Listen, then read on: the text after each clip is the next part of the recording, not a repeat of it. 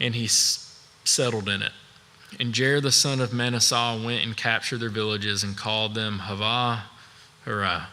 And Nabal went and captured Kenath and its villages and called it Nabal after his own name. Chapter 33. These are the stages of the people of Israel when they went out to the land of Egypt by their companies under the leadership of Moses and Aaron. Moses wrote down their starting places stage by stage by command of the Lord, and these are the stages according to their starting places. They set out from Ramesses in the first month on the 15th day of the first month. On the day after the Passover, the people of Israel went out trumpetfully in the sight of all Egyptians. All the Egyptians were bearing all their firstborn, whom the Lord has struck down among them. On their gods also the Lord executed judgments. So the people of Israel set out from Ramesses and camped at Succoth. And they set out from Succoth and camped at Etham, which is on the edge of the wilderness.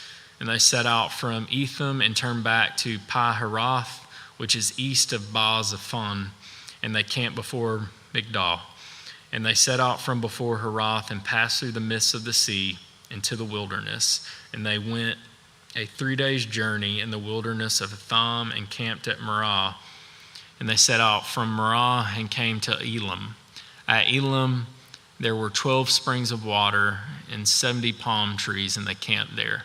And they set out from Elim and camped by the Red Sea. And they set out from the Red Sea and camped in the wilderness of Sin. And they set out from the wilderness of Sin and camped at Dopka. And they set out from Dopka and camped at Alush. And they set out from Alush and camped at Remedim, where there was no water for the people to drink. And they set out from Remedim and camped in the wilderness of Sinai. And they set out from the wilderness of Sinai and camped at Kibroth Hattava. And they set out from Kibroth Hattava and camped at Hazeroth. And they set out from Hazeroth and camped at Rithmah. And they set out from Rithmah and camped at Ramon Perez. And they set out from Ramon Perez and camped at Libnah. And they set out from Libnah and they camped at Rasah. And they set out from Rasah and they camped at Kehaletha. And they set out from Kehaletha and camped at Mount Shepher. And they set out from Mount Shepher and camped at Harada. And they set out from Harada and camped at Mechaloth. And they set out from Mechaloth and they camped at Tabath. And they set out from Tahath and camped at Terah. And they set out from Terah and they camped at Mithka. And they set out from Mithka and camped at Hashmanah. And they set out from Hashmanah and camped at Merseroth. And they set out from Merseroth and camped at Ben Jakan. And they set out from Ben Jakan and camped at Hor Haggadah. And they set out from Hor Haggadah and camped at Jabbatha. And they set out from Jabbatha and they camped at Abranah. And they set out from Abranah and they camped at Ezon Geber. And they set out from Ezon Geber and they camped in the wilderness of Zin. And they set out from Kadesh and camped at Mount Hor on the edge of the land of Edom. And Aaron the priest went up Mount Hor at the command of the Lord and died there. In the 14th year after people of Israel had come out of the land of Egypt on the first day of the 5th month, and Aaron was 123 years old when he died on Mount Hor. And the Canaanites, the king of Arad, who lived in the Negeb in the land of Canaan, heard of the coming of the people of Israel. And they set out from Mount Hor and camped out at Zalmanah. And they set out from Zalmanah and camped at Punon.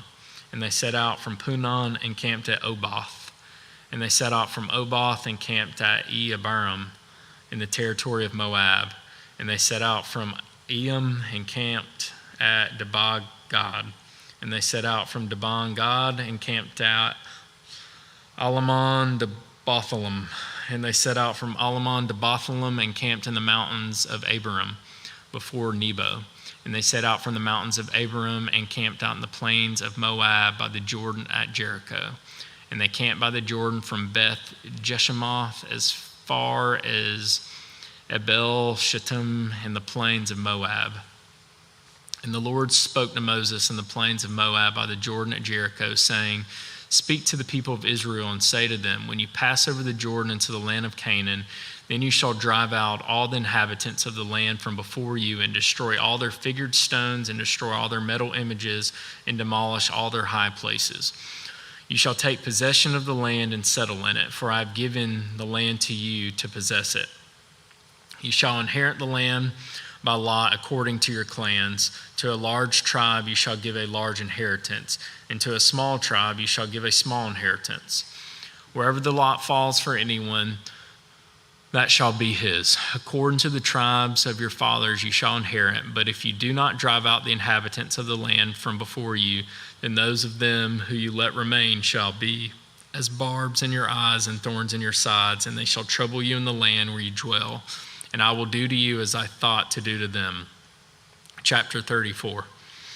The Lord spoke to Moses, saying, Command the people of Israel and say to them, when you enter the land of Canaan, this is the land that shall fall to you for an inheritance, the land of Canaan as defined by its borders.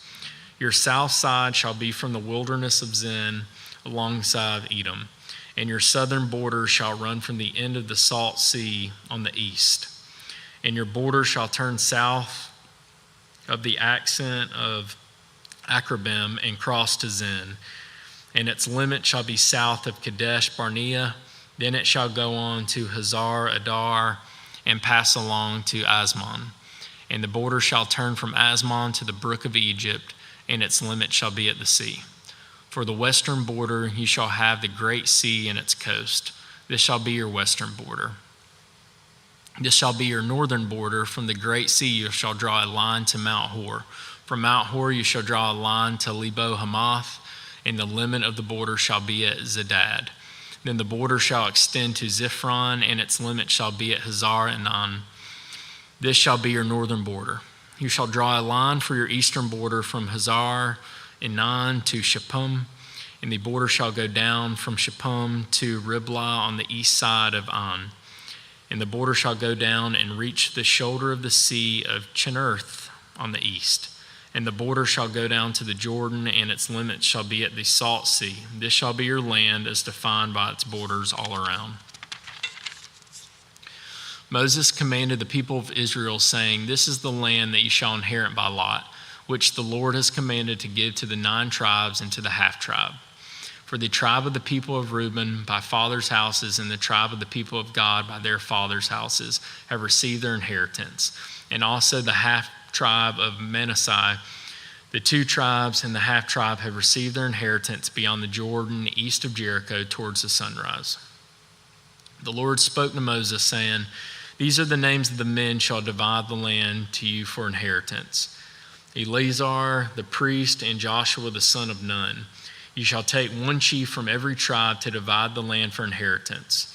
These are the names of the men of the tribe of Judah: Caleb the son of Jephunneh; of the tribe of the people of Simeon, Shemel the son of Ammihud; of the tribe of Benjamin, Elidad the son of Chislon; of the tribe of the people of Dan, a chief, Buki the son of Jogli; of the people of Joseph; of the tribe of the people of Manasseh, a chief, Hanel the son of Ephod; and of the tribe of the people of Ephraim, a chief, Kemuel the son of Chieftain; of the tribe of the people of Zebulun, a chief, Elisaphan the son of Parnach; of the tribe of the people of Issachar, a chief, Palti the son of Ezan; and of the tribe of the people of Asher, a chief, Ahud the son of Shelemah; of the tribe of the people of Naphtali, a chief, Pedahel the son of Ammihud. These are the men whom the Lord commanded to divide the inheritance for the people of Israel in the land of Canaan. Chapter 35. The Lord spoke to Moses in the plains of Moab by the Jordan at the Jericho, saying, Command the people of Israel to give the Levites some of the inheritance of their possession as cities for them to dwell in. And you shall give to the Levites pasture lands around the cities. The cities shall be theirs to dwell in, and their pasture land shall be for their cattle and for their livestock and for all the beast. The pasture lands of the cities which you shall give to the Levites shall reach from the wall of the city outward 1,000 cubits all around.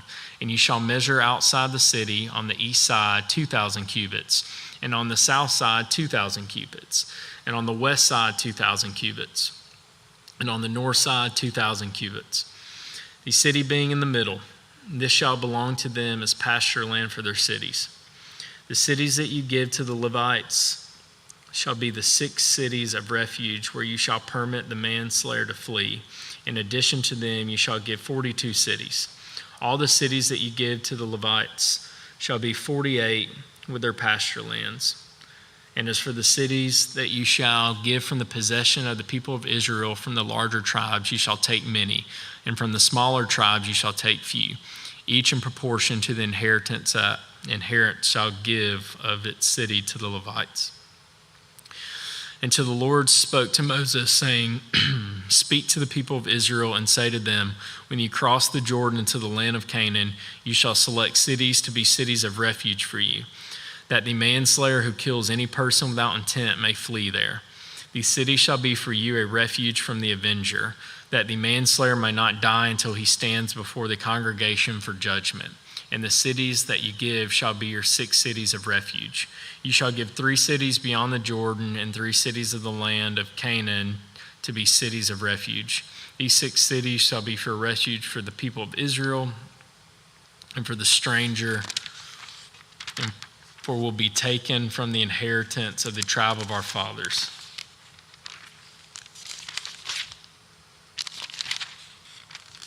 And for the sojourner among them, that anyone who kills any person without intent may flee there. But if he struck him down with an iron object so that he died, he is a murderer. The murderer shall be put to death. And if he struck him down with a stone tool that could cause death and he died, he is a murderer. The murderer shall be put to death. Or if he struck him down with a wooden tool that could cause death and he died, he is a murderer. And the murderer shall be put down to death. The avenger of blood shall himself put the murderer to death when he meets him, and he shall put him to death. And if he pushed him out of hatred or hurled something at him lying in wait so that he died, or in enmity struck him down with his hand so that he died, then he who struck the blow shall be put to death. He is a murderer. The avenger of blood shall put the murderer to death when he meets him. But if he pushed him suddenly without enmity, or hurled anything on him without lying in wait, or used a stone that could cause death, and without seeing him dropped it on him so that he died, though he was not his enemy and did not seek him harm, then the congregation shall judge between the manslayer and the avenger of blood in accordance with these rules. And the congregation shall rescue the manslayer from the hand of the avenger of blood. And the congregation shall restore him to the city of refuge to which he had fled. And he shall live in it until the death of the high priest who was anointed with the holy oil. But if the manslayer shall at any time go beyond the boundaries of his city of refuge to which he fled, and the avenger of blood finds him outside the boundaries of the city of refuge, and the avenger of blood kills the manslayer, he shall not be guilty of blood. For he must remain in the city of refuge until the death of the high priest. But after the death of the high priest, the manslayer may return to the land of his possession. And these things shall be for a statute and rule for you throughout your generations and all your dwelling places. If anyone kills a person, the murderer shall be put to death on the evidence of witnesses. But no person shall be put to death on the testimony of one witness. Moreover, you shall accept no ransom for the life of a murderer who is guilty of death, but he shall be put to death. And you shall accept no ransom for him who has fled to a city of refuge, that he may return to dwell in the land before the death of the high priest. You shall not pollute the land in which you live, for the blood pollutes the land, and no anointment can be made for the land for the blood that is shed in it, except by the blood of the one who shed it. You shall not defile the land in which you live, in the midst of which I dwell, for the Lord I dwell in the midst of people of Israel. Chapter 36. The heads of the fathers' houses of the clan of the people of Gilad, the son of Machir, son of Manasseh, from the clans of the people of Joseph, came near and spoke before Moses and before the chiefs, the head of the fathers' houses of the people of Israel. They said, The Lord commanded my Lord to give the land for inheritance by lot to the people of Israel, and my Lord was commanded by the Lord to give the inheritance of Zephalad, our brother, to his daughters. But if they are married to any of the sons of the other tribes of the people of Israel, then their inheritance will be taken from the inheritance of our fathers and added to the inheritance of the tribe into which they marry. So it will be taken away from the lot of our inheritance. And when the Jubilee of people of Israel comes, then their inheritance will be added to the inheritance of the tribe into which they marry, and their inheritance will be taken from the inheritance of the tribe of our fathers. And Moses commanded the people of Israel according to the word of the Lord, saying, the tribe of the people of Joseph is right. This is what the Lord commands concerning the daughters of Zelophehad. Let them marry whom they think best. Once they shall marry within the clan of tribe of their father, the inheritance of the people of Israel shall not be transferred from one tribe to another. For every one of the people of Israel shall hold on to the inheritance of the tribe of his fathers. And every daughter who possesses an inheritance in any tribe of the people of Israel shall be wife to one of the clan of the tribe of her father, so that every one of the people of Israel may possess the inheritance of his fathers. So no inheritance shall be transferred from one tribe to another, for each of the tribes of the people of Israel shall hold on to its own inheritance.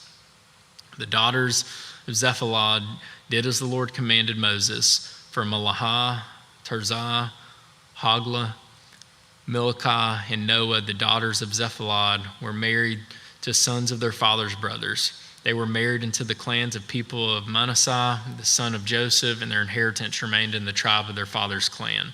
These are the commandments and the rules that the Lord commanded through Moses to the people of Israel in the plains of Moab by the Jordan at Jericho.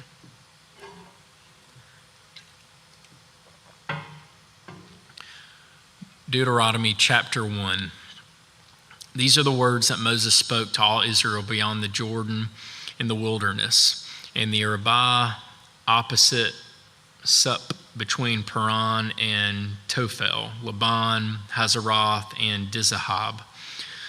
It is 11 days' journey from Harah by the way of Mount Seir to Kadesh Barnea.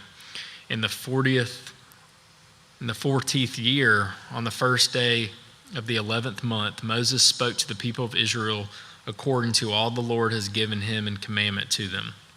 After he had defeated Sihon, the king of the Amorites, who lived in Heshbon, and Og, the king of Bashan, who lived in Ashtaroth and in Edirah.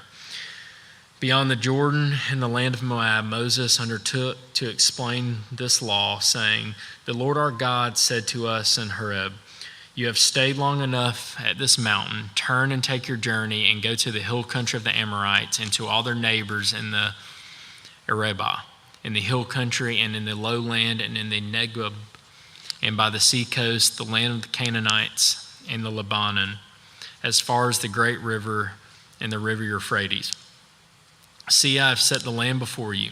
Go in and take possession of the land that the Lord swore to your fathers, to Abraham, to Isaac, and to Jacob, to give to them and to their offspring after them. At that time I said to you, I am not able to bear you by myself. The Lord your God has multiplied you, and behold, you are today as numerous as the stars of heaven. May the Lord, the God of your fathers, make you 1,000 times as many as you are, and bless you, as he has promised you. How can I bear myself the weight and burden of you and your strife? Choose for your tribes wise, understanding, and experienced men, and I will appoint them as your heads. And you answered me, the thing that you have spoken is good for us to do. So I took the heads of your tribes, wise and experienced men, and set them as heads over you, commanders of thousands, commanders of hundreds, commanders of 50s, commanders of 10s, and officers throughout your tribes. And I charged your judges at that time. Hear the cases between your brothers, and judge righteously between a man and his brother, or an alien who is with him. You shall not be partial in judgment. You shall hear the small and the great alike. You shall not be intimidated by anyone, for the judgment is God's. And the case that is too hard for you, you shall bring to me, and I will hear it. And I commanded you at that time all things that you should do. Then we set out from Horeb and went through all the great and terrifying wilderness that you saw on the way to the hill country of the Amorites, as Lord our God commanded us. And we came to Kadesh Barnea, and I said to you, you have come to the hill country of the Amorites, which the Lord our God is giving us. See, the Lord your God has set the land before you. Go up, take possession, as the Lord, the God of your fathers, has told you. Do not fear, be dismayed." Then all of you came near me and said, "Let us send men before us, that they may explore the land for us and bring us word again of the way by which we must go up in the cities into which we shall come." The thing seemed good to me, and I took 12 men from you, one man from each tribe, and they turned and went up into the hill country and came to the valley of Eshcol and spied it out. And they took in their hands some of the fruit of the land and brought it down to us, and brought us word again and said, "It is a good land that the Lord our God is giving us." Yet you would not go up, but rebelled against the command of the Lord your God. And you murmured in your tents and said, "Because the Lord hated us, he has brought us out of the land of Egypt to give us into the hand of the Amorites to destroy us. Where are we going up? Our brothers have made our hearts melt, saying, 'The people are greater and taller than we. The cities are great and fortified up to heaven. And besides, we have seen the son of Anakim there.' Then I said to you, 'Do not be in dread or afraid of them. The Lord your God, who goes before you, will himself fight for you, just as he did for you in Egypt before our eyes and in the wilderness, where you have seen how the Lord your God carried you as a man carries his son, all the way that you went until you came to this place. Yet in spite of this word, you did not believe the Lord your God, who went before you in the way to seek you out a place to pitch your tents, and fire by night and cloud by day, to show you by what way you should go. And the Lord heard your words and was angered, and he swore, 'Not one of these men of this evil generation shall see the good land that I swore to give your fathers, except Caleb the son of Jephunneh. He shall see it, and to him and to his children I will give the land on which he has trodden, because he has wholly followed the Lord. Even with me the Lord was angry on your account and said, you also shall not go in there. Joshua the son of Nun, who stands before you, he shall enter. Encourage him, for he shall cause Israel to inherit it. And as for your little ones, who you said would become a prey, and your children who today have no knowledge of good or evil, they shall go in there. And to them I will give it, and they shall possess it. But as for you, turn and journey into the wilderness in the direction of the Red Sea." Then you answered me, "We have sinned against the Lord. We ourselves will go up and fight, just as the Lord our God commanded us."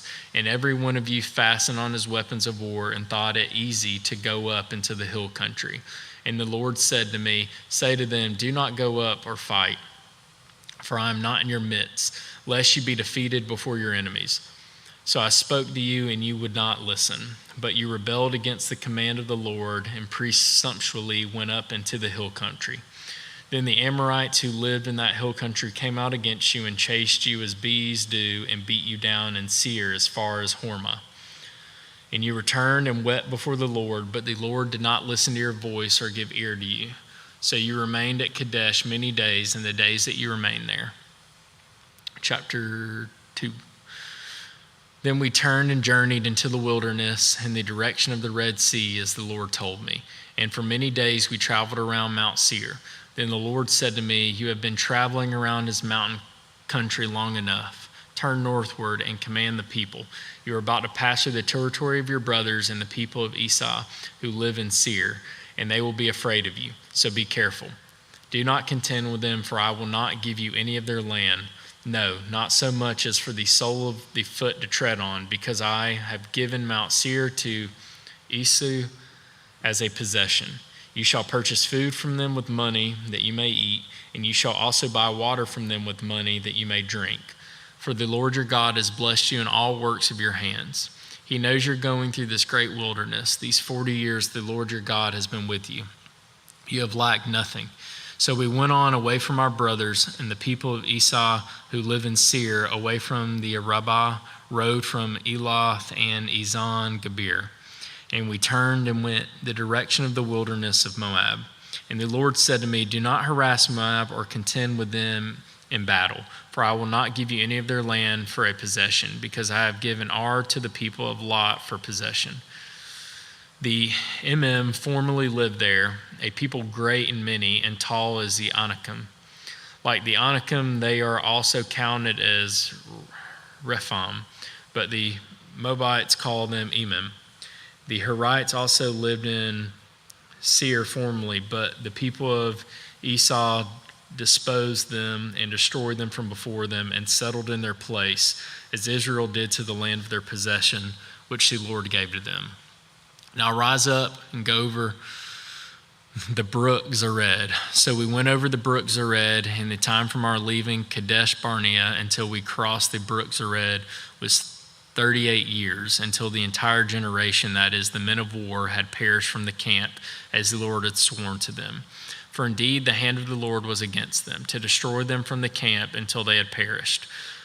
So as soon as all the men of war had perished and were dead from among the people, the Lord said to me, Today you are to cross the border of Moab at Ar, and when you approach the territory of the people of Ammon, do not harass them or contend with them, for I will not give you any of the land of the people of Ammon as a possession, because I have given it to the sons of Lot for a possession. It is also counted as the land of Rephaim. Rephaim formerly lived there, but the Ammonites called them Zabzamim,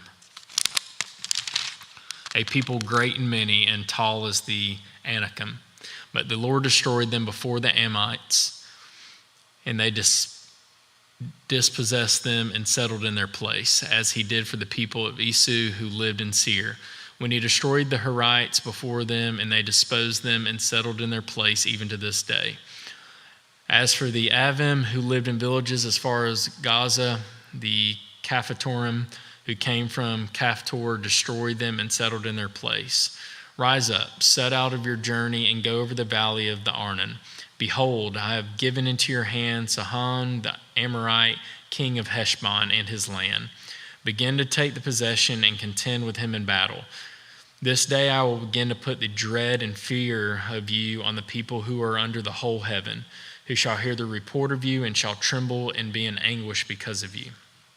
So I sent messengers from the wilderness of Kedemoth to Sihon, the king of Heshbon, with words of peace, saying, Let me pass through your land.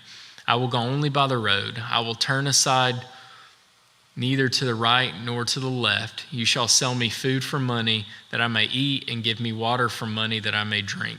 Only let me pass through on foot, as the sons of Esau who live in Seir and the Moabites who live Ar did for me, until I go over the Jordan into the land that the Lord our God has given to us. But Sihon, the king of Heshbon, would not let us pass by him. For the Lord your God hardened his spirit and made his heart obstinate, that he may give him into your hand as he is this day. And the Lord said to me, Behold, I have begun to give Sihon and the land over to you. Begin to take possession, that you may occupy his land. Then Sihon came out against us, he and all his people, to battle at Jahaz. And the Lord our God gave him over to us, and we defeated him and his sons and all of his people. And we captured all his cities at the time and devoted to destruction every city, men, women, and children. We left no survivors. Only the livestock we took as spoil for ourselves, with the plunder of the cities that we captured. From Aroer, which is on the edge of the valley of Arnon, and from the city that is in the valley, as far as Gilead, there was not a city too high for us. The Lord our God gave us all into our hands. Only to the land of the sons of Ammon you did not draw near, that is, to all the banks of the river Jabbok and the cities of the hill country, whatever the Lord our God has forbidden us. Chapter 3. Then we turned and went up the way to Bashan, and Og, the king of Bashan, came out against us, and he and all his people to battle at Edgeir. But the Lord said to me, Do not fear him, for I have given him and all his people and his land into your hand. And you shall do to him as you did to Sihon, the king of the Amorites, who lived at Heshbon. So the Lord our God gave into our hand Og also, the king of Bashan, and all the people. And we struck him down until we had no survivor left. And we took all his cities at that time. There was not a city that we did not take from them. 60 cities, the whole region of Argob, the kingdom of Og and Bashan. All these were cities fortified with high walls, gates, and bars, besides very many unwalled villages. and we devoted them to destruction, as we did to Sihon the king of Heshbon, devoting to destruction every city, men, women, and children. But all the livestock and the spoil of the cities we took as our plunder. So we took the land at the time out of the hand of the 2 kings of the Amorites who were beyond the Jordan, from the valley of Arnon to Mount Hermon. Hermon-Saron, while the Amorites call it Senir. All these cities of the tableland, and all Gilad and all Bashan, as far as Selica and Edrei, cities of the kingdom of Og and Bashan. For only Og, the king of Bashan, was left of the remnant of the Rephaim. Behold, his bed was a bed of iron. Is it not in Rabbah of the Ammonites? 9 cubits was its length, and 4 cubits its breadth, according to the common cubit. When we took possession of his land at that time, I gave to the Reubenites and the Gadites the territory beginning at Aroer, which is on the edge of the valley of the Arnon, and half the hill country of Gilead with its cities.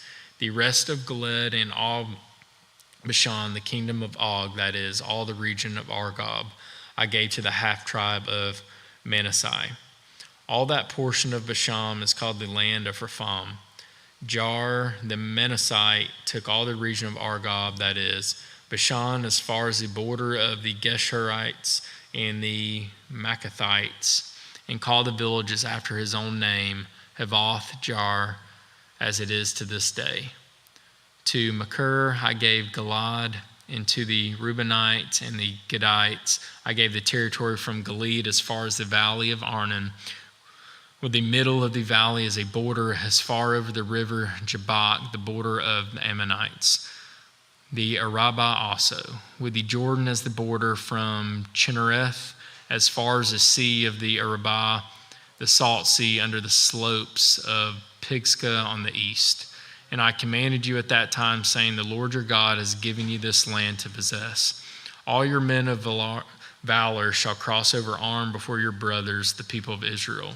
Only your wives, your little ones, and your livestock shall remain in the cities that I have given you, until the Lord gives rest to your brothers as to you, and they also occupy the land that the Lord your God gives them beyond the Jordan. Then each of you may return to his possession, which I have given you. And I commanded Joshua at that time, your eyes have seen all the Lord your God has done to these 2 kings. So will the Lord do to all the kingdoms into which you are crossing. You shall not fear them, for it is the Lord your God who fights for you. And I pleaded with the Lord at that time, saying, O Lord God, you have only begun to show your servant your greatness and your mighty hand. For what God is there in heaven or on earth who can do such works and mighty acts as yours?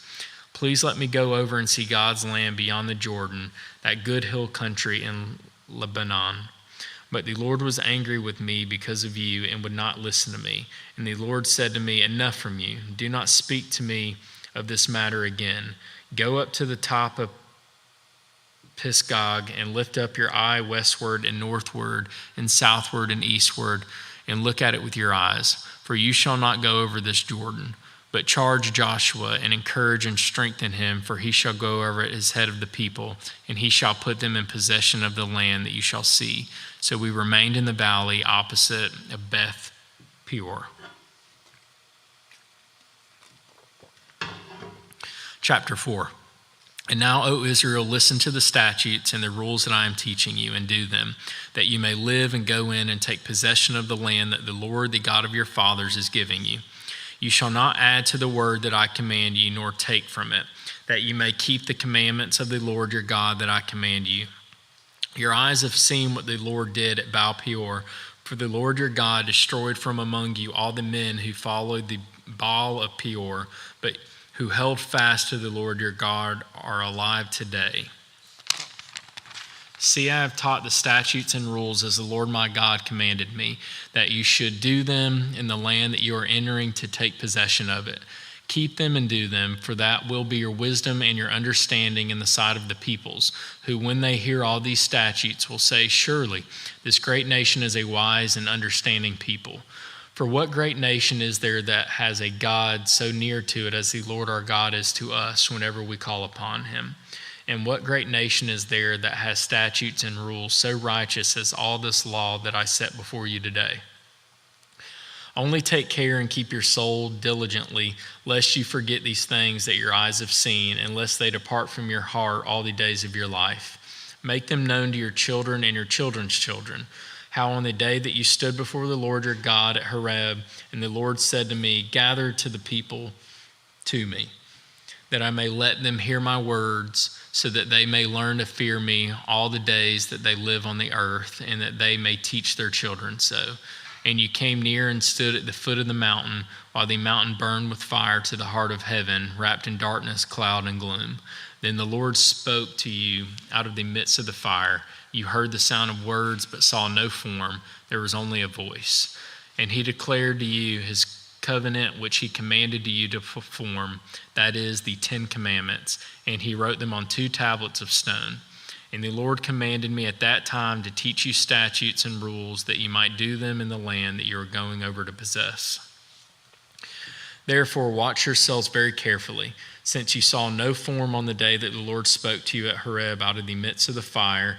Beware lest you act corruptly by making a carved image for yourselves in the form of any figure, the likeness of male or female, the likeness of any animal that is on earth, the likeness of any winged bird that flies in the air, the likeness of anything that creeps on the ground, the likeness of any fish that is in the water under the earth.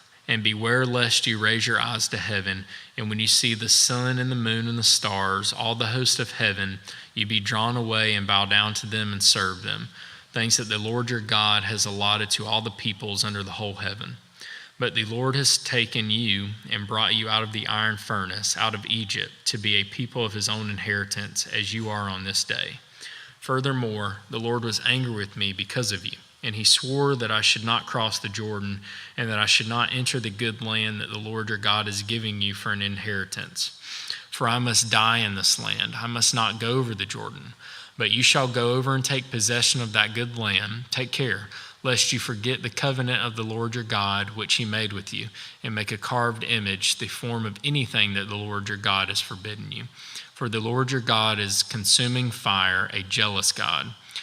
When you father children and children's children and have grown old in the land, if you act corruptly by making a carved image in the form of anything, and by doing what is evil in the sight of the Lord your God so as to provoke him to anger, I call heaven and earth to witness against you today, that you will soon utterly perish from the land that you are going over the Jordan to possess. You will not live long in it, but will be utterly destroyed.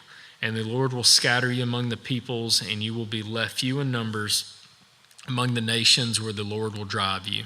And there you will serve gods of wood and stone and work of human hand that neither see nor hear nor eat nor smell.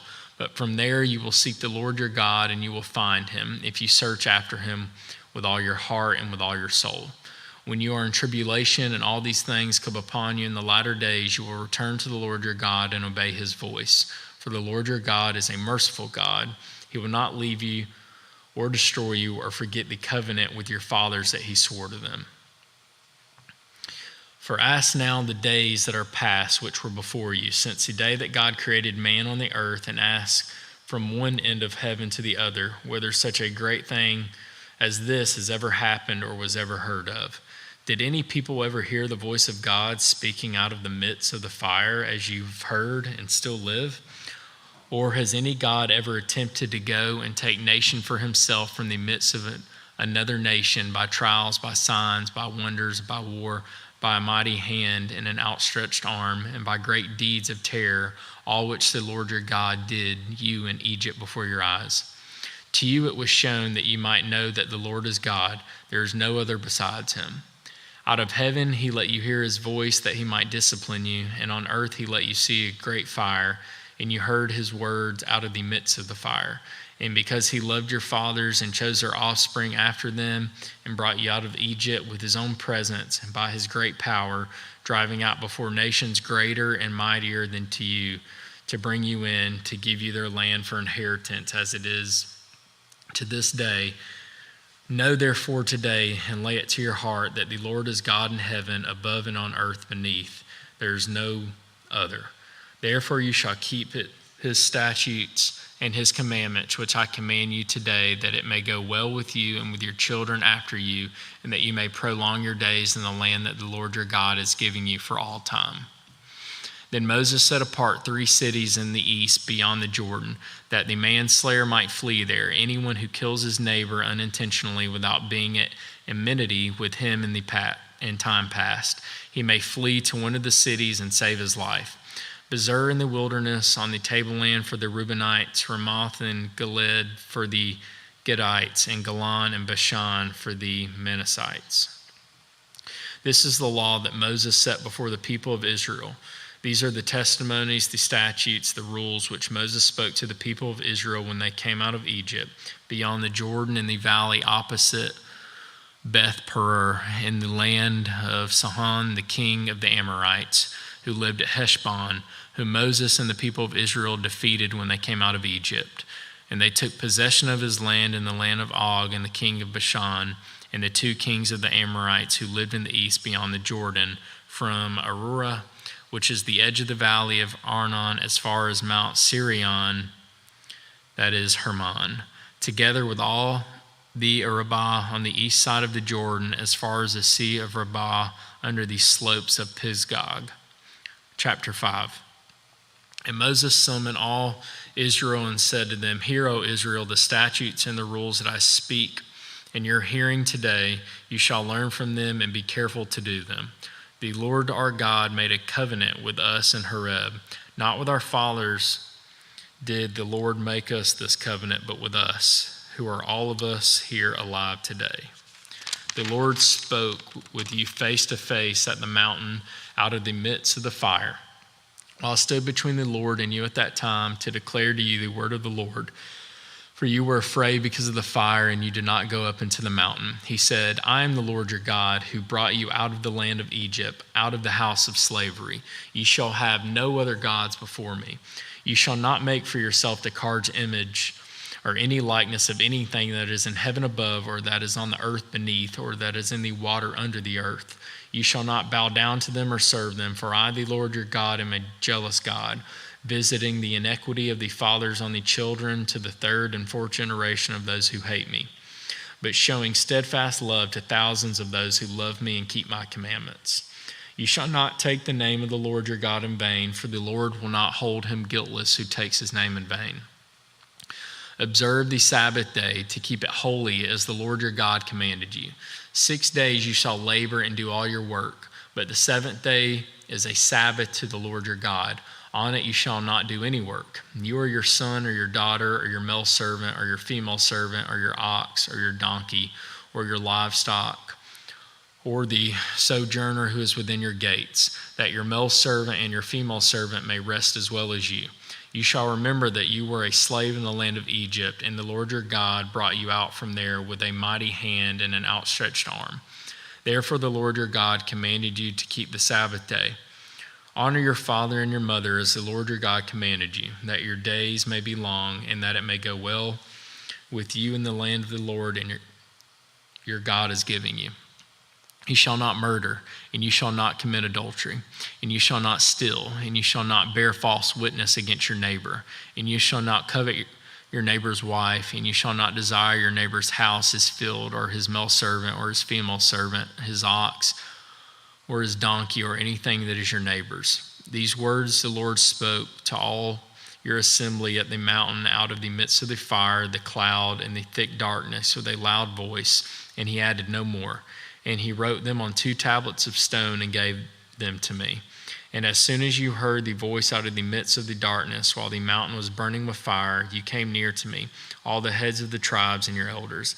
And you said, Behold, the Lord our God has shown us his glory and greatness, and we have heard his voice out of the midst of the fire. This day we have seen God speak with man, and man still live. Now therefore, why should we die? For this great fire will consume us. If we hear the voice of the Lord our God any more, we shall die. For who is there of all flesh that heard the voice of the living God speaking out of the midst of fire as we have, and still has lived?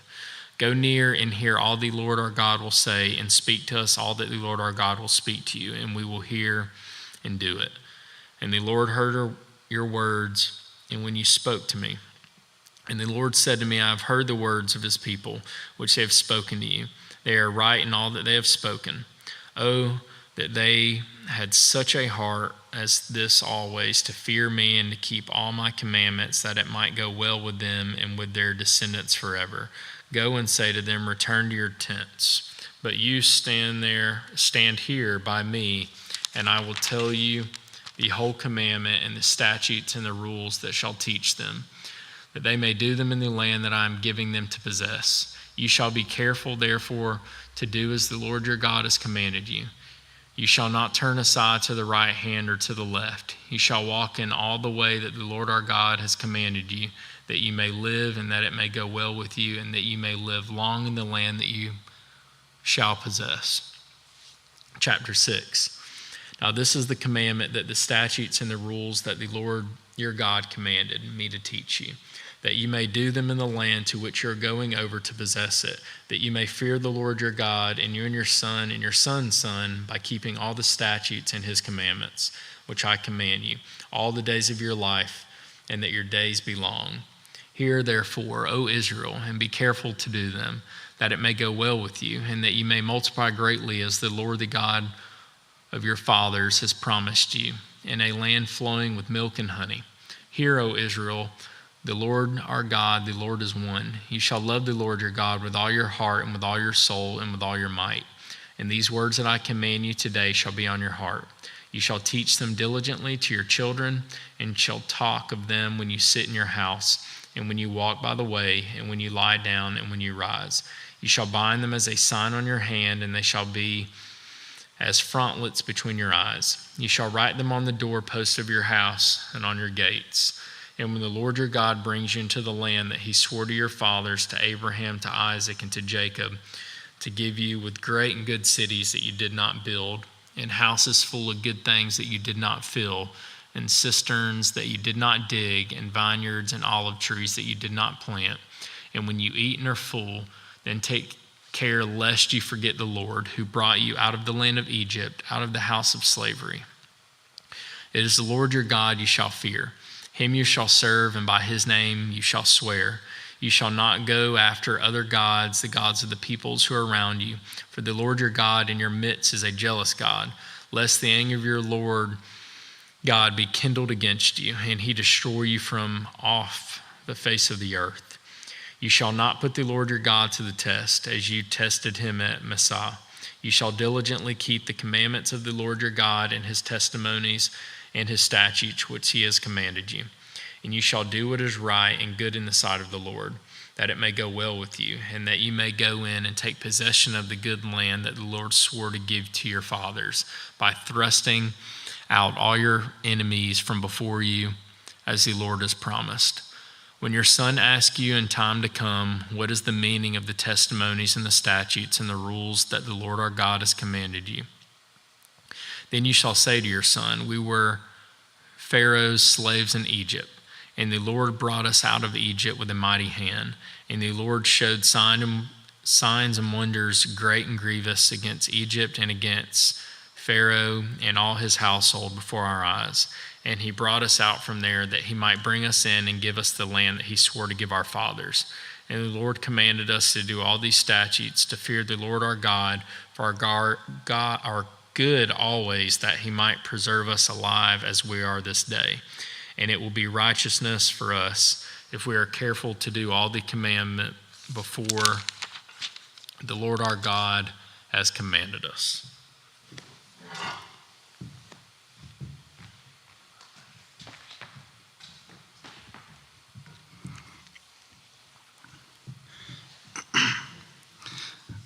Deuteronomy chapter 7. When the Lord your God brings you into the land that you are entering to take possession of it, and clears away many nations before you, the Hittites, the Geshites, the Amorites, the Canaanites, the Perizzites, the Hivites, and the Jebusites, 7 nations more numerous and mightier than you. And when the Lord your God gives them over to you, and you defeat them, then you must devote them to complete destruction. You shall make no covenant with them and show no mercy to them. You shall not intermarry with them, giving your daughters to their sons, or taking their daughters for your sons, for they would turn away your sons from following me to serve other gods. Then the anger of the Lord would be kindled against you, and he would destroy you quickly. But thus shall you deal with them. You shall break down their altars and dash in pieces their pillars and chop down their Asherim, and burn their carved images with fire. For you are a holy people to the Lord your God, and the Lord your God has chosen you to be a people for his treasured possessions out of all the peoples who are on the face of the earth. It is not because you were more in number than any other people that the Lord set his love on you and chose you, for you were the fewest of all peoples, but it is because the Lord loves you and is keeping the oath that he swore to your fathers, that the Lord has brought you out of a mighty hand and redeemed you from the house of slavery, from the hand of Pharaoh, king of Egypt. Know, therefore, that the Lord your God is God, the faithful God who keeps covenant and steadfast love with those who love him and keep his commandments to 1,000 generations, and repays to their face those who hate him by destroying them. He will not be slack with one who hates him. He will repay him to his face. You shall therefore be careful to do the commandments and statutes and the rules that I command you today. And because you listen to these rules and keep and do them, the Lord your God will keep you the covenant and the steadfast love that he swore to your fathers. He will love you, bless you, and multiply you. He will also bless the fruit of your womb and the fruit of your ground, your grain and your wine and your oil, the increase of your herds and the young of your flock, in the land that he swore to your fathers to give to you. You shall be blessed above all peoples. There shall not be male or female barren among you and among your livestock. And the Lord will take away from you all the sickness and none of the evil diseases of Egypt, which you knew will he inflict on you, but he will lay them all on those who hate you. And you shall consume all the peoples that the Lord your God will give over you. Your eyes shall not pity them, neither shall you serve their gods, for that would be a snare to you. If you say in your heart, these nations are greater than I, how can I dispose them? You shall not be afraid of them, but you shall remember that what the Lord your God did to Pharaoh and all of Egypt, the great trials that your eyes saw, the signs, the wonders, the mighty hand, and the outstretched arm by which the Lord your God brought you out. So will the Lord your God do to all the peoples of whom you are afraid. Moreover, the Lord your God will send hornets among them until those who are left and hide themselves from you are destroyed. You shall not be in dread of them, for the Lord your God is in your midst, a great and awesome God. The Lord your God will clear away these nations before you, little by little. You may not make an end of them at once, lest the wild beasts grow too numerous for you. But the Lord your God will give them over to you and throw them into great confusion until they are destroyed. And he will give their kings into your hand, and you shall make their name perish from under heaven. No one shall be able to stand against you until you have destroyed them. The carved images of their gods shall burn with fire. You shall not covet the silver or the gold that is on them, or take it for yourselves, lest you be ensnared by it. For it is an abomination to the Lord your God, and you shall not bring an abominable thing into your house and become devoted to destruction like it. You shall utterly detest and abhor it, for it is devoted to destruction. Chapter 8. The whole commandment that I command you today, you shall be careful to do, that you may live, multiply, and go in and possess the land that the Lord swore to give to your fathers.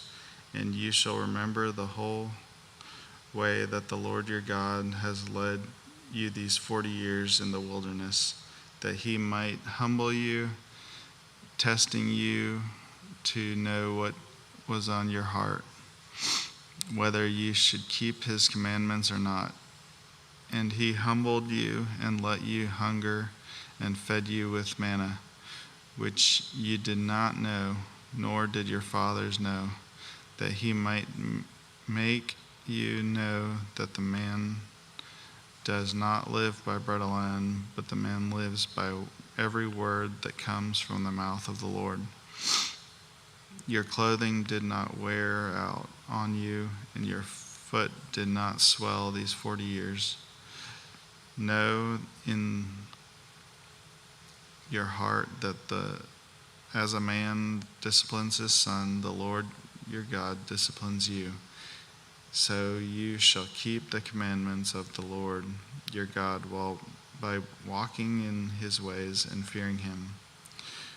For the Lord your God is bringing you into a good land, a land of brooks of water, of fountains and springs flowing out of the valleys of the hills, and land of wheat and barley, of vines and fig trees and pomegranates, a land of olive trees and honey, a land in which you will eat bread without scarcity, in which you will lack nothing, a land whose stones are iron, and out of whose hills you can dig copper. And you shall eat and be full, and you shall bless the Lord your God for the good land he has given you.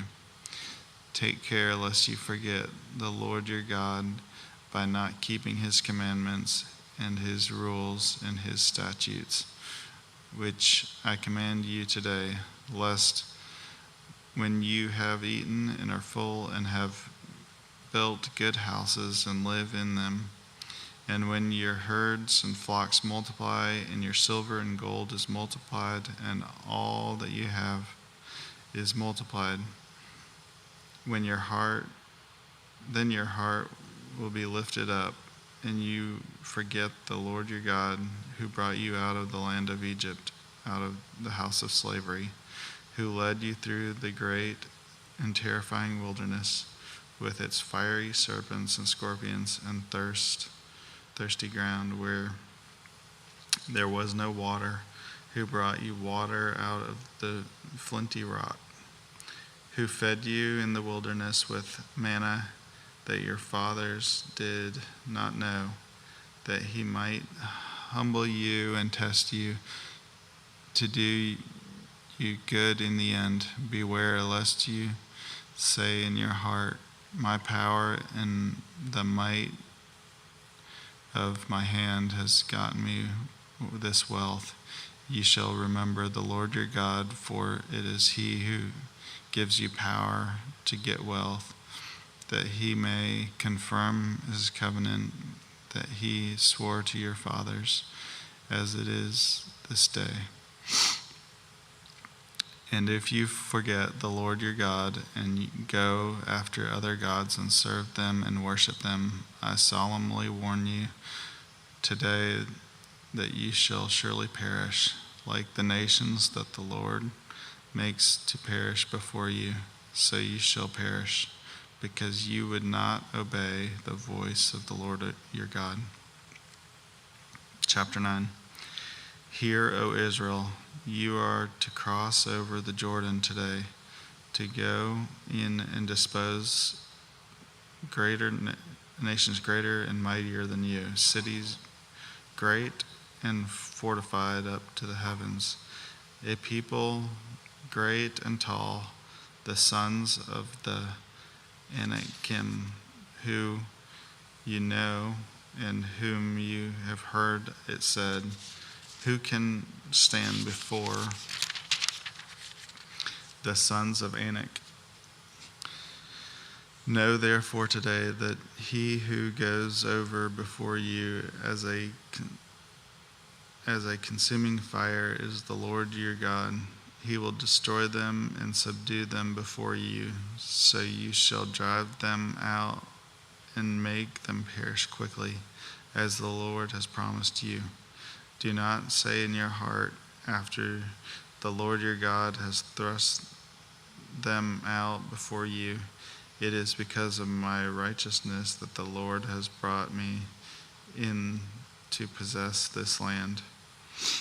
Whereas it is because the wickedness of these nations that the Lord is driving them out before you, not because of your righteousness or the uprightness of your heart are you going to possess their lands, but because of the wickedness of these nations that the Lord your God is driving them out from before you, and that he may confirm the word that the Lord swore to your fathers, to Abraham, to Isaac, and to Jacob.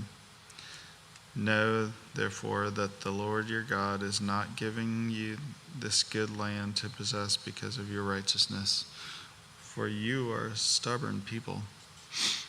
Remember and do not forget how you provoked the Lord your God to wrath in the wilderness, from the day you came out of the land of Egypt until you came to this place.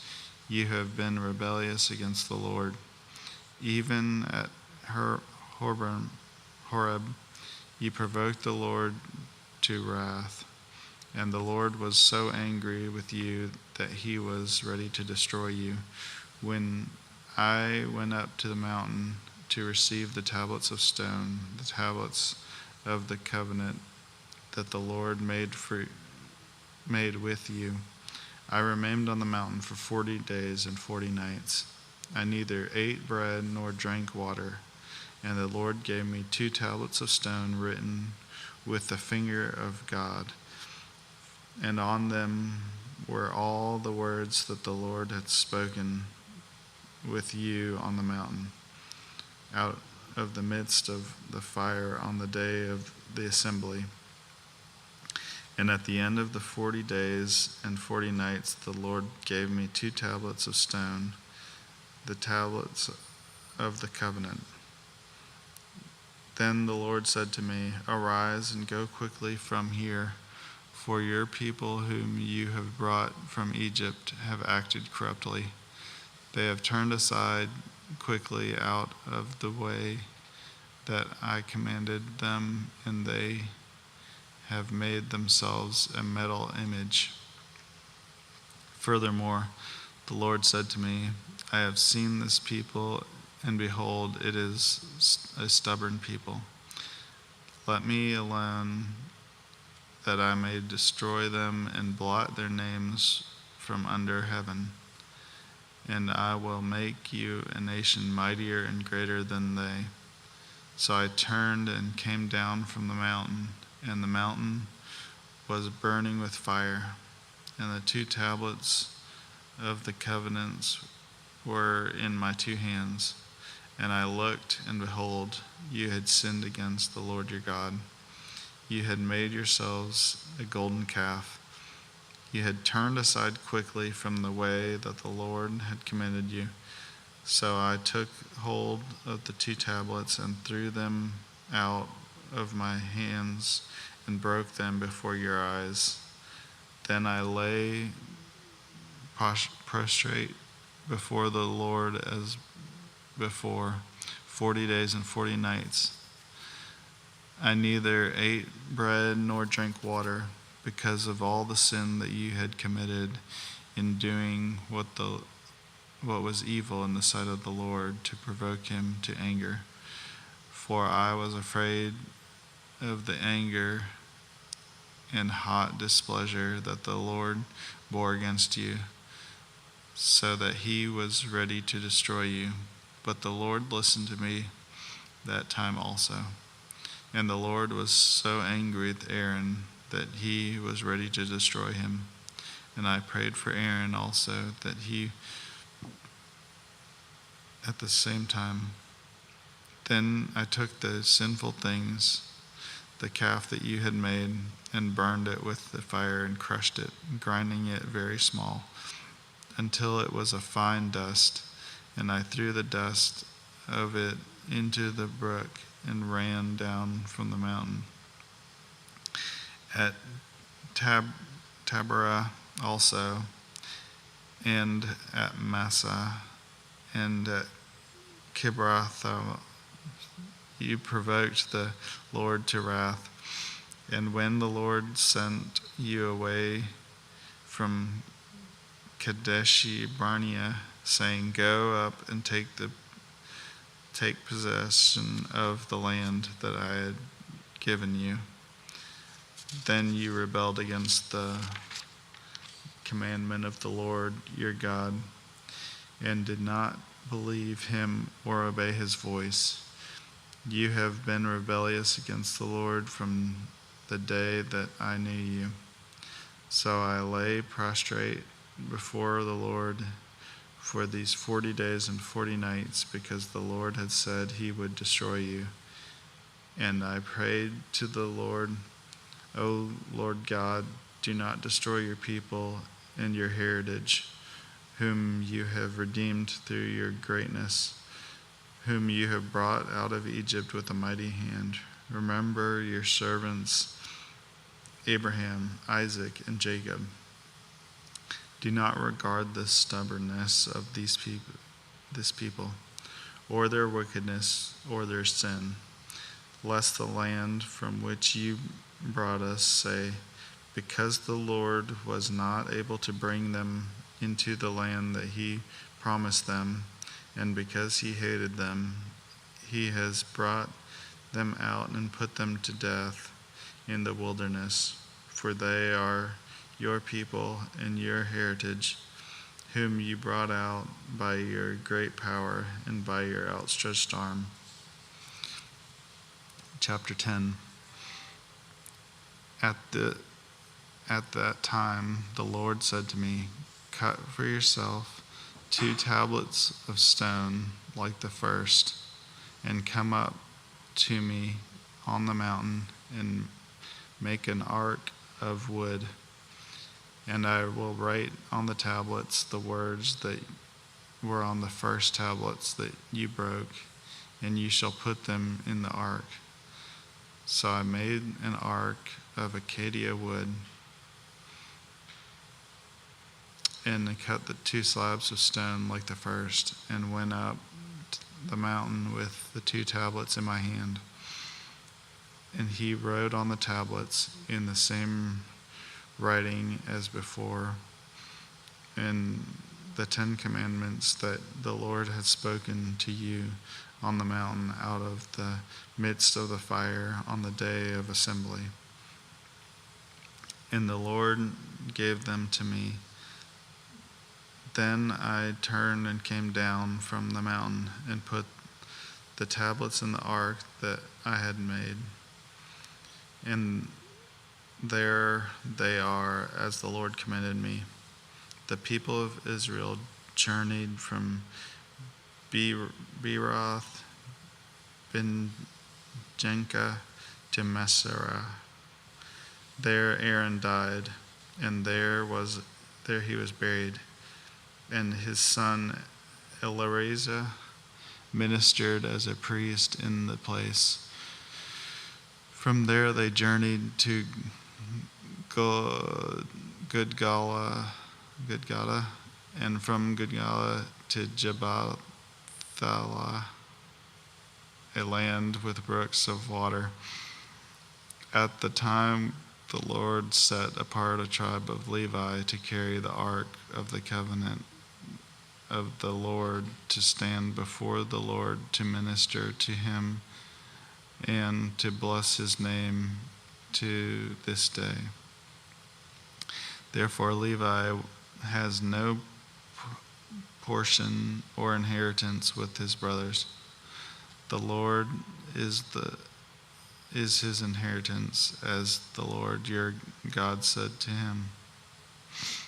I myself stayed on the mountain, as at the first time 40 days and 40 nights, and the Lord listened to me at that time also. The Lord was unwilling to destroy you. And the Lord said to me, arise and go on your journey at the head of the people, so that they may go in and possess the land which I swore to their fathers to give to them.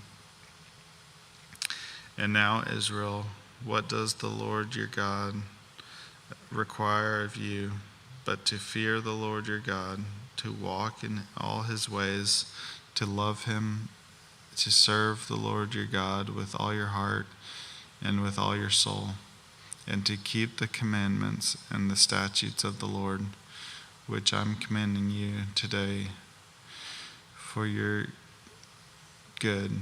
Behold, to the Lord your God belong heaven and the heaven of heavens, and the earth with all that is in it.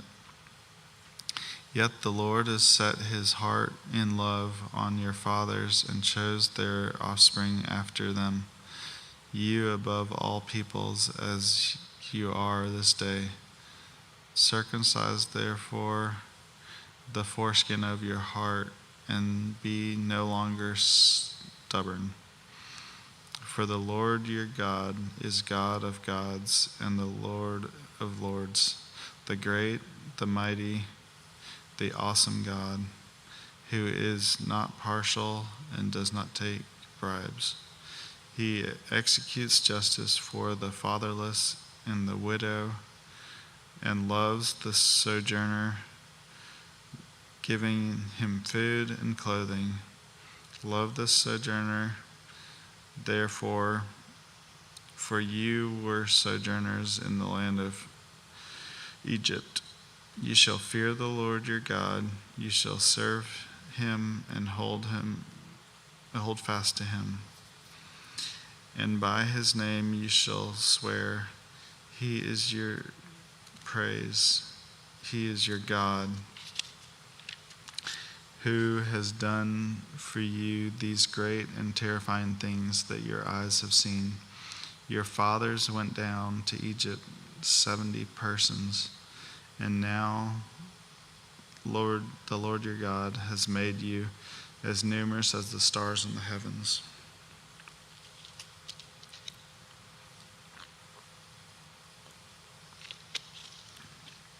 Chapter 11.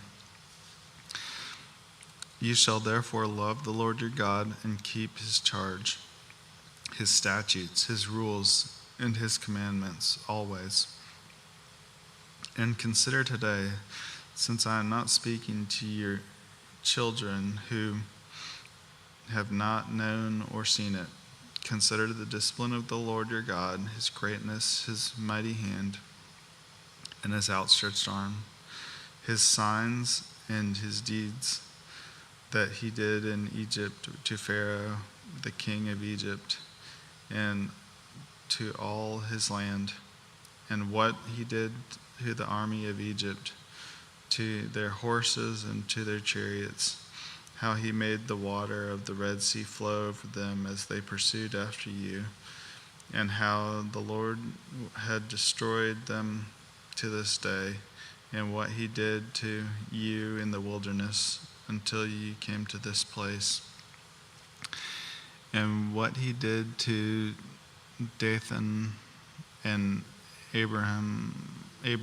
the sons of Elab, the son of Reuben, how the earth opened its mouth and swallowed them up with their households, their tents, and every living thing that followed them in the midst of all Israel. For your eyes have seen all the great work of the Lord that he did. You shall therefore keep the whole commandment and that I command you today, that you may be strong and go in and take possession of the land that you are going over to possess, and that you may live long in the land that the Lord swore to your fathers to give them and to their offspring, the land flowing with milk and honey. For the land that you are entering to take possession of is not like the land of Egypt, from which you have come, where you sowed your seed and irrigated it like a garden of vegetables. But the land that you are going over to possess is a land of hills and valleys, which drinks water by the rain from heaven, a land that the Lord your God cares for.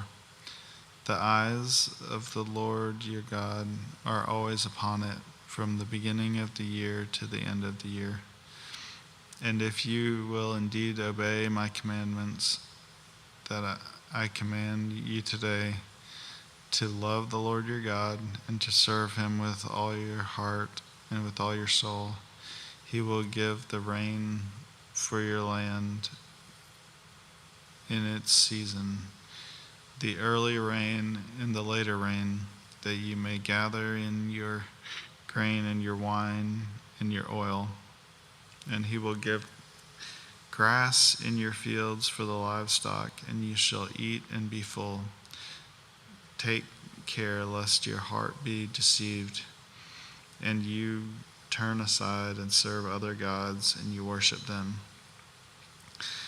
Then the anger of the Lord will be kindled against you, and he will shut up the heavens so that there will be no rain, and the land will yield no fruit, and you will perish quickly off the good land that the Lord is giving you.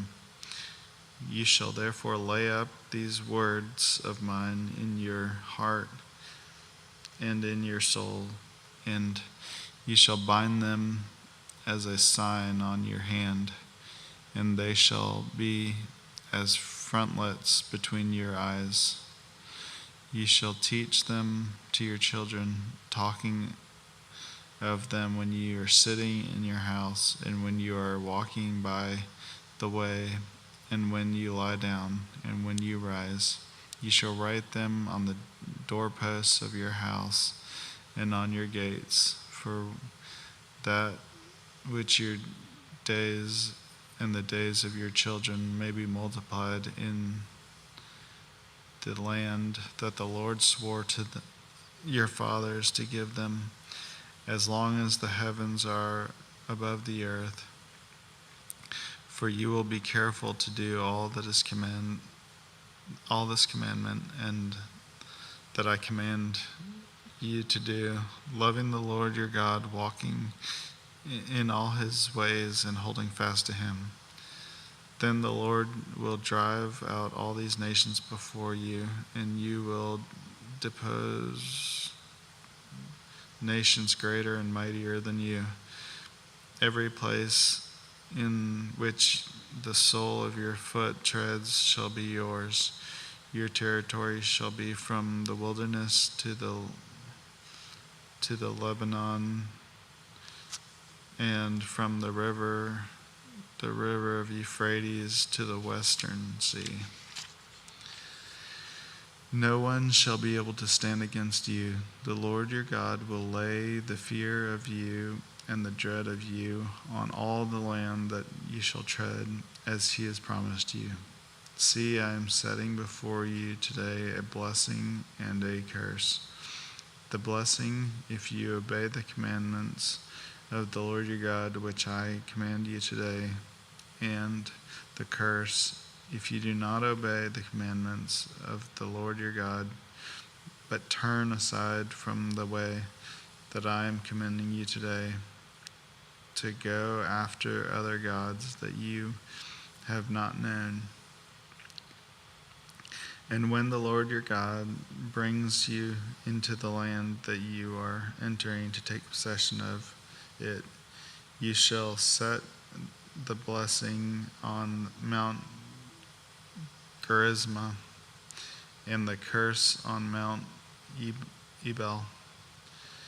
Are they not beyond the Jordan, west of the road towards the going down of the sun, in the land of the Canaanites who live in Arabah, opposite of Gilgal, beside the oak of Moreh? For you are to cross over the Jordan to go in and take possession of the land that the Lord your God is giving you. And when you possess it and live on it, you shall be careful to do all the statutes and all the rules that I'm setting before you today.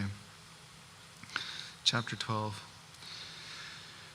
These are the statutes and the rules that you shall be careful to do in the land that the Lord, the God of your fathers, has given to you to possess.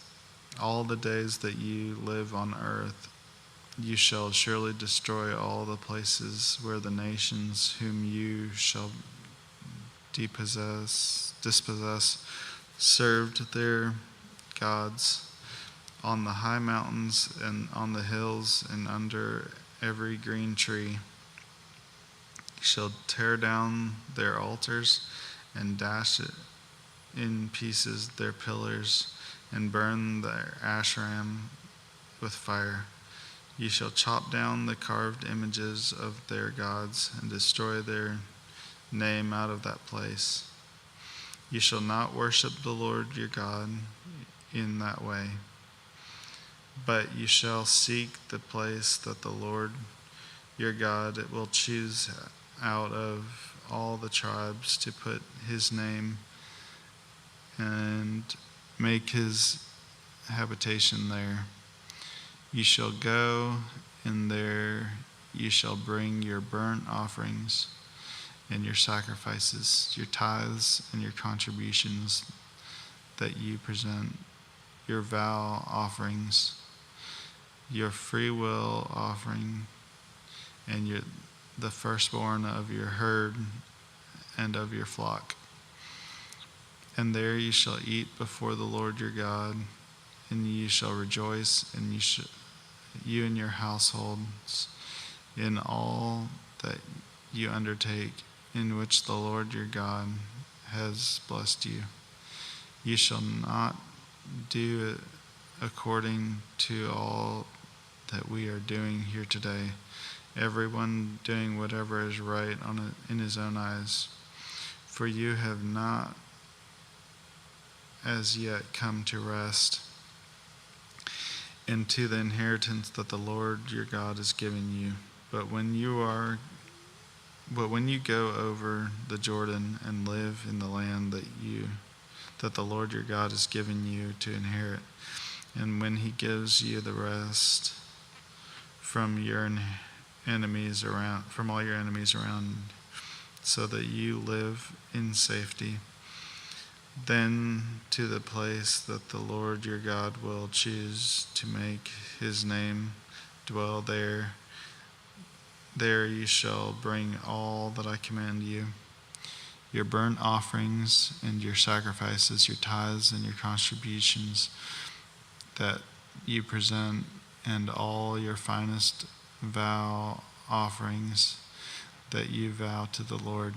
And you shall rejoice before the Lord your God, and you and your sons and your daughters, your male servants and your female servants, and the Levite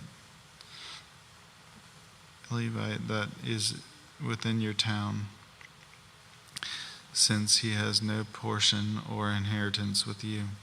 Take care that you do not offer your burnt offerings at any place that you see, but at the place that the Lord will choose in one of your tribes. There you shall offer your burnt offerings, and there you shall do all that I am commanding you. However, you may slaughter and eat meat within any of your towns, as much as you desire, according to the blessing of the Lord your God that he has given to you. The unclean and the clean may eat of it, as of the gazelle and as of the deer. Only you shall not eat the blood. You shall pour it out on the earth like water. You may not eat within your towns the tithe of your grain, or of your wine, or of your oil, or the firstborn of your herd, or of your flock, or any of your vow offerings that you vow, or your free will offerings, or your contributions that you present.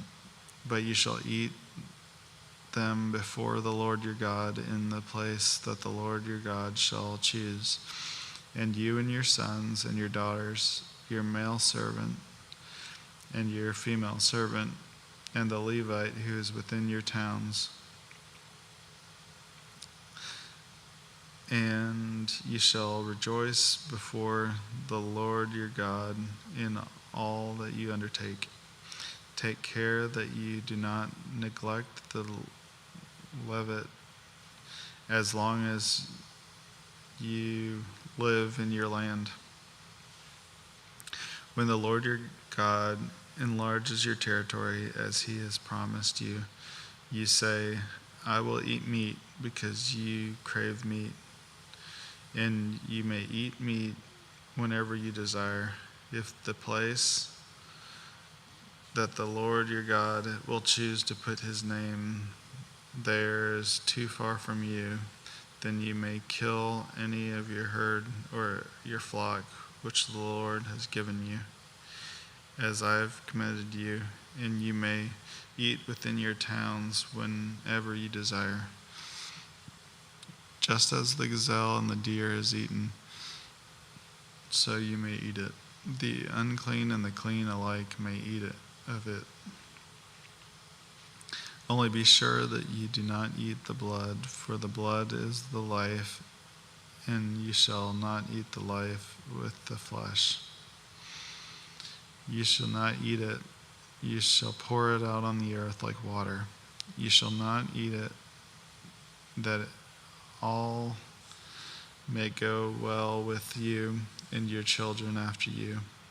And when you do what is right in the sight of the Lord, but the holy things that are due from you and your vow offering, you shall take, and you shall go to the place that the Lord will choose, and offer your burnt offerings, the flesh and the blood, on the altar of the Lord your God.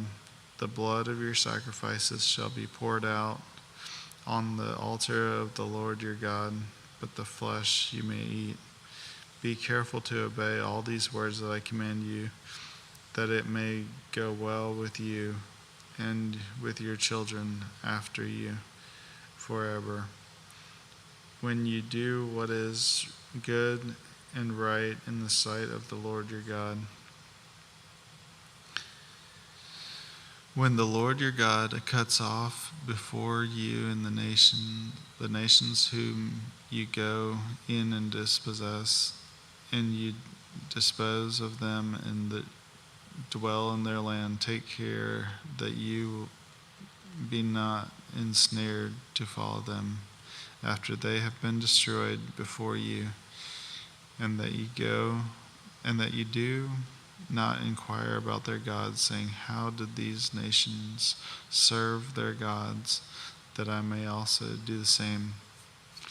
You shall not worship the Lord your God in that way, for every abominable thing that the Lord hates they have done for their gods, for they even burn their sons and their daughters in the fire to their gods. Everything that I commanded you, you shall be careful to do. You shall not add to it or take from it. Chapter 13.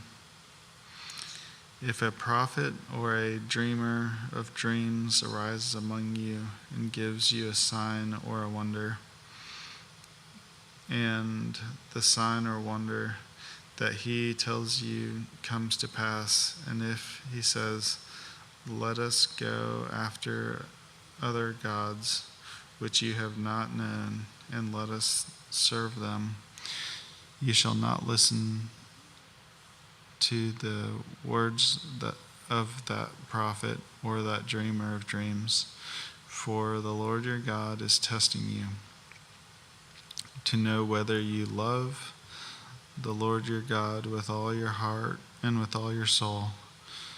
You shall walk after the Lord your God and fear him and keep his commandments and obey his voice, and you shall serve him and hold fast to him.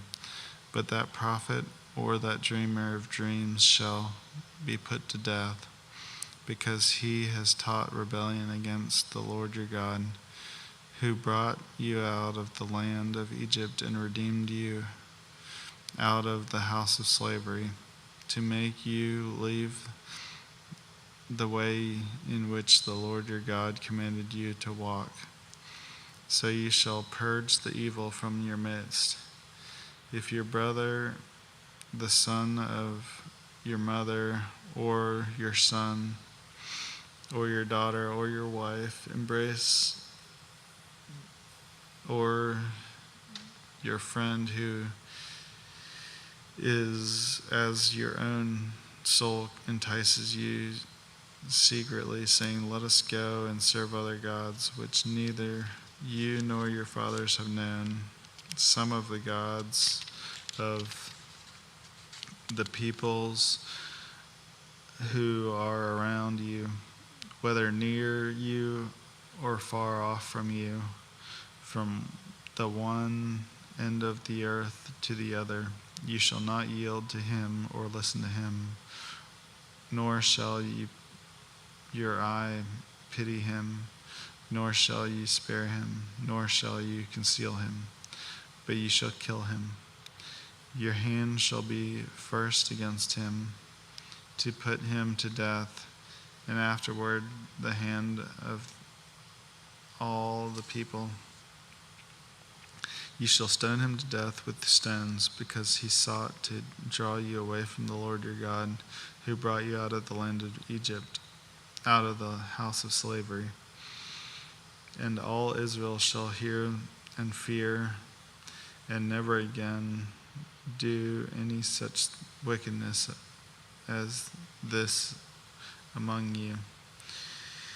If you hear in one of your cities, which the Lord your God has given to you to dwell there, that a certain worthless fellows have gone out among you and have drawn away the inhabitants of their cities, saying, let us go and serve other gods, which you have not known, Then you shall inquire and make search and ask diligently. And behold, if it is true and certain that such an abomination has been done among you, you shall surely put the inhabitants of that city to the sword, devoting it to destruction, all who are in it and all its cattle, with the edge of the sword. You shall gather all its spoils into the midst of its open square and burn the city and all its spoils with the fire, as a whole burnt offering to the Lord your God. It shall be a heap forever. It shall not be built again. None of the devoted things shall stick to your hand, that the Lord may turn from the fierceness of his anger and show mercy and have compassion on you and multiply you, as he swore to your fathers, if you obey the voice of the Lord your God, keeping all his commandments that I am commanding you today, and doing what is right in the sight of the Lord your God. Chapter 14. You are the sons of the Lord your God. You shall not cut yourselves or make any baldness on your foreheads for the dead. For you are a people holy to the Lord your God, and the Lord has chosen you to be a people for his treasured possession out of all the peoples who are on the face of the earth. You shall not eat any abomination. These are the animals that you may eat: the ox, the sheep, the goat, the deer, the gazelle, the roebuck, the wild goat, the ibex, the antelope, and the mountain sheep. Every animal that parts the hoof and has a hoof cloven in two and chews the cud, among the animals you may eat. Yet those that chew the cud or have a hoof cloven, you shall not eat these: the camel, the hare, the rock badger, because they chew the cud but do not part the hoof, are unclean for you. The pig, because it parts the hoof but does not chew the cud, is unclean for you. The flesh that you shall eat and their carcasses you shall not touch. Of all that are in the waters you may eat these. Whatever has fins and scales you may eat, and whatever does not have fins and scales you shall not eat. It is unclean for you. You may eat all clean birds, but these are the ones you shall not eat: the eagle, the bearded vulture, the black vulture, the kite, the falcon of any kind, every raven of any kind, the ostrich, the night hawk, the seagull, the hawk of any kind, the little owl, and the short-eared owl, the barn owl, and the towny owl, the caron vulture, and the cormorant, the stork, the heron of any kind, the hoopoe, and the bat. And all winged insects are unclean for you. They shall not be eaten. All clean winged things you may eat. You shall not eat anything that has died naturally. You may give it to the sojourner who is within your towns, that he may eat it, or you may sell it to a foreigner. For you are a people holy to the Lord your God. You shall not boil a young goat in its mother's milk. You shall tithe all the yields of your seed that comes from the field year by year. And before the Lord your God, in the place that he will choose to make his name dwell there, you shall eat the tithe of your grain, for your wine and of your oil, and the firstborn of your herd and the flock, that you may learn to fear the Lord your God always.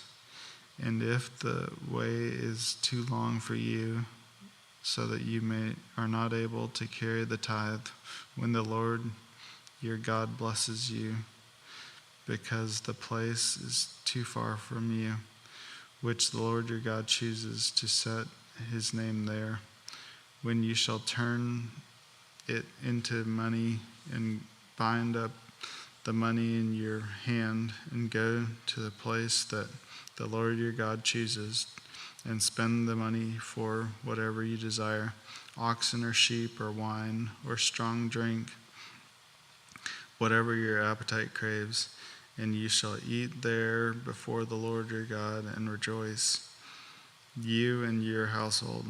And you shall not neglect the Levite who is within your towns, for he has no portion or inheritance with you. At the end of every 3 years you shall bring out all the tithe of your produce in the same year and lay it up within your towns. And the Levite, because he has no portion or inheritance with you, and the sojourner, the fatherless, and the widow, who are within your towns, shall come and eat and be filled, that the Lord your God may bless you in all the work of your hands that you do. Chapter 15. At the end of every year, 7 years, you shall grant a release.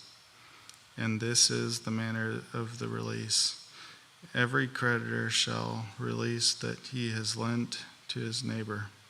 He shall not extract it of his neighbor, his brother, because the Lord's release has been proclaimed. Of a foreigner you may exact it, but whatever of yours is with your brother in your hand shall release. But there will be no poor among you, for the Lord will bless you in the land that the Lord your God is giving for an inheritance to possess. If only you strictly obey the voice of the Lord your God, be careful to do all this commandment that I command you today. For the Lord your God will bless you as he promises you, and you shall lend to many nations, but you shall not borrow, and you shall rule over many nations, but they shall not rule over you. If among you one of your brothers should become poor in any of your towns within your land that the Lord your God is giving to you, you shall not harden your heart or shut your hand against your poor brother. You shall open your hand to him and lend him sufficient for his need, whatever it may be. Take care lest there be an unworthy thought in your heart, and you say, the 7th year, the year of release is near, and your eye look grudgingly on your poor brother, and you give him nothing, and he cry to the Lord against you, and you be guilty of sin.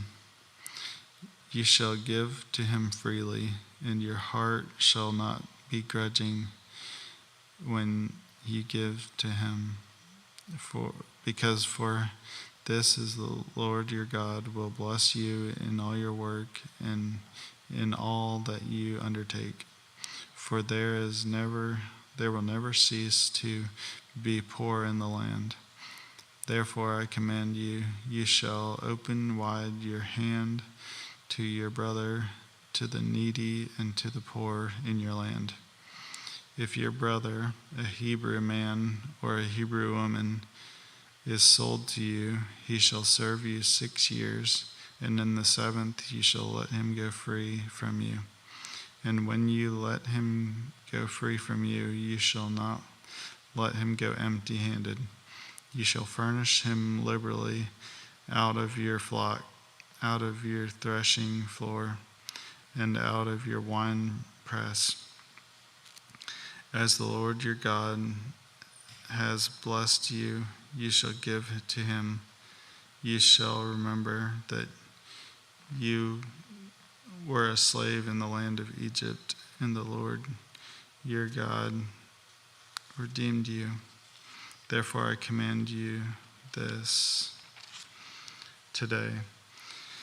But if he says to you, I will not go out from you, because he loves you and your household, since he is well off with you, then you shall take an awl and put it through his ear into the door, and he shall be your slave forever. And to your female slave you shall do the same. It shall not seem hard to you when you let him go free from you, for at half the cost of a hired worker he has served you 6 years. So the Lord your God will bless you in all that you do. All the firstborn males that are born of your herd and the flock you shall dedicate to the Lord your God. You shall do no work with the firstborn of your herd, nor shear the firstborn of your flock. You shall eat it, you and your household, before the Lord your God, year by year, at the place that the Lord will choose. But if it has any blemishes, if it is lame or blind, or has any serious blemish whatsoever, you shall not sacrifice it to the Lord your God. You shall eat it within your towns. The unclean and the clean alike may eat it, as though it were a gazelle or a deer. Only you shall not eat its blood. You shall pour it out on the ground like water.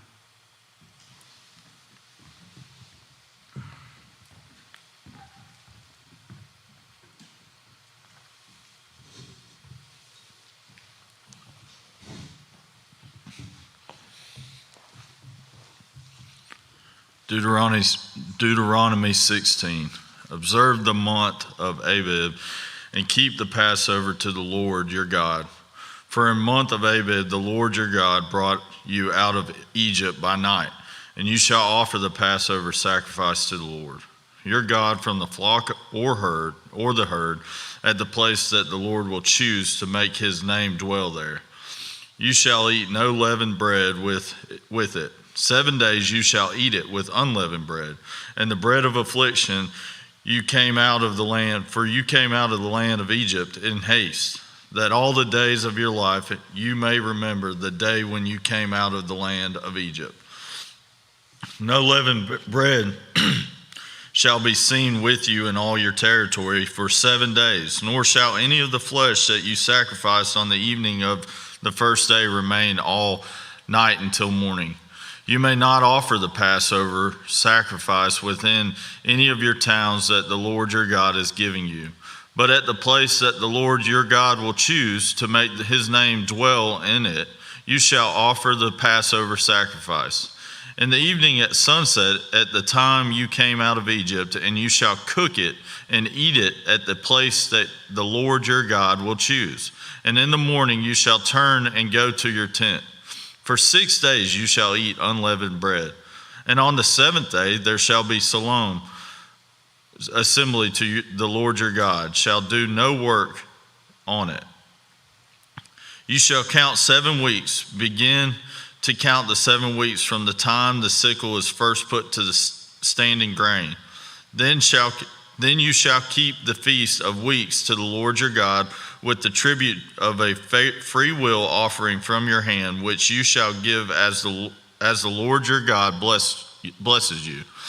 And you shall rejoice before the Lord your God, and you and your son and your daughter, your male servant and your female servant, the Levite who is within your town, the sojourner, and the fatherless, and the widow who are among you, at the place that the Lord your God will choose to make his name dwell there.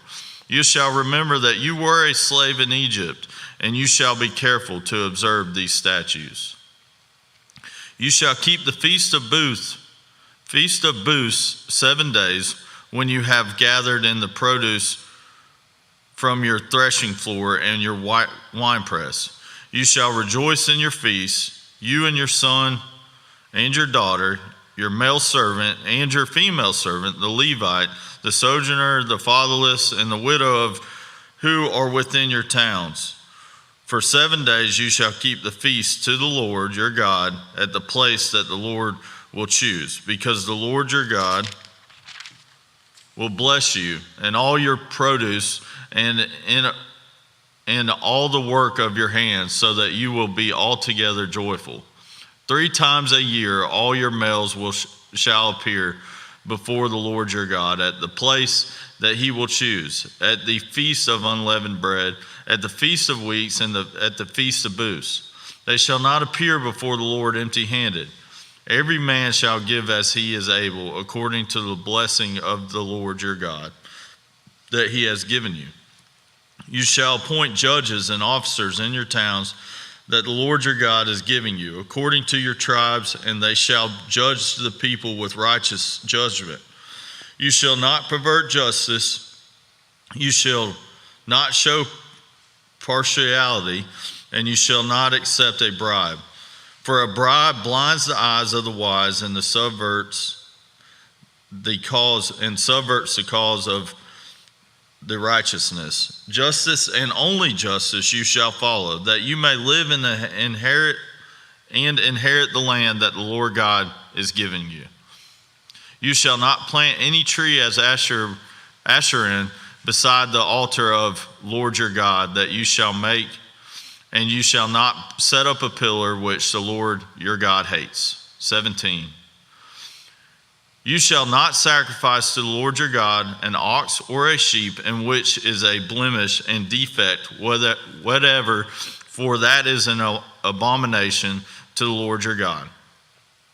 If there is found among you within any of your towns that the Lord your God is giving you, a man or woman who does what is evil in the sight of the Lord your God in transgression his covenant, and has gone and served other gods and worshiped them, or the sun or the moon or any of the hosts of heavens, which I have forbidden, and it is told you and you hear of it, then you shall inquire diligently.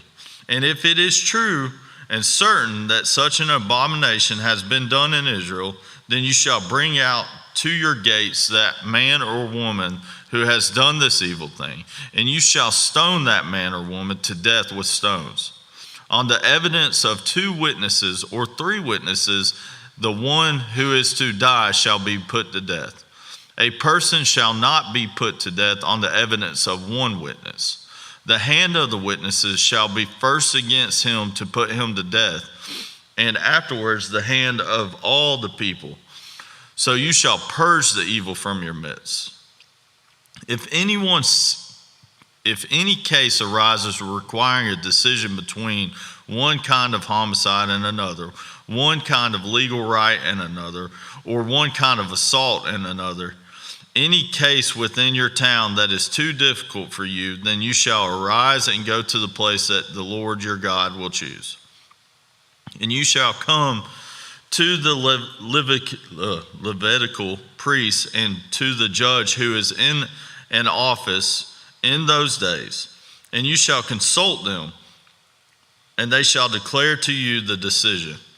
Then you shall do according to what they declare to you from that place that the Lord will choose. And you shall be careful to do according to all that they direct you, according to the instructions that they give you, and according to the decision which they pronounce to you, you shall do. You shall not turn aside from the verdict that they declare to you, either to the right hand or to the left. The man who acts presumptuously by not obeying the priest who stands to the minister there before the Lord your God, or the judge, the man shall die. So you shall purge the evil from Israel, and all the people shall hear and fear and not act presumptuously again. When you come to the land the Lord your God is giving you, and you possess it and dwell in it, and then say, I will set a king over me, like all the nations that are around me. You may indeed set a king over you whom the Lord your God will choose. One from among your brothers you shall set as king over you, and you may not put a foreigner over you, who is not your brother. Only he must not acquire many horses for himself, or cause the people to Egypt, only he must not acquire many horses for himself, or cause the people to return to Egypt in order to acquire many horses, since the Lord has said to you, you shall never return that way again. And he shall not acquire many wives for himself, lest his heart turn away, nor shall he acquire for himself excessive silver and gold. And when he sits on the throne of his kingdom, he shall write for himself in a book a copy of his law, approved by the Levitical priests. Excuse me.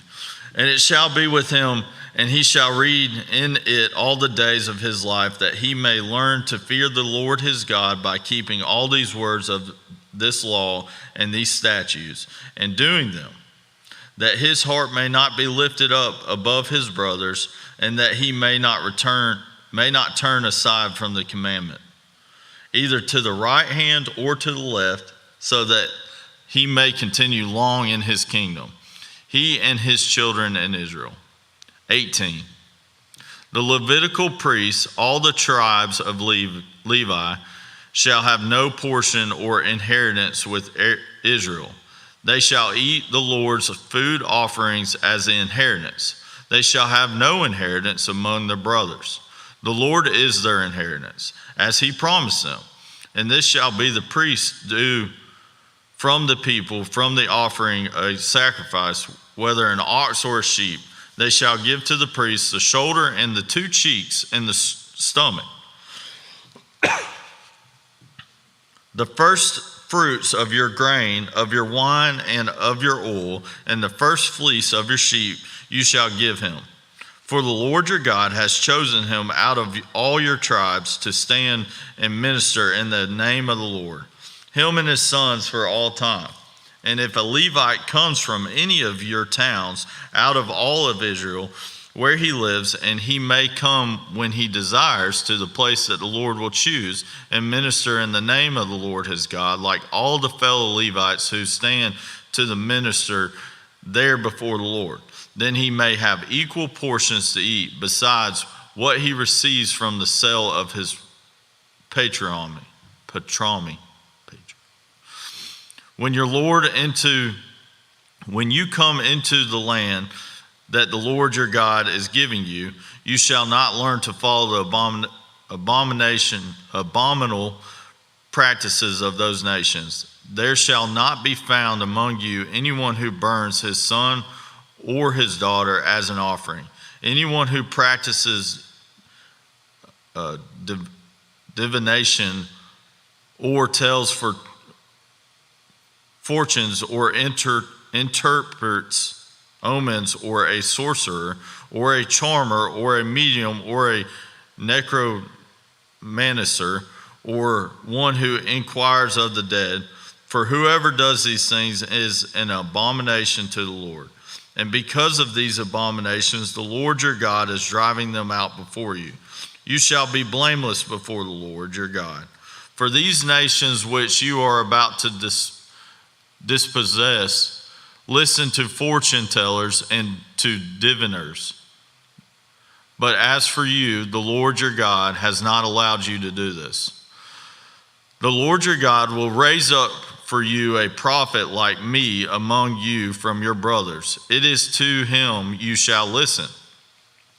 Just as you desire of the Lord your God at Horeb on the day of the assembly, when you said, let me not hear again the voice of the Lord my God, or see this great fire anymore, lest I die.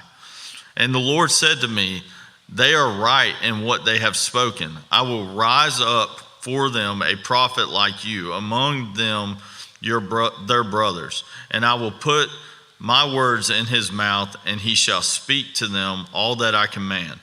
And whoever will not listen to the words that he shall speak in my name, I myself will require it of him.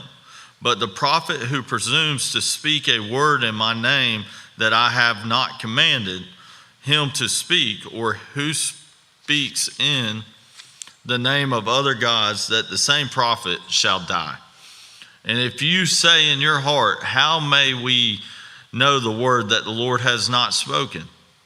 When a prophet speaks in the name of the Lord, if the word does not come to pass or come true, that is a word that the Lord has not spoken. The prophet has spoken presumptuously, you need to be afraid of him. 19.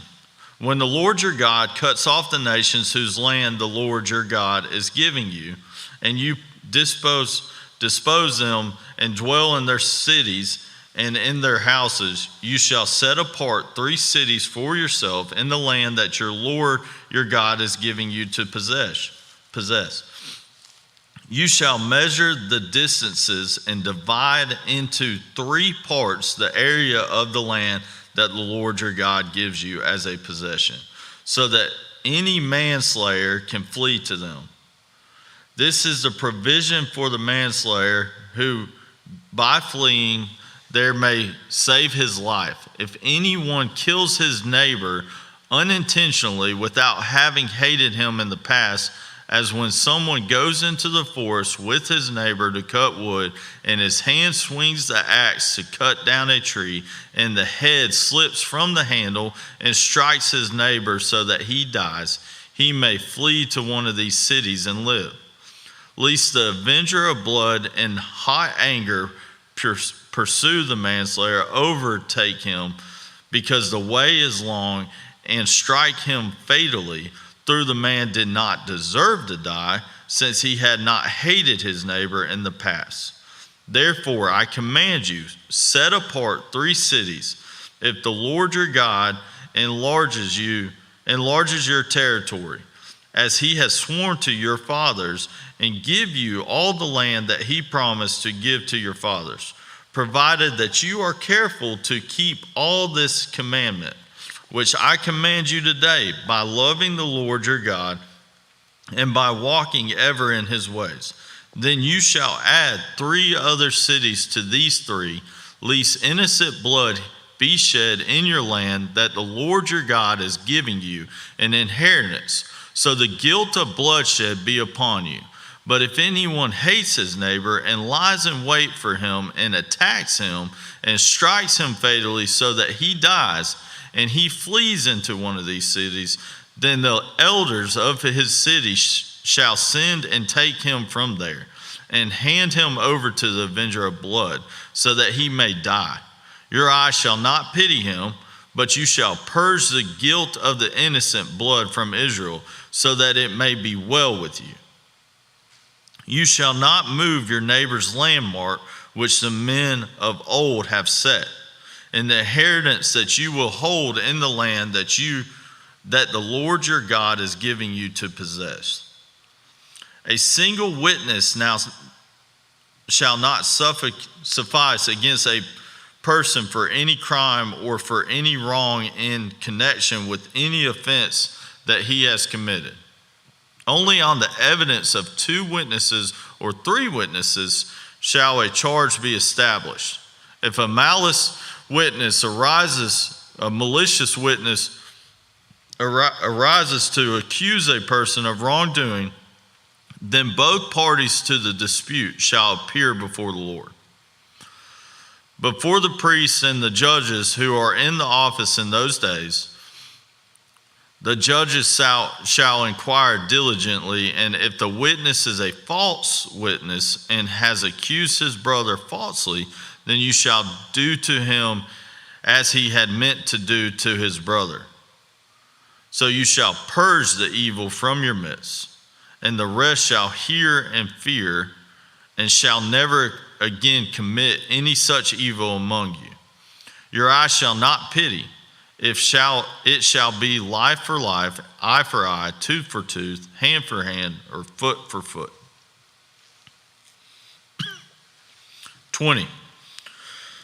When you go out to the war against your enemies and see horses and chariots and an army larger than your own, you shall not be afraid of them, for the Lord your God is with you.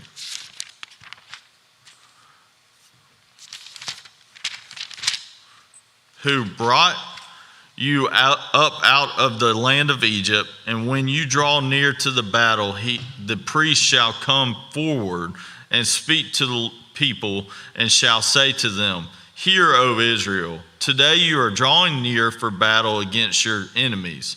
Let not your heart faint.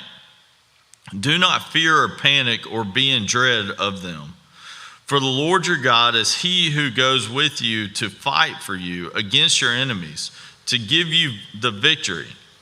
Then the officer shall speak to the people, saying, Is there any man who has built a new house and has not dedicated it? Let him go back to his house, lest he die in the battle, and another man dedicate it. And is there any man who has planted a vineyard and has not enjoyed its fruit? Let him go back to his house, lest he die in battle and another man enjoy its fruit. And is there any man who has betrothed a wife and has not taken her? Let him go back to his house, lest he die in battle and another man take her. And the officer shall speak further to the people and say, Is there any man who is fearful and faint-hearted? Let him go back to his house, lest he make the heart of his fellows melt like his own. And when the officers have finished speaking to the people, then the commander shall be appointed at the head of the people. When you draw near to a city to fight against it, offer terms of peace to it. And if it responds to you peacefully and it opens to you, then all the people who are found in it shall do forced labor for you and shall serve you. But if it makes no peace with you, but makes war against you, then you shall besiege it. And when the Lord your God gives it into your hand, you shall put all its males to the sword. But the women and the little ones, the livestock and everything else in the city, all its spoils, you shall take as plunder for yourselves.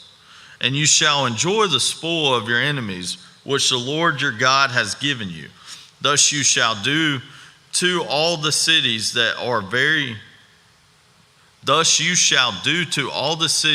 you are very far from, which are not cities of the nation here, but in the cities of the peoples that the Lord your God is giving you for an inheritance. You shall save alive nothing that breathes, but you shall devote them to complete destruction.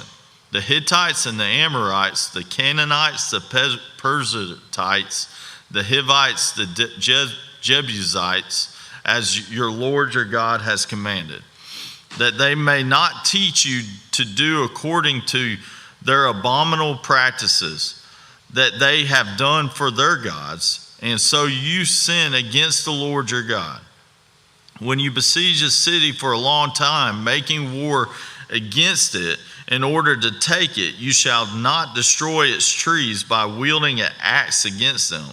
You may eat from them, but you shall not cut them down. Are the trees in the field human, that you should be besieged, that they should be seized by you? Only the trees that you know are not trees for food you may destroy and cut down, that you may build siege works against the cities that make war with you until it falls.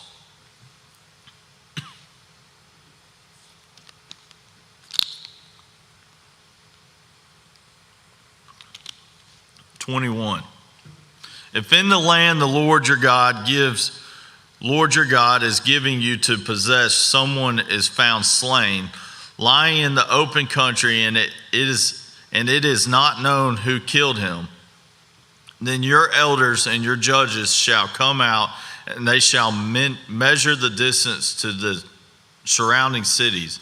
And the elders of the cities that is nearest to the slain man shall take a heifer that has never been worked and that has not pulled in a yoke, and the elders of that city shall bring the heifer down to a valley with running water, which is neither plowed nor sown, and shall break the heifer's neck there in the valley. Then the priests and the sons of Levi shall come forward, for the Lord your God has chosen them to minister to him and to bless in the name of the Lord, and by their word every dispute and every assault shall be settled. And all the elders of that city nearest to the slain man shall wash their hands over the heifer whose neck was broken. In the valley, over the heifer whose neck was broken, in the valley, and they shall testify, our hands did not shed this blood, nor did your eyes see it shed. Accept atonement, O Lord, your people Israel, whom you have redeemed. And do not set the guilt of innocent blood in the midst of your people Israel, so that their blood guilt be atoned for. So you shall purge the guilt of innocent blood from your midst. Then you do what is right in the sight of the Lord. When you go out to war against your enemies, and the Lord your God gives them into your hand, and you take them captive, and you see among the captives a beautiful woman, and you desire to take her to be your wife, and you bring her home to your house, she shall shave her head and pare her nails.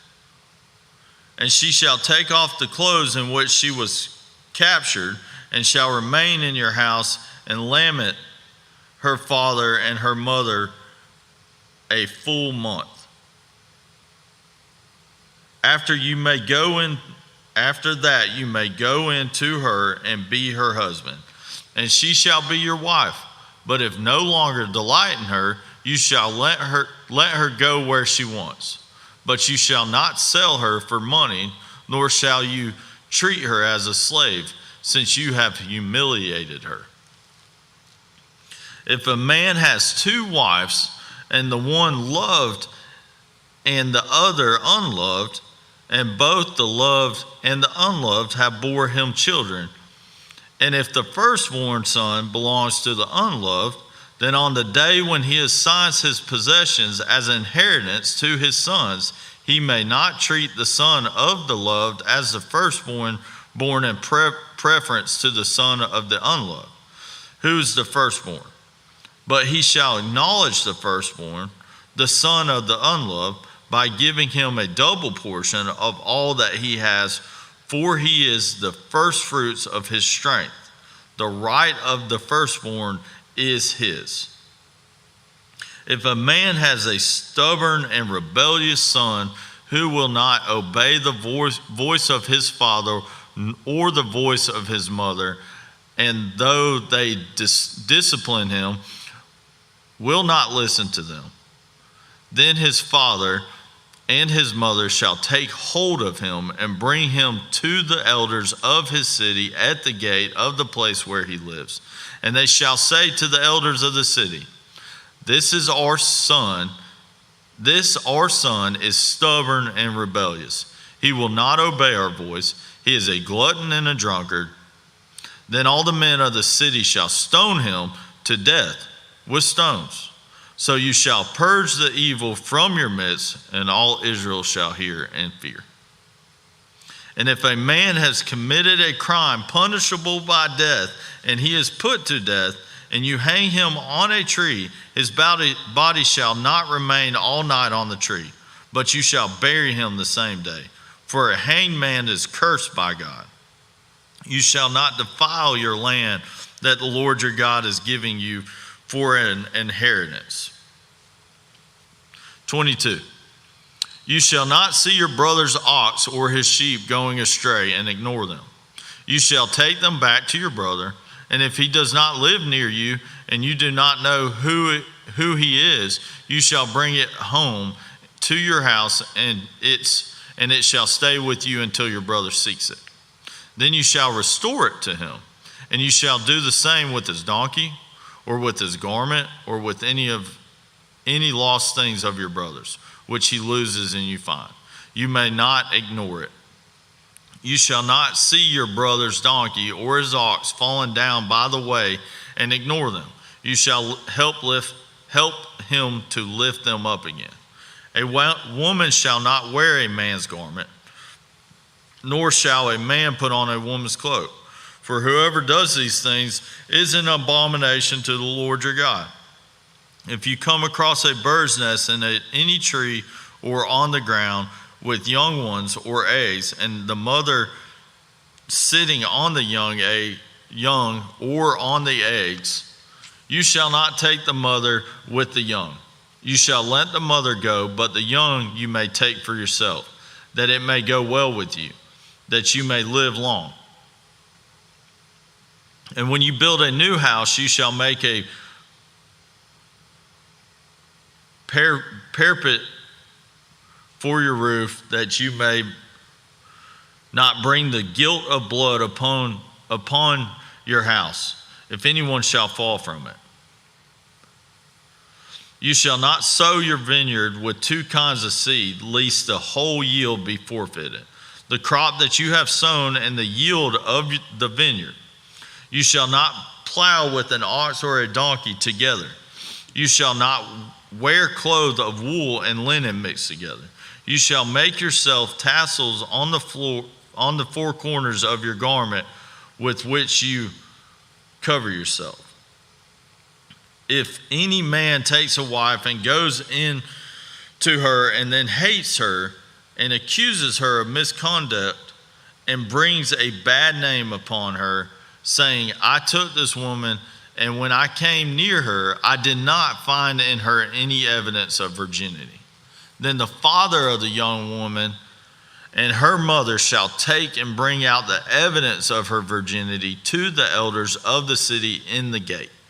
And the father of the young woman shall say to the elders, I gave my daughter to this man to marry, and he hates her. And behold, he has accused of her misconduct, saying, I did not find in your daughter any evidence of virginity. And yet this is the evidence of my daughter's virginity. And they shall spread the cloak before the elders of the city. Then the elders of the city shall take the man and whip him. And they shall fine him 100 shekels of silver, and give them to the father of the young woman, because he has brought a bad name upon a virgin of Israel. And she shall be his wife, and he may not divorce her all his days. But if the thing is true, the evidence of virginity was not found in the young woman, then they shall bring out the young woman to the door of her father's house, and the men of the city shall stone her to death with stones, because she has done an outrageous thing in Israel by whoring in her father's house. So you shall purge the evil from your midst. If a man is found lying with the wife of another man, but both of them shall die.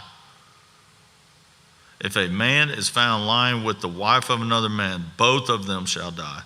the man who lay with the women and the women, so you shall purge the evil from Israel.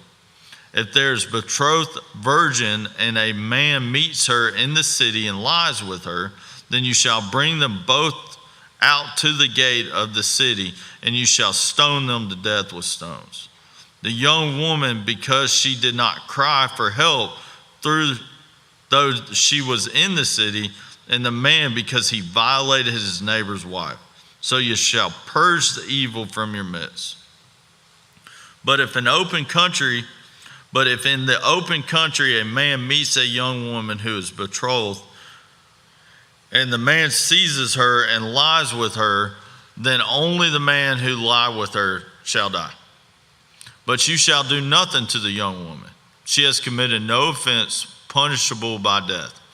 For this case is like that of a man attacking and murdering his neighbor. But he met her in the open country, though the betrothed young woman cried for help, there was no one to rescue her. If a man meets a virgin who is not betrothed and seized her and lies with her, and they are found, then the man who lied with her shall give to the father of the young woman 50 shekels of silver, and she shall be his wife, because he has violated her. He may not divorce her all his days. A man shall not take his father's wife, so that he does not uncover his father's nakedness.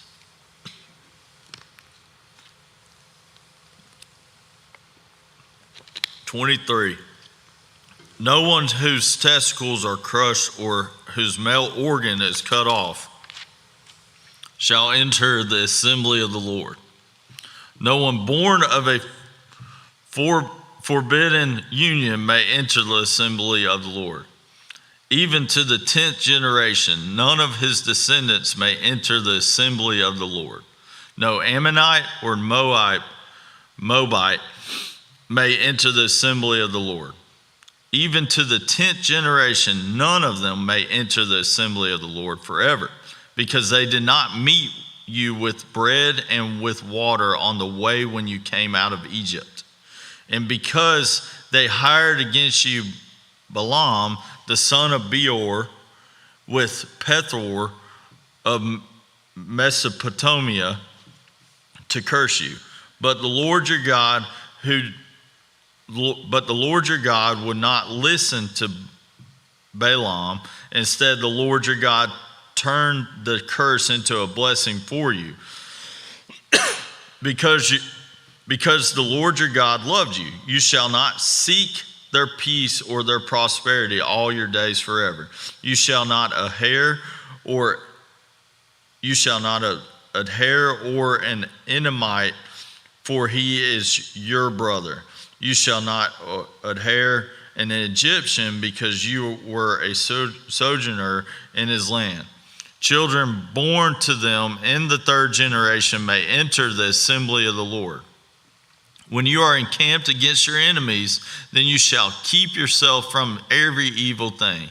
If any man among you becomes unclean because of a nocturnal emission, then he shall go outside the camp. He shall not come inside the camp. But when evening comes, he shall bathe himself in water, and as the sun sets, he may come inside the camp. You shall have a place outside the camp, and you shall go out to it.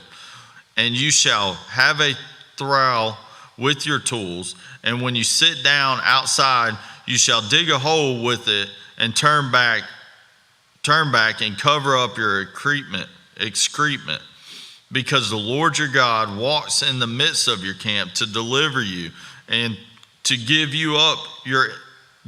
up your enemies before you. Therefore your camp must be holy, so that he may not see anything indecent among you and turn away from you. You shall not give up to his master a slave who has escaped from his master to you. He shall dwell with you and in your midst, in the place that he shall choose within one of your towns, wherever it suits him. You shall not wrong him, None of the daughters of Israel shall be colt prostitutes, and none of the sons of Israel shall be colt prostitutes. You shall not bring the fee of a prostitute or the wages of a dog into the house of the Lord your God in payment for any vow, for both of these are abomination to the Lord your God. You shall not charge an interest on loans to your brother, interest on money, interest on food, interest on anything that is lent for interest.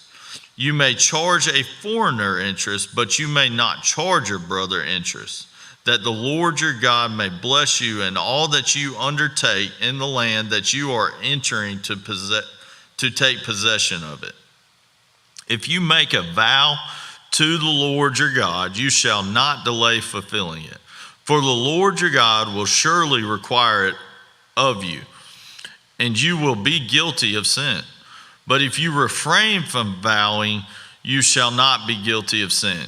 You shall be careful to do what he has passed your lips, for you have voluntarily vowed to the Lord your God what you have promised with your mouth. If you go into your neighbor's vineyard, you may eat your fill of grapes, as many as you wish, but you shall not put any in your bag. If you go into your neighbor's standing grain, you may pluck the ears with your hand, but you shall not put a sickle to your neighbor's standing grain. 24. When a man takes a wife and marries her, if then she finds no favor in his eyes because he has found some indecency in her, and he writes her a certificate of divorce and puts it in her hand and sends her out of his house, and she departs out of his house, and if she goes and becomes another man's wife, and the latter man hates her and writes her a certificate of divorce and puts it in her hand and sends her out of his house, or if the latter man dies, who took her to be his wife, then her former husband who sent her away may not take her again to be his wife after she has been defiled. For that is an abomination before the Lord. And you shall not bring sin upon the land that the Lord your God is giving you for an inheritance. When a man is newly married, he shall not go out with the army or be liable for any other public duty. He shall be free at home for 1 year to be happy with his wife whom he has taken. No one shall take a mill or an upper millstone in pledge, for that would be taking a life in pledge. If a man is found stealing one of his brothers of the people of Israel, and if he treats him as a slave or sells him, then that thief shall die. So you shall purge the evil from your midst. Take care in the case of leprous disease to be careful to do according to all that the Levitical priests shall direct you as I commanded them. So you shall be careful to do. Remember that the Lord your God did to Miriam on the way as you came out of Egypt. When you make your neighbor a loan of any sort, you shall go into the house to collect his pledge. You shall stand outside, and the man to whom you make the loan shall bring the pledge out to you. And if he is a poor man, you shall not sleep in his pledge. You shall restore to him the pledge as the sun sets, that he may sleep in his cloak and bless you. And it shall be righteousness for you before the Lord your God. You shall not oppress a hired worker who is poor and needy, whether he is one of your brothers or one of the sojourners who are in your land within your towns. You shall give him his wages on the same day before the sun sets. For he is poor and counts on it, lest he cry against you to the Lord, and you be guilty of sin. Fathers shall not be put to death because of their children, nor shall children be put to death because of their fathers. Each one shall be put to death for his own sin. You shall not pervert the justice due to sojourner or to the fatherless, or take a widow's garment in pledge. But you shall remember that remember that you were a slave in Egypt, and the Lord your God redeemed you from there. Therefore I command you to do this. When you reap your harvest in your field and forget a sheaf in the field, you shall not go back to it. It shall be for the sojourner and the fatherless and the widow, that the Lord your God may bless you in all the work of your hands. When you beat your olive trees, you shall not go over them again. It shall be for the sojourner and the fatherless and the widow. When you gather the grapes of your vineyard, you shall not strip it afterwards.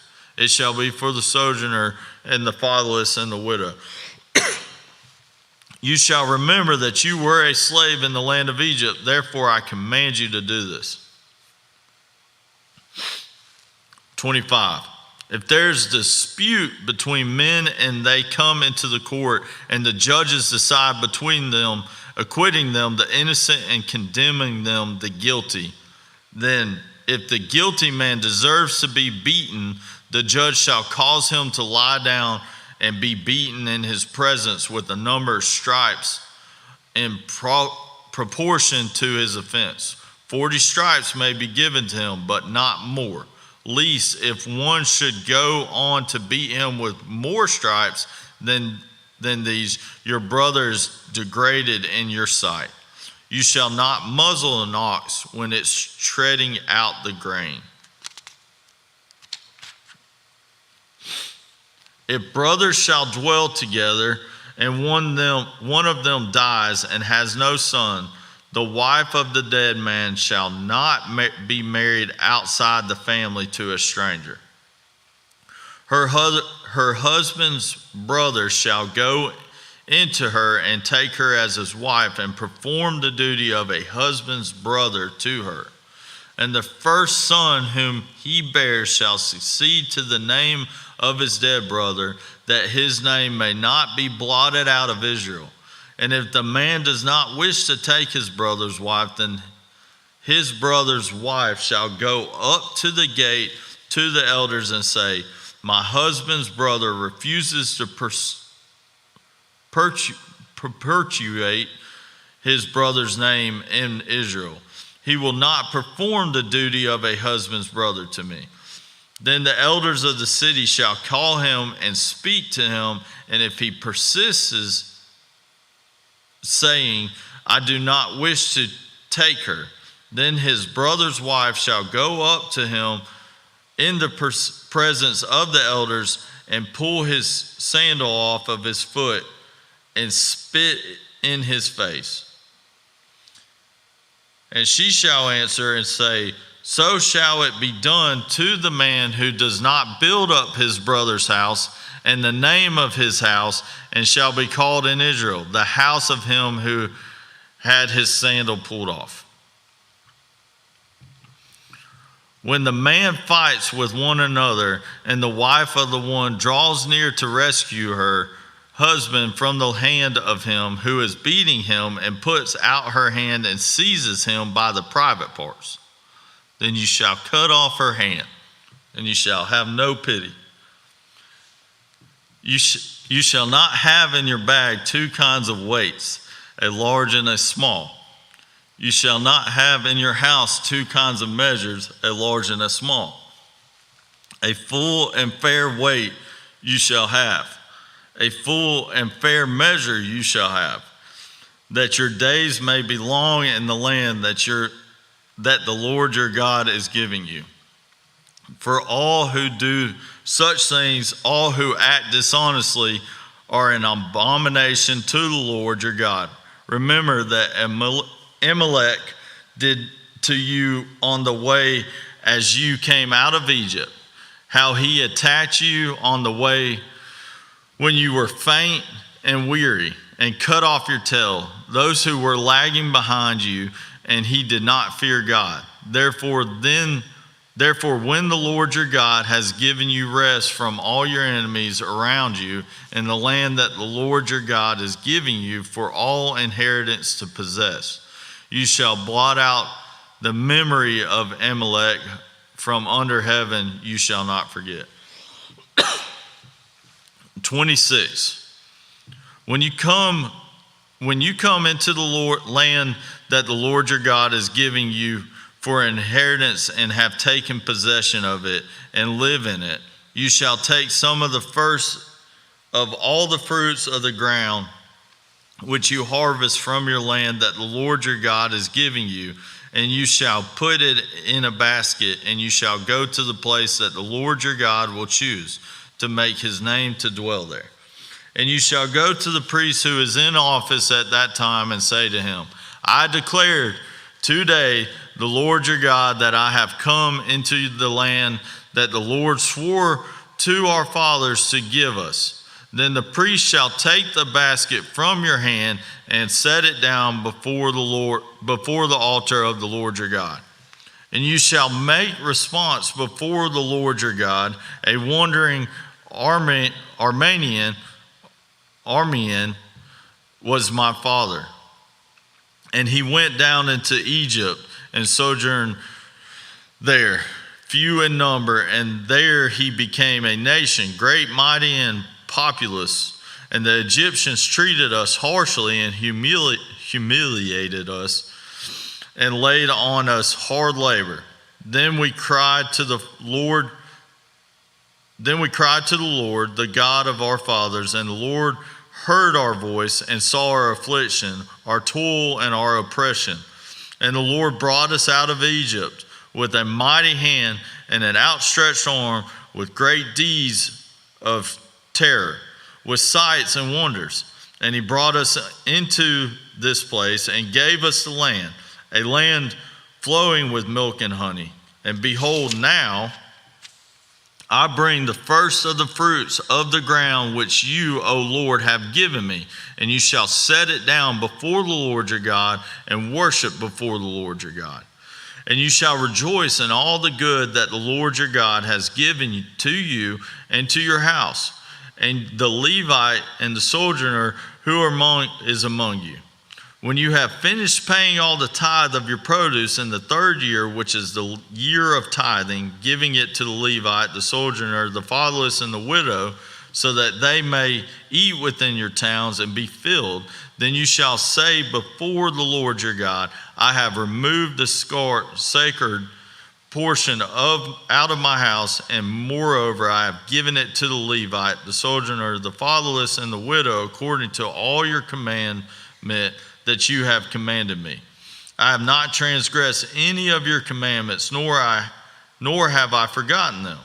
I have not eaten of the tithe while I was mourning, or removed any of it while I was unclean, or offered any of it to the dead.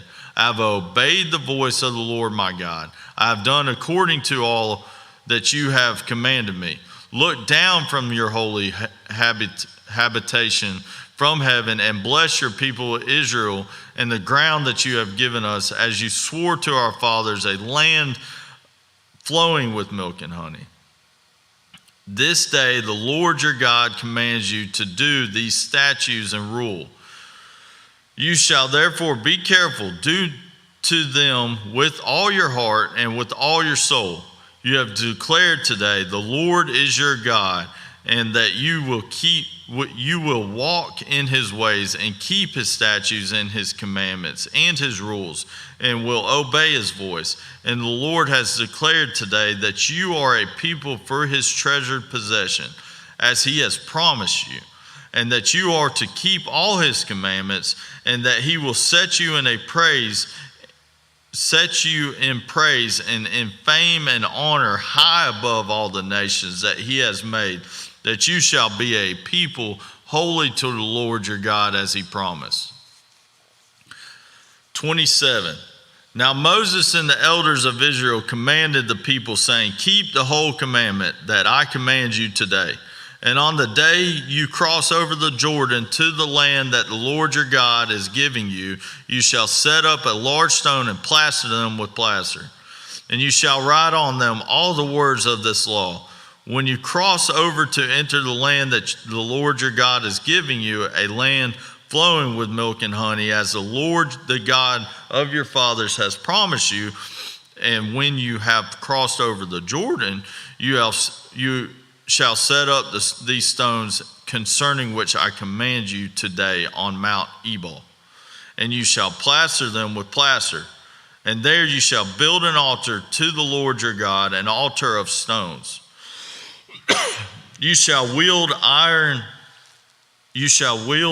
no iron tool on them. You shall build an altar to the Lord your God of uncut stones. You shall offer burnt offerings on it to the Lord your God, and you shall sacrifice peace offerings and shall eat there. And you shall rejoice before the Lord your God, and you shall write on these stones all the words of the law very plainly. Then Moses and the Levitical priests said to all Israel, keep silence and hear, O Israel. This day you have become the people of the Lord your God. You shall therefore obey the voice of the Lord your God, keeping his commandments and his statutes, which I commanded you today. That day Moses charged the people, saying, when you have crossed over the Jordan, these shall stand on the Mount Gerizim to bless the people: Simeon, Levi, Judah, Issachar, Joseph, and Benjamin. And these shall stand on Mount Ebal, and the curse Reuben, Gad, Asher, Zebulun, Dan, Naphtali, and the Levites shall declare to all the men of Israel in a loud voice, cursed be the man who makes a carved or cast metal image, an abomination to the Lord, a thing made by the hands of craftsmen, and sets it up in secret. And all the people shall answer and say, Amen, Amen. Cursed be anyone who dishonors his father or his mother. And all the people shall say, Amen. Cursed be anyone who moves his neighbor's landmark, and all the people shall say, Amen. Cursed be anyone who misleads a blind man on the road, and all the people shall say, Amen. Cursed be anyone who perverts the justice due to the sojourner, the fatherless, and the widow, and all the people shall say, Amen. Cursed be anyone who lies with his father's wife, because he has uncovered his father's nakedness, and all the people shall say, Amen. Cursed be anyone who lies with any kind of animal, and all the people shall say, Amen. Cursed be anyone who lies with his sister, whether the daughter of his father or the daughter of his mother. And all the people shall say, Amen. Cursed be anyone who lies with his mother-in-law, and all the people shall say, Amen. Cursed be anyone who strikes down his neighbor in secret, and all the people shall say, Amen. Cursed be anyone who takes a bribe to shed innocent blood, and all the people shall say, Amen. Cursed be anyone who does not confirm the words of this law by doing them, and all the people shall say, Amen. 28. And if you faithfully obey the voice of the Lord your God, being careful to do all his commandments that I command you today, the Lord your God will set you high above all the nations of the earth. And all these blessings shall come upon you and overtake you. If you obey the voice of the Lord your God, blessed shall you be in the city, and blessed shall you be in the field. Blessed shall be the fruit of your womb, and the fruit of your ground, and the fruit of your cattle, the increase of your herds, and the young of your flocks. Blessed shall be your basket and your kneading bowl. Blessed shall be when you come in, and blessed shall you be when you go out. The Lord will cause your enemies who rise against you to be defeated before you. They shall come out against you one way and flee before you 7 ways. The Lord will command the blessing on you in your barns and in all that you undertake. And he will bless you in the land that the Lord your God is giving you. The Lord will establish you as a people holy to himself, as he has sworn to you. And if you keep the commandments of the Lord your God and walk in his ways, and all the peoples of the earth shall see that you are called by the name of the Lord, and they shall be afraid of you. And the Lord will make you abound in prosperity in the fruits of your womb, in the fruit of your livestock, and in the fruit of your ground, within the land that the Lord swore to you, to your fathers, to give you. The Lord will open to you his good treasury, the heavens, to give the rain to your land in its seasons, and to bless all the work of your hands. And you shall lend to many nations, but you shall not borrow. And the Lord will make you the head and not the tail, and you shall only go up and not down. If you obey the commandments of the Lord your God, which I command you today, being careful to do them, and if you do not turn aside from any of these words that I command you today, to the right hand or to the left, to go after the other gods to serve them. But if you will not obey the voice of the Lord your God, or be careful to do all his commandments, his statutes that I command you today, then all these curses shall come upon you and overtake you. Cursed shall you be in the city, and cursed shall you be in the field. Cursed shall be you in the basket and your kneading bowl. Cursed shall be the fruit of your womb and the fruit of your ground, and the increase of your herds and the young of your flock. Cursed shall you be when you come, and cursed shall you be when you go out.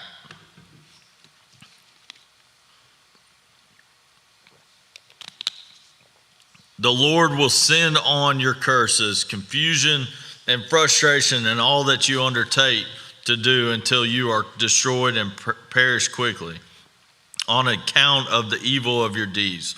Because you have forsaken me, the Lord will make the pestilence stick to you until he has consumed you off the land that you are entering to take possession of it.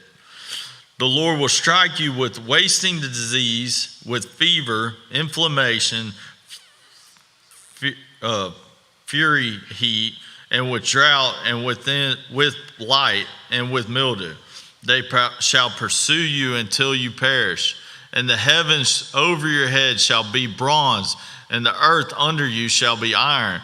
The Lord will make the rain of your land powder. From heaven's dust shall come down on you until you are destroyed. The Lord will cause you to be defeated before your enemies. You shall go out one way against them, and flee 7 ways before them. And you shall be a horror to all the kingdoms of the earth. And your dead body shall be food for all the birds of the air and for the beasts of the earth. And there shall be no one to frighten them away. The Lord will strike you down with bulls of Egypt, with tumors and scabs and itch of which you cannot be healed. The Lord will strike you with madness and blindness and confusion of mind, and you shall grope at noonday as blind group in darkness, and you shall not prosper in your ways, and you shall be only oppressed and robbed continually, and there shall be no one to help you. You shall betroth the wife, but another man shall ravish her, and you shall build a house, but you shall not dwell in it. You shall plant a vineyard, but you shall not enjoy its fruits. Your ox shall be slaughtered before your eyes, but you shall not eat any of it. Your donkey shall be seized before your face, but you shall not be restored to you. Your sheep shall be given to your enemies, but there shall be no one to help you. Your sons and your daughters shall be given to another people, while your eyes look on and fail with longing for them all day long. But you shall be helpless. A nation that you have not known shall eat up the fruit of your ground and all of your laborers, and you shall be only oppressed and crushed continually, so that you are driven mad by the sights that your eyes see. The Lord will strike you on your knees, on the legs with grievous bulls, which you cannot be healed, from the sole of your foot to the crown of your head. The Lord will bring you and your king, whom you set over you, to a nation that neither you nor your fathers have known. And there you shall serve other gods of wood and stone, and you shall become a whore and a proverb, a byword among all the people where the Lord will lead you away. You shall carry much seed into the field, and shall gather it in little, for the locust shall consume it. You shall plant vineyards and dress them, but you shall neither drink of the wine nor gather the grapes, for the worm shall eat them. You shall have olive trees throughout all your territory, but you shall not anoint yourself with the oil, for your olives shall drop off. You shall father sons and daughters, but they shall not be yours, for they shall go into captivity. The cricket shall possess all your trees and the fruit of your ground. The sojourners who is among you shall rise higher and higher above you, and you shall come down lower and lower. He shall lend to you, and you shall not lend to him. He shall be the head, and you shall be the tail. All these curses shall come upon you and pursue you and overtake you, till you are destroyed, because you did not obey the voice of the Lord your God, to keep his commandments and his statutes that he commanded you. They shall be a sign and a wonder against you and your offering forever, because you did not serve the Lord your God with joyfulness and gladness of your heart. Because of the abundance of all things, therefore you shall serve your enemies, whom the Lord will send against you in hunger and thirst and in nakedness and lacking everything. And he will put a yoke of iron on your neck until he has destroyed you. The Lord will bring a nation against you from far away, from the end of the earth, swooping down like the eagle, a nation whose language you do not understand. A hard-faced nation who shall not respect the old or show mercy to the young. It shall eat the offspring of your cattle and the fruit of your ground until you are destroyed. It also shall not leave you grain, wine, or oil, the increase of your herds, or the young of your flock, until they have caused you to perish. They shall besiege you. They shall besiege you in all your towns until your high and fortified walls in which you trusted come down throughout all your land. And they shall besiege you in all your towns throughout all your land, which the Lord your God has given you. And you shall eat the fruit of your womb, the flesh of your sons and daughters, whom the Lord your God has given you, in the siege and in distress with which your enemies shall distress you. The man who is the most tender and refined among you will begrudge food to his brother, to the wife he embraces, and to the last of his children whom he has left, so that he will not give to any of them any of the flesh of his children whom he is eating, because he has nothing else left. And the siege and the distress with which your enemies shall distress you in your town, the most tender and refined woman among you, who would not venture to set the sole of her foot on the ground because she is delicate and tender, will begrudge to the husband she embraces, to her son and to her daughter, her afterbirth that comes out from between her feet, and her children whom she bears, because lacking everything she will eat them secretly in the siege and in distress with which your enemies shall distress you in your towns. If you are not careful to do all the words of this law that are written in this book, that you may fear his glorious and awesome name, the Lord your God, then the Lord will bring on you and your offspring extraordinary afflictions severe and lasting, and sickness grievous and lasting. And he will bring upon you again all the diseases of Egypt, of which you were afraid, and they shall cling to you. Every sickness also and every affliction that is not recorded in the book of this law, the Lord will bring upon you until you are destroyed. Whereas numerous as the stars of heaven, you shall be left few in number, because you did not obey the voice of the Lord your God. And as the Lord took delight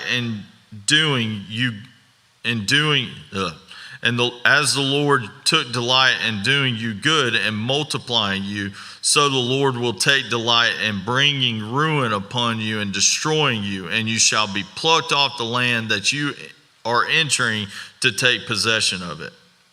And the Lord will scatter you among all peoples from the one end of the earth to the other, and there you shall serve other gods of wood and stone, which neither you nor your fathers have known. Among these nations you shall find no respite, and there shall be no resting place for your soul, for the sole of your foot. But the Lord will give you there a trembling heart and failing eyes and a languishing soul. Your life shall hang in doubt before you night and day. You shall be in dread and have no assurance of your life. In the morning you shall say, if it were evening. And if evening shall say, if only it were morning. Because the dread that your heart shall feel, and the sights that your eyes shall see, and the Lord will bring you back in ships to Egypt, a journey that I promise that you should never make again. And there you shall offer yourselves for sale to your enemies as male and female slaves, but there will be no buyer.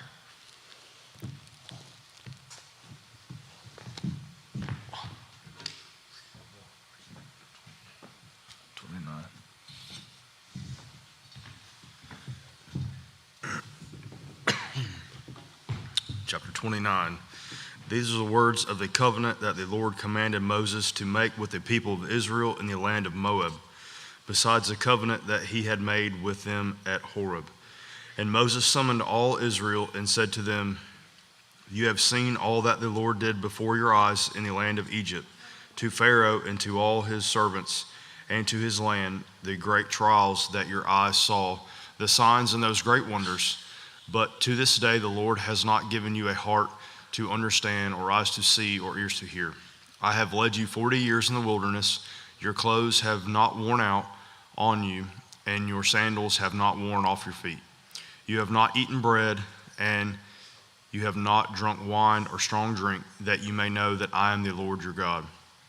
And when you came to this place, Sihon the king of Heshbon and Og the king of Bashan came out against us to battle, but we defeated them. We took their land and gave it for an inheritance to the Reubenites, the Gadites, and the half-tribe of the Manassites. Therefore keep the words of this covenant and do them, that you may prosper in all that you do. You are standing today, all of you, before the Lord your God, the heads of your tribes, your elders, and your officers, all the men of Israel, your little ones, your wives, and the sojourner who is in your camp, from the one who chops your wood to the one who draws your water, so that you may enter into the sworn covenant of the Lord your God, which the Lord your God is making with you today. that he may establish you today as his people, and that he may be your God, as he promised you, and as he swore to your fathers, to Abraham, to Isaac, and to Jacob. It is not with you alone that I am making this sworn covenant, but with whoever is standing here with us today before the Lord our God, and with whoever is not here with us today.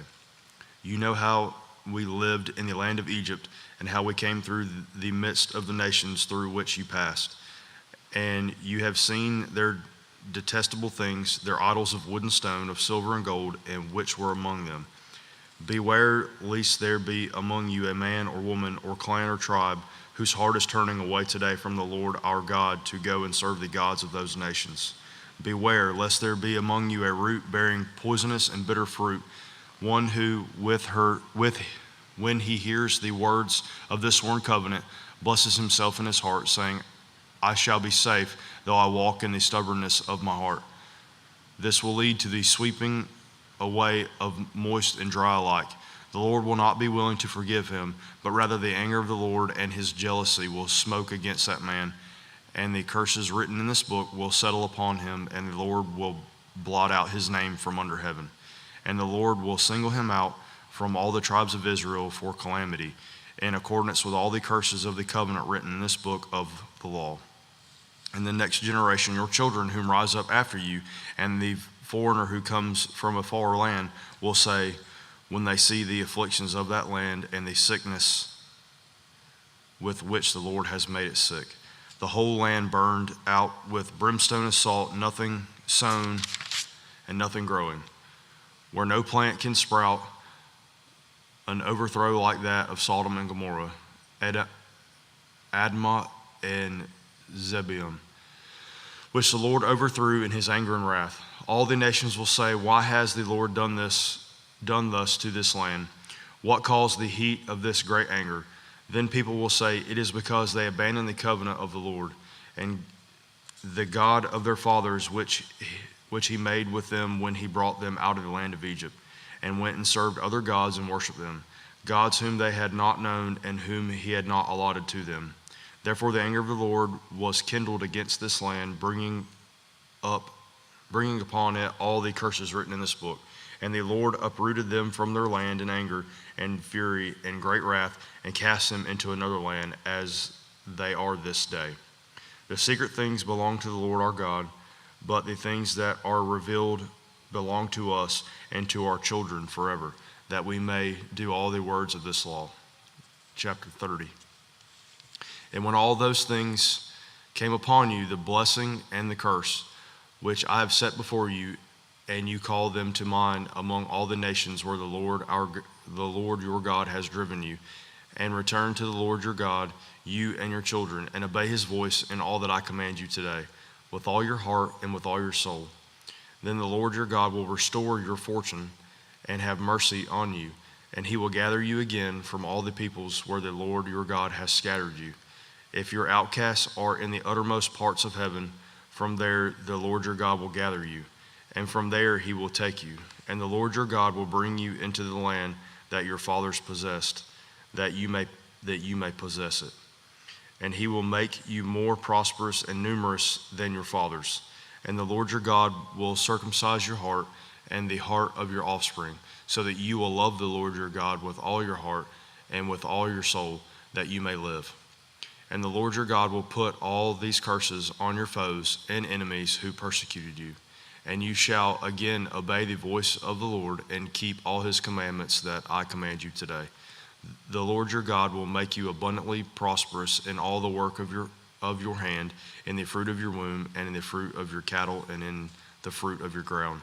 For the Lord will again take delight in prospering you, as he took delight in your fathers, when you obey the voice of the Lord your God to keep his commandments and his statutes that are written in this book of the law, when you turn to the Lord your God with all your heart and with all your soul.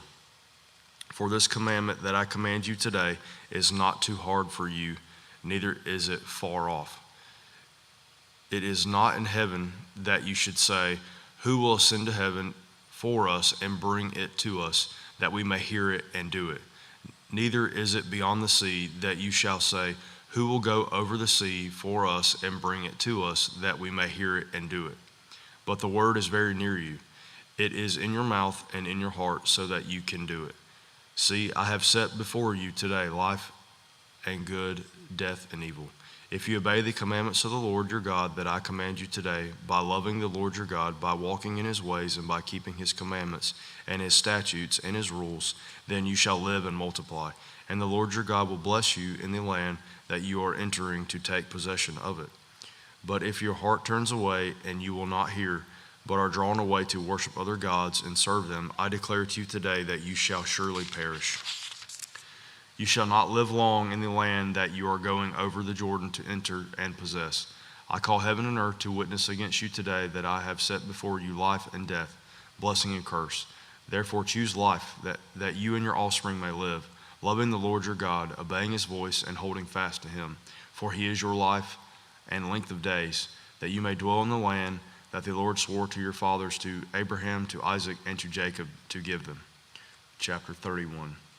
So Moses continued to speak these words to all Israel, and he said to them, I am 120 years old today.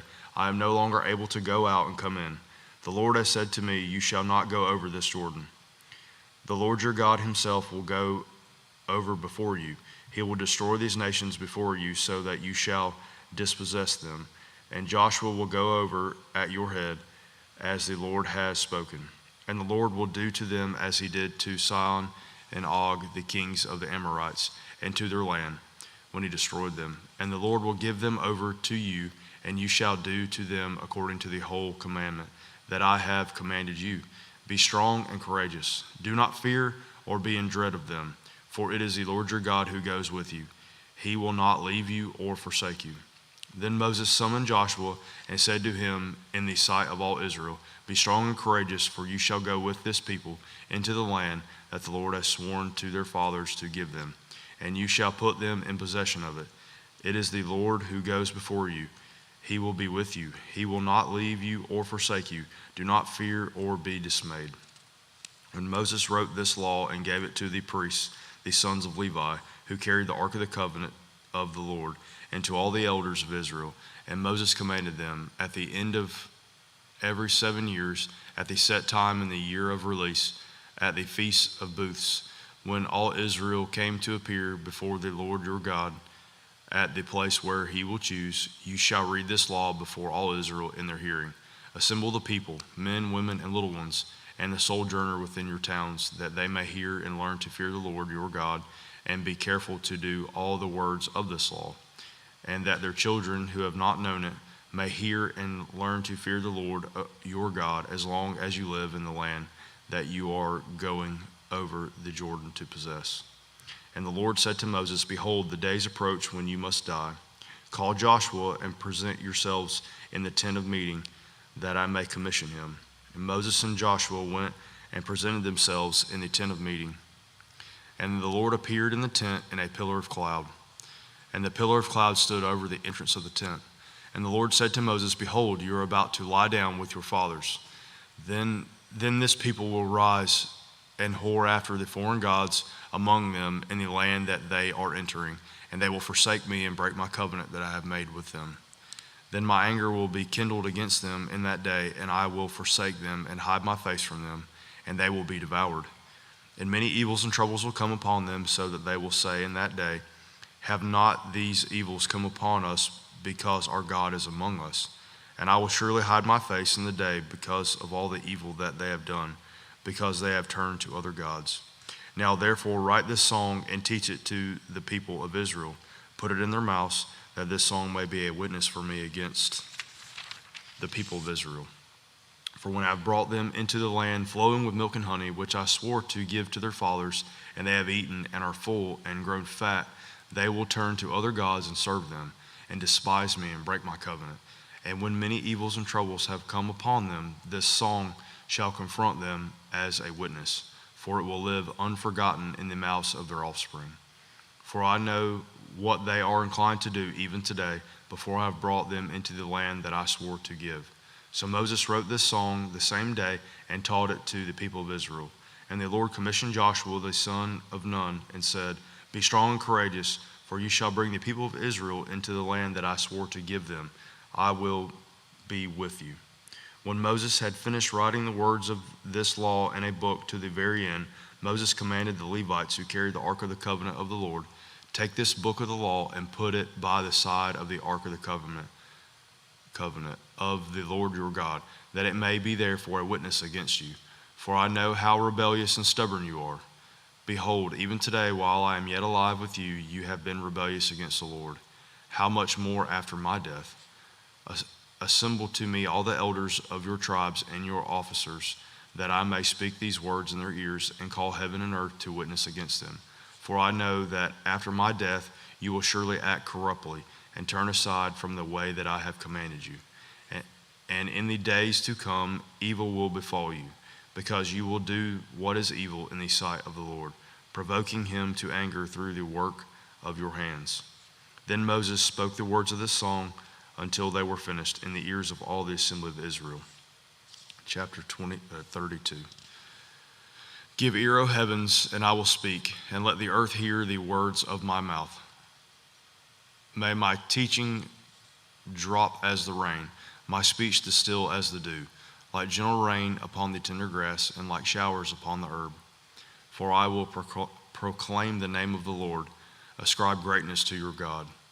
The rock, his work is perfect, for all his ways are justice. A God of faithfulness and without iniquity, just and upright is he. They have dealt corruptly with him. They are no longer his children, because they are blemished. They are a crooked and twisted generation. Do you thus repay the Lord, you foolish and senseless people? Is not he your father who created you, who made you and established you? Remember the days of old. Consider the years of many generations. Ask your father, and he will show you, your elders, and they will tell you. When the Most High gave to the nations their inheritance, when he divided mankind, he fixed the borders of the peoples according to the number of the sons of God. But the Lord's portion is his people, Jacob his allotted inheritance. He found him in a desert land and in the howling waste of the wilderness. He encircled him, he cared for him, he kept him as the apple of his eye. Like an eagle that stirs up its nest, that flutters over its young, spreading out its wings, catching them, bearing them on its pinions. The Lord alone guided him. No foreign god was with him. He made him ride on the high places of the land, and he ate the produce of the field. And he suckled him with honey out of the rock, and oil out of the flinty rock, curds from the herd, and milk from the flock, with fat of lambs, rams of Bashan, and goats with the very finest of the wheat. And you drank foaming wine made from the blood of the grapes. But Jeshurun grew fat and kicked. You grew fat, stout, and sleek. Then he forsook God who made him, and scoffed at the rock of his salvation. They stirred him to jealousy with strange gods. With admonitions they provoked him to anger.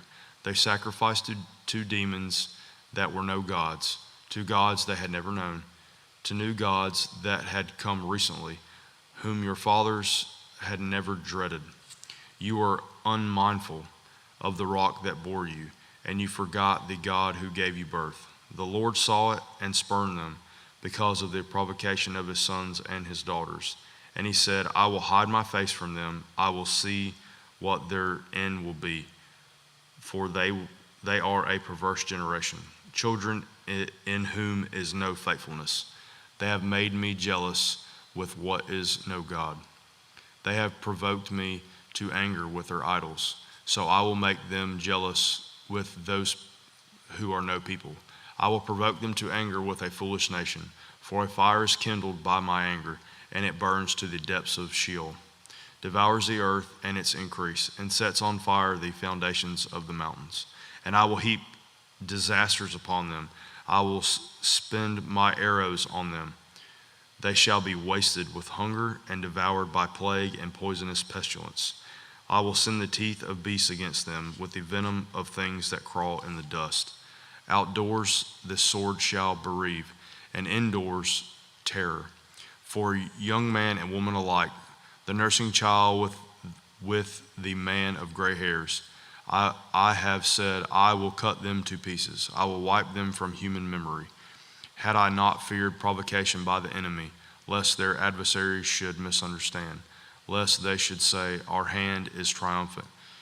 It was not the Lord who did all this. For they are a nation void of counsel, and there is no understanding in them. If they were wise, they would understand this. They would discern their latter end. How could one have chased 1,000, and two have put 10,000 to fight? Unless their rock had sold them, and the Lord had given them up. For their rock is not as our rock. Our enemies are by themselves. For their vine comes from the vine of Sodom, and from the fields of Gomorrah. Their grapes are grapes of poison. Their clusters are bitter. Their wine is the poison of serpents, and the cruel venom of asps. Is not this laid up in store with me, sealed up in my treasures? Vengeance is mine, and recompense, for the time when their foot shall slip, for the day of their calamity is at hand, and their doom comes swiftly. For the Lord will vindicate his people, and have compassion on his servants, when he sees that their power is gone, and there is none remaining, bond or free. Then he will say, where are their gods? The rock is which they took refuge, who ate the fat of their sacrifices and drank the wine of their drink offerings. Let them rise up and help you. Let them be your protection. See now that I, even I, am he, and there is no God besides me. I kill and I make alive. I wound and I heal, and there is none that can deliver out of my hand. For I lift up my hand to heaven and swear, as I live forever, if I sharpen my flashing sword, and my hand takes hold on judgment, I will take vengeance on my adversaries, and will repay those who hate me. I will make my arrows drunk with blood, and my sword shall devour flesh, with the blood of the slain and the captives, from the long-haired heads of the enemy. Rejoice with him, O heavens. Bow down to him, all gods, for he avenges the blood of his children and takes vengeance on his adversaries. He repays those who hate him and cleanses his people's land. Moses came and recited all the words of this song in the hearing of the people, he and Joshua the son of Nun. And when Moses had finished speaking all these words to all Israel, he said to them, take to heart all the words by which I am warning you today, that you may command them to your children, and that they may be careful to do all the words of this law. For it is no empty word for you, but your very life. And by this word you shall live long in the land that you are going over the Jordan to possess. That very day the Lord spoke to Moses, go up this mountain of the Abram, Mount Nebo, which is in the land of Moab, opposite Jericho, and view the land of Canaan, which I am given to the people of Israel for possession.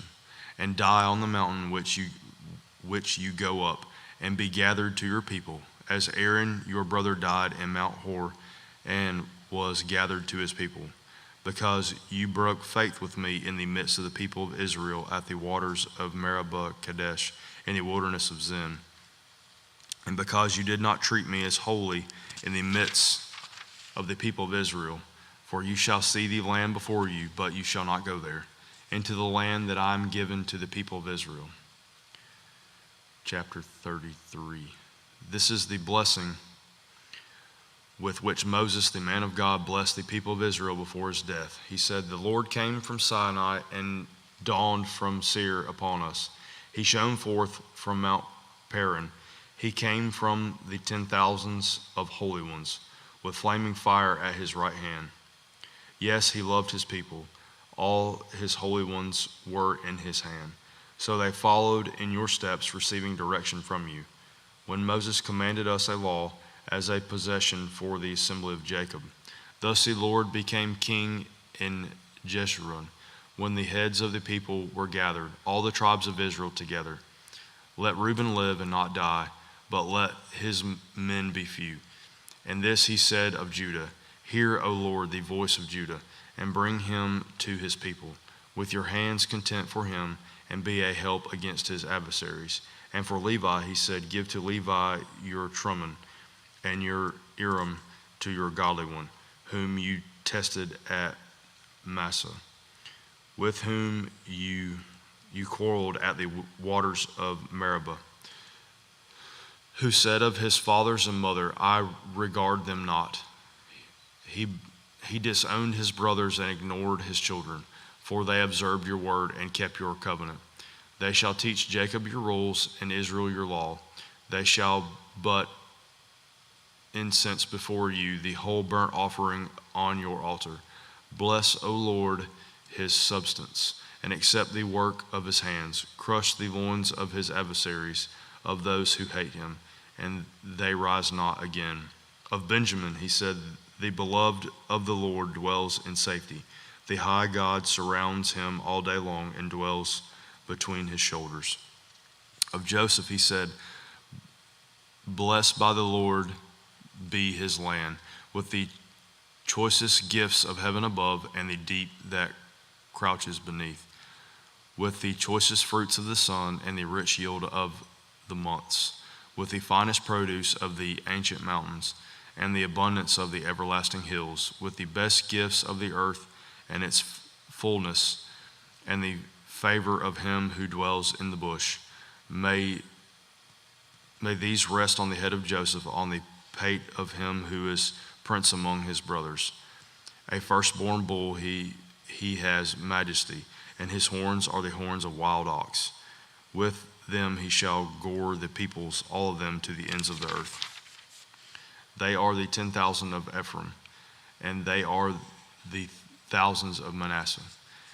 And of Zebulun, he says, rejoice, Zebulun, in your going out of Eschar, in your tents. They shall call peoples to their mountain. There they offer right sacrifices, for they draw from the abundance of the seas and the hidden treasures of the sand. And of Gad, he said, blessed be he who enlarges Gad. Gad crouches like a lion. He tears off arm and scalp, as he chose the best of the land for himself, for there a commander's portion was reserved. And he came with the heads of the people. With Israel he executed the justice of the Lord and his judgments for Israel. And of Dan, he said, Dan is a lion's cub that leaps from Bashan. And the Naphtali, he said, O Naphtali, sated with favor and full of the blessing of the Lord, possess the lake and the south. And of Asher, he said, most blessed of sons be Asher. Let him be the favorite of his brothers, and let him dip his foot in oil. Your bars shall be iron and bronze, and as your days he shall be, so your strength be. There is none like God, O Jeshurun, who rides through the heavens to your help, through the skies in his majesty. The eternal God is your dwelling place, and underneath are the everlasting arms. And he thrusts out the enemy before you and says, destroy. So Israel lived in safety. Jacob lived alone in a land of grain and wine, whose heavens drop down dew. Happy are you, O Israel, who is like you, a people saved by the Lord, the shield of your help and the sword of your triumph. Your enemies shall come fawning to you, and you shall tread upon their backs. Chapter 34. Then Moses went up from the plains to Moab, to Mount Nebo, to the top of Pisgah, which is opposite Jericho. And the Lord showed him all the land, Gilead as far as Dan, all Naphtali, the land of Ephraim and Manasseh, all the land of Judah as far as the western sea, the Negeb and the plain, that is, the valley of Jericho, the city of palm trees, as far as Zar. And the Lord said to him, this is the land of which I swore to Abraham, to Isaac, and to Jacob. I will give it to your offspring. I have let you see it with your eyes, but you shall not go over there. So Moses, the servant of the Lord, died there in the land of Moab, according to the word of the Lord. And he buried him in the valley in the land of Moab, opposite Beth Peor. But no one knows the place of his burial to this day. Moses was 120 years old when he died. His eye was undimmed, and his vigor unabated. And the people of Israel wept for Moses in the plains of Moab 30 days. Then the days of weeping and mourning for Moses were ended, and Joshua, the son of Nun, was full of the spirit of wisdom, for Moses had laid his hands on him, so that people of Israel obeyed him and did as the Lord had commanded Moses. And there was not arisen a prophet since in Israel like Moses, whom the Lord knew face to face. None like him for all the signs and the wonders that the Lord sent him to do in the land of Egypt, to Pharaoh and to all his servants, and to all his land, and for all the mighty power and all the great deeds of terror that Moses did in the sights of all Israel.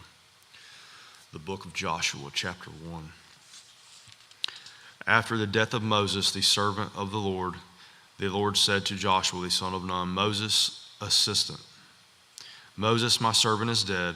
Now therefore arise, go over this Jordan, you and all this people, into the land that I am given to them, to the people of Israel.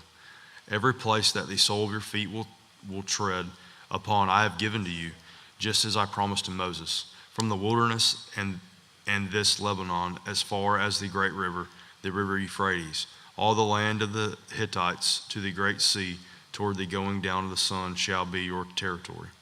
No man shall be able to stand before you all the days of your life, just as I was with Moses.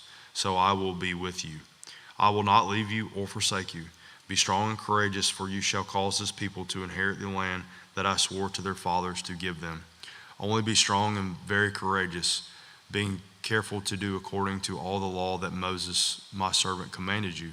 Do not turn from it to the right hand or to the left, that you may have good success wherever you go. This book of the law shall not depart from your mouth, but you shall meditate on it night and day and night, so that you may be careful to do according to all that is written in it. For then you will make your way prosperous, and then you will have good success. Have I not commanded you? Be strong and courageous. Do not be frightened, and do not be dismayed, for the Lord your God is with you wherever you go. And Joshua commanded the officers of the people, pass through the midst of the camp, and command the people, prepare your provisions, for within 3 days you are to pass over this Jordan to go in to take possession of the land that the Lord your God has given you to possess. And to the Reubenites, the Gadites, and the half-tribe of Manasseh, Joshua said, remember the word that Moses, the servant of the Lord, commanded you, saying, the Lord your God is providing you a place of rest and will give you this land. Your wives, your little ones, and your livestock shall remain in the land that Moses gave you beyond the Jordan. But all the men of valor among you shall pass over armed before your brothers and shall help them, until the Lord gives rest to your brothers as he has to you, and they also take possession of the land that the Lord your God has given them. Then you shall return to the land of your possession and shall possess it, the land that Moses, the servant of God, gave you beyond the Jordan toward the sunrise. And they answered Joshua, all that you have commanded, as we will do, and wherever you send us, we will go. Just as we observe Moses in all things, so we will obey you. Only may the Lord your God be with you as he was with Moses. Whoever rebels against your commandment and disobeys your words, whatever your command him shall be put to death. Only be strong and courageous. Chapter 2. And Joshua the son of Nun sent 2 men secretly from Shittim as spies, saying, go view the land, especially Jericho. And they went and came into the house of a prostitute whose name was Rahab, and lodged there. And it was told to the king of Jericho, behold, men of Israel have come here tonight to search out the land. Then the king of Jericho sent to Rahab, saying, bring out the men who have come to you, who entered your house, for they have come to search out all the land. But the woman had taken the 2 men and hidden them. And she said, true, the men came to me, but I did not know where they were from. And when the gate was about to be closed at dark, the men went out. I do not know where the men went. Pursue them quickly, for you will overtake them. But she had brought them up to the roof and hid them with the stalks of flax that she had laid in order on the roof. So the men pursued after them on the way to the Jordan as far as the fords. and the gate was shut as soon as the pursuers had gone out. Before the men lay down, she came up to them on the roof and said to the men, I know that the Lord has given you the land, and that the fear of you has fallen upon us, and that all the inhabitants of the land melt away before you. For we have heard now the Lord dried up the water of the Red Sea before you when you came out of Egypt, and what you did to the 2 kings of the Amorites who were beyond the Jordan, to Sihon and Og, whom you devoted to destruction. And as soon as we heard it, our hearts melted, and there was no spirit left in any man because of you. For the Lord your God, he is God in the heavens above and on the earth beneath. Now then, please swear to me by the Lord that as I have dealt kindly with you, you also will deal kindly with my father's house, and give me a sure sign that you will save alive my father and mother, my brothers and sisters, and all who belong to them, and deliver our lives from death. And the men said to her, Our life for yours, even to death. If you do not tell this business of ours, then when the Lord gives us this land, we will deal kindly and faithfully with you. Then she let them down by a rope through the window, for her house was built into the city wall, so that she lived in the wall. And she said to them, Go into the hills, or the pursuers will encounter you, and hide there 3 days until the pursuers have returned. Then afterward you may go your way. The men said to her, We will be guiltless with respect to this oath of yours that you have made us swear. Behold, when we come into the land, you shall tie the scarlet cord in the window through which you let us down, and you shall gather into your house your father and mother, your brothers, and all your father's household. Then if anyone goes out of the doors of your house into the street, his blood shall be on his own head, and we shall be guiltless. But if a hand is laid on anyone who is with you in the house, his blood shall be on our head. But if you tell this business of ours, then we shall be guiltless with respect to your oath that you have made us swear. And she said, According to your words, so be it. Then she sent them away, and they departed. And she tied the scarlet cord in the window. They departed and went into the hills, and remained there 3 days until the pursuers returned. And the pursuers searched all along the way and found nothing. Then the 2 men returned. They came down from the hills and passed over and came to Joshua the son of Nun, and they told him all that had happened to them. And they said to Joshua, Truly the Lord has given all the land into our hands, and also all the inhabitants of the land melt away because of us. Chapter 3. Then Joshua rose early in the morning, and they set out from Shittim. And they came to the Jordan, he and all the people of Israel, and lodged there before they passed over. At the end of 3 days, the officers went through the camp and commanded the people, As soon as you see the ark of the covenant of the Lord your God being carried by the Levitical priests, then you shall set out from your place and follow it. Yet there shall be a distance between you and it about 2,000 cubits in length.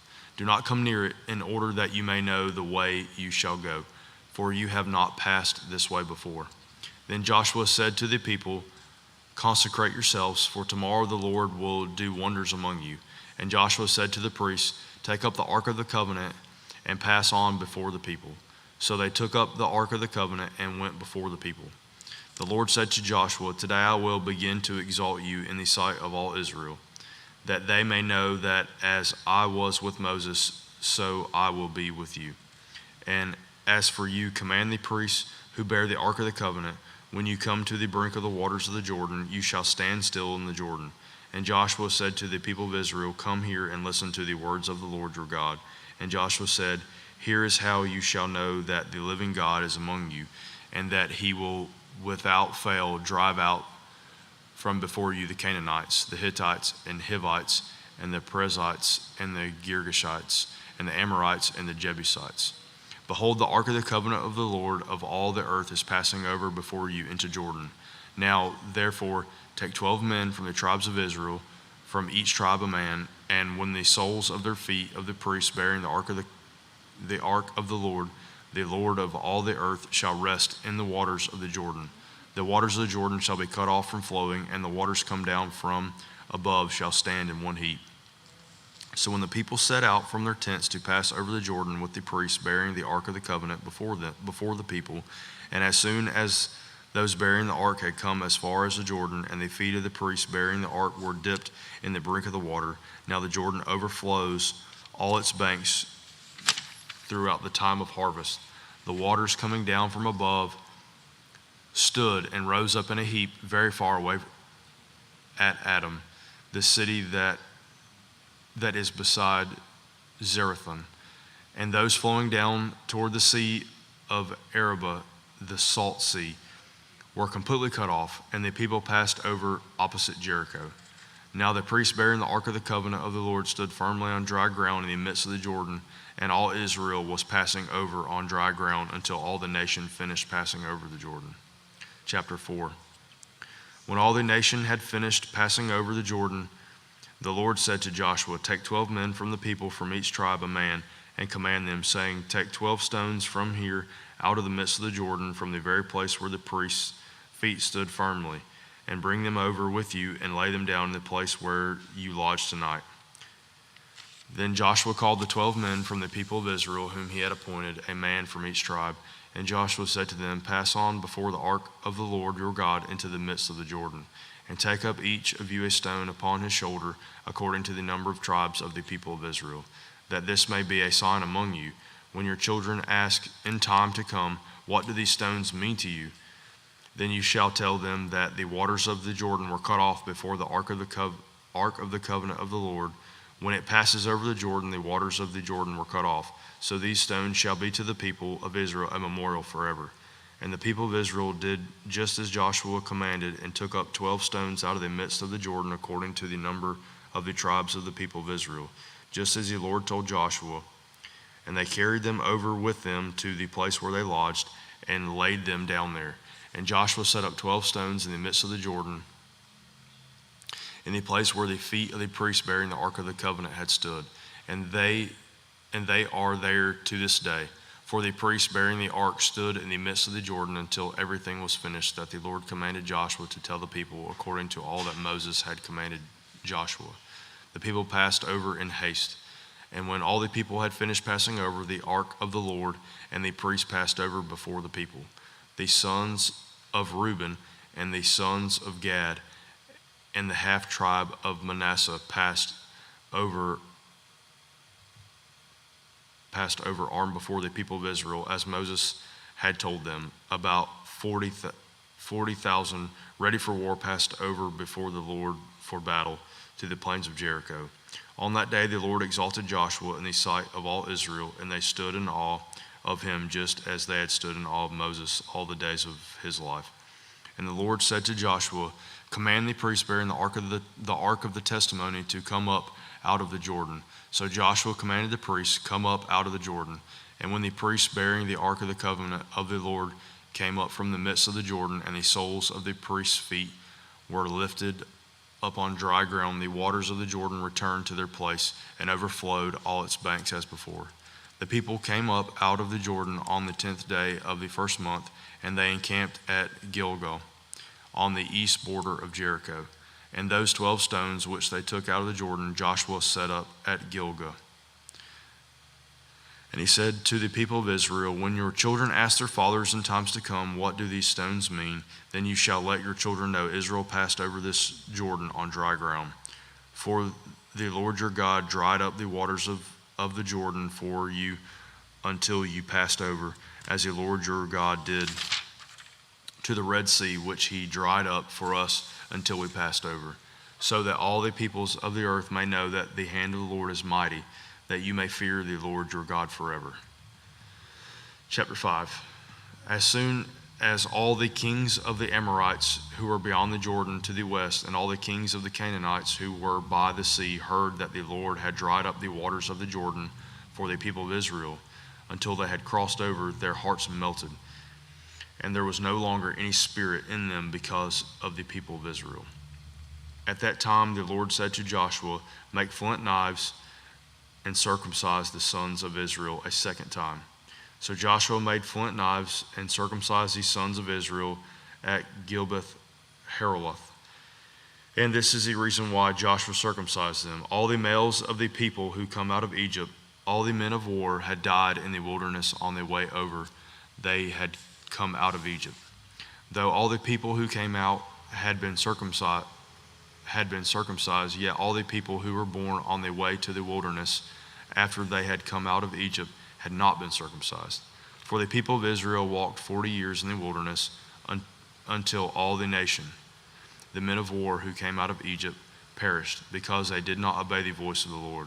The Lord swore to them that he would not let them see the land that the Lord had sworn to their fathers to give to us, a land flowing with milk and honey. So it was their children whom he raised up in their place that Joshua circumcised, for they were uncircumcised because they had not been circumcised on the way. When the circumcising of the whole nation was finished, they remained in their places in the camp until they were healed. And the Lord said to Joshua, "Today I have rolled away the reproach of Egypt with you." And so the name of that place is called Gilgal to this day. While the people of Israel were encamped at Gilgal, they kept the Passover on the 14th day of the month in the evening of the plains of Jericho. And the day after the Passover, on that very day, they ate of the produce of the land, unleavening cakes and parched grain. And the manna ceased the day after they ate of the produce of the land. And they were no longer manna for the people of Israel, but they ate the fruit of the land of Canaan that year. When Joshua was by Jericho, he lifted up his eyes and looked, and behold, a man was standing before him with his drawn sword in his hand.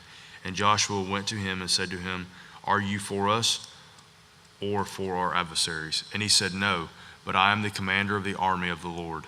Now I have come." And Joshua fell on his face to the earth and worshipped, and said to him, "What does my Lord say to his servant?" And the commander of the Lord's army said to Joshua, "Take off your sandals from your feet, for the place where you are standing is holy." And Joshua did so. Chapter 6. Now Jericho was shut up inside and outside because of the people of Israel. None went out and none came in. And the Lord said to Joshua, "See, I have given Jericho into your hand, and with its king and mighty men of valor you shall march around the city, all the men of war going around the city once. Thus shall you do for 6 days. 7 priests shall bear 7 trumpets of ram's horns before the ark. On the 7th day you shall march around the city 7 times, and the priests shall blow the trumpets. And when they make a long blast with the ram's horn, when you hear the sound of the trumpet, then all the people shall shout with a great shout, and the wall of the city will fall down flat, and the people shall go up, everyone straight before him." So Joshua the son of Nun called the priests and said to them, "Take up the ark of the covenant, and let 7 priests bear 7 trumpets of ram's horns before the ark of the Lord." And he said to the people, "Go forth, march around the city, and let the armed men pass on before the ark of the Lord." And just as Joshua had commanded the people, the 7 priests bearing these 7 trumpets of ram's horns before the Lord went forward, blowing the trumpets from the ark of the covenant of the Lord following them. The armed men were walking before the priests who were blowing the trumpets, and the rear guard was walking after the ark, while the trumpets blew continually. But Joshua commanded the people, "You shall not shout or make your voice heard, neither shall any word go out of your mouth until the day I tell you to shout. Then you shall shout." So he caused the ark of the Lord to circle the city, going about it once. And they came into the camp and spent the night in the camp. Then Joshua rose early in the morning, and the priests took up the ark of the Lord. And the 7 priests bearing the 7 trumpets of ram's horns before the ark of the Lord walked on, and they blew the trumpets continually. And the armed men were walking before them, and the rear guard was walking after the ark of the Lord, while the trumpets blew continually. And the 2nd day they marched around the city once, and returned into the camp. So they did for 6 days. On the 7th day they rose early at the dawn of day, and marched around the city in the same manner 7 times. It was only on that day that they marched around the city 7 times. And at the seventh time, when the priests had blown the trumpets, Joshua said to the people, "Shout, for the Lord has given you the city." And and the city and all that is within it shall be devoted to the Lord for destruction. Only Rahab the prostitute and all who were with her in the house shall live, because she hid the messengers whom we sent. But you keep yourselves from the things devoted to destruction, lest when you have devoted them you take any of the devoted things and make the camp of Israel a thing for destruction and bring trouble upon it. But all silver and gold and every vessel of bronze and iron are holy to the Lord. They shall go into the treasury of the Lord. So the people shouted, and the trumpets were blown. As soon as the people heard the sound of the trumpet, the people shouted a great shout, and the wall fell down flat. So that the people went up into the city, every man straight before him, and they captured the city. When they devoted all in the city to destruction, both men and women, young and old, oxen, sheep, and donkeys, with the edge of the sword. But to the 2 men who had spied out the land, Joshua said, "Go into the prostitute's house and bring out from there the woman and all who belong to her, as you swore to her." So the young men who had been spies went in and brought out Rahab and her father and mother and brothers and all who belonged to her. And they brought all her relatives and put them outside the camp of Israel. And they burned the city with fire and everything in it. Only the silver and gold and the vessels of bronze and iron they put into the treasury of the house of the Lord. But Rahab the prostitute and her father's household and all who belonged to her, Joshua saved alive.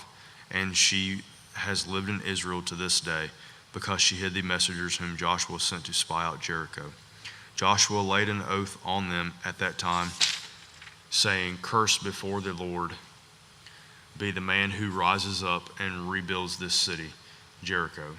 At the cost of his firstborn shall he lay its foundation, and at the cost of his youngest son shall he set up its gates." So the Lord was with Joshua, and his fame was in all the land. Chapter 7. But the people of Israel broke faith in regard to the devoted things, for Achan the son of Carmi, son of Zabdi, son of Zerah, and the tribe of Judah took some of the devoted things. And the anger of the Lord burned against the people of Israel. Joshua sent men from Jericho to Ai, which is near Bethaven, east of Bethel, and said to them, "Go up and spy out the land." And the men went up and spied out Ai. And they returned to Joshua and said to them, "Do not have all the people go up, but let about 2,000 or 3,000 go up and attack Ai. Do not make the whole people toil up there, for they are few." So about 3,000 men went up there from the people, and they fled before the men of Ai. And the men of Ai killed about 36 of their men and chased them before the gate as far as Shebarim, and struck them at the descent. And the hearts of the people melted and became as water. Then Joshua tore his clothes and fell to the earth on his face before the ark of the Lord until the evening, he and the elders of Israel. And they put dust on their heads. And Joshua said, "Alas, O Lord God, why have you brought this people over the Jordan at all, to give us into the hands of the Amorites to destroy us? Would that we had been content to dwell beyond the Jordan? O Lord, what can I say when Israel has turned their backs before their enemies? Can the Canaanites and all the inhabitants of the land will hear of it and will surround us and cut off our name from the earth? And what will you do with your great name?" The Lord said to Joshua, "Get up. Why have you fallen on your face? Israel has sinned. They have transgressed my covenant that I commanded them. They have taken some of the devoted things. They have stolen and lied and put them among their own belongings. Therefore the people of Israel cannot stand before their enemies. They turn their backs before their enemies because they have become devoted for destruction. I will be with you no more unless you destroy the devoted things from among you. Get up, consecrate the people, and say, 'Consecrate yourselves for tomorrow, for thus says the Lord God of Israel. There are devoted things in your midst, O Israel. You cannot stand before your enemies until you take away the devoted things from among you. In the morning, therefore, you shall be brought near by your tribes, and the tribe that the Lord takes by lot shall come near by clans, and the clan that the Lord takes shall come near by households. and the households that the Lord takes shall come near man by man.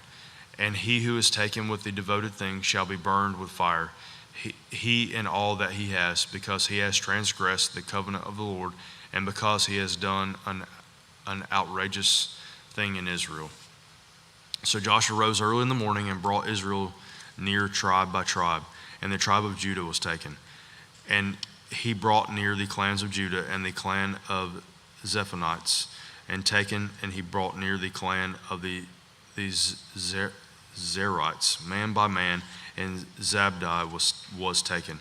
And he brought near his household, man by man, and Echon, the son of Carmi, son of Zabdi, son of Zerah, and the tribe of Judah was taken. Then Joshua said to Echon, my son, give glory to the Lord God of Israel, and give praise to him. And tell me now what you have done. Do not hide it from me. And Echon answered Joshua, truly I have sinned against the Lord God of Israel, and this is what I did. When I saw among the spoil a beautiful cloak from Shinar, and 200 shekels of silver, and a bar of gold weighing 50 shekels. Then I coveted them and took them. And see, they are hidden in the earth inside my tent, with the silver underneath. So Joshua sent messengers, and they ran to the tent, and behold, it was hidden in his tent with the silver underneath. And they took them out of the tent and brought them to Joshua and to all the people of Israel, and they laid them down before the Lord. And Joshua and all of Israel with him took Echon the son of Zerah, and the silver and the cloak and the bar of gold, and his sons and daughters, and his oxen and donkeys and sheep, and his tent, and all he had. And they brought them up to the valley of Achor.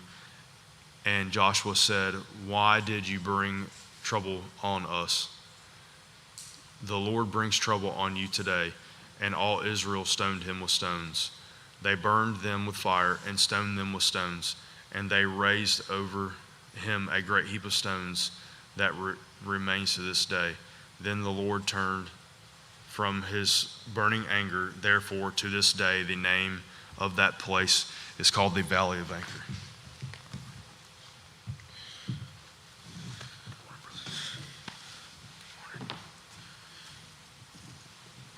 Chapter 8. And the Lord said to Joshua, do not fear and do not be dismayed. Take all the fighting men with you and arise. Go up to Ai. Send up. See, that I have given in your hand the king of Ai and his people, his city and his land. And you shall do to Ai and its king as you did to Jericho and its king. Only its spoil and its livestock you shall take as plunder for yourselves. Lay an ambush against the city behind it. So Joshua and all the fighting men arose to go up to Ai. And Joshua chose 30,000 men of valor and sent them out by night. And he commanded them, behold, you shall lie in ambush against the city behind it. Do not go very far from the city, but all of you remain ready. And I and all the people who are with me will approach the city, and when they come out against us, just as before, we shall flee before them, and they will come out after us, until we have drawn them away from the city. For they will say, they are fleeing from us, just as before, so we will flee before them. Then you shall rise up from the ambush and seize the city, for the Lord your God will give it into your hand. And as soon as you have taken the city, you shall set the city on fire. You shall do it according to the word of the Lord. See, I have commanded you. So Joshua sent them out, and they went to the place of ambush and lay between Bethel and Ai to the west of Ai. But Joshua spent that night among the people. Joshua arose early in the morning and mustered the people and went up, he and the elders of Israel, before the people of Ai, and all the fighting men who were with him went up and drew near before the city and encamped on the north side of Ai. with a ravine between them and Ai, he took about 5,000 men and set them in ambush between Bethel and Ai, to the west of the city. So they stationed the forces. The main encampment was north of the city, and its rear guard west of the city. But Joshua spent that night in the valley. And as soon as the king of Ai saw this, he and all his people, the men of the city, hurried and went out early to the appointed place toward the Arabah to meet Israel in battle. But he did not know that there was an ambush against him behind the city. And Joshua and all Israel pretended to be beaten before them and fled in the direction of the wilderness. So all the people who were in the city were called together and pursued to pursue them. And as they pursued Joshua, they were drawn away from the city. Not a man was left in Ai or Bethel who did not go out after Israel. They left the city open and pursued Israel.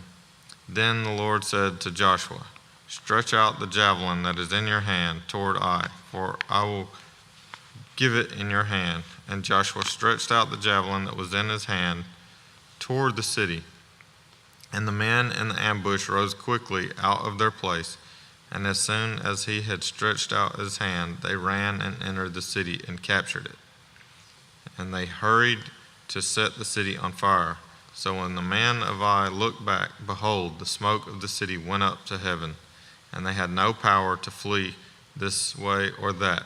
For the people who fled to the wilderness turned back against the pursuers. And when Joshua and all Israel saw that the ambush had captured the city, and the smoke of the city went up, then they turned back and struck down the men of Ai. And the others came out from the city against them.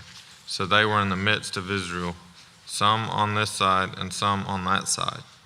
And Israel struck them down until there was left none that survived or escaped. But the king of Ai they took alive and brought him near to Joshua. When Israel had finished killing all the inhabitants of Ai in the open wilderness where they pursued them, and all of them to the very last had fallen by the edge of the sword, all Israel returned to Ai and struck it down with the edge of the sword. And all who fell that day, both men and women, were 12,000, all the people of Ai. But Joshua did not draw back his hand with which he stretched out the javelin until he had devoted all the inhabitants of Ai to destruction.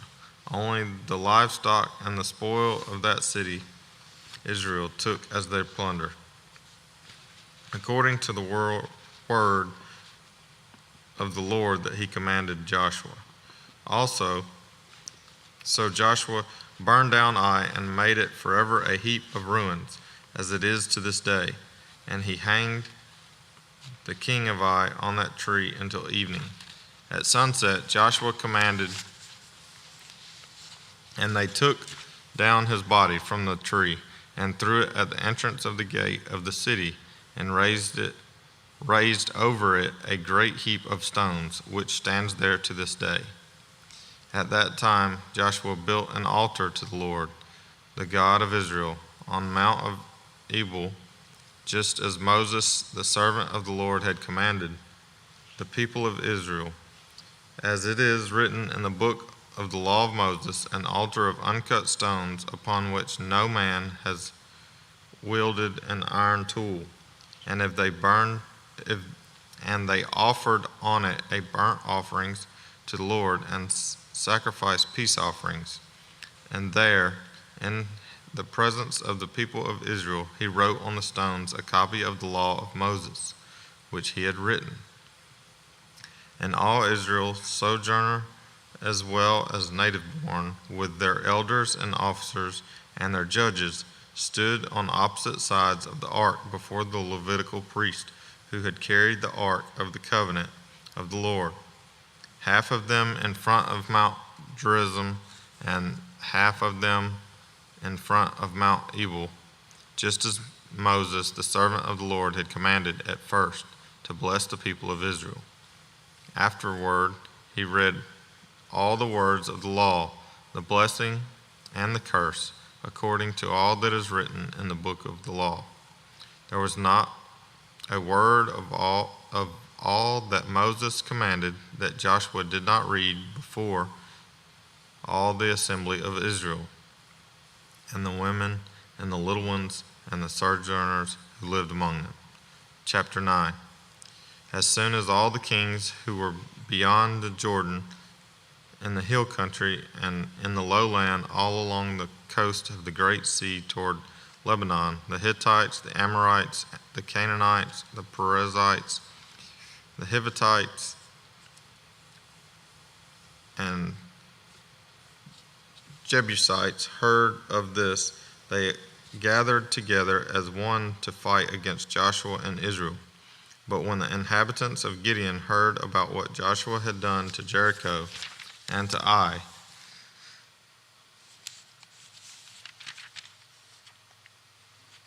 they on their part acted with cunning and went and made ready provisions and took worn out sacks for their donkeys and wine skins worn out and torn and mended, with worn out patched sandals on their feet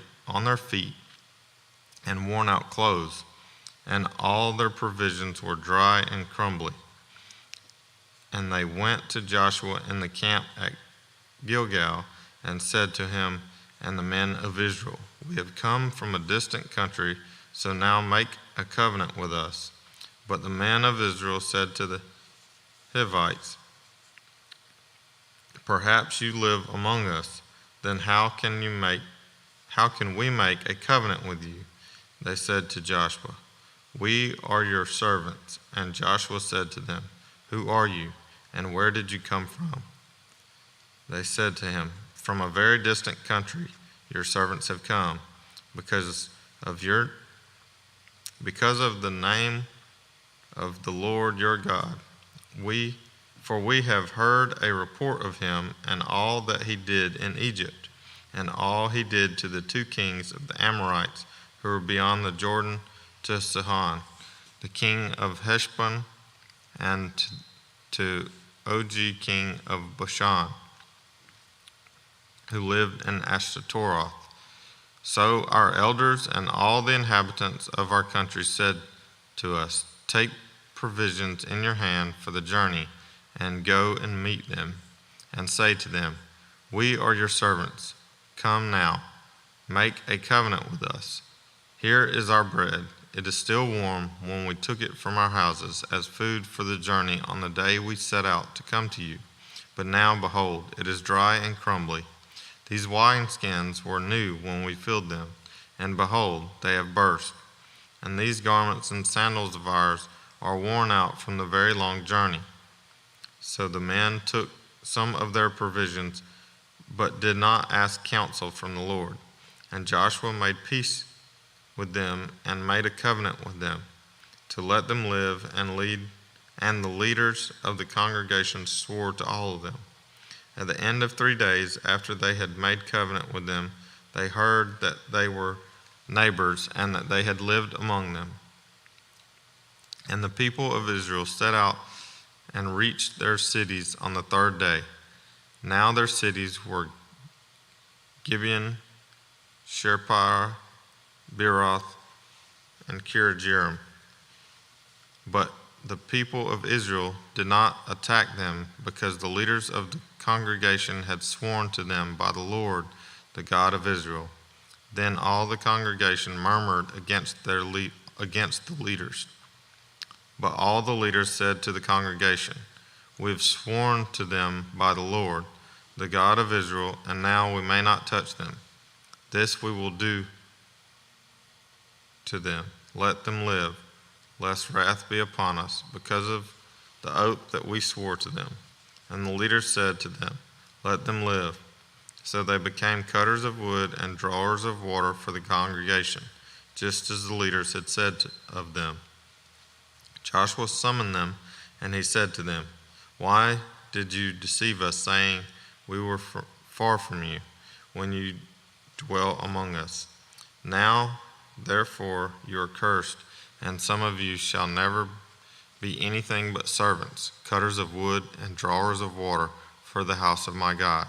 They answered Joshua, because it was told to your servants for a certainty that the Lord your God has commanded his servant Moses to give you all the land and to destroy all the inhabitants of the land from before you.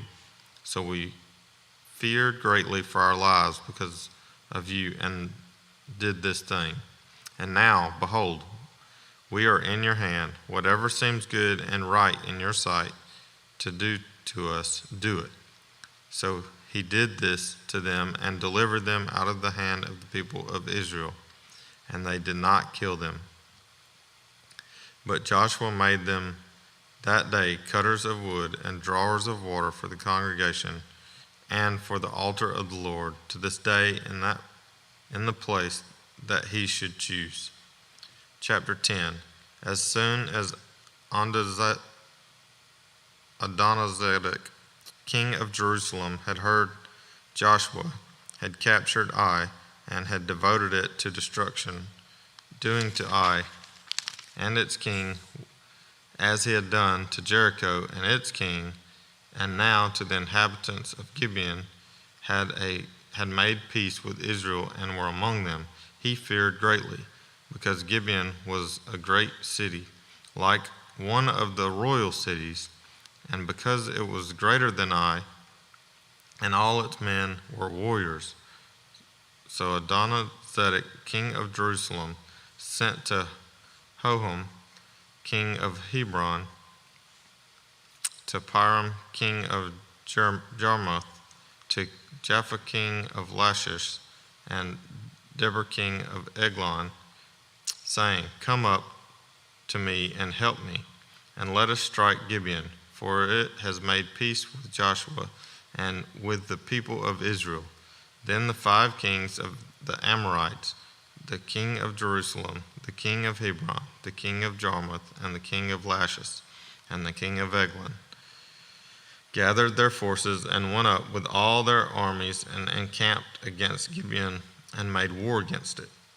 And the men of Gibeon said to Joshua at the camp in Gilgal, saying, Do not relax your hand from your servants. Come up to us quickly and save us and help us, for all the kings of the Amorites who dwell in the hill country are gathered against us.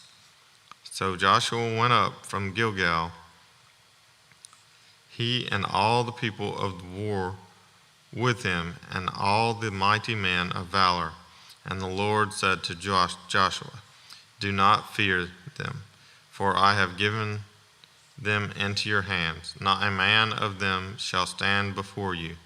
So Joshua came upon them suddenly, having marched up all night from Gilgal, and the Lord threw them into panic before Israel, who struck them with a great blow at Gibeon and chased them by the way of the ascent of Betharon, and struck them as far as Ezekah and Makkedah.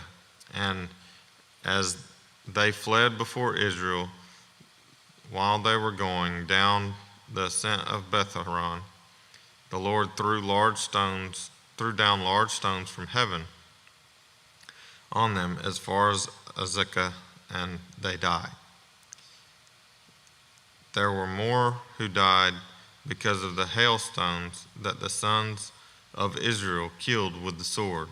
At that time Joshua spoke to the Lord in the day when the Lord gave the Amorites over to the sons of Israel, and he said in the sight of Israel, Sun, stand still at Gibeon, and moon in the valley of Ajalon.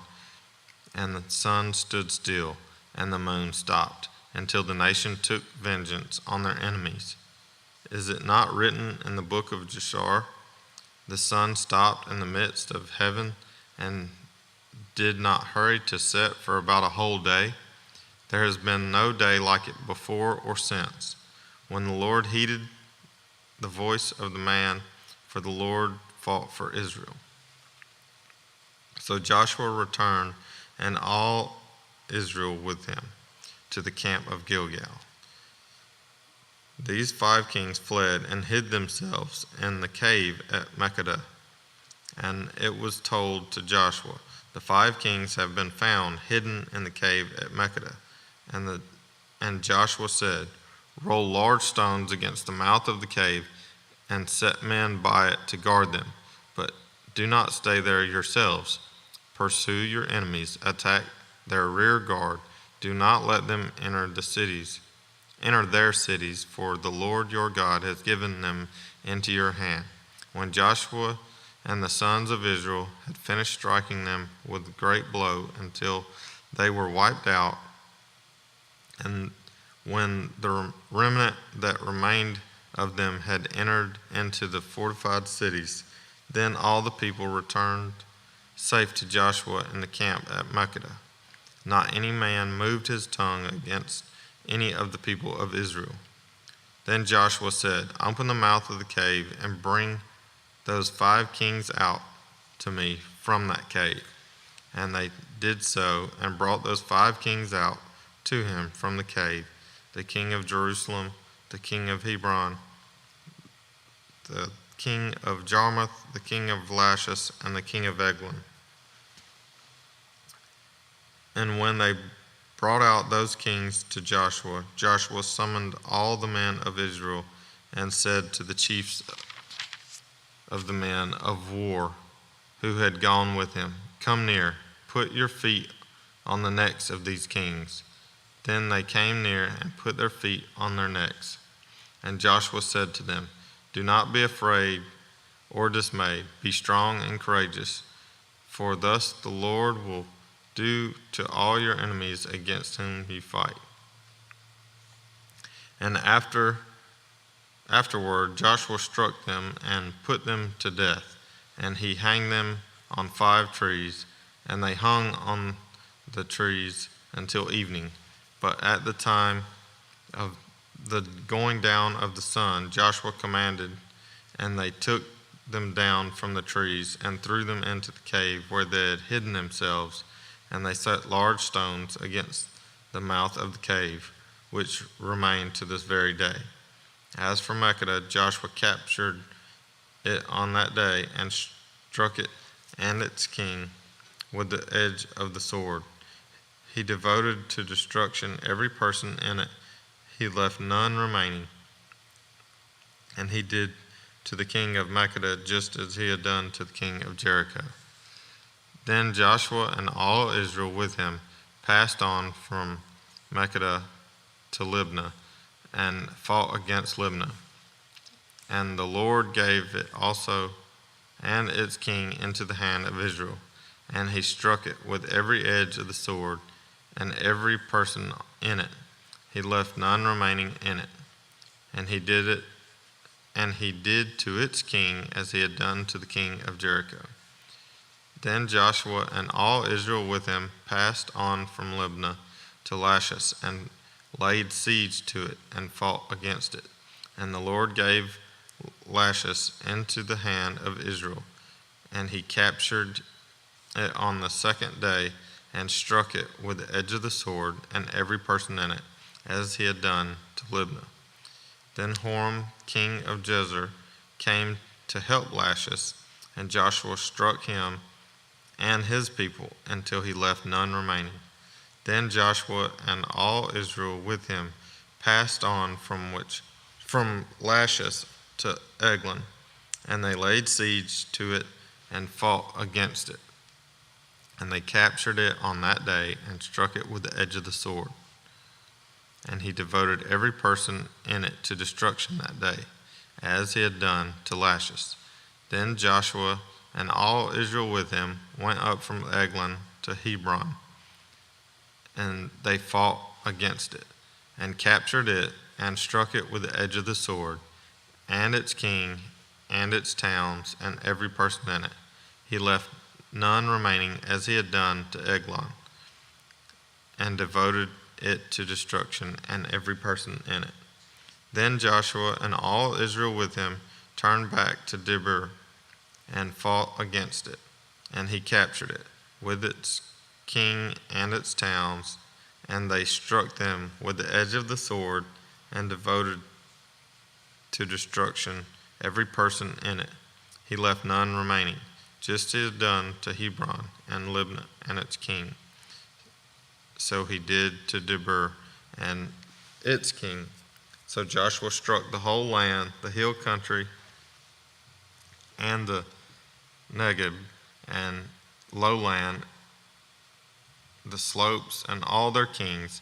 He left none remaining, but devoted to destruction all that breathed, just as the Lord God of Israel commanded.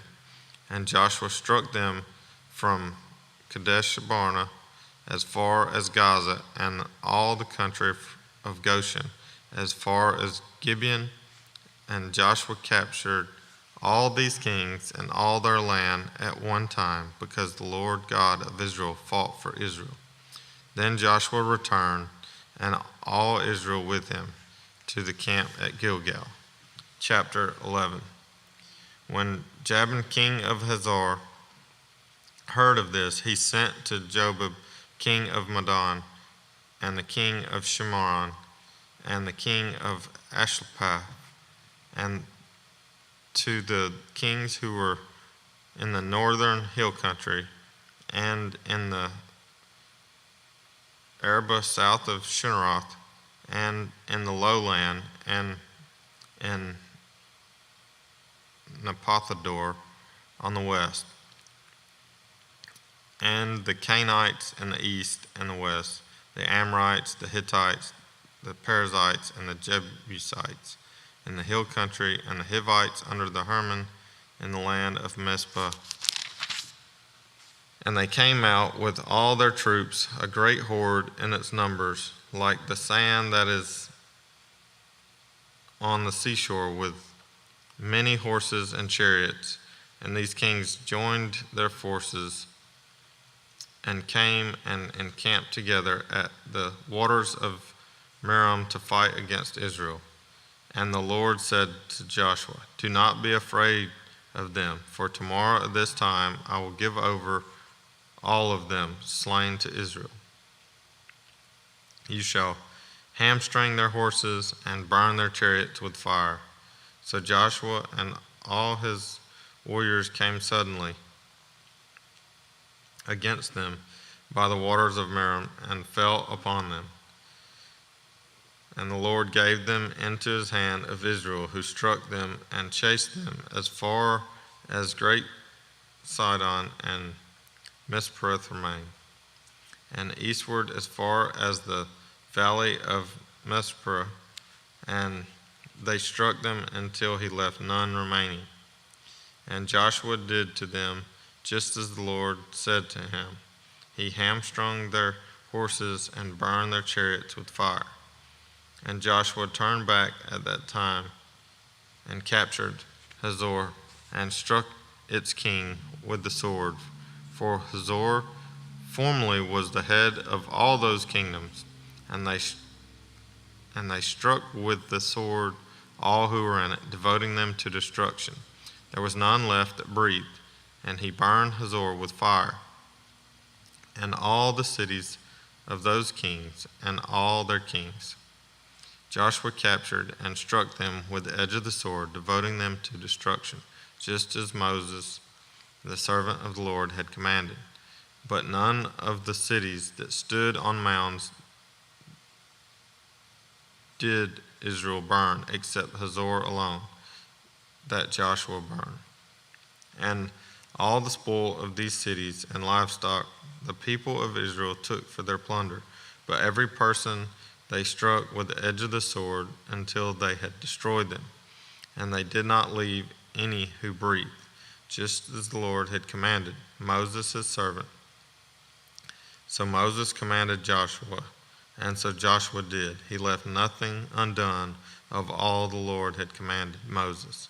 So Joshua took all of that land, the hill country and the Negeb, and all the land of Goshen and the lowland of Arabah, and the hill country of Israel and its lowland from Mount Halak, which rises towards Seir as far as Baalgad and the valley of Lebanon below Mount Hermon, and he captured all their kings and struck them and put them to death. Joshua made war a long time with all those kings. There was not a city that made peace with the people of Israel except the Hivites, the inhabitants of Gibeon. They took them all in a battle, for it was the Lord's doing to harden their hearts, that they should come against Israel in battle, in order that they should be devoted to destruction and should receive no mercy, but be destroyed, just as the Lord commanded Moses. And Joshua came at that time and cut off Anakim from the hill country, from Hebron, from Debir, from Anab, from all the hill country of Judah, and from all the hill country of Israel. Joshua devoted them to destruction with their cities. There was none of the Anakim left in the land of the people of Israel.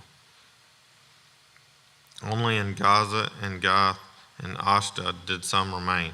So Joshua took the whole land according to all that the Lord had spoken to Moses, and Joshua gave it for an inheritance to Israel according to their tribal allotments, and the land had rest from war. Chapter 12. Now these are the kings of the land whom the people of Israel defeated and took possession of their land beyond the Jordan toward the sunrise, from the valley of Arnon to Mount Hermon, with all the Arabah eastward, Sihon, king of the Amorites, who lived at Heshbon and ruled over Aroer, which is on the edge of the valley of the Arnon, and from the middle of the valley as far as the river of Jabbok, the boundary of the Ammonites.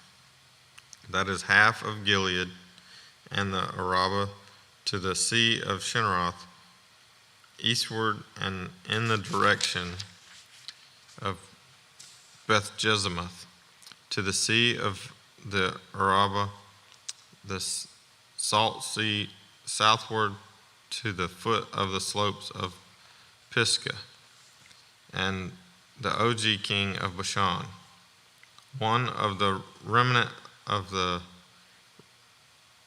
Rephaim, who lived at Ashtaroth and at Edrei, and ruled over Mount Hermon and Salcath, and all Bashan, to the boundary of the Geshurites and the Maccathites, and over half of Gilead to the boundary of Sihon king of Heshbon.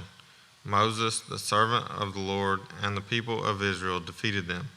And Moses, the servant of the Lord, gave their hand for a possession to the Reubenites and to the Gadites and half the tribe of Manasseh. And these are the kings of the land whom Joshua and the people of Israel defeated on the west side of the Jordan, from Baalgad in the valley of Lebanon to Mount Halak that rises towards Seir. And Joshua gave their land to the tribes of Israel as a possession according to their allotments in the hill country, in the lowland, in Arabah, in the slopes, in the wilderness, and in the Negeb, the land of the Hittites, the Amorites, the Canaanites, the Perizzites, the Hivites, and the Jebusites. The king of Jericho, 1. The king of Ai, which is beside Bethel, 1. The king of Jerusalem, 1. The king of Hebron, 1. The king of Jarmuth, 1. The king of Lachish, 1. The king of Eglon, 1. The king of Jazer, 1. the king of Debir, 1. The king of Geder, 1. The king of Hormah, 1. The king of Arad, 1. The king of Libnah, 1.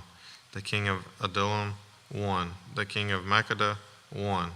The king of Bethel, 1. The king of Tappuah, 1. The king of Hepher, 1. The king of Aphek, 1. The king of Lashron, 1. The king of Madon, 1. The king of Hazor, 1. The king of Shemaraon, 1. The king of Ashapah, 1. The king of Tanakh, 1. The king of Megiddo, 1. The king of Kedesh, 1. The king of Jokneam and Carmel, 1. The king of Dor and Anapathador, 1. The king of Goam in the Galilee, 1. The king of Tirzah, 1. In all, 31 kings. Chapter 13. Now Joshua was old and advanced in years, and the Lord said to him, You are old and advanced in years, and there remains yet very much land to possess. This is the land that remains, all the regions of the Philistines and all those of the Geshurites, from the Shihor, which is east of Egypt, northward to the boundary of Ekron. It is counted as Canaanite. There are 5 rulers of the Philistines, those of Gaza, Ashdod, Ashkelon, Gath, and Ekron, and those of the Avim. In the south, all the lands of the Canaanites, and Mearah that belongs to the Sidonians, to Aphek, the one to the boundary of the Amorites, and the land of the Gebulites, and all Lebanon, toward the sunrise from Baalgad below Mount Hermon to Lebmahath, and all the inhabitants of the hill country from Lebanon to the Misrephothim, even all the Sidonians. I myself will drive them out from before the people of Israel. Only allot the land to Israel for an inheritance, as I have commanded you. Now therefore divide this land for an inheritance to the 9 tribes and half the tribe of Manasseh.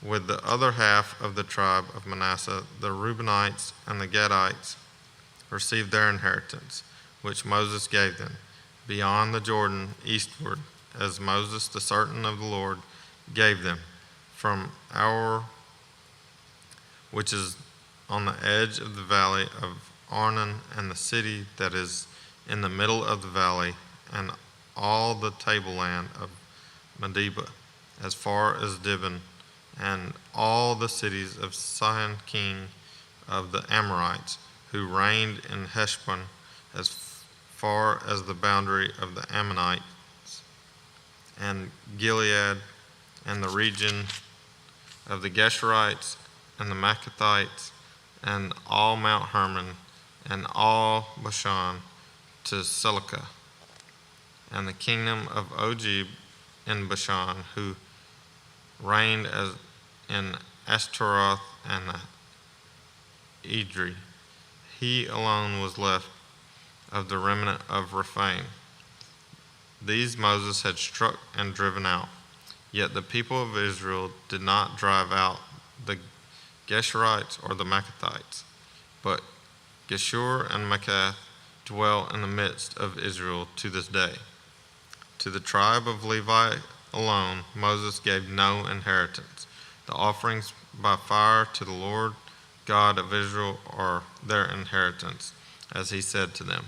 And Moses gave an inheritance to the tribe of the people of Reuben according to their clans. So their territory was from Aurora, which is on the edge of the valley of Arnon, and the city that is in the middle of the valley, and all the tableland by Medeba, with Heshbon and all its cities that are in the tableland, Dibon and Bamathbal and Bethbelmeon and Jahaz and Kedemoth and Mephath and Kirithaim and Sibmah and Zareth-Shahar on the hill of the valley, and Bethpor and the slopes of Pisgah and Beth-Jeshimoth, that is all the cities of the tableland, and the kingdom of Sihon king of the Amorites, who reigned in Heshbon, whom Moses defeated with the leaders of Midian, Evi, and Rechem, and Zur and Hur and Reba, the princes of Sihon who lived in the land.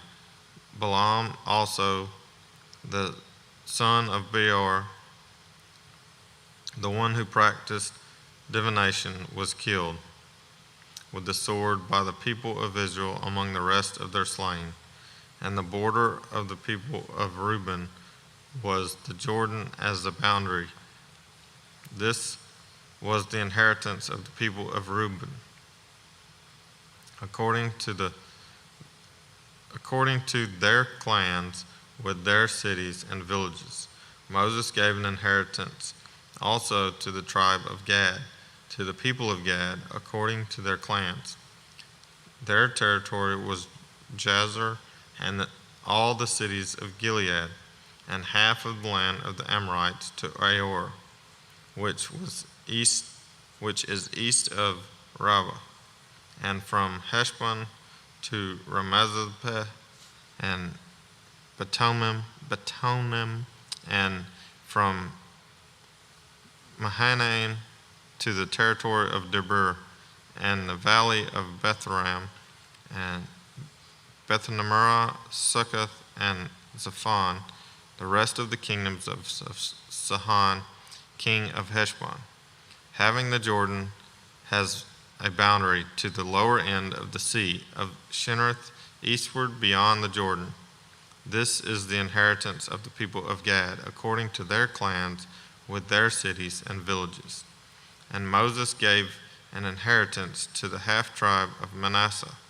It was allotted to the half-tribe of the people of Manasseh, according to their clans. Their region extended from Mahanaim through all Bashan and the kingdom of Og, king of Bashan, and all the towns of Jair, which are in Bashan, 60 cities, and half Gilead, and Ashtaroth, and Edrei, the cities of the kingdom of Og, Bashan, and Bashan. These were allotted to the people of Machir, the son of Manasseh, for the half of the people of Machir, according to their clans. These are the inheritance that Moses distributed in the plains of Moab, beyond the Jordan, east of Jericho. But to the tribes of Levi, Moses gave no inheritance. The Lord God of Israel is their inheritance, just as he said to them. Chapter 14. These are the inheritance that the people of Israel received in the land of Canaan, which Eleazar the priest and Joshua the son of Nun and the heads of the fathers' houses of the tribes of the people of Israel gave them to inherit it. Their inheritance was by lot, just as the Lord had commanded by the hand of Moses, for the 9 1/2 tribes. For Moses had given an inheritance to the 2 1/2 tribes beyond the Jordan, but to the Levites he gave no inheritance among them. For the people of Joseph were 2 tribes, Manasseh and Ephraim, and no portion was given to the Levites in the land, but only cities to dwell in, with their pasture land for their livestock and their substance. The people of Israel did as the Lord commanded Moses. They allotted the land. Then the people of Judah came to Joshua at Gilgal, and Caleb the son of Jephunneh, the Kenizzite, said to them, "You know what the Lord said to Moses, the man of God, in Kadesh Barnea, concerning you and me. I was 40 years old when Moses, the servant of the Lord, sent me from Kadesh Barnea to spy out the land. I brought him word again as it was in my heart. But my brothers who went up with me made the heart of the people melt. Yet I wholly followed the Lord my God." And Moses swore on that day, saying, "Surely the land on which your foot has trodden shall be an inheritance for you and your children forever, because you have wholly followed the Lord my God. And now, behold, the Lord has kept me alive, just as he said, these 45 years since the time that the Lord spoke this word to Moses, while Israel walked in the wilderness. And now, behold, I am this day 85 years old. I am still as strong today as I was in the day that Moses sent me. My strength now is as my strength was then, for war and for going and for coming. So now give me this hill country of which the Lord spoke on that day. For you heard on that day how the Anakim were there, with great fortified cities. It may be that the Lord will be with me, and I shall drive them out, just as the Lord said." Then Joshua blessed him, and he gave Hebron to Caleb, the son of Jephunneh, for an inheritance. Therefore Hebron became the inheritance of Caleb, the son of Jephunneh, the Kenizzite, the Kenizzite to this day, because he wholly followed the Lord, the God of Israel. Now the name of Hebron formerly was Kiriatharba. Arba was the greatest man among the Anakim, and the land had rest for war. Chapter 15. The allotment for the tribe of the people of Judah, according to their clans, reached southward to the boundary of Edom, to the wilderness of Zin at the farthest town, and their south boundary ran from the end of the Salt Sea. From the bay that faces southward, it goes out southward of the ascent of Akrabim, passes along to Zin, and goes up south of Kadesh Barnea, along by Hezron, up to Adar, turns about to Karka, passes along to Asmon, goes out by the brook of Egypt, and comes to its end at the sea. This shall be your south boundary. And the east boundary is the Salt Sea to the mouth of the Jordan. And the boundary on the north side runs from the bay of the sea at the mouth of the Jordan.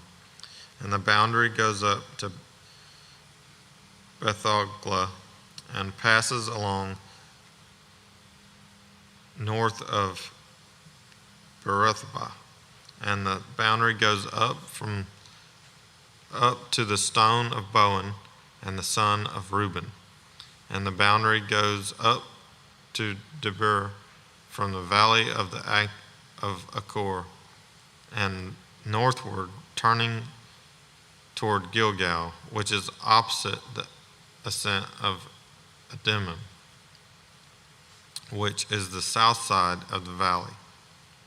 And the boundary passes along the waters of En-Shemesh and ends at En-Rogel. Then the boundary goes up by the valley of the son of Hinnom at the southern shoulder of the Jebusite, that is Jerusalem.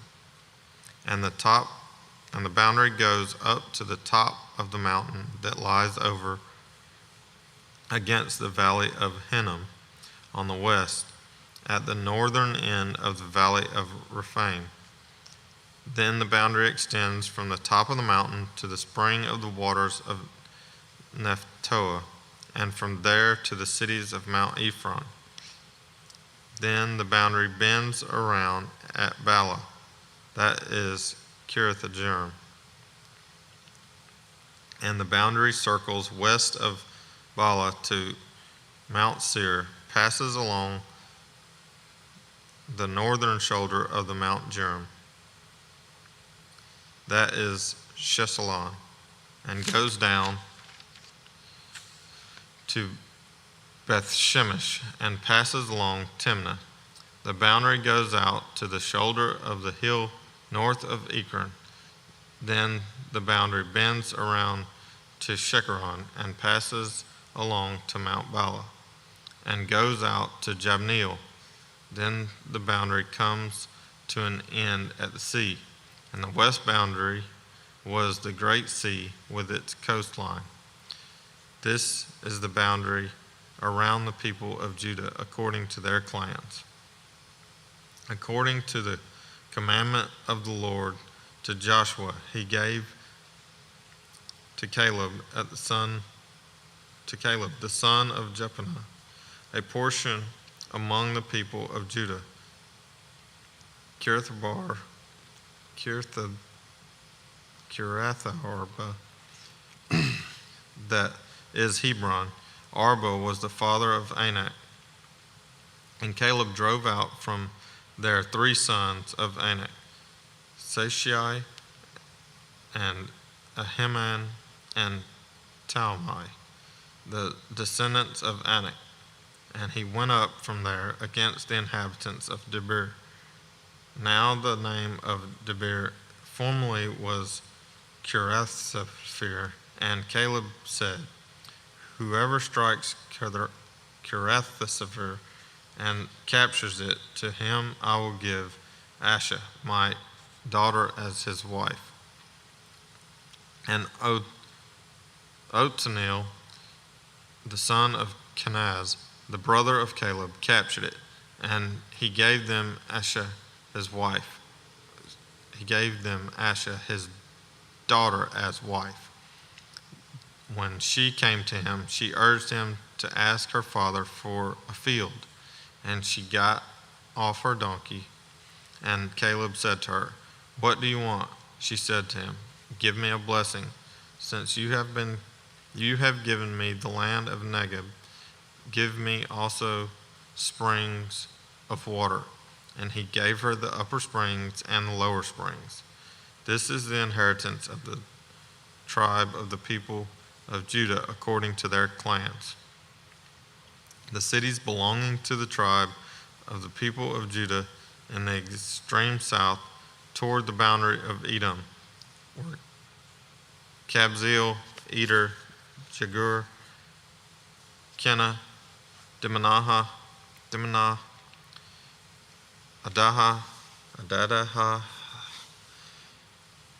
Kadesh, Hazor, Ithnan, Ziph, Telem, Beloth, Hazor, Hadattah,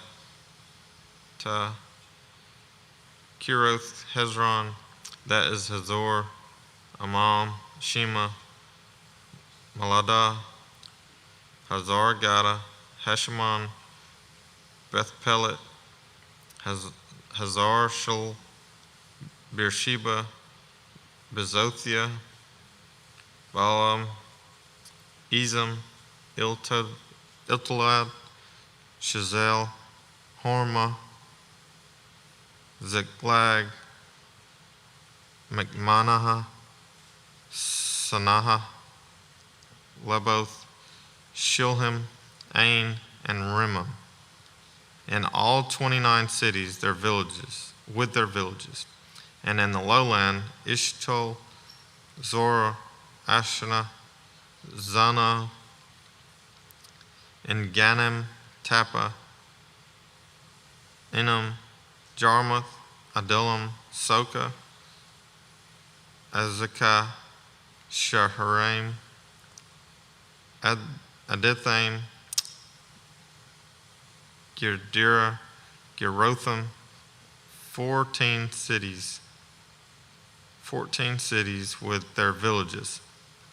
Zena, Hadasha, Migdalhad, Dilian, Mizpeh, Jokthil, Lashish, Bozkath, Eglon, Cabin, Laham, Chitlis, Gederoth, Bagdagan, Namah, and Makkedah, 16 cities with their villages. Libnah, Ether, Ashan, Ibta, Ashna, Nazib, Kela, Azib, and Marshah, 9 cities with their villages. Ekron with its towns and its villages, from Ekron to the sea, all that were by the side of Ashdod, with their villages. Ashdod, its towns and its villages. Gaza, its town and its villages, to the brook of Egypt and the great sea with its coastline. And in the hill country, Shemer, Jatir, Soka, Dana, Kirath Sana, that is Debir, Anab, Ishtema, Anam, Goshen, Holon, and Gilo, 11 cities with their villages. Arab, Dima, Isham, Janem, Beth Tappuah, Aphekah, Hamta, Kirathba, that is Hebron, and Zior, 9 cities with their villages. Maon, Carmel, Zipta, Juta, Jezreel, Joktim, Zanoah, Cain, Gibeah, and Timnah, 10 cities with their villages. Halul, Bezor, Gedor, Marath, Bethanoth, and Elkton, 6 cities with their villages. Kirathbaal, that is Kirath-Jearim, and Rabbah, 2 cities with their villages. In the wilderness, Bethraba, Middin, Sekahah, Nibshan, the city of Salt, and Engedi, 6 cities with their villages. But the Jebusites, the inhabitants of Jerusalem, the people of Judah, could not drive out, so the Jebusites dwell with the people of Judah at Jerusalem to this day.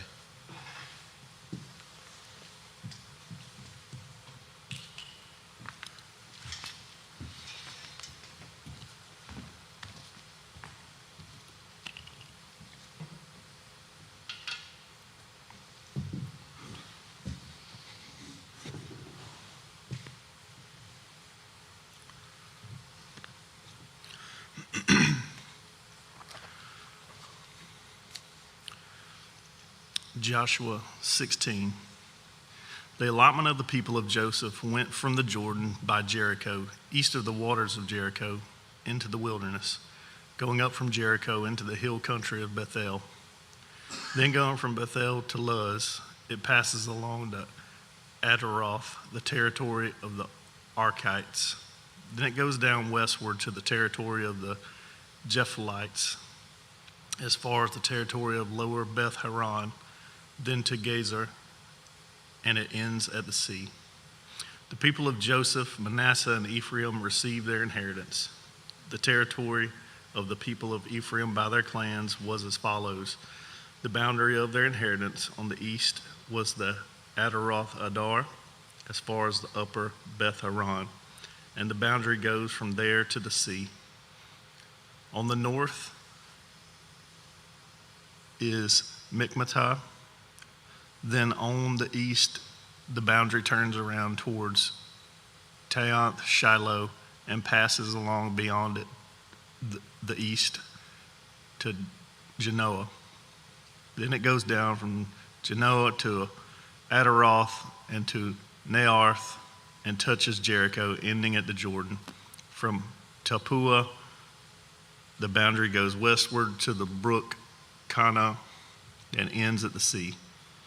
Such is the inheritance of the tribe of the people of Ephraim by their clans, together with the towns that were set apart for the people of Ephraim within the inheritance of the Manassites. All those towns with their villages. However, they did not drive out the Canaanites who lived in Gezer. So the Canaanites have lived in the midst of Ephraim to this day, but have been made to do forced labor. Then allotment was made to the people of Manasseh, for he was the firstborn of Joseph. To Machir, the firstborn of Manasseh, the father of Gilead, were allotted Gilead and Bashan, because he was a man of war.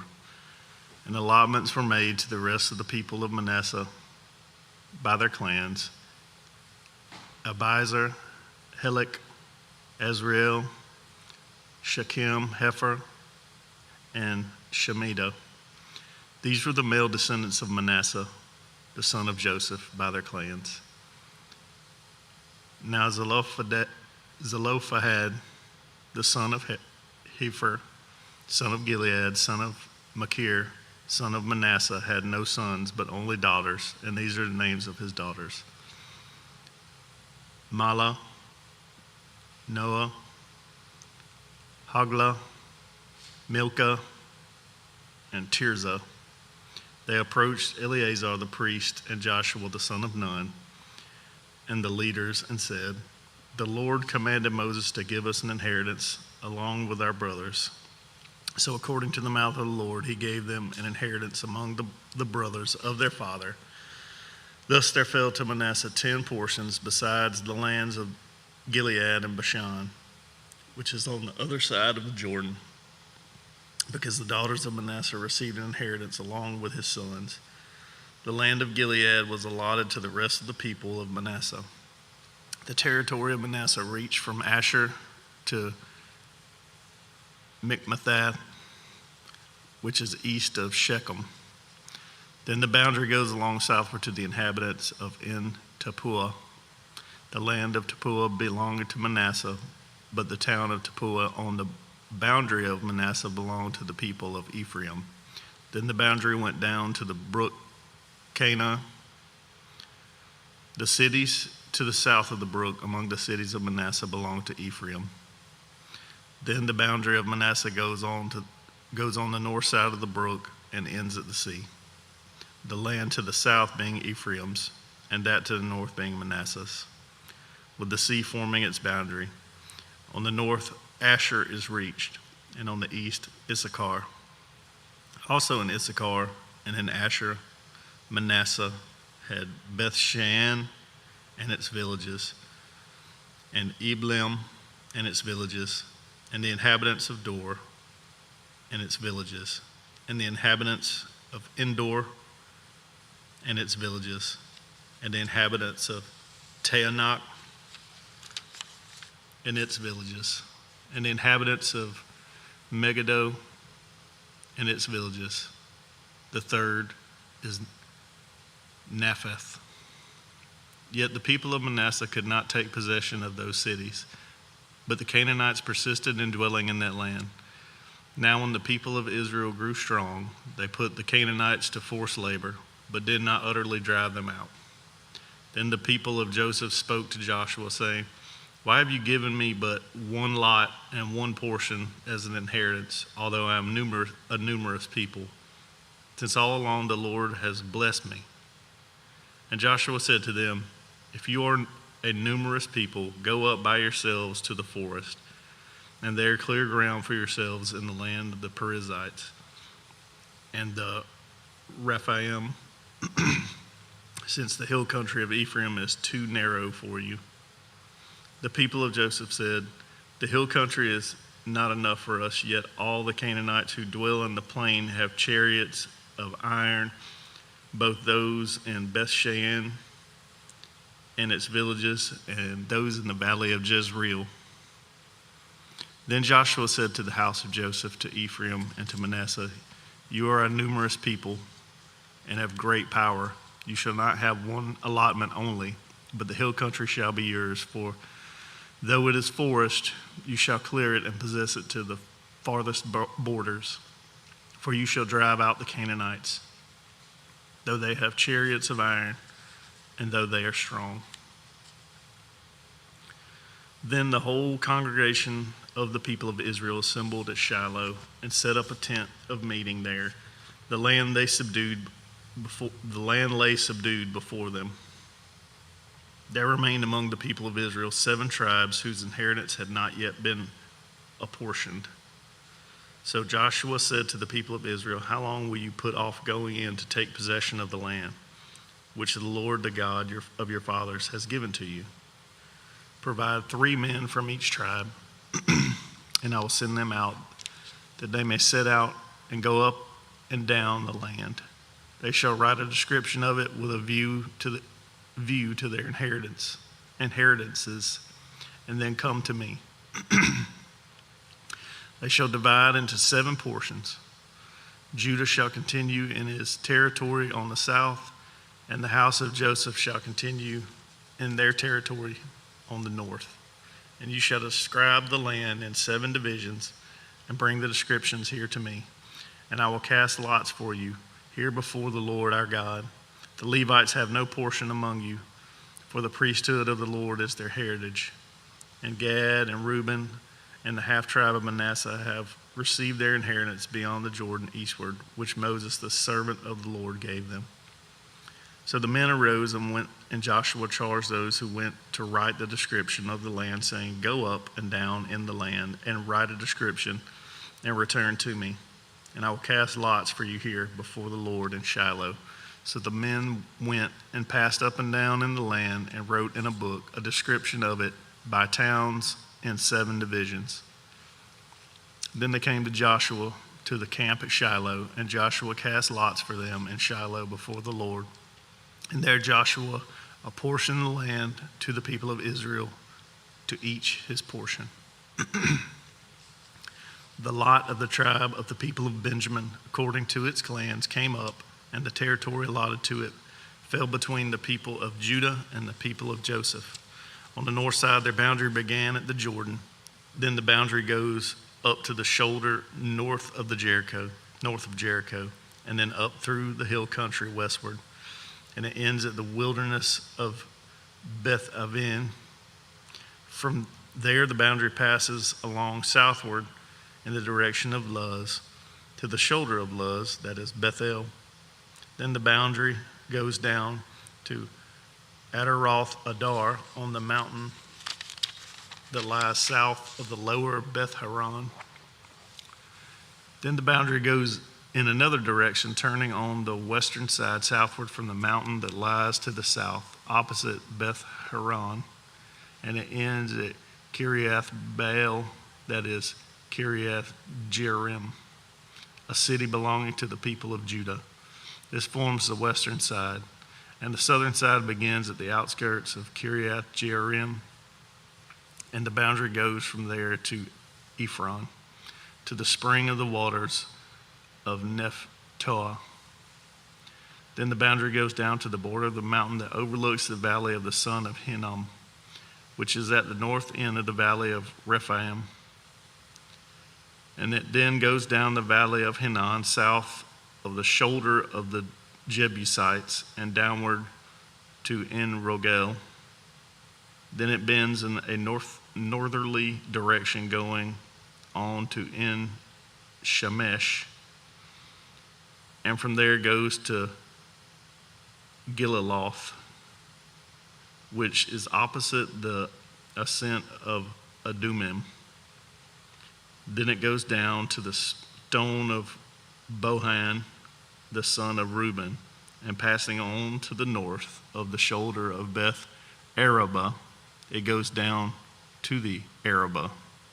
Then the boundary passes on to the north of the shoulder of Beth Hoglah, and the boundary ends at the northern bay of the Salt Sea at the south end of the Jordan. This is the southern border. The Jordan forms its boundary on the eastern side. This is the inheritance of the people of Benjamin, according to their clans, boundary by boundary, all around. Now the cities of the tribe of the people of Benjamin, according to their clans, were Jericho, Beth Hoglah, Emek Keziz, Beth Araba, Zemarium, Bethel, Avim, Para, Ophrah, Chephar, Ammoni, Ophni, Geba, 12 cities with their villages, Gibeon, Ramah, Beeroth, Mizpah, Chephirah, Mozah, Rakem, Erpiel, Teralah, Zelah, Haleph, Jebus, that is Jerusalem, Gibeah, and Kiriath Jearim, 14 cities with their villages. This is the inheritance of the people of Benjamin according to its clans.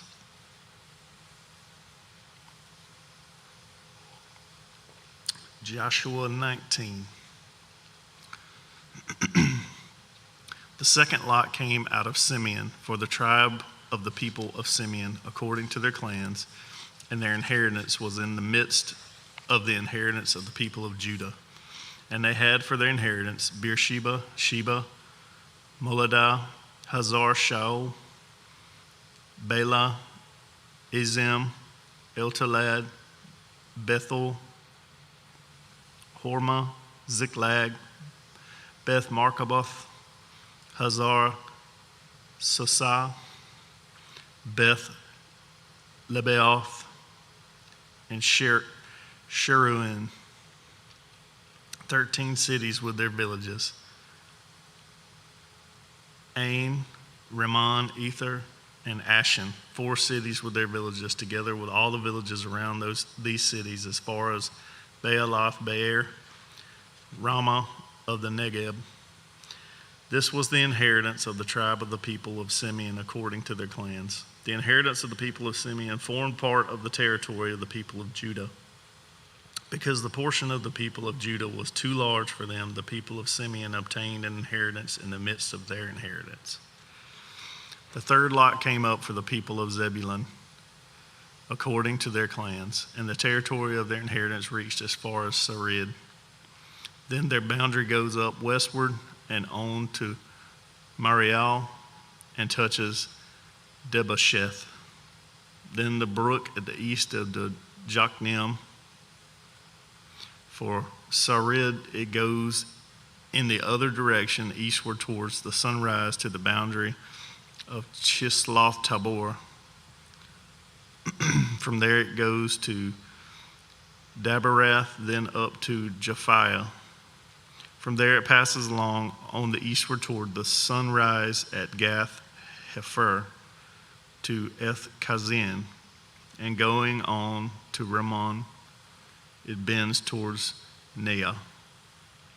Then on the north, the boundary turns about to Hanathon, and it ends at the valley of Iftael and Katath, Nahalal, Shimron, Idalah, and Bethlehem, 12 cities with their villages. This is the inheritance of the people of Zebulun according to their clans. These cities with their villages. The fourth lot came out for Issachar, for the people of Issachar according to their clans. Their territory includes Jezreel, Chesulloth, Shunem, Hapharaim, Shion, Anaharoth, Rabith, Kishion, Ebez, Rimoth, Enganim, En Haddah, Beth Pazez. The boundary also touches Tabor, Shahazuma, and Beth Shemesh, and its boundary ends at the Jordan. 16 cities with their villages. This is the inheritance of the tribe, the people of Issachar, according to their clans, the cities with their villages. The fifth lot came out for the tribe of the people of Asher, according to their clans. The territory included Helkath, Hali, Batin, Ashsheph, Elimelech, Amad, and Mishal. On the west, it touches Carmel and Shehor Libnath.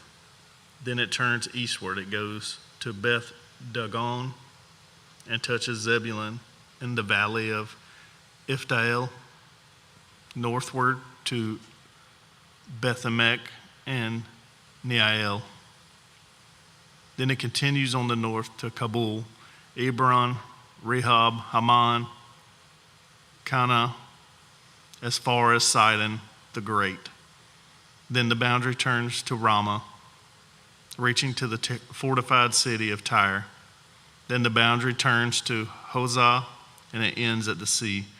Mahalab, Akzib, Umah, Aphek, and Rehob, 22 cities with their villages. This is the inheritance of the tribe of the people of Asher, according to their clans, these cities with their villages. The sixth lot came out for the people of Naphtali, according to their clans, and their boundary ran from Haleph, from the oak in Zaananim, and Adamai Nekeb, and Jebneel, as far as Lachum, and it ended at the Jordan. Then the boundary turns westward to Aznoth Tabor, and goes from there to Hukok, touching Zebulun at the south, and Asher on the west, and Judah on the east at the Jordan. The fortified cities of Ziddim, Zur, Hamath, Rakath, Chinnereth, Adamah, Ramah, Hazor, Kadesh,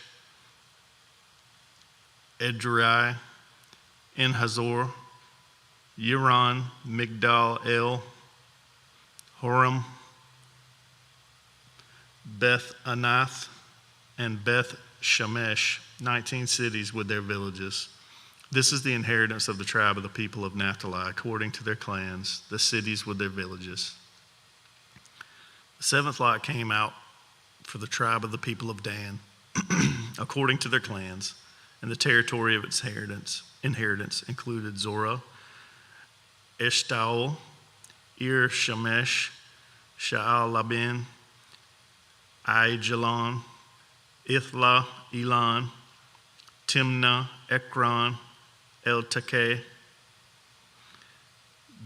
Gibbethon, Baalath, Jehud, Ben Barak, Gath Ramon, and Me Jarkon, and Rakan, with the territory over against Joppa.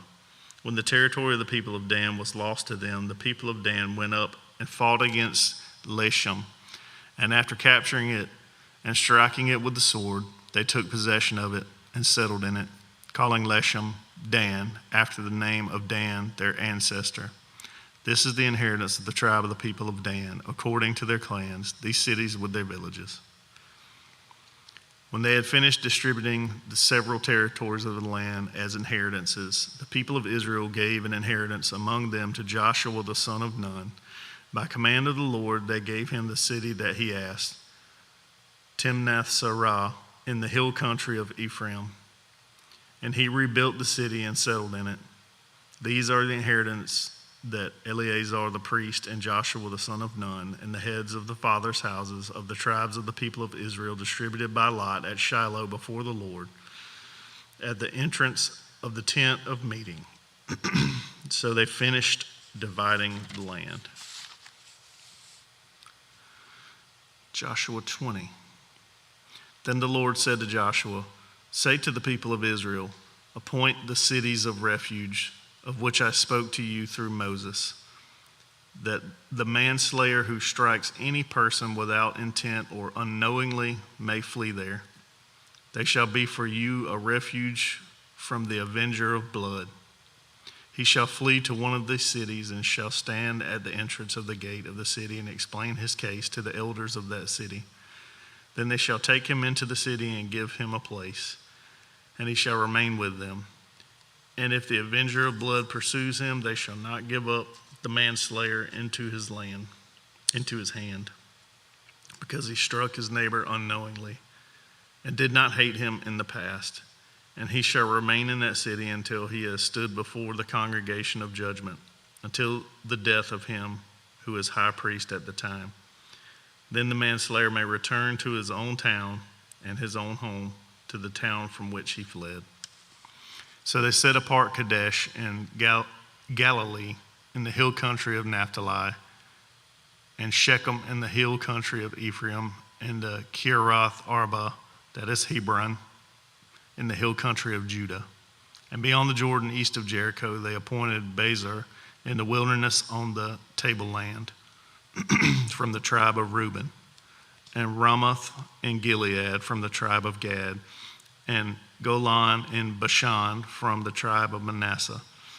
These were the cities designated for all the people of Israel and for the strangers sojourning among them, that anyone who killed a person without intent could flee there, so that he might not die by the hand of the avenger of blood till he stood before the congregation.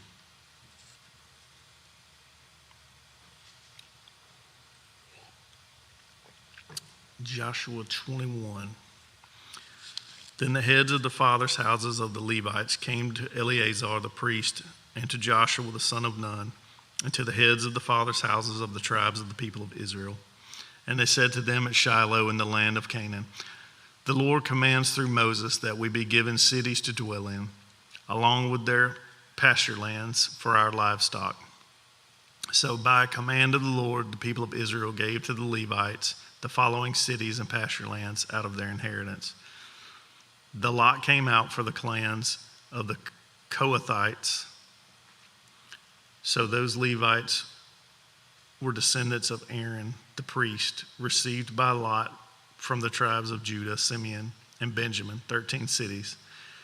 And the rest of the Kohathites received by lot from the clans of the tribe of Ephraim, from the tribe of Dan, and the half-tribe Manasseh, 10 cities. The Gershonites received by lot from the clans of the tribe of Issachar, from the tribe of Asher, from the tribe of Naphtali, and from the half-tribe of Manasseh, and Bashan, 13 cities. The Merarites, according to their clans, received from the tribe of Reuben, the tribe of Gad, and the tribe of Zebulun, 12 cities.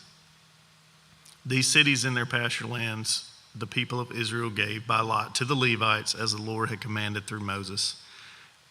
Out of the tribe of the people of Judah and the tribe of the people of Simeon, they gave the following cities mentioned by name, which went to the descendants of Aaron, one of the clans of the Kohathites who belonged to the people of Levi, since the lot fell to them first.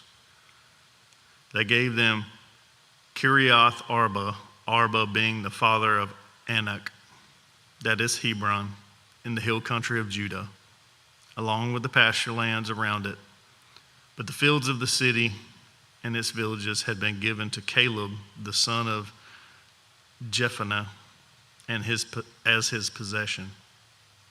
And to the descendants of Aaron the priest they gave Hebron, the city of refuge for the manslayer, with its pasture lands, Libnah with its pasture lands, Jatir with its pasture lands, Eshtemoa with its pasture lands, Holon with its pasture lands, Debir with its pasture lands, Ain with its pasture lands, Juttah with its pasture lands, Beth Shemesh with its pasture lands, 9 cities out of these 2 tribes. Then out of the tribe of Benjamin, Gibeon with its pasture lands, Geba with its pasture lands, Anathoth with its pasture lands, and Almon with its pasture lands, 4 cities. The cities of the descendants of Aaron the priest were in all 13 cities with their pasture lands. As to the rest of the Kohathites belonging to the Kohathite clans of the Levites, the cities allotted to them were out of the tribe of Ephraim. To them were given Shechem, the city of refuge for the manslayer, with its pasture lands in the hill country of Ephraim, Gezer with its pasture lands, Kibzaim with its pasture lands, Beth Haran with its pasture lands, 4 cities, and out of the tribe of Dan, Eltekeh with its pasture lands, Gibbethon with its pasture lands, Aijalon with its pasture lands, Gath Rimmon with its pasture lands, 4 cities, and out of the half tribe of Manasseh, Tanakh with its pasture lands, and Gath Rimmon with its pasture lands, 2 cities. The cities of the clans of the rest of the Kohathites were 10 in all with their pasture lands. And to the Gershonites, one of the clans of the Levites, were given out of the half tribe of Manasseh, Golan and Bashan with its pasture lands, the city of refuge for the manslayer, and Beeshterah with its pasture lands, 2 cities, and out of the tribe of Issachar, Kishion with its pasture lands,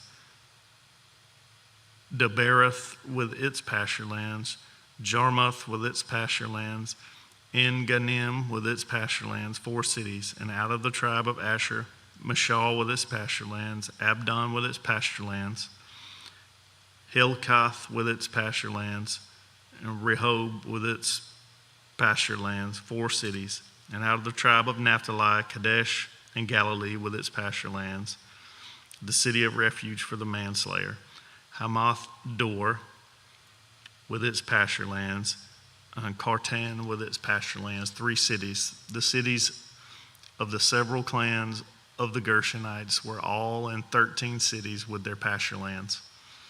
And to the rest of the Levites, the Merarite clans were given out of the tribe of Zebulun, Jokneam with its pasture lands, Karta with its pasture lands, Dimnah with its pasture lands, Nahalal with its pasture lands, 4 cities. And out of the tribe of Reuben, Bezer with its pasture lands, Jahaz with its pasture lands, Kedemoth with its pasture lands, and Mephath with its pasture lands, 4 cities. And out of the tribe of Gad, Ramoth in Gilead with its pasture lands, the city of refuge for the manslayer, Mahanaim with its pasture lands, Heshbon with its pasture lands, Jazer with its pasture lands, 4 cities in all. As for the cities of the several Merarite clans, that is, the remainder of the clans of the Levites, those allotted to them were in all 12 cities. The cities of the Levites in the midst of the possession of the people of Israel were in all 48 cities with their pasture lands. These cities each had its pasture lands around it, so it was with all these cities. Thus the Lord gave to Israel all the land that he swore to give to their fathers, and they took possession of it, and they settled there.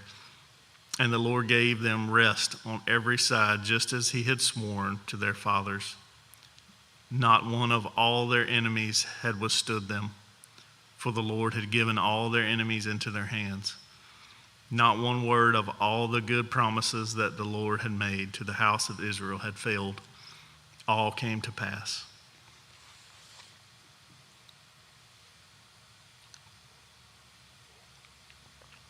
Joshua 22. At that time, Joshua summoned the Reubenites and Gadites and the half tribe of Manasseh and said to them, "You have kept all that Moses, the servant of the Lord, commanded you. and have obeyed my voice in all that I have commanded.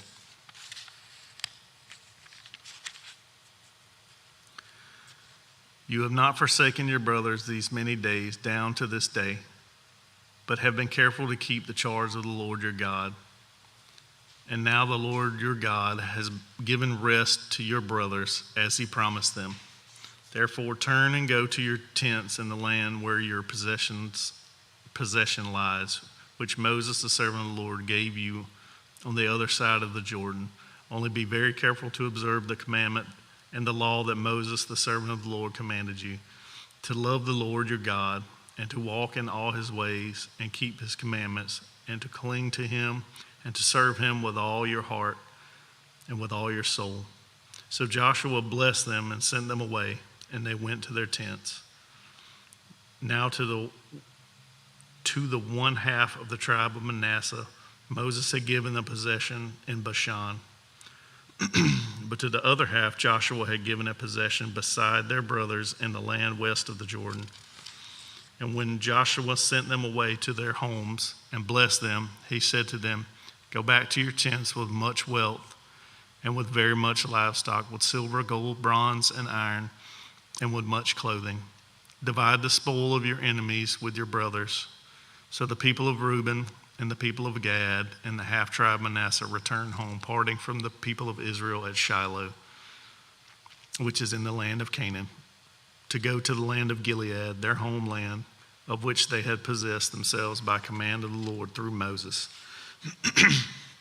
And when they came to the region of the Jordan that is in the land of Canaan, the people of Reuben and the people of Gad and the half-tribe Manasseh built there an altar by the Jordan, an altar of imposing size. And the people of Israel heard it, and the people of Israel heard it, said, "Behold, the people of Reuben and the people of Gad and the half-tribe Manasseh have built an altar at the frontier of the land of Canaan in the region about the Jordan, on the side that belongs to the people of Israel." And when the people of Israel heard of it, the whole assembly of the people of Israel gathered at Shiloh to make war against them. Then the people of Israel sent to the people of Reuben and the people of Gad and the half-tribe Manasseh in the land of Gilead Phinehas, the son of Eleazar the priest, and with him 10 chiefs, one from each of the tribal families of Israel, every one of them the head of the family among the clans of Israel. And they came to the people of Reuben, the people of Gad, and the half-tribe Manasseh in the land of Gilead, and said to them, "Thus says the whole congregation of the Lord, what is this breach of faith that you have committed against the God of Israel in turning away this day from following the Lord by building yourselves an altar this day in rebellion against the Lord? Have we not had enough of the sin at Peor, from which even yet we have not cleansed ourselves, and for which there came a plague upon the congregation of the Lord, that you too must turn away this day from following the Lord? And if you rebel against the Lord today, then tomorrow he will be angry with the whole congregation of Israel. But now, if the land of your possession is unclean, pass over into the Lord's land where the Lord's tabernacle stands, and take for yourselves a possession among us. Only do not rebel against the Lord or make us as rebels by building for yourselves an altar other than the altar of the Lord our God. Did not Achan the son of Zerah break faith in the matter of devoted things, and wrath fell upon all the congregation of Israel? And he did not perish alone for his iniquity. Then the people of Reuben, the people of Gad, and the half-tribe Manasseh said in answer to the heads of the families of Israel, "The mighty one, God the Lord, the mighty one, God the Lord, he knows, and let Israel itself know, if it was in rebellion or in breach of faith against the Lord, do not spare us today for building an altar to turn away from following the Lord. Or if we did so to offer burnt offerings or grain offerings or peace offerings on it, may the Lord himself take vengeance. No, but we did it from fear that in time to come your children might say to our children, 'What have you to do with the Lord, the God of Israel?' For the Lord has made the Jordan a boundary between us and you, you people of Reuben and people of Gad. You have no portion in the Lord, so your children might make our children cease to worship the Lord. Therefore we said, let us now build an altar, not for burnt offering, nor for sacrifice, but to be a witness between us and you, and between our generations after us, that we do perform the service of the Lord in his presence with our burnt offerings and sacrifices and peace offerings. So your children will not say to our children in time to come, you have no portion in the Lord. And we thought, if this should be said to us or to our descendants in time to come, we should say, behold, the copy of the altar of the Lord, which our fathers made, not for burnt offerings nor for sacrifice, but to be a witness between us and you. Far be it from us that we should rebel against the Lord and turn away this day from following the Lord by building an altar for burnt offerings, grain offerings, or sacrifice, other than the altar of the Lord our God that stands before his tabernacle. When Phinehas the priest and the chiefs of the congregation, the heads of the families of Israel who were with him, heard the words that the people of Reuben and the people of Gad and the people of Manasseh spoke, it was good in their eyes. And Phinehas the son of Eleazar the priest said to the people of Reuben and the people of Gad and the people of Manasseh, today we know that the Lord is in our midst, because you have not committed this breach of faith against the Lord. Now you have delivered the people of Israel from the hand of the Lord. Then Phinehas, the son of Eleazar the priest, and the chiefs returned from the people of Reuben and the people of Gad in the land of Gilead to the land of Canaan to the people of Israel, and brought back word to them. And the report was good in the eyes of the people of Israel. And the people of Israel blessed God and spoke no more of making war against them to destroy the land where the people of Reuben and the people of Gad were settled. The people of Reuben and the people of Gad called the altar Witness, for they said, it is a witness between us that the Lord is God. Joshua 23. A long time afterward, when the Lord had given rest to Israel from all their surrounding enemies, and Joshua was old and well advanced in years, Joshua summoned all Israel, its elders and heads, its judges and officers, and said to them, I am now old and well advanced in years, and you have seen all that the Lord your God has done to all these nations for your sake. For it is the Lord your God who has fought for you. Behold, I have allotted to you as an inheritance for your tribes those nations that remain, along with all the nations that I have already cut off from the Jordan to the great sea in the west. The Lord your God will push them back before you and drive them out of your sight, and you shall possess their land, just as the Lord your God promised you. Therefore be very strong to keep and to do all that is written in the book of the law of Moses, turning aside from it neither to the right hand nor to the left, that you may not mix with these nations remaining among you, or make mention of the names of their gods, or swear by them, or serve them, or bow down to them. But you shall cling to the Lord your God, just as you have done to this day.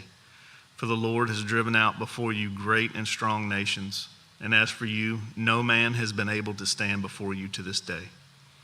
One man of you puts to flight 1,000, since it is the Lord your God who fights for you, just as he promised you. Be careful, therefore, to love the Lord your God. For if you turn back and cling to the remnant of these nations remaining among you, and make marriages with them, so that you associate with them and they with you, know for certain that the Lord your God will no longer drive out the nations before you, but they shall be a snare and a trap for you, a whip on your sides and thorns in your eyes, until you perish from off this good ground that the Lord your God has given you. And now I am about to go away of all the earth, and you know in your hearts and souls, all of you, that not one word has failed of all the good things that the Lord your God promised concerning you.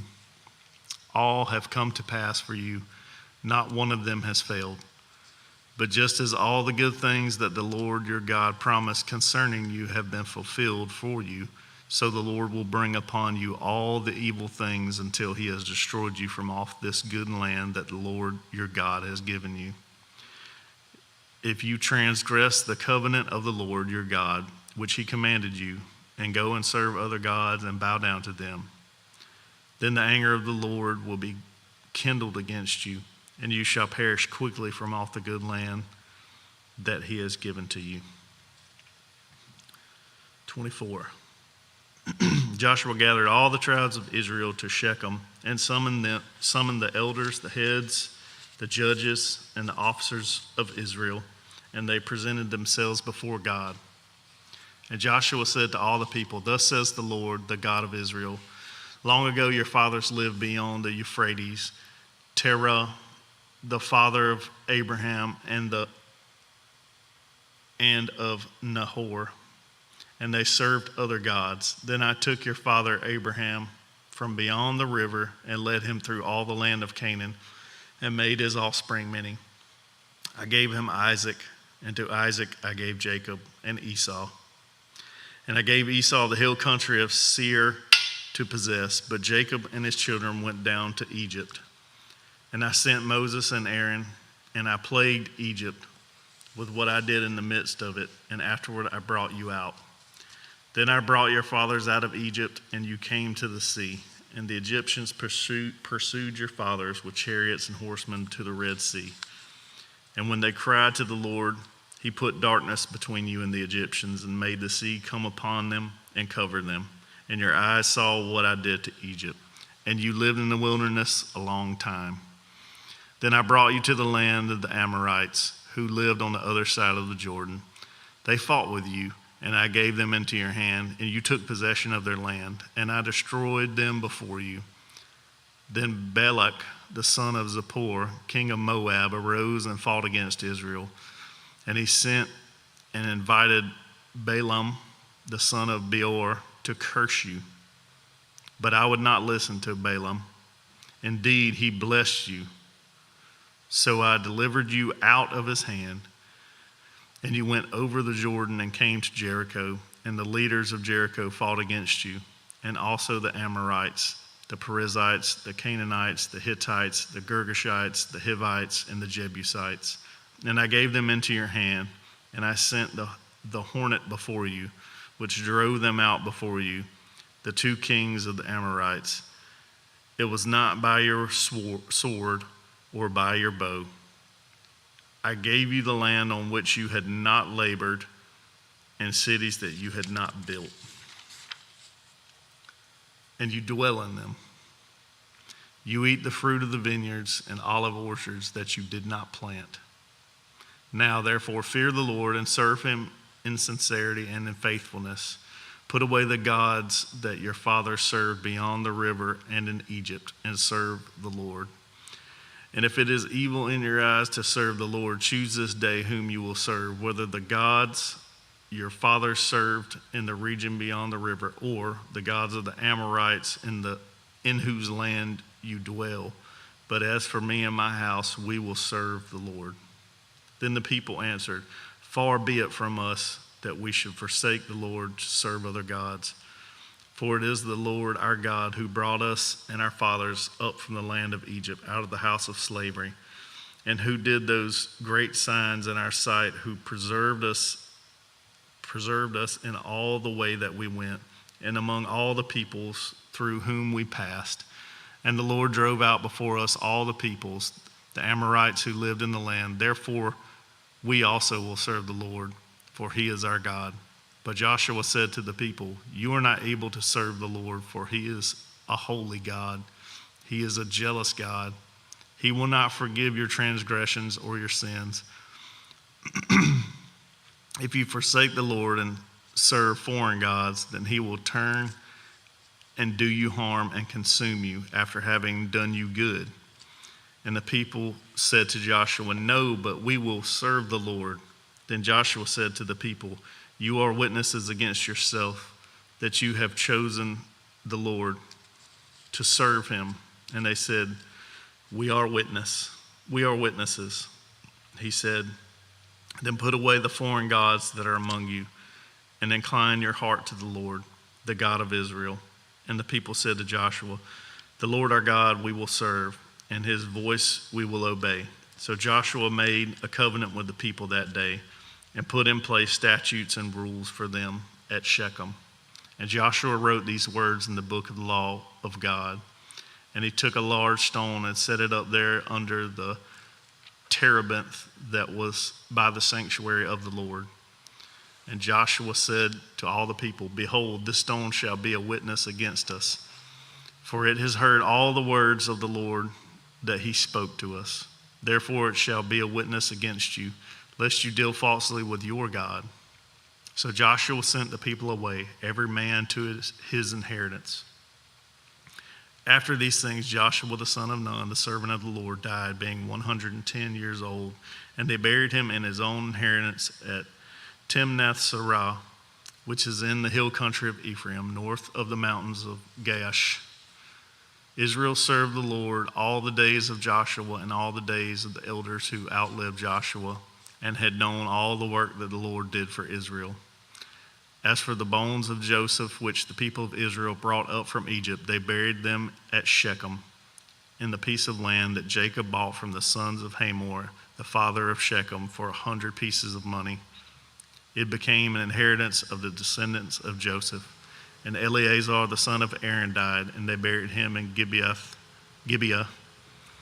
the town of Phinehas his son, which had been given him in the hill country of Ephraim.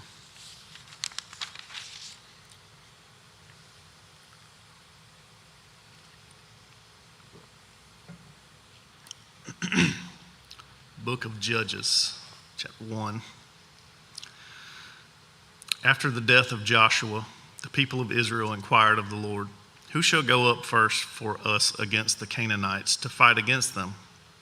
The Lord said, "Judah shall go up. Behold, I have given the land into his hand." And Judah said to Simeon his brother, "Come up with me into the territory allotted to me, that we may fight against the Canaanites. And I likewise will go with you into the territory allotted to you." So Simeon went with him. Then Judah went up, and the Lord gave the Canaanites and the Perizzites into their hand, and they defeated 10,000 of them at Bezek.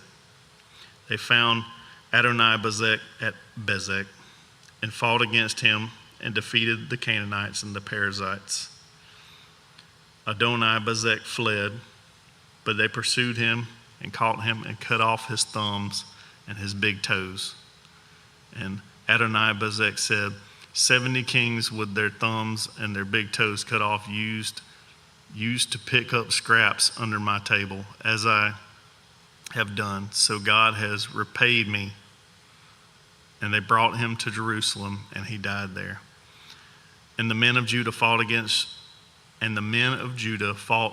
Jerusalem and captured it and struck it with the edge of the sword and set the city on fire. And afterward the men of Judah went down to fight against the Canaanites who lived in the hill country, in the Negeb, and in the lowland. And Judah went against the Canaanites who lived in Hebron. Now the name of Hebron was formerly Kiriath Arba. And they defeated Sheshaiah and Ahiman and Talmai. For there they went against the inhabitants of Debir. The name of Debir was formerly Kiriath Sephir. And Caleb said, "Who attacks Kiriath Sephir and captures it? I will give him Achsah, my daughter, for a wife." And Othniel, the son of Kenaz, Caleb's younger brother, captured it. And he gave him Achsah, his daughter, for a wife. When she came to him, she urged him to ask her father for a field. And she dismounted from her donkey, and Caleb said to her, "What do you want?" She said to him, "Give me a blessing, since you have set me in the land of the Negeb. Give me also springs of water." And Caleb gave her the upper springs and lower springs. And the descendants of the Kenite, Moses' father-in-law, went up with the people of Judah from the city of palms into the wilderness of Judah, which lies in the Negeb near Arad. And they went and settled with the people. And Judah went with Simeon his brothers, and they defeated the Canaanites who inhabited Zephath and devoted it to destruction. So the name of the city was called Hormah.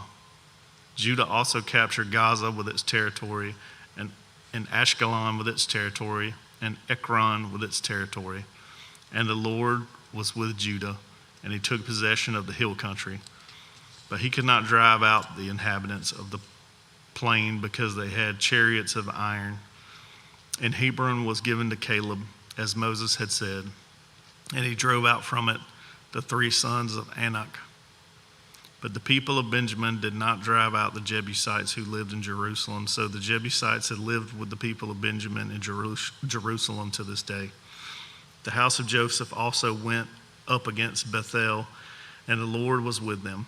And the house of Joseph scouted out Bethel. Now the name of the city was formerly Luz. And the spies saw a man coming out of the city, and they said to him, "Please show us the way into the city, and we will deal kindly with you."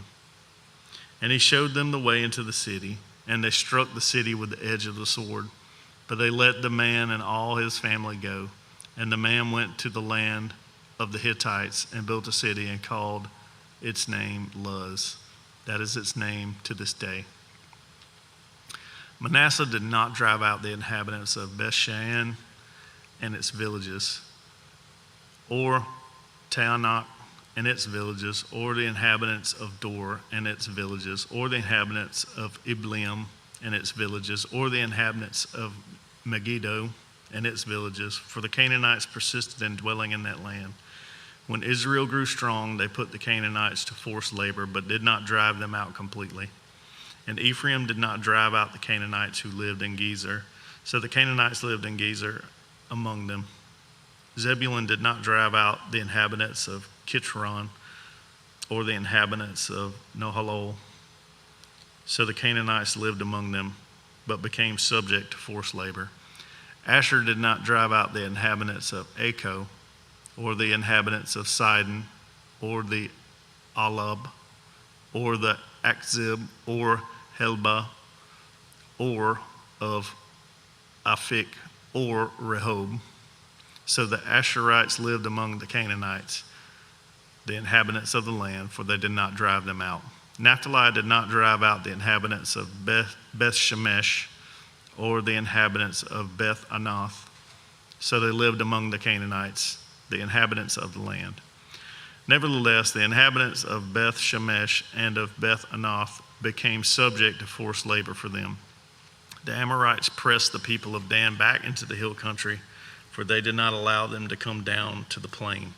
The Amorites persisted in dwelling in Mount Heres and Ajalon and Shalbam, but the hand of the house of Joseph rested heavily on them, and they became subject to forced labor. And the border of the Amorites ran from the ascent of Akrabim, from Selah and upward. Judges 2. Now the angel of the Lord went up from Gilgal to Bochim, and he said, "I brought you up from Egypt and brought you into the land that I swore to give to your fathers. I said, I will never break my covenant with you, and you shall make no covenant with the inhabitants of the land. You shall break down their altars, but you have not obeyed my voice. What is this you have done?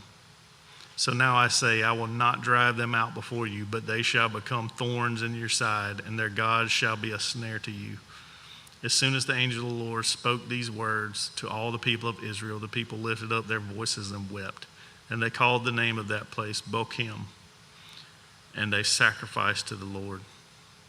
When Joshua dismissed the people of Israel went each to his inheritance to take possession of the land. And the people served the Lord all the days of Joshua and all the days of the elders who outlived Joshua, who had seen all the great work that the Lord had done for Israel. And Joshua the son of Nun, the servant of the Lord, died at the age of 110 years. And they buried him within the boundaries of his inheritance in Timnath-Heres, in the hill country of Ephraim, north of the mountain of Gaash. And all that generation also were gathered to their fathers. And there arose another generation after them who did not know the Lord or the work that he had done for Israel. And the people of Israel did what was evil in the sight of the Lord and served the Baals. And they abandoned the Lord, the God of their fathers, who had brought them out of the land of Egypt. They went after other gods from among the gods of the peoples who were around them, and bowed down to them, and they provoked the Lord to anger. They abandoned the Lord and served the Baals and the Ashtaroth. So the anger of the Lord was kindled against Israel, and he gave them over to plunderers who plundered them. And he sold them into the hand of their surrounding enemies, so that they could no longer withstand their enemies. Whenever they marched out, the hand of the Lord was against them for harm, as the Lord had warned, and as the Lord had sworn to them, and they were in terrible distress.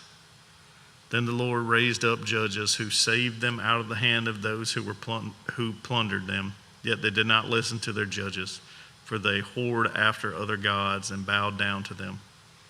They soon turned aside from the way in which their fathers had walked, who had obeyed the commandments of the Lord, and they did not do so.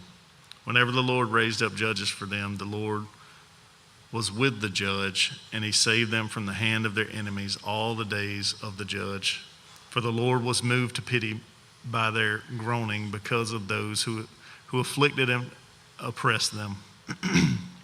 But whenever the judges died, they turned back and were more corrupt than their fathers, going after other gods, serving them and bowing down to them. They did not drop any of their practices or their stubborn ways. So the anger of the Lord was kindled against Israel. And he said, because this people have transgressed my covenant that I commanded their fathers and have not obeyed my voice, I will no longer drive out before them any of the nations that Joshua left when he died, in order to test Israel by them, whether they will take care to walk in the way of the Lord as their fathers did or not. So the Lord left those nations, not driving them out quickly, and he did not give them into the hand of Joshua.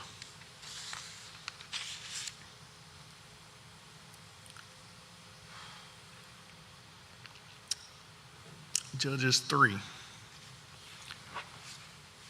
Now these are the nations that the Lord left to test Israel by them, that is, all in Israel who would not experience all the wars in Canaan. It was only in order that the generations of the people of Israel might know war, to teach war to those who had not known it before. These are the nations, the 5 lords of the Philistines, and all the Canaanites, and the Sidonians and Hivites who lived on Mount Lebanon, from Mount Baal Hermon as far as Lebo Hamath. They were for the testing of Israel, to know whether Israel would obey the commandments of the Lord, which he commanded their fathers by the hand of Moses. So the people of Israel lived among the Canaanites, the Hittites, and the Amorites, the Perizzites, the Hivites, and the Jebusites, and their daughters they took to themselves for wives, and their own daughters they gave to their sons, and they served their gods. And the people of Israel did what was evil in the sight of the Lord. They forgot the Lord their God and served the Baals and the Asheroth. Therefore the anger of the Lord was kindled against Israel, and he sold them into the hand of the Cushan Rishathaim, king of Mesopotamia. And the people of Israel served Cushan Rishathaim 8 years. But when the people of Israel cried out to the Lord raised up a deliverer for the people of Israel who saved them, Othniel, the son of Kenaz, Caleb's younger brother. The Spirit of the Lord was upon him, and he judged Israel. He went out to war, and the Lord gave Cushan Rishathaim, king of Mesopotamia, into his hand, and his hand prevailed over Cushan Rishathaim. So the land had rest for 40 years. Then Othniel, the son of Kenaz, died. And the people of Israel again did what was evil in the sight of the Lord. And the Lord strengthened Eglon, the king of Moab, against Israel, because they had done what was evil in the sight of the Lord. He gathered to himself the Ammonites and the Amalekites and went and defeated Israel. And they took possession of the city of palms. And the people of Israel served Eglon, the king of Moab, 18 years. Then the people of Israel cried out to the Lord, and the Lord raised up for them a deliverer, Ehud, the son of Gera, the Benjaminite, a left-handed man. The people of Israel sent tribute by him to Eglon, the king of Moab, and Ehud made for himself a sword with two edges, a cubit in length, and he bound it on his right thigh under his clothes. And he presented the tribute to Eglon, king of Moab. Now Eglon was a very fat man, and when Ehud had finished presenting the tribute, he sent away the people who carried the tribute. But he himself turned back at the idols near Gilgal and said, I have a secret message for you, O king. And he commanded, silence. And all his attendants went out from his presence. And Ehud came to him as he was sitting alone in his cool roof chamber. And Ehud said, I have a message from God for you. And he arose from his seat. And Ehud reached with his left hand, took the sword from his right thigh, and thrust it into his belly. And the hilt also went in after the blade, and the fat closed over the blade, for he did not pull the sword out of his belly. And the dung came out. Then Ehud went out into the porch and closed the doors of the roof chamber behind him and locked them. When he had gone, the servants came, and when they saw that the doors of the roof chamber were locked, they thought, surely he is relieving himself in the closet of the cool chamber. And they waited until they were embarrassed. But when he still did not open the doors of the roof chamber, they took the key and opened them, and there lay their lord dead on the floor. Ehud escaped while they delayed. And he passed beyond the idols and escaped to Seirah. When he arrived, he sounded the trumpet in the hill country of Ephraim. Then the people of Israel went down with him from the hill country, and he was their leader. And he said to them, follow after me, for the Lord has given your enemies, the Moabites, into your hand. So they went down after him and seized the fords of the Jordan against the Moabites and did not allow anyone to pass over. And they killed at that time about 10,000 of the Moabites, all strong, able-bodied men. Not a man escaped. So Moab was subdued that day under the hand of Israel, and the land had rest for 80 years. After him was Shamgar, the son of Anath, who killed 600 of the Philistines with an ox goad, and he also saved Israel.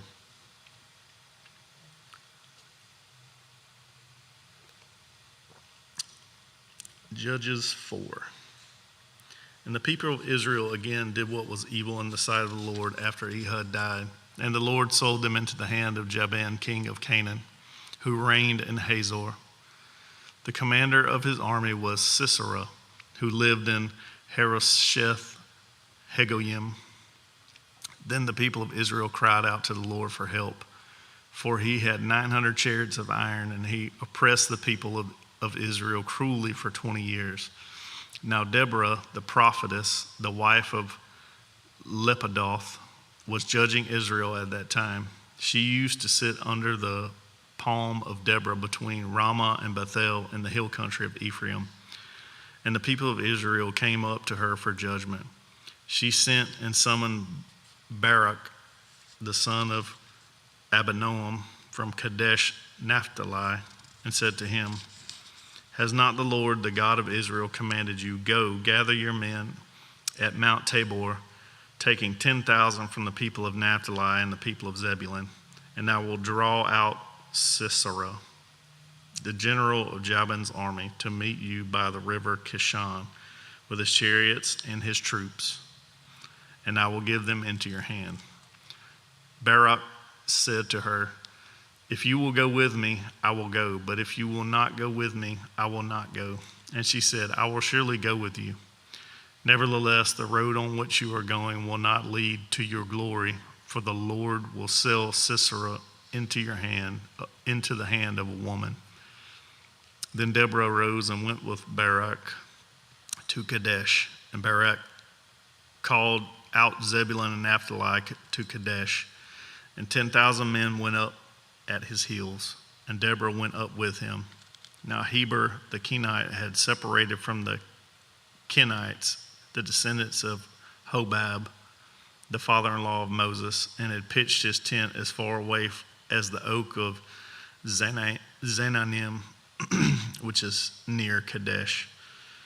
When Sisera was told about Barak, the son of Abinoam, he had gone up to Mount Tabor. Sisera called out all his chariots, 900 chariots of iron, and all the men who were with him, from Horeseth Hogayim to the river Kishon.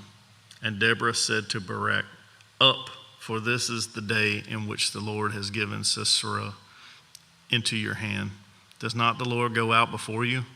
So Barak went down from Mount Tabor with 10,000 men following him. And the Lord routed Sisera and all his chariots and all his army before Barak by the edge of the sword. And Sisera got down from his chariot and fled away on foot. And Barak pursued the chariots and the army of the Harosheth Hagoyim, and all the army of Sisera fell by the edge of the sword. Not a man was left. But Sisera fled away on foot to the tent of Jael, the wife of Heber the Kenite, for there was peace between Jabin and the king of Hazor in the house of Heber the Kenite. And Jael came out to meet Sisera and said to him, "Turn aside, my lord, turn aside to me, do not be afraid." So he turned aside to her into the tent, and she covered him with a rug. And he said to her, "Please give me a little water to drink, for I am thirsty." So she opened a skin of milk and gave him a drink and covered him. And he said to her, "Stand at the opening of the tent, and if any man comes and asks you, 'Is anyone here?' say no." But Jael, the wife of Heber, took a tent peg and took a hammer in her hand. Then she went softly to him and drove the peg into his temple until it went down into the ground, while he was laying fast asleep from weariness. So he died. And behold, as Barak was pursuing Sisera, Jael went out to meet him and said to him, "Come, I will show you the man whom you are seeking." So he went into her tent, and there lay Sisera dead, with a tent plug in his temple. So on that day, God subdued Jabin, the king of Canaan, before the people of Israel. And the hand of the people of Israel pressed harder and harder against Jabin, the king of Canaan, until they destroyed Jabin, king of Canaan.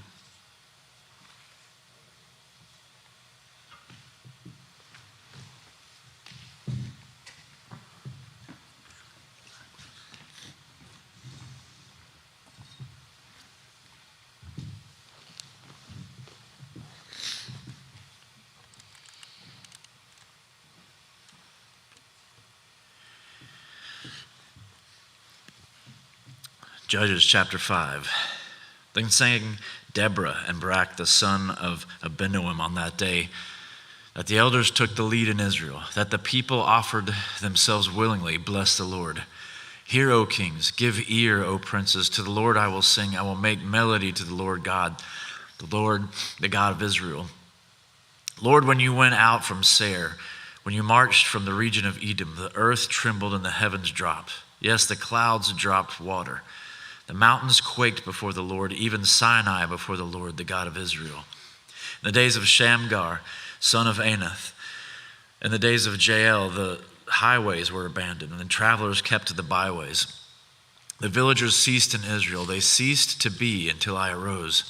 I, Deborah, arose as a mother in Israel, when new gods were chosen, then war was in the gates. Was shield or spear to be seen among 40,000 in Israel? My heart goes out to the commanders of Israel, who offered themselves willingly among the people. Bless the Lord.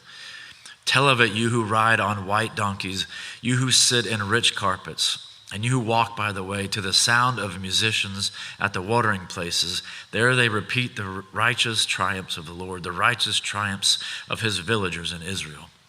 Then down to the gates march the people of the Lord. Awake, awake, Deborah, awake, awake, break out in song. Arise, Barak, lead away your captives, O son of Abinoam. Then down march the remnant of the noble. The people of the Lord march down for me against the mighty. From Ephraim, their root, they march down into the valley. Following you, Benjamin, with your kinsmen. From Machir, march down the commanders. And from Zebulun, those who bear the lieutenant's staff. The princes of Issachar came with Deborah, and Issachar, faithful to Barak. Into the valley they rushed at his heels, among the clans of Reuben. There were great searchings of heart.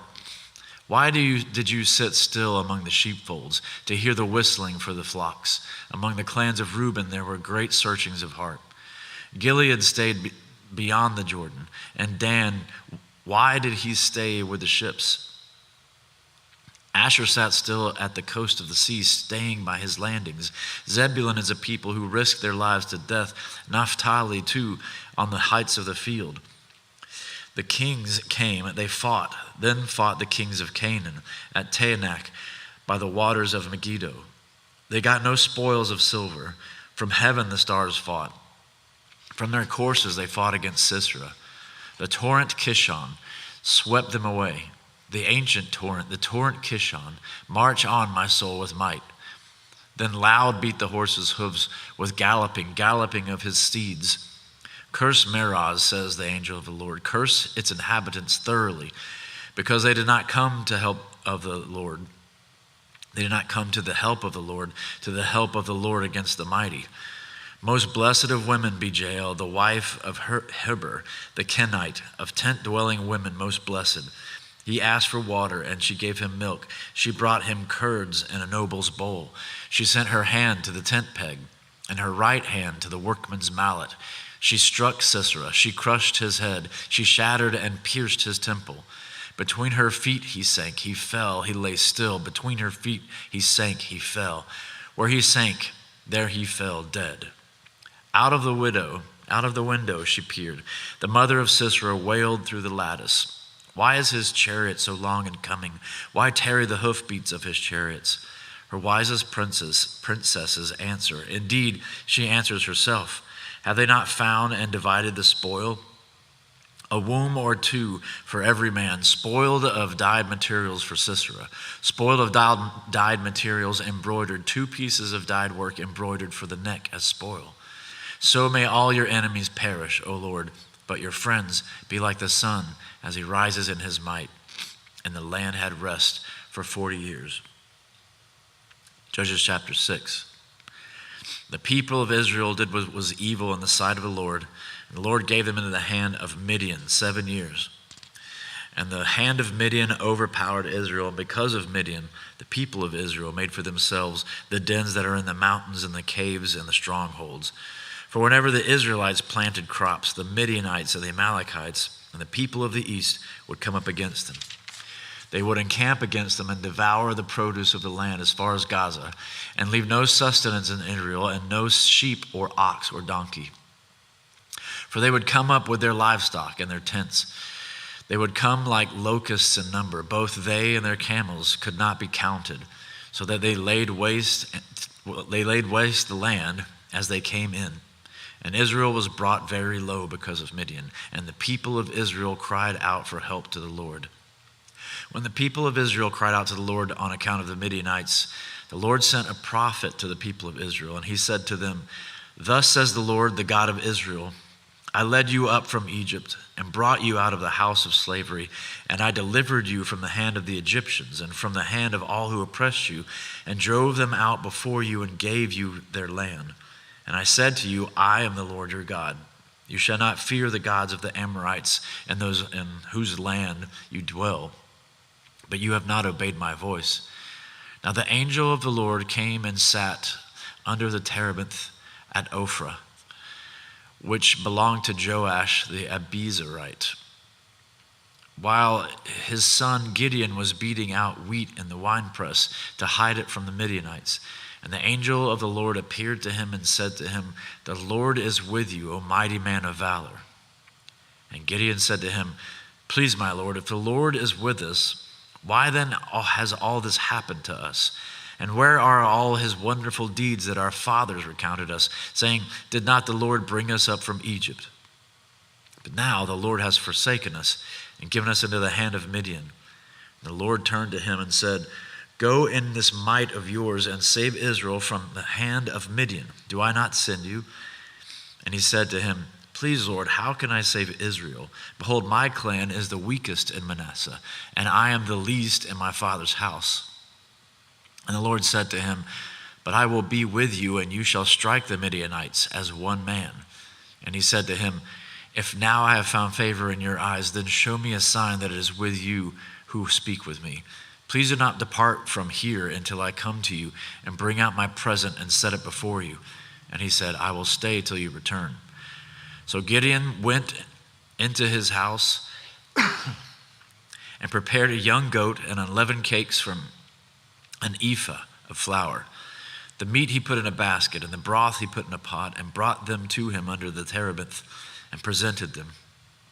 And the angel of God said to him, "Take the meat and the unleavened cakes, and put them on this rock, and pour the broth over them." And he did so. Then the angel of the Lord reached out the tip of the staff that was in his hand, and touched the meat and the unleavened cakes. And the fire sprang up from the rock and consumed the meat and the unleavened cakes. And the angel of the Lord vanished from his sight. Then Gideon perceived that he was the angel of the Lord. And Gideon said, "Alas, O Lord God, for now I have seen the angel of the Lord face to face." But the Lord said to him, "Peace be to you, do not fear, you shall not die." Then Gideon built an altar there to the Lord and called it, "The Lord is Peace." To this day it still stands at Ophrah, which belongs to the Abiezrites. That night the Lord said to him, "Take your father's bull and the second bull, 7 years old, and pull down the altar of Baal that your father has, and cut down the Asherah that is beside it, and build an altar to the Lord your God on top of the stronghold here with stones laid in due order. Then take the second bull and offer it as a burnt offering with the wood of the Asherah that you shall cut down." So Gideon took 10 men of his servants and did as the Lord had told him. But because he was too afraid of his family and the men of the town to do it by day, he did it by night. When the men of the town rose early in the morning, behold, the altar of Baal was broken down, and the Asherah beside it was cut down, and the second bull was offered on the altar that had been built. And they said to one another, "Who has done this thing?" And after they had searched and inquired, they said, "Gideon the son of Joash has done this thing." Then the men of the town said to Joash, "Bring out your son that he may die, for he has broken down the altar of Baal and cut down the Asherah beside it." But Joash said to all who stood against him, "Will you contend for Baal, or will you save him? Whoever contends for him shall be put to death by morning. If he is a god, let him contend for himself, because his altar has been broken down." Therefore on that day Gideon was called Jerubbaal, that is to say, "Let Baal contend against him," because he broke down his altar. Now all the Midianites and the Amalekites and the people of the east came together, and they crossed the Jordan and encamped in the valley of Jezreel. But the Spirit of the Lord clothed Gideon, and he sounded the trumpet, and the Abiezrites were called out to follow him. And he sent messengers throughout all Manasseh, and they too were called out to follow him. And he sent messengers to Asher, Zebulun, and Naphtali, and they went up to meet him. They went up to meet them. Then Gideon said to God, "If you will save Israel by my hand, as you have said, behold, I am laying a fleece of wool on the threshing floor. If there is dew on the fleece alone, and it is dry on all the ground, then I shall know that you will save Israel by my hand, as you have said." And it was so. When he rose early the next morning and squeezed the fleece, he wrung enough dew from the fleece to fill a bowl with water. Then Gideon said to God, "Let not your anger burn against me. Let me speak just once more. Please let me test just once more with the fleece. Please let it be dry on the fleece only, and on all the ground let there be dew." And God did so that night, and it was dry on the fleece only, and on the ground there was dew. Judges chapter 7. Then Jerubbaal, that is Gideon, And all the people who were there with him rose early and encamped beside the spring of Harod. And the camp of Midian was north of them by the hill of Moreh in the valley. The Lord said to Gideon, "The people with you are too many for me to give the Midianites into their hand, lest Israel boast over me, saying, 'My own hand has saved me.'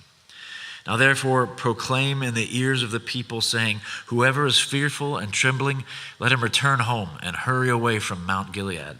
Then 22,000 of the people returned, and 10,000 remained. And the Lord said to Gideon, 'The people are still too many. Take them down to the water, and I will test them for you there. And any one of whom I say to you, this one shall go with you, shall go with you. And any one of whom I say to you, this one shall not go with you, shall not go.' So he brought the people down to the water, and the Lord said to Gideon, 'Everyone who laps the water with his tongue as a dog laps, you shall set by himself. Likewise, everyone who kneels down to drink.' And the number of those who lapped, putting their hands to their mouths, was 300 men. But all the rest of the people knelt down to drink water. And the Lord said to Gideon, 'With the 300 men who lapped, I will save you, and give the Midianites into your hand. And let all the others go, every man to his home.' So the people took provisions in their hand, and their trumpets. And he sent all the rest of Israel, every man to his tent, but retained the 300 men. And the camp of Midian was below him in the valley. That same night the Lord said to him, 'Arise, go down against the camp, for I have given it into your hand.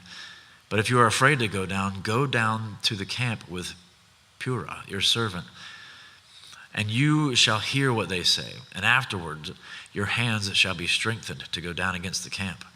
Then he went down with Purah his servant to the outposts of the armed men who were in the camp.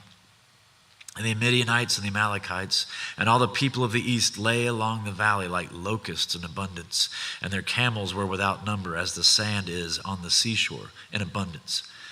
When Gideon came, behold, a man was telling a dream to his comrade. And he said, 'Behold, I dreamed a dream, and behold, a cake of barley bread tumbled into the camp of Midian, and came to the tent and struck it, so that it fell and turned it upside down, so that the tent lay flat.' And his comrade answered, 'This is no other than the sword of Gideon, the son of Joash, a man of Israel. God has given into his hand Midian and all the camp.' As soon as Gideon heard the telling of the dream and its interpretation, he worshipped, and he returned to the camp of Israel and said, 'Arise, for the Lord has given the host of Midian into your hand.' And he divided the 300 men into 3 companies, and put trumpets into the hands of all of them, and empty jars with torches inside the jars. And he said to them, 'Look at me and do likewise. When I come to the outskirts of the camp, do as I do. When I blow the trumpet, and I and all who are with me, then blow the trumpets also on every side of the camp, and shout for the Lord and for Gideon.' So Gideon and the 100 men who were with him came to the outskirts of the camp at the beginning of the middle watch, when they had just set the watch. And they blew the trumpets and smashed the jars that were in their hands. Then the 3 companies blew the trumpets and broke the jars. They held in their left hands the torches, and in their right hands the trumpets to blow. And they cried out, 'A sword for the Lord and for Gideon.' Every man stood in his place around the camp, and all the army ran. They cried out and fled. When they blew the 300 trumpets, the Lord set every man's sword against his comrade and against all the army. And the army fled as far as Beit Shittah, towards Zererah, as far as the border of Abel Meholah and Tabbath. And the men of Israel were called out from Naphtali and from Asher and from all Manasseh, and they pursued after Midian. Gideon sent messengers throughout all the hill country of Ephraim, saying, 'Come down against the Midianites and capture the waters against them, as far as Beth-barah, and also the Jordan.' So all the men of Ephraim were called out, and as they captured the waters as far as Beth-barah, and also the Jordan, and they captured the 2 princes of Midian, Oreb and Zeb. They killed Oreb at the rock of Oreb, and Zeb they killed at the winepress of Zeb. Then they pursued Midian, and they brought the heads of Oreb and Zeb to Gideon across the Jordan." Judges 8. Then the men of Ephraim said to him, "What is this that you have done to us, not to call us when you went to fight against Midian?" And they accused him fiercely. And he said to them, "What have I done now in comparison with you? Is not the gleaning of the grapes of Ephraim better than the grape harvest of Abiezer? God has given into your hands the princes of Midian, Oreb and Zeb. What have I been able to do in comparison with you?" And their anger against him subsided when he had said this. And Gideon came to the Jordan and crossed over, he and the 300 men who were with him, exhausted yet pursuing. So he said to the men of Succoth, "Please give loaves of bread to the people who follow me, for they are exhausted, and I am pursuing after Zebah and Zalmunna, the kings of Midian." And the officials of Succoth said, "Are the hands of Zebah and Zalmunna already in your hand, that we should give bread into your army?" So Gideon said, "Well then, when the Lord has given Zebah and Zalmunna into my hand, I will flail your flesh with the thorns of the wilderness and with briars." And from there he went up to Penuel and spoke to them in the same way, and the men of Penuel answered him as the men of Succoth had answered. And he said to the men of Penuel, "When I come again in peace, I will break down this tower." Now Zebah and Zalmunna were in Karkor with their army, about 15,000 men, all who were left out of the army of the people of the east, for there had fallen 120,000 men who drew the sword. And Gideon went up by the way of the tent dwellers east of Nobah and Jogbehah, and attacked the army, for the army felt secure. And Zebah and Zalmunna fled, and he pursued them and captured the 2 kings of Midian, Zebah and Zalmunna. And he threw all the army into a panic. Then Gideon, the son of Joash, returned from the battle by the ascent of Heres. And he captured a young man of Succoth and questioned him. And he wrote down for him the officials and the elders of Succoth, 77 men. And he came to the men of Succoth and said, "Behold, Zebah and Zalmunna, about whom you taunted me, saying, 'Are the hands of Zebah and Zalmunna already in your hand, that we should give bread to your men who are exhausted?' And he took the elders of the city, and he took thorns of the wilderness and briars with them, taught the men of Succoth a lesson. And he broke down the tower of Penuel and killed the men of the city. Then he said to Zebah and Zalmunna, 'Where are the men whom you killed at Tabor?' They answered, 'As you are, so were they. Every one of them resembled us, the son of a king.' And he said, 'They were my brothers, the sons of my mother. As the Lord lives, if you had saved them alive, I would not kill you.' So he said to Jether, the firstborn, 'Rise and kill them.' But the young man did not draw his sword, for he was afraid, because he was still a young man. Then Zebah and Zalmunna said, 'Rise yourself and fall upon us, for as the man is, so is his strength.' So Gideon arose and killed Zebah and Zalmunna, and he took the crescent ornaments that were on the necks of their camels. Then the men of Israel said to Gideon, 'Rule over us, you and your son, and your grandson also, for you have saved us from the hand of Midian.' Gideon said to them, 'I will not rule over you, and my son will not rule over you. The Lord will rule over you.' And Gideon said to them, 'Let me make a request of you. Every one of you give me the earrings from his spoil.' For they had golden earrings, because they were Ishmaelites. And they answered, 'We will willingly give them.' And they spread a cloak, and every man threw in it the earrings of his spoil. And the weight of the golden earrings that he requested was 1,700 shekels of gold, besides the crescent ornaments and the pendants and the purple garments worn by the kings of Midian, and besides the collars that were around the necks of their camels. And Gideon made an ephod of it and put it in his city in Ophrah. And all Israel whored after it there. And it became a snare to Gideon and to his family.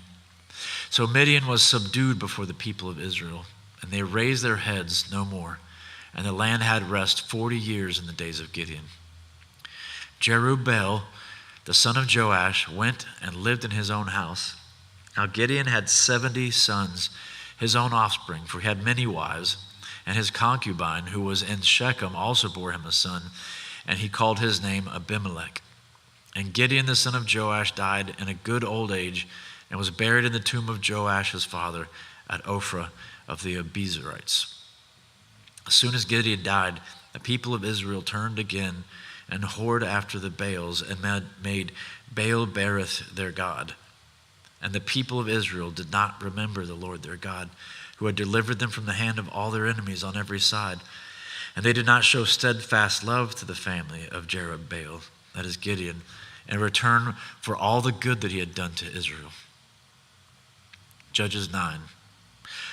Now Abimelech, the son of Jerubbaal, went to Shechem to his mother's relatives and said to them and to the whole clan of his mother's family, say in the ears of all the leaders of Shechem, which is better for you, that all 70 of the sons of Jerubbaal rule over you, or that one rule over you?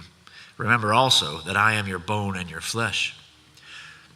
And his mother's relatives spoke all these words on his behalf in the ears of all the leaders of Shechem. And their hearts inclined to follow Abimelech, for they said, he is our brother.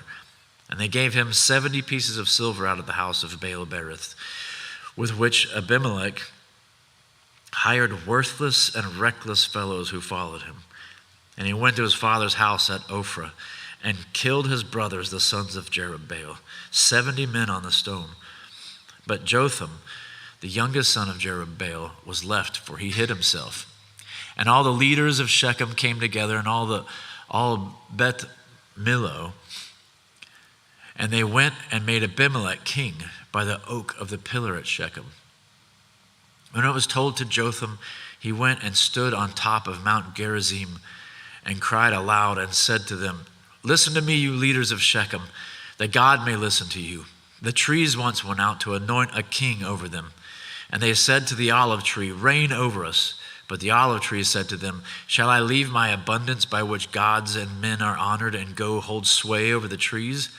And the tree said to the fig tree, you come and reign over us. But the fig tree said to them, shall I leave my sweetness and my good fruit and go hold sway over the trees? And the tree said to the vine, you come and reign over us. But the vine said to them, shall I leave my wine that cheers God and men and go hold sway over the trees?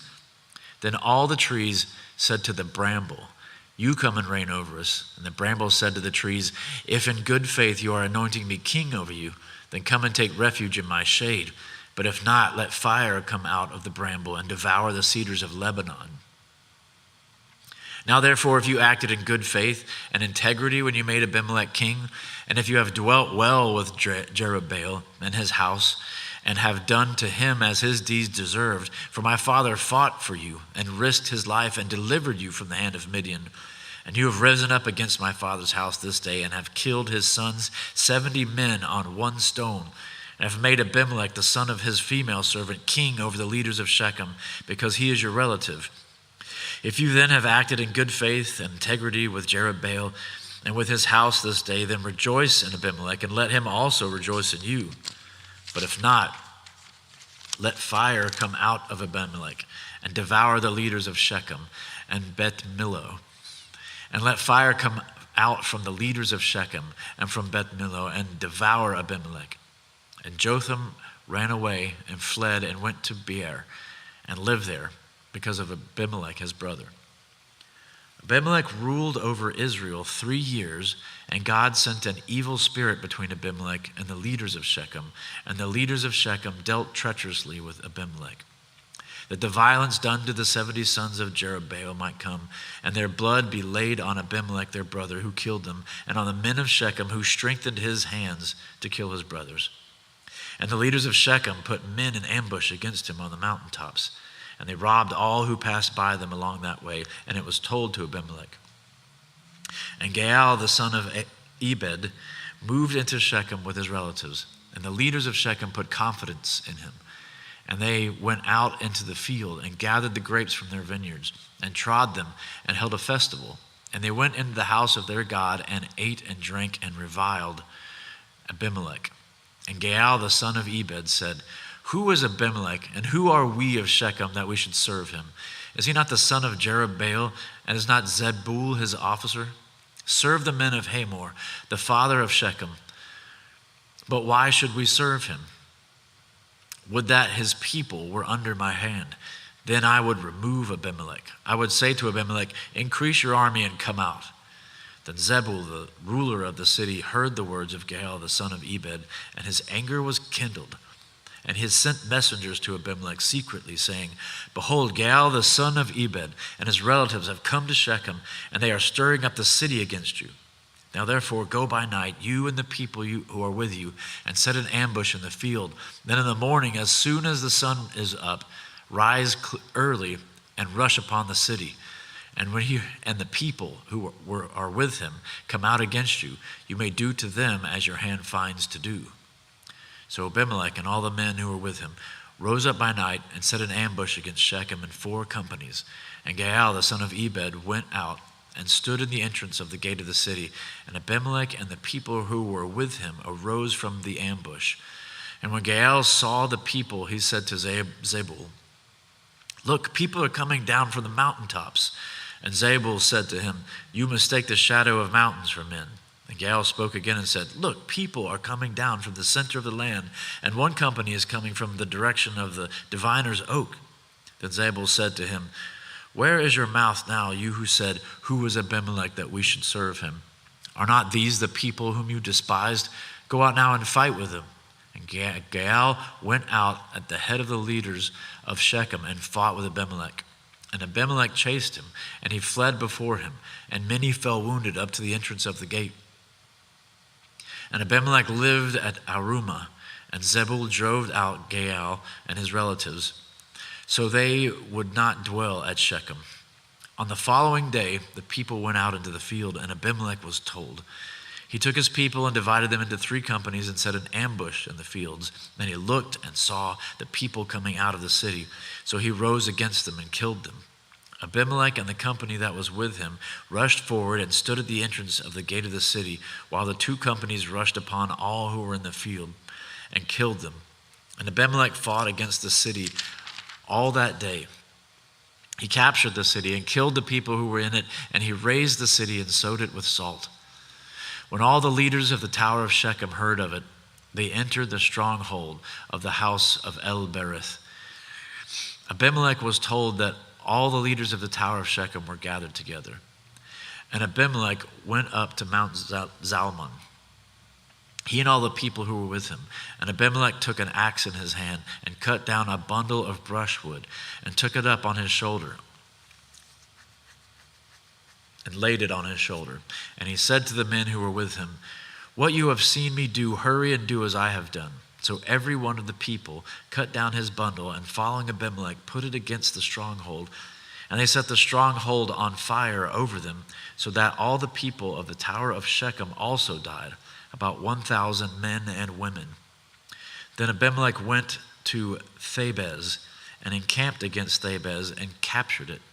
But there was a strong tower within the city, and all the men and women, all the leaders of the city fled to it and shut themselves in. And they went up to the roof of the tower, and Abimelech came to the tower and fought against it and drew near to the door of the tower to burn it with fire. And a certain woman threw an upper millstone on Abimelech's head and crushed his skull.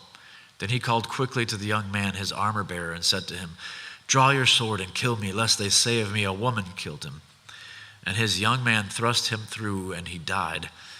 And when the men of Israel saw that Abimelech was dead, everyone departed to his home. Thus God returned the evil of Abimelech, which he committed against his father in killing his 70 brothers. And God also made all the evil of the men of Shechem return on their heads, and upon them came the curse of Jotham, the son of Jerubbaal. Judges chapter 10.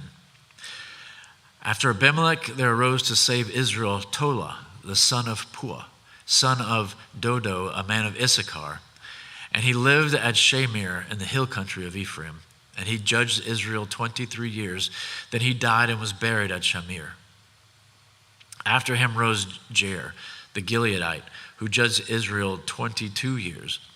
And he had 30 sons who rode on 30 donkeys, and they had 30 cities called Havoth Jair, to this day, which are in the land of Gilead. And Jair died and was buried in Chemon. The people of Israel again did what was evil in the sight of the Lord, and served the Baals and the Ashtaroth, the gods of Syria, the gods of Sidon, the gods of Moab, the gods of the Ammonites, the gods of the Philistines. And they forsook the Lord and did not serve him. So the anger of the Lord was kindled against Israel, and he sold them into the hand of the Philistines and into the hand of the Ammonites. And they crushed and oppressed the people of Israel that year. For 18 years they oppressed all the people of Israel who were beyond the Jordan and the land of the Amorites, which is in Gilead. And the Ammonites crossed the Jordan to fight also against Judah and against Benjamin and against the house of Ephraim, so that Israel was severely distressed. And the people of Israel cried out to the Lord, saying, "We have sinned against you because we have forsaken our God and have served the Baals." And the Lord said to the people of Israel, "Did I not save you from the Egyptians and from the Amorites, from the Ammonites and from the Philistines, the Sidonians also, and the Amalekites and the Maonites oppressed you? And you cried out to me, and I saved you out of their hand. Yet you have forsaken me and served other gods. Therefore, I will save you no more. Go and cry out to the gods whom you have chosen. Let them save you in the time of your distress." And the people of Israel said to the Lord, "We have sinned. Do to us whatever seems good to you, only please deliver us this day." So they put away the foreign gods from among them and served the Lord, and he became impatient over the misery of Israel. Then the Ammonites were called to arms, and they encamped in Gilead. And the people of Israel came together, and they encamped at Mizpah. And the people, the leaders of Gilead, said one to another, "Who is the man who will begin to fight against the Ammonites?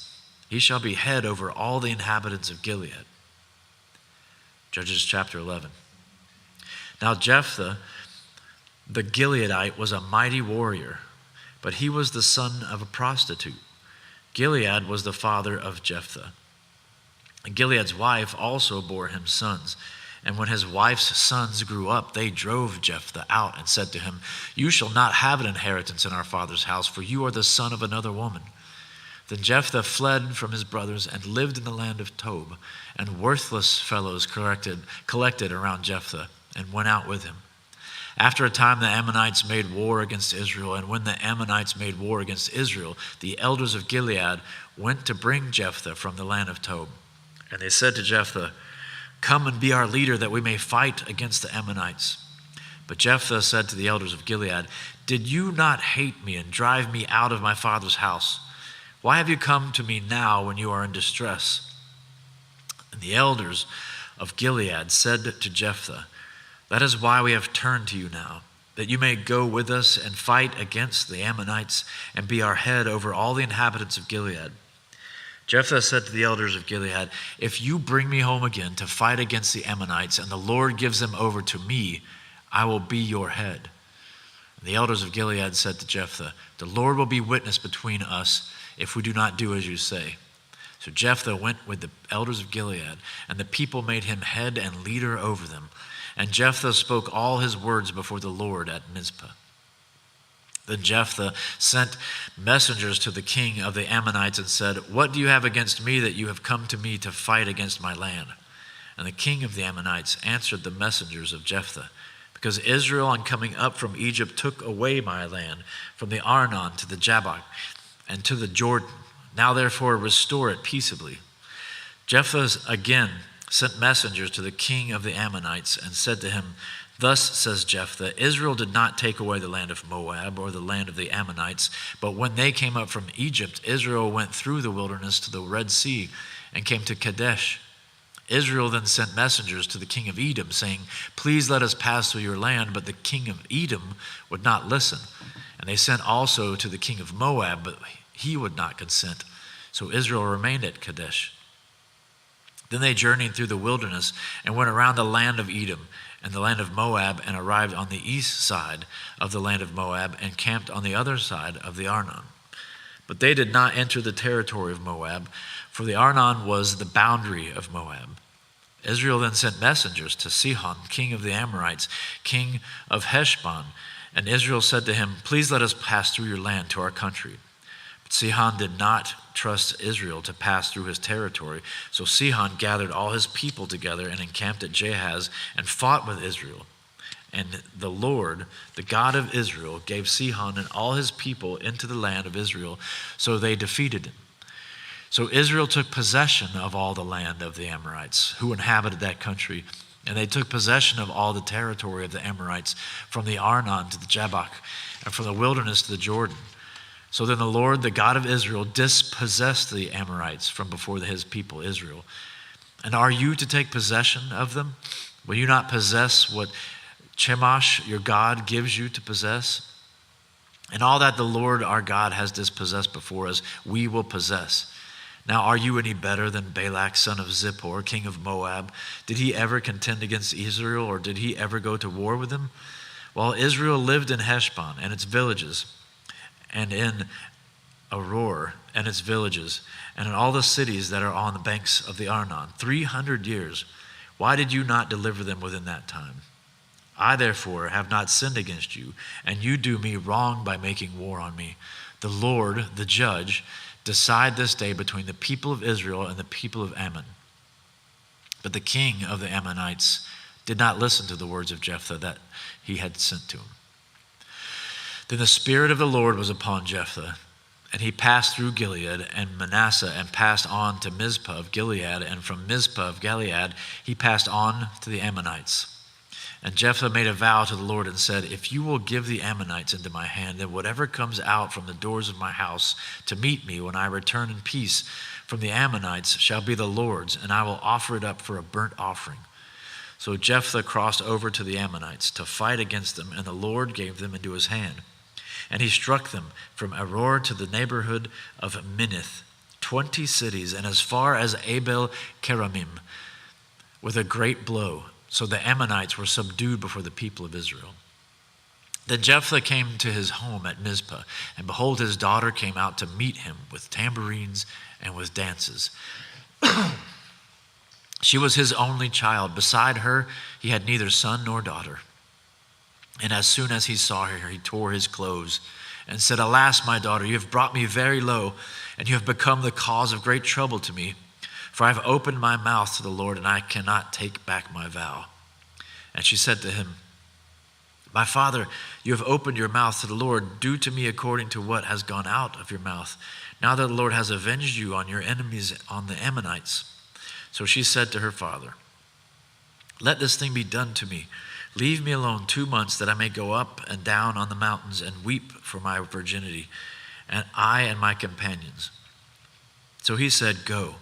Then he sent her away for 2 months, and she departed, she and her companions, and wept for her virginity on the mountains. And at the end of 2 months, she returned to her father, who did with her according to his vow that he had made. She had never known a man, and it became a custom in Israel that the daughters of Israel went year by year to lament the daughter of Jephthah, the Gileadite, 4 days in the year. Judges chapter 12. The men of Ephraim were called to arms, and they crossed to Zaphon and said to Jephthah, why did you cross over to fight against the Ammonites and did not call us to go with you? We will burn your house over you with fire. And Jephthah said to them, I and my people had a great dispute with the Ammonites. And when I called you, you did not save me from their hand. And when I saw that you would not save me, I took my life in my hand and crossed over against the Ammonites. And the Lord gave them into my hand. Why then have you come up to me this day to fight against me? Then Jephthah gathered all the men of Gilead and fought with Ephraim.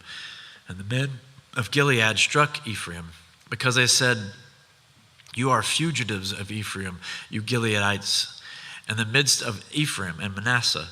And the Gileadites captured the fords of the Jordan against the Ephraimites. And when any of the fugitives of Ephraim said, let me go over, the men of Gilead said to him, are you an Ephraimite? When he said no, they said to him, then say Shibboleth. And he said Sibboleth, for he could not pronounce it right. Then they seized him and slaughtered him at the fords of Jordan. At that time, 42,000 of the Ephraimites fell. Jephthah judged Israel 6 years. Then Jephthah the Gileadite died and was buried in his city at Gilead. After him, Ibzan of Bethlehem judged Israel. He had 30 sons and 30 daughters he gave in marriage outside his clan, and 30 daughters he brought in from outside for his sons. And he judged Israel 7 years. Then Ibzan died and was buried at Bethlehem. After him, Elon the Zebulunite judged Israel.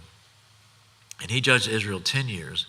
Then Elon the Zebulunite died and was buried at Aijalon, in the land of Zebulun. After him, Abdon, the son of Hillel, the Pirathonite, judged Israel. He had 40 sons and 30 grandsons who rode on 70 donkeys, and he judged Israel 8 years. Then Abdon, the son of Hillel, the Pirathonite, died and was buried at Pirathon, in the land of Ephraim, and the hill country of the Amalekites. Judges chapter 13. And the people of Israel again did what was evil in the sight of the Lord, so the Lord gave them into the hand of the Philistines for 40 years. There was a certain man of Zorah, of the tribe of the Danites, whose name was Manoah, and his wife was barren, and he had no children. And the angel of the Lord appeared to the woman and said to her, Behold, you are barren and have not borne children, but you shall conceive and bear a son. Therefore be careful, and drink no wine or strong drink, and eat nothing unclean, for behold, you shall conceive and bear a son. No razor shall come upon his head, for the child shall be a Nazirite to God from the womb, and he shall begin to save Israel from the hand of the Philistines. Then the woman came and told her husband, A man of God came to me, and his appearance was like the appearance of the angel of God, very awesome. I did not ask him where he was from, and he did not tell me his name, but he said to me, Behold, you shall conceive and bear a son. So then drink no wine or strong drink, and eat nothing unclean, for the child shall be a Nazirite to God from the womb to the day of his death. Then Manoah prayed to the Lord and said, O Lord, please let the man of God whom you sent come again to us and teach us what we are to do with the child who will be born. And God listened to the voice of Manoah, and the angel of God came again to the woman as she sat in the field. But Manoah, her husband, was not with her. So the woman went quickly and told her husband, Behold, the man who came to me the other day has appeared to me. And Manoah arose and went after his wife and came to the man and said to him, Are you the man who spoke to this woman? And he said, I am. And Manoah said, Now when your words come true, what is to be the child's manner of life, and what is his mission? And the angel of the Lord said to Manoah, Of all that I said to the woman, let her be careful. She may not eat of anything that comes from the vine, neither let her drink wine or strong drink, or eat any unclean thing. All that I commanded her,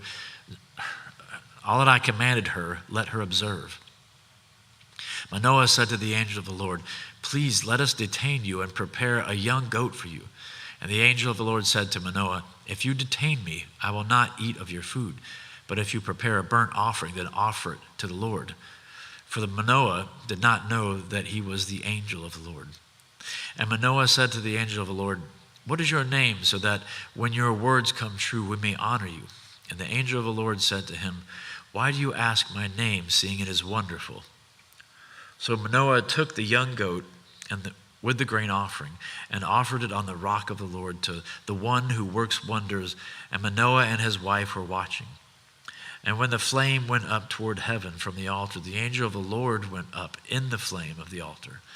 Now Manoah and his wife were watching, and they fell on their faces to the ground. The angel of the Lord appeared no more to Manoah and to his wife. Then Manoah knew that he was the angel of the Lord. And Manoah said to his wife, We shall surely die, for we have seen God. But his wife said to him, If the Lord had meant to kill us, he would not have accepted a burnt offering and a grain offering in our hands, or shown us all these things, or now announced to us such things as these. And the woman bore a son and called his name Samson. And the young man grew, and the Lord blessed him. And the Spirit of the Lord began to stir him in Mahaneh Dan, between Zorah and Eshtaol. Samson went down to Timnah, and at Timnah he saw one of the daughters of the Philistines. And he came up and told his father and mother, I saw one of the daughters of the Philistines at Timnah. Now get her for me as my wife. But his father and mother said to him, Is there not a woman among the daughters of your relatives or among all our people that you must go to take a wife from the uncircumcised Philistines? But Samson said to his father, Get her for me, for she is right in my eyes. His father and mother did not know that it was from the Lord, for he was seeking an opportunity against the Philistines. At that time, the Philistines ruled over Israel. Then Samson went down with his father and mother to Timnah, and they came to the vineyards of Timnah. And behold, a young lion came toward him, roaring. Then the Spirit of the Lord rushed upon him, and although he had nothing in his hand, he tore the lion in pieces as one tears a young goat. But he did not tell his father or his mother what he had done. Then he went down and talked with the woman, and she was right in Samson's eyes. After some days, he returned to take her, and he turned aside to see the carcass of the lion, and behold, there was a swarm of bees in the body of the lion, and honey. He scraped it out into his hands and went on, eating as he went. And he came to his father and mother and gave some to them, and they ate. But he did not tell them that he had scraped the honey from the carcass of the lion. His father went down to the woman, and Samson prepared a feast there, for so the young men used to do. As soon as the people saw him, they brought 30 companions to be with him. And Samson said to them, "Let me now put a riddle in you. If you can tell me what it is within the 7 days of the feast and find it out, then I will give you 30 linen garments and 30 changes of clothes. But if you cannot tell me what it is, then you shall give me 30 linen garments and 30 changes of clothes." And they said to him, "Put your riddle that we may hear it." And he said to them, "Out of the eater came something to eat. Out of the strong came something sweet." And in 3 days they could not solve the riddle. On the 4th day they said to Samson's wife, "Entice your husband to tell us what the riddle is, lest we burn you and your father's house with fire. Have you invited us here to impoverish us?" And Samson's wife wept over him and said, "You only hate me. You do not love me. You have put a riddle to my people, and you have not told me what it is." And he said to her, "Behold, I have not told my father nor my mother, and shall I tell you?" And she wept before him the 7 days that their feast lasted. And on the 7th day he told her, because she pressed him hard. Then she told the riddle to her people.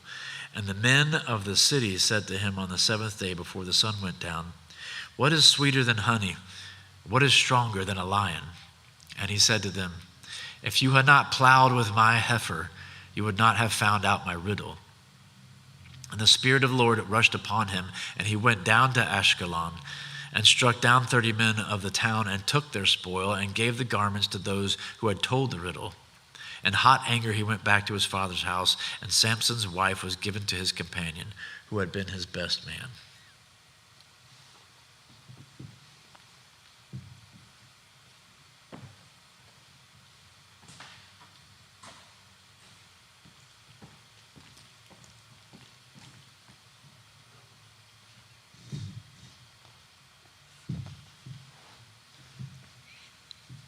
Judges 15.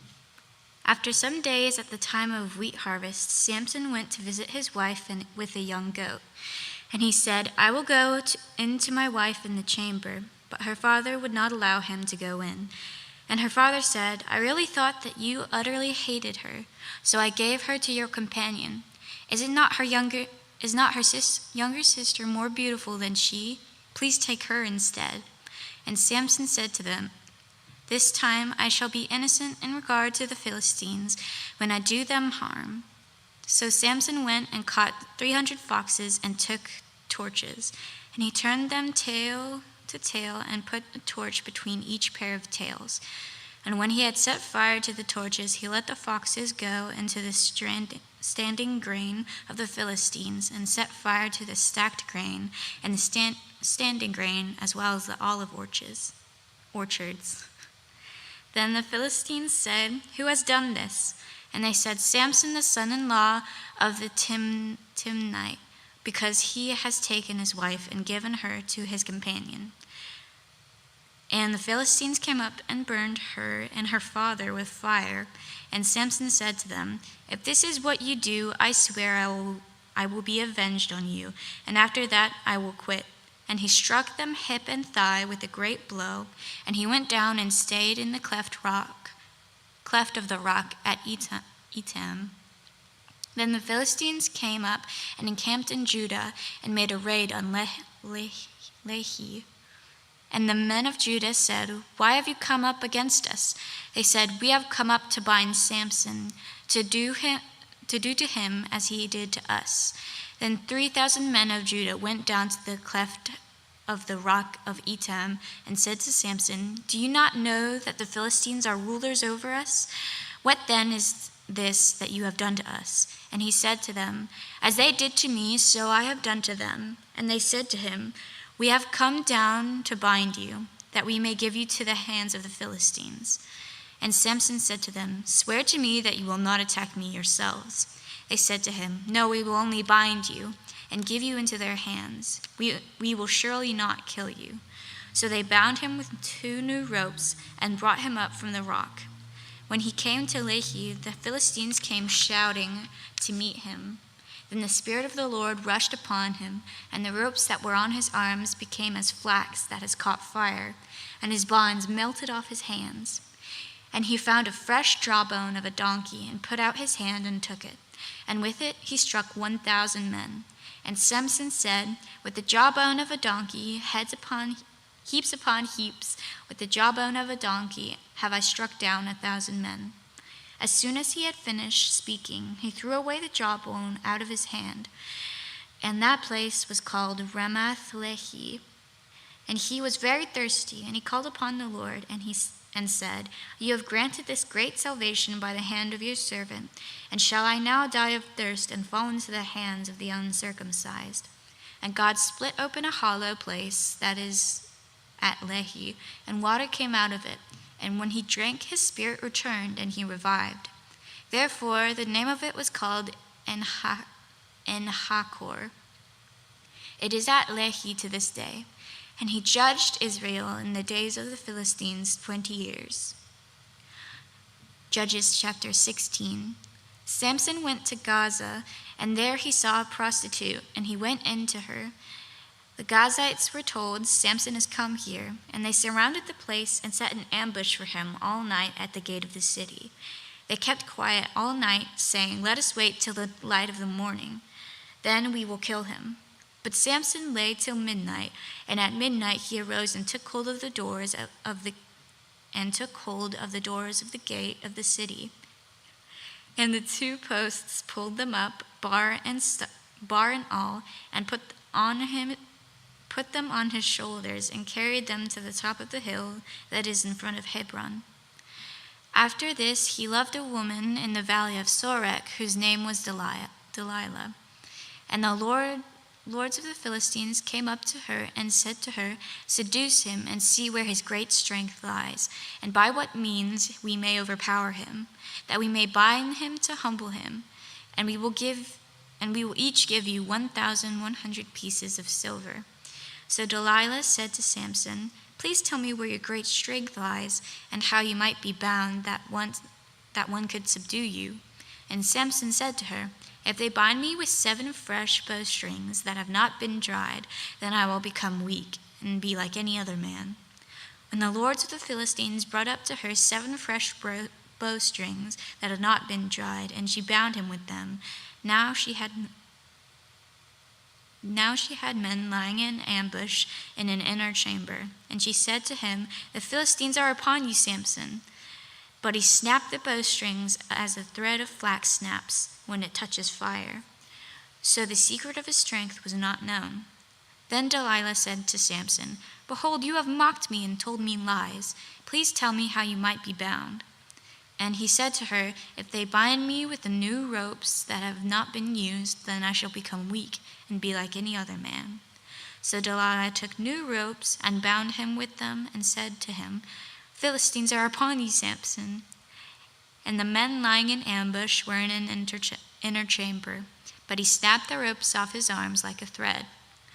Then Delilah said to Samson, "Until now you have mocked me and told me lies. Tell me how you might be bound." And he said to her, "If you weave the 7 locks of my head with a web and fasten it tight with a pin, then I shall become weak and be like any other man." So while he slept, Delilah took the 7 locks of his head and wove them into the web. And she made them tight with the pin and said to him, "The Philistines are upon you, Samson." But he awoke from his sleep and pulled away the pin, the loom, and the web. And she said to him, "How can you say I love you when your heart is not with me?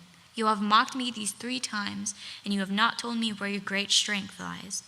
And when she pressed him hard with her words day after day and urged him, his soul was vexed to death. And he told her all his heart and said to her, "A razor has never come upon my head, for I have been a Nazarite to God from my mother's womb. If my head is shaved, then my strength will leave me, and I shall become weak and be like any other man." When Delilah saw that he had told her all his heart, she sent and called the lords of the Philistines, saying, "Come up again, for he has told me all his heart."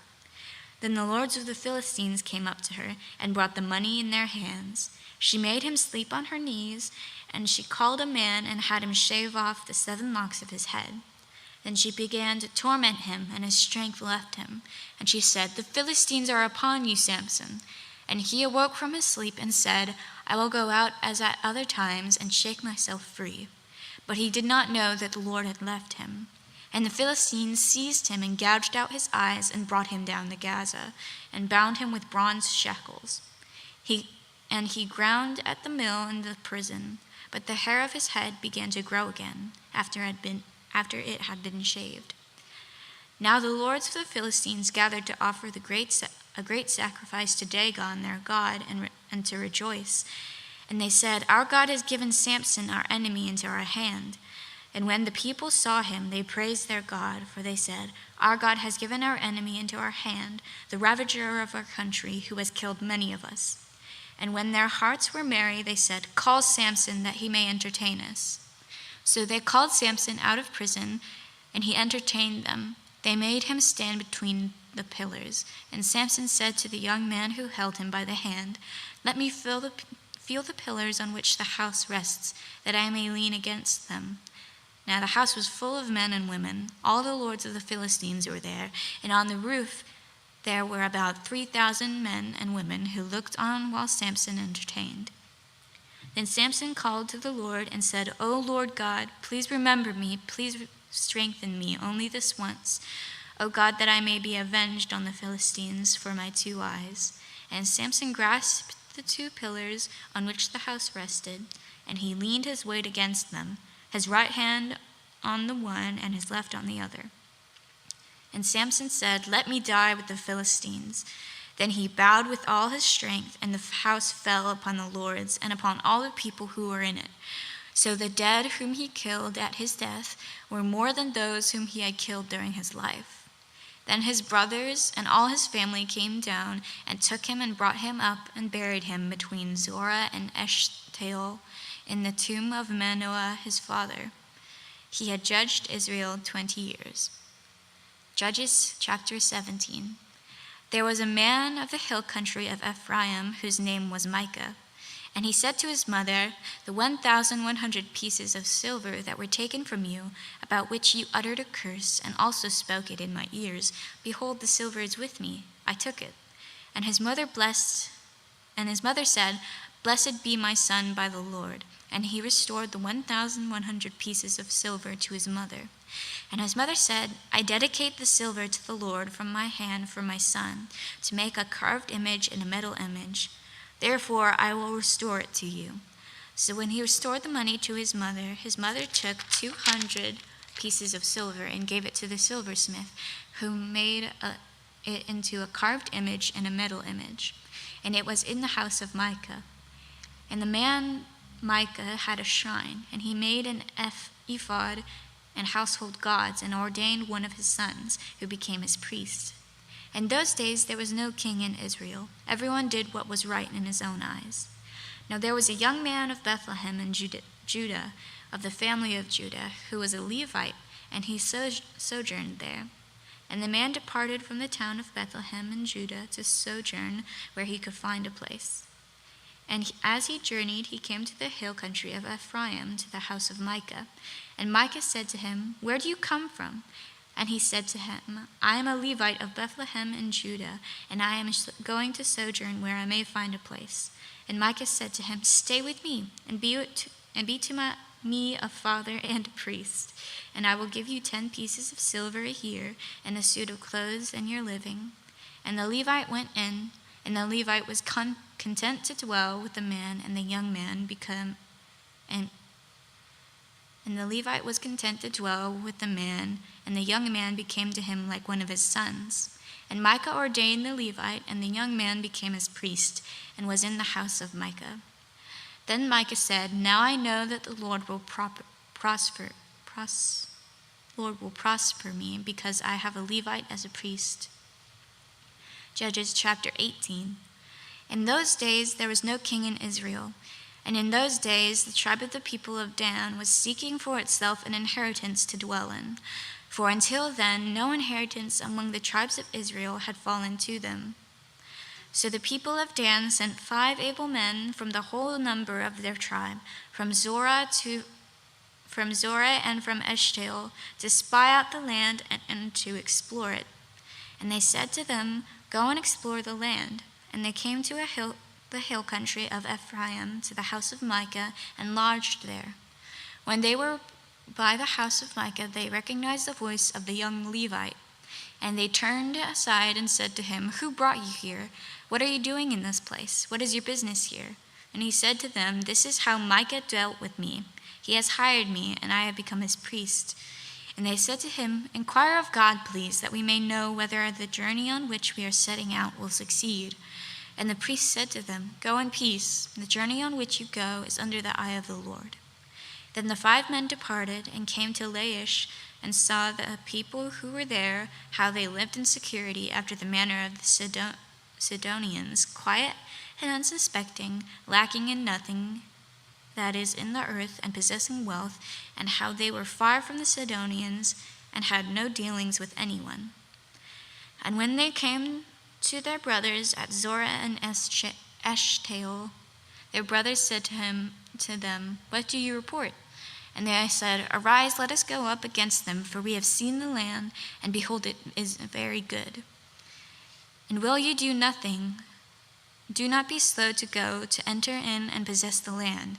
As soon as you go, you will come to an unsuspecting people. The land is spacious, for God has given it into your hands, a place where there is no lack of anything that is in the earth." So 600 men of the tribe of Dan, armed with weapons of war, set out from Zorah and Eshtaol, and went up and encamped at Kiriath Jearim in Judah. On this account, that place is called Mahanadan to this day. Behold, it is west of Kiriath Jearim. And they passed on from there to the hill country of Ephraim, and came to the house of Micah. Then the 5 men who had gone to scout out the country of Laish said to their brothers, "Do you know that in these houses there are an ephod, household gods, and a carved image, and a metal image? Now therefore consider what you will do." And they turned aside there, and came to the house of the young Levite at the home of Micah, and asked him about his welfare. Now the 600 men of the Danites, armed with their weapons of war, stood by the entrance of the gate. And the 5 men who had gone to scout out the land went up and entered, and took the carved image, the ephod, the household gods, and the metal image, while the priest stood by the entrance of the gate with the 600 armed men with weapons of war. And then these went into Micah's house, and took the carved image, the ephod, the household gods, and the metal image. And the priest said to them, "What are you doing?" And they said to him, "Keep quiet, put your hand on your mouth, and come with us to be to us a father and a priest. It is better for you to be a priest to the house of one man, or to be a priest to a tribe and clan of Israel." And the priest's heart was glad. He took the ephod and the household gods and the carved image, and went along with the people. So they turned and departed, putting the little ones and the livestock and the goods in front of them. When they had gone a distance from the home of Micah, the men who were in the houses near Micah's house were called out, and they overtook the people of Dan. And they shouted to the people of Dan, who turned around and said to Micah, "What is the matter with you, that you come with such company?" And he said, "You take my gods that I made, and the priest, and go away, and what have I left? How then do you ask me, what is the matter with you? And the people of Dan said, "Do not let your voice be heard among us, lest angry fellows fall upon you, and you lose your life with the lives of your household." Then the people of Dan went their way, and when Micah saw that they were too strong for him, he turned and went back to his home. But the people of Dan took what Micah had made, and the priests who belonged to him, and they came to Laish, to a people quiet and unsuspecting, and struck them with the edge of the sword, and burned the city with fire. And there was no deliverer, because it was far from Sidon, and they had no dealings with anyone. It was in the valley that belongs to Beth Rehob. Then they rebuilt the city and lived in it, and they named the city Dan, after the name of Dan, their ancestor, who was born in Israel. But the name of the city was Laish at the first. And the people of Dan set up the carved image for themselves, and Jonathan the son of Gershom, son of Moses, and his sons were priests to the tribe of the Danites until the day of the captivity of the land. So they set up Micah's carved image that he made as long as the house of God was at Shiloh. Judges chapter 19. In those days, when there was no king in Israel, a certain Levite was sojourning in the remote parts of the hill country of Ephraim, who took to himself a concubine from Bethlehem in Judah. And his concubine was unfaithful to him, and she went away from him to her father's house at Bethlehem in Judah, and was there some 4 months. Then her husband arose and went after her to speak kindly to her and to bring her back. He had with him his servant and a couple of donkeys, and she brought him into her father's house. And when the girl's father saw him, he came with joy to meet him. And his father-in-law, the girl's father, made him stay, and he remained with him 3 days, so they ate and drank and spent the night there. And on the 4th day they arose early in the morning and prepared to go. But the girl's father said to his son-in-law, "Strengthen your heart with a morsel of bread, and after that you may go." So the two of them sat and ate and drank together. And the girl's father said to the man, "Be pleased to spend the night, and let your heart be merry." And when the man arose up to go, his father-in-law pressed him till he spent the night there again. And on the 5th day he arose early in the morning to depart. And the girl's father said, "Strengthen your heart and wait until the day declines." So they ate, both of them. And when the man and his concubine and his servant rose up to depart, his father-in-law, the girl's father, said to him, "Behold, now the day has waned toward evening. Please spend the night. Behold, the day draws to its close. Lodge here and let your heart be merry. And tomorrow you shall arise early in the morning for your journey and go home." But the man would not spend the night. He rose up and departed and arrived opposite Jebus, that is Jerusalem. He had with him a couple of saddled donkeys, and his concubine was with him. When they were near Jebus, the day was nearly over, and the servant said to his master, "Come now, let us turn aside to the city of the Jebusites and spend the night in it." And his master said to him, "We will not turn aside into the city of foreigners who do not belong to the people of Israel, but we will pass on to Gibeah." And he said to his young man, "Come and let us draw near to one of these places and spend the night at Gibeah or at Ramah." So they passed on and went their way, and the sun went down on them near Gibeah, which belongs to Benjamin. And they turned aside there to go in and spent the night at Gibeah. And he went in and sat down in an open square of the city, for no one took them into his house to spend the night. And behold, an old man was coming from his work in the field at evening. Then the man was from the hill country of Ephraim, and he was sojourning in Gibeah. The men of the place were Benjaminites. And he lifted up his eyes and saw the traveler in the open square of the city. And the old man said, "Where are you going? And where do you come from?" And he said, "We are passing from Bethlehem to Judah, to the remote parts of the hill country of Ephraim, from which I come. I went to Bethlehem in Judah, and I am going to the house of the Lord. But no one has taken me into his house. We have straw and feed for our donkeys, with bread and wine for me and your female servant, and the young man with your servants. There is no lack of anything." And the old man said, "Peace be to you. I will care for all your wants, only do not spend the night in the square." So he brought him into his house and gave the donkeys feed, and they washed their feet and ate and drank. As they were making their hearts merry, behold, the men of the city, worthless fellows, surrounded the house, beating on the door. And they said to the old man, the master of the house, "Bring out the man who came into your house, that we may know him." And the master of the house, went out to them and said, "No, my brothers, do not act so wickedly. Since this man has come into my house, do not do this vile thing. Behold, here are my virgin daughter and his concubine. Let me bring them out now. Violate them and do with them what seems good to you.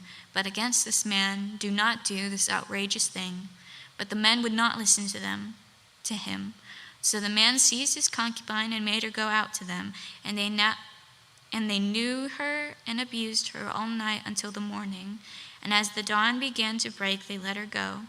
And as morning appeared, the woman came and fell down at the door of the man's house where her master was, until it was light. And her master rose up in the morning, and when he opened the doors of the house and went out to go on his way, behold, there was his concubine laying at the door of the house with her hands on the threshold. He said to her, "Get up, let us be going." But there was no answer.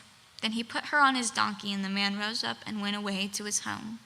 And when he entered his house, he took a knife, and taking hold of his concubine, he divided her limb by limb into 12 pieces, and sent her throughout all the territory of Israel.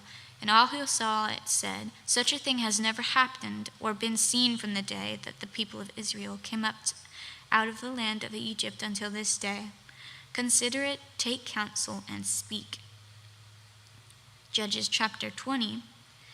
Then all of the people of Israel came to Dan, to Beersheba, including the land of Gilead, and the congregation assembled as one man to the Lord at Mizpah.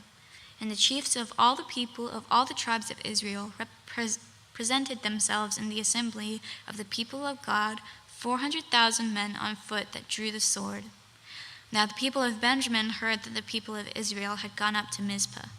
And the people of Israel said, "Tell us how did this evil thing happen?" And the Levite, the husband of the woman who was murdered, answered and said, "I came to Gibeah that belongs to Benjamin, I and my concubine, to spend the night. And the leaders of Gibeah rose against me and surrounded my house against me by night. They meant to kill me, and they violated my concubine, and she is dead. So I took hold of my concubine and cut her in pieces and sent her throughout all the country of the inheritance of Israel, for they have committed an abomination, an outrage to Israel. Behold, you people of Israel, all you give your advice.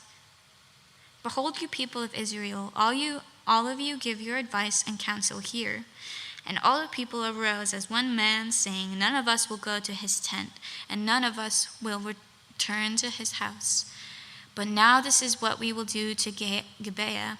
We will go up against it by lot, and we will take 10 men of 100 throughout all the tribes of Israel, and 100 of 1,000, and 1,000 of 10,000, to bring provisions for the people, that when they come, they may repay Gibeah of Benjamin for all the outrage they have committed in Israel." So all the men of Israel gathered against the city, united as one man. And the tribes of Israel sent men through all the tribe of Benjamin, saying, What evil is this that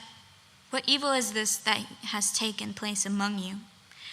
Now therefore give up the men, the worthless fellows in Gibeah, that we may put them to death and purge evil from Israel.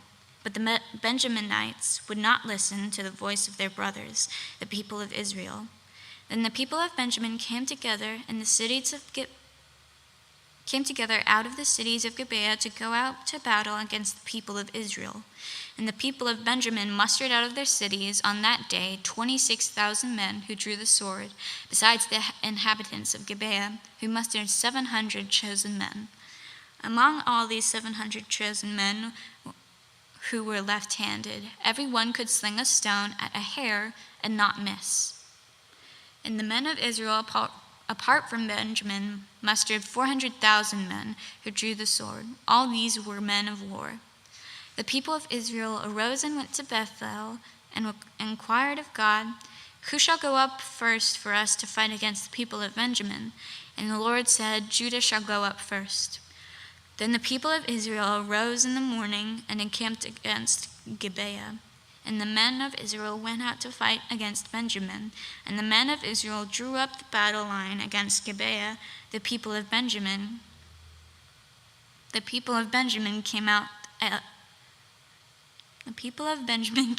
against Gibeah and destroyed on that day 22,000 men of the Israelites.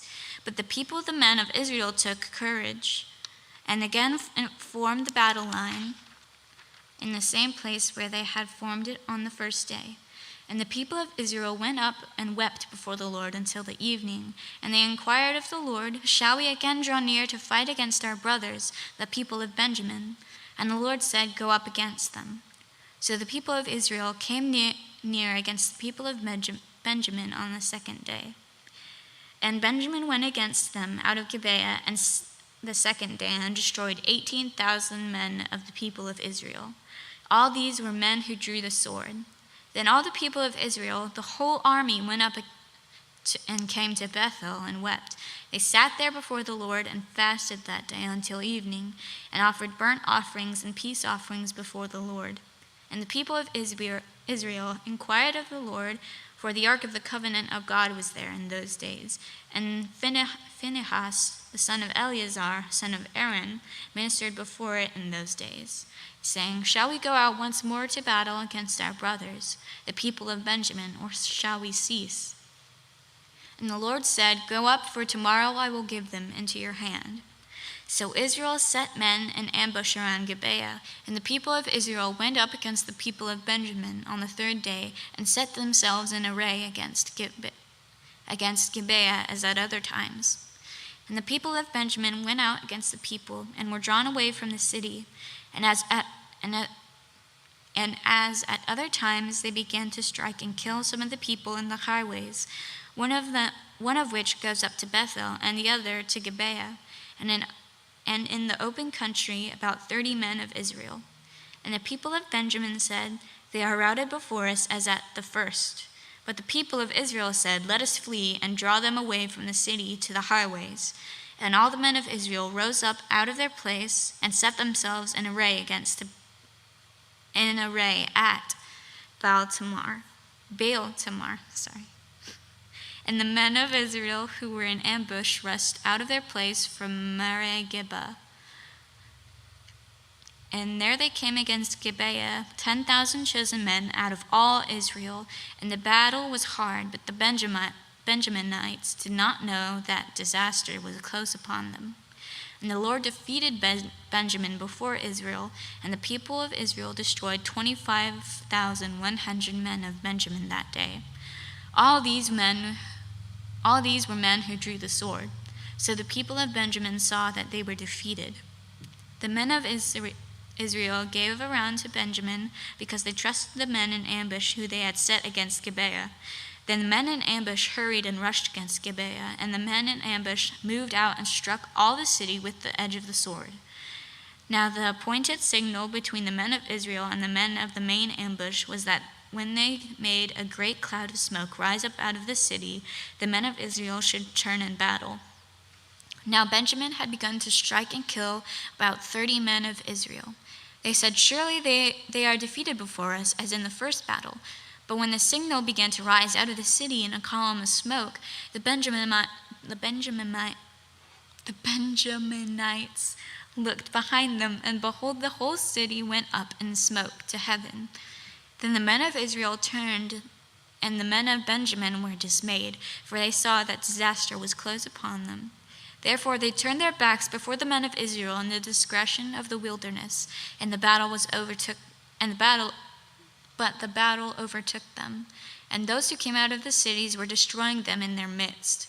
Surrounding the Benjaminites, they pursued them and trod them down from Nohah as far as opposite Gibeah on the east. 18,000 men of Benjamin fell, all of them men of valor. And they turned and fled toward the wilderness to the rock of Rimmon. 5,000 men of them were cut down in the highways, and they were pursued hard to Gidom. and 2,000 of them were struck down. So all who fell that day of Benjamin were 25,000 men who drew the sword, all of them men of valor. But 600 men turned and fled toward the wilderness to the rock of Rimmon, and remained at the rock of Rimmon 4 months. And the men of Israel turned back against the people of Benjamin, and struck them with the edge of the sword, the city, men and beasts, and all that they found, and the towns that they found they set on fire.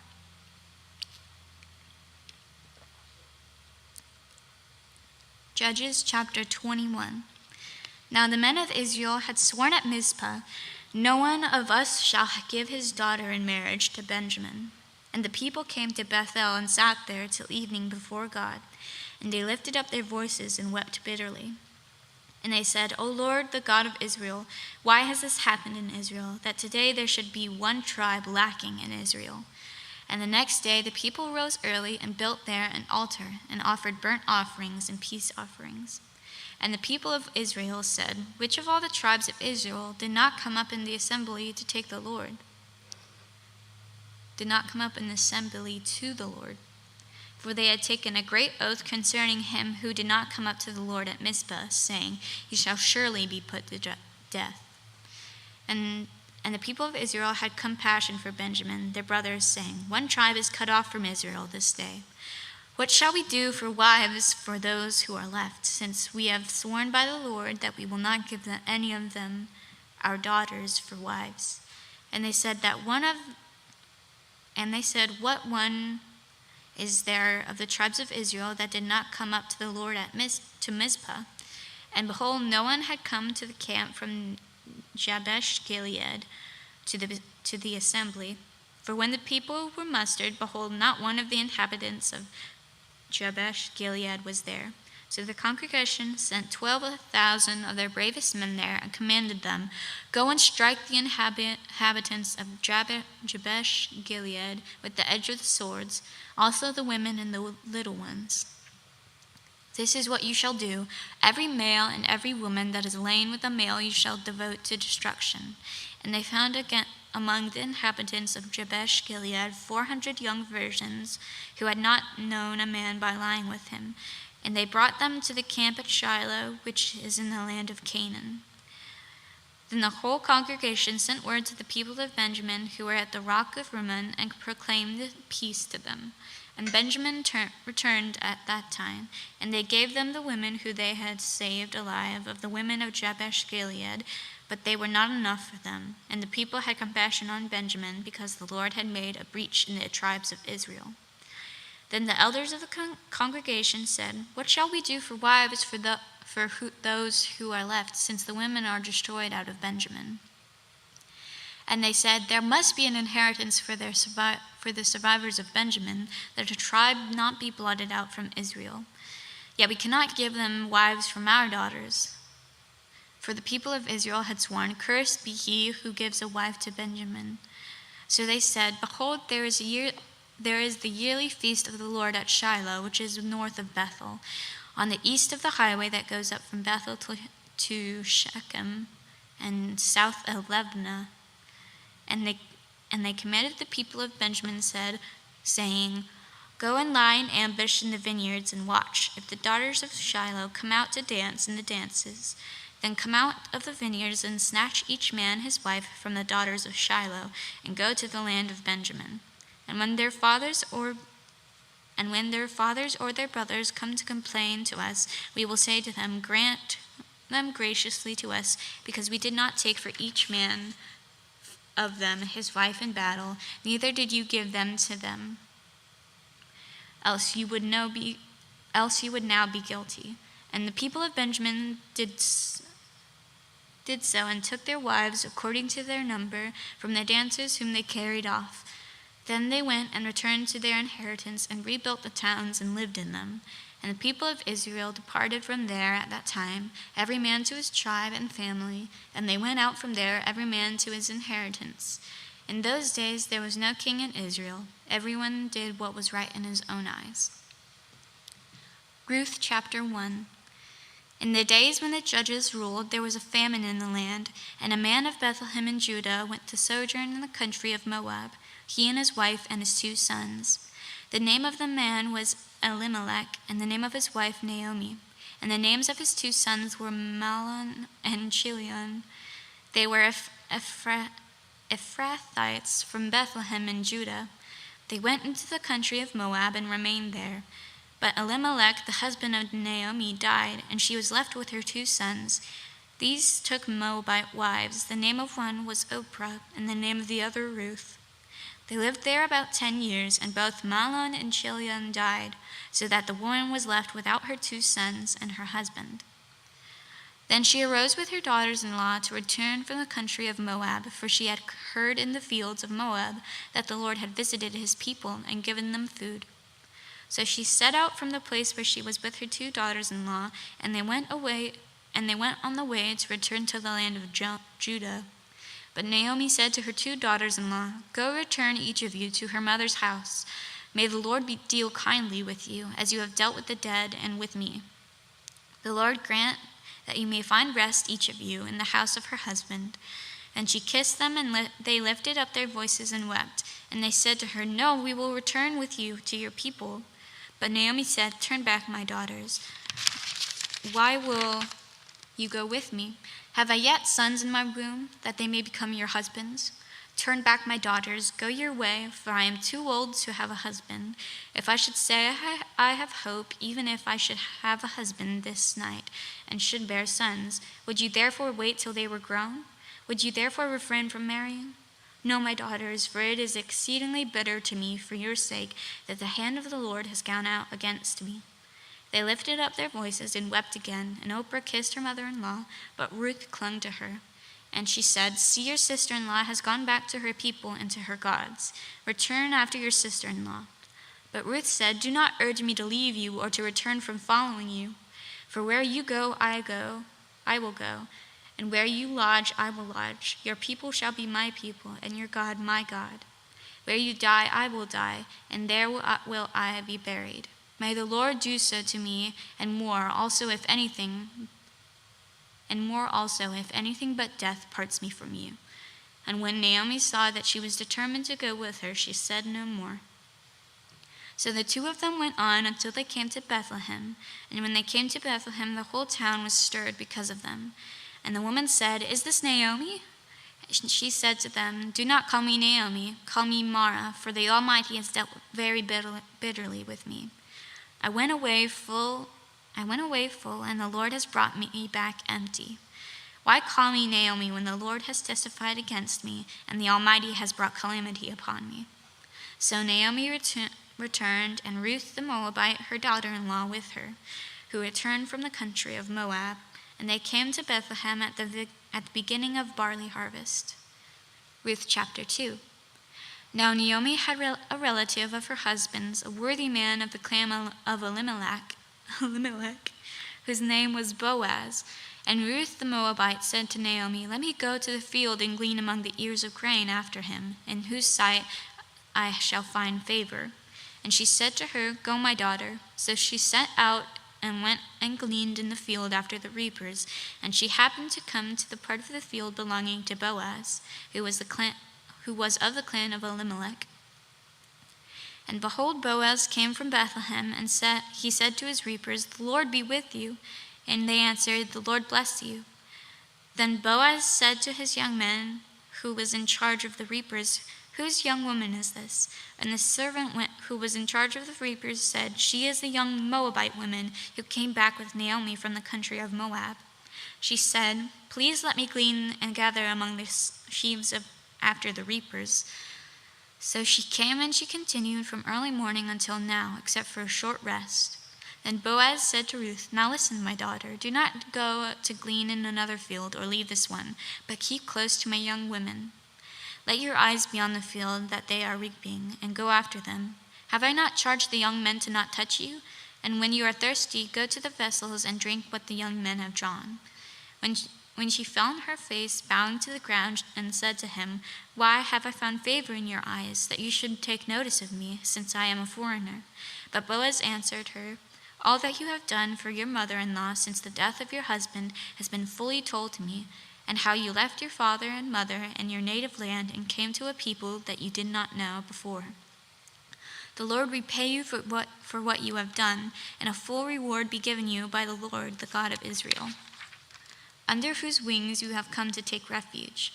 When she said, "I have found favor in your eyes, my Lord, for you have comforted me and spoken kindly to your servant, though I am not one of your servants." And at mealtime Boaz said to her, "Come here and eat some bread and dip your morsel in the wine." So she sat beside the reapers, and he passed to her toasted grain, and she ate until she was satisfied, and she had some left over. When she arose to glean again, Boaz instructed his young men, saying, "Let her glean even among the sheaves, and do not reproach her. And also pull out some of the bundles for her, and leave it for her to glean, and do not rebuke her." So she gleaned in the field until evening. Then she beat out what she had gleaned, and it was about an ephah of barley. And she took it up and went into the city. Her mother-in-law saw what she had gleaned, and also brought out and gave her what food she had left over after being satisfied. And her mother-in-law said to her, "Where did you glean today, and where have you worked? Blessed be the man who took notice of you." So she told her mother-in-law with whom she had worked, and said, "The man's name with whom I worked today is Boaz." And Naomi said to her daughter-in-law, "May he be blessed by the Lord, whose kindness has not forsaken the living nor the dead." Naomi also said to her, "The man is a close relative of ours, one of our redeemers." And Ruth and the Moabites said, Besides, he said to me, "You shall keep close by my young men until they have finished all my harvest." And Naomi said to Ruth, her daughter-in-law, "It is good, my daughter, that you go out with these young women, lest in another field you be assaulted." So she kept close to the young women of Boaz, gleaning until the end of the barley and wheat harvests, and she lived with her mother-in-law. Ruth chapter 3. Then Naomi, her mother-in-law, said to her, "My daughter, should I not seek the rest for you, that it may be well with you? Is not Boaz a relative with whose young women you were? See, he is winnowing barley tonight at the threshing floor. Wash therefore and anoint yourself, and put on your cloak, and go down to the threshing floor. But do not make yourself known to the man until he's finished eating and drinking. But when he lies down, observe the place where he lies, then go and uncover his feet and lie down, and he will tell you what to do." And she replied, "All that you say I will do." So she went down to the threshing floor and did just as her mother-in-law commanded her. And when Boaz had eaten and drunk, and his heart was merry, he went to lie down at the end of the heap of grain. Then she came softly and uncovered his feet and lay down. At midnight the man was startled and turned over, and behold, a woman lay at his feet. He said, "Who are you?" And she answered, "I am Ruth, your servant. Spread your wings over your servant, for you are a redeemer." And he said, May you be blessed by the Lord, my daughter. You have made this last kindness greater than the first, in that you have not gone after young men, whether poor or rich. And now, my daughter, do not fear. I will do for you all that you ask, for all my fellow townsmen know that you are a worthy woman. And now it is true that I am Redeemer, yet there is a Redeemer nearer than I. Remain tonight in the morning. If he will redeem you, good, let him do it. But if he is not willing to redeem you, then as the Lord lives, I will redeem you. Lie down until the morning. So she lay at his feet until morning, but arose before one could recognize another. And he said, Let it not be known that the woman came to the threshing floor. And he said, Bring the garment you were wearing and hold it out. So she held it, and he measured out 6 measures of barley and put it on her. And she went into the city. And when she came to her mother-in-law, she said, How did you fare, my daughter? Then she told her all that the man had done for her, saying, These 6 measures of barley he gave to me, for he said to me, You must not go back empty-handed to your mother-in-law. She replied, Wait, my daughter, until you learn how the matter turns out, for the man will not rest, but will settle the matter today. Ruth chapter 4. Now Boaz had gone up to the gate and sat down there. Behold, the Redeemer of whom Boaz had spoken came by. So Boaz said, Turn aside, friend, sit down here. And he turned aside and sat down. And he took 10 men of the elders of the city and said, "Sit down here." So they sat down. Then he said to the Redeemer, "Naomi, who has come back from the country of Moab, is selling the parcel of land that belonged to our relative Elimelech. So I thought I would tell you of it and say, buy it in the presence of those sitting here and in the presence of the elders of my people. If you will redeem it, redeem it. But if you will not, tell me, that I may know, for there is no one besides you to redeem it, and I come after you." And he said, "I will redeem it." Then Boaz said, "The day you buy the field from the hand of Naomi, you also acquire Ruth the Moabite, the widow of the dead, in order to perpetuate the name of the dead and his inheritance." Then the Redeemer said, "I cannot redeem it for myself, lest I impair my own inheritance. Take my right of redemption yourself, for I cannot redeem it." Now this was the custom in former times in Israel concerning redeeming and exchanging. To confirm a transaction, the one drew off his sandal and gave it to the other, and this was the manner of attesting in Israel.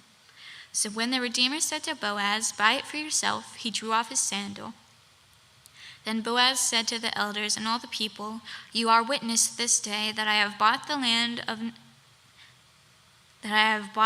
of Naomi, all that bought from the hand of Naomi all that belonged to Elimelech, and all that belonged to Chilion and to Mahlon. Also Ruth the Moabite, the widow of Mahlon, I have bought to be my wife, to perpetuate the name of his dead and his inheritance, that the name of the dead may not be cut off from among his brothers, and from the gate of his native place. You are witnesses this day." Then all the people who were at the gate and the elders said, "We are witnesses. May the Lord make the woman who is coming into your house like Rachel and Leah, who together built up the house of Israel. May you act worthily in Ephrathah and be renowned in Bethlehem. And may your house be like the house of Perez from Tamar, whom Tamar bore to Judah, because the offspring of the Lord will give you by this young woman." So Boaz took Ruth, and she became his wife, and he went into her, and the Lord gave her conception, and she bore a son. Then the women said to Naomi, "Blessed be the Lord, who has not left you this day without a redeemer, and may his name be renowned in Israel. He shall be to you a restorer of life and a nourisher of your old age, for your daughter-in-law who loves you is more to you than 7 sons, has given birth to him." Then Naomi took the child and laid him on her lap and became his nurse. And the women of the neighborhood gave him a name, saying, "A son has been born to Naomi." They named him Obed. He was the father of Jesse, the father of David. Now these are the generations of Perez. Perez fathered Hezron. Hezron fathered Ram. Ram fathered Aminadab. Aminadab fathered Nahshon. Nahshon fathered Salmon. Salmon fathered Boaz. Boaz fathered Obed. Obed fathered Jesse, and Jesse fathered David. 1 Samuel chapter 1. There was a certain man of Ramathaim Zophim of the hill country of Ephraim. His name was Elkanah, the son of Jeroham, the son of Elihu, the son of Tohu, the son of Zuph, an Ephrathite. He had 2 wives. The name of one was Hannah, and the name of the other Peninnah. And Peninnah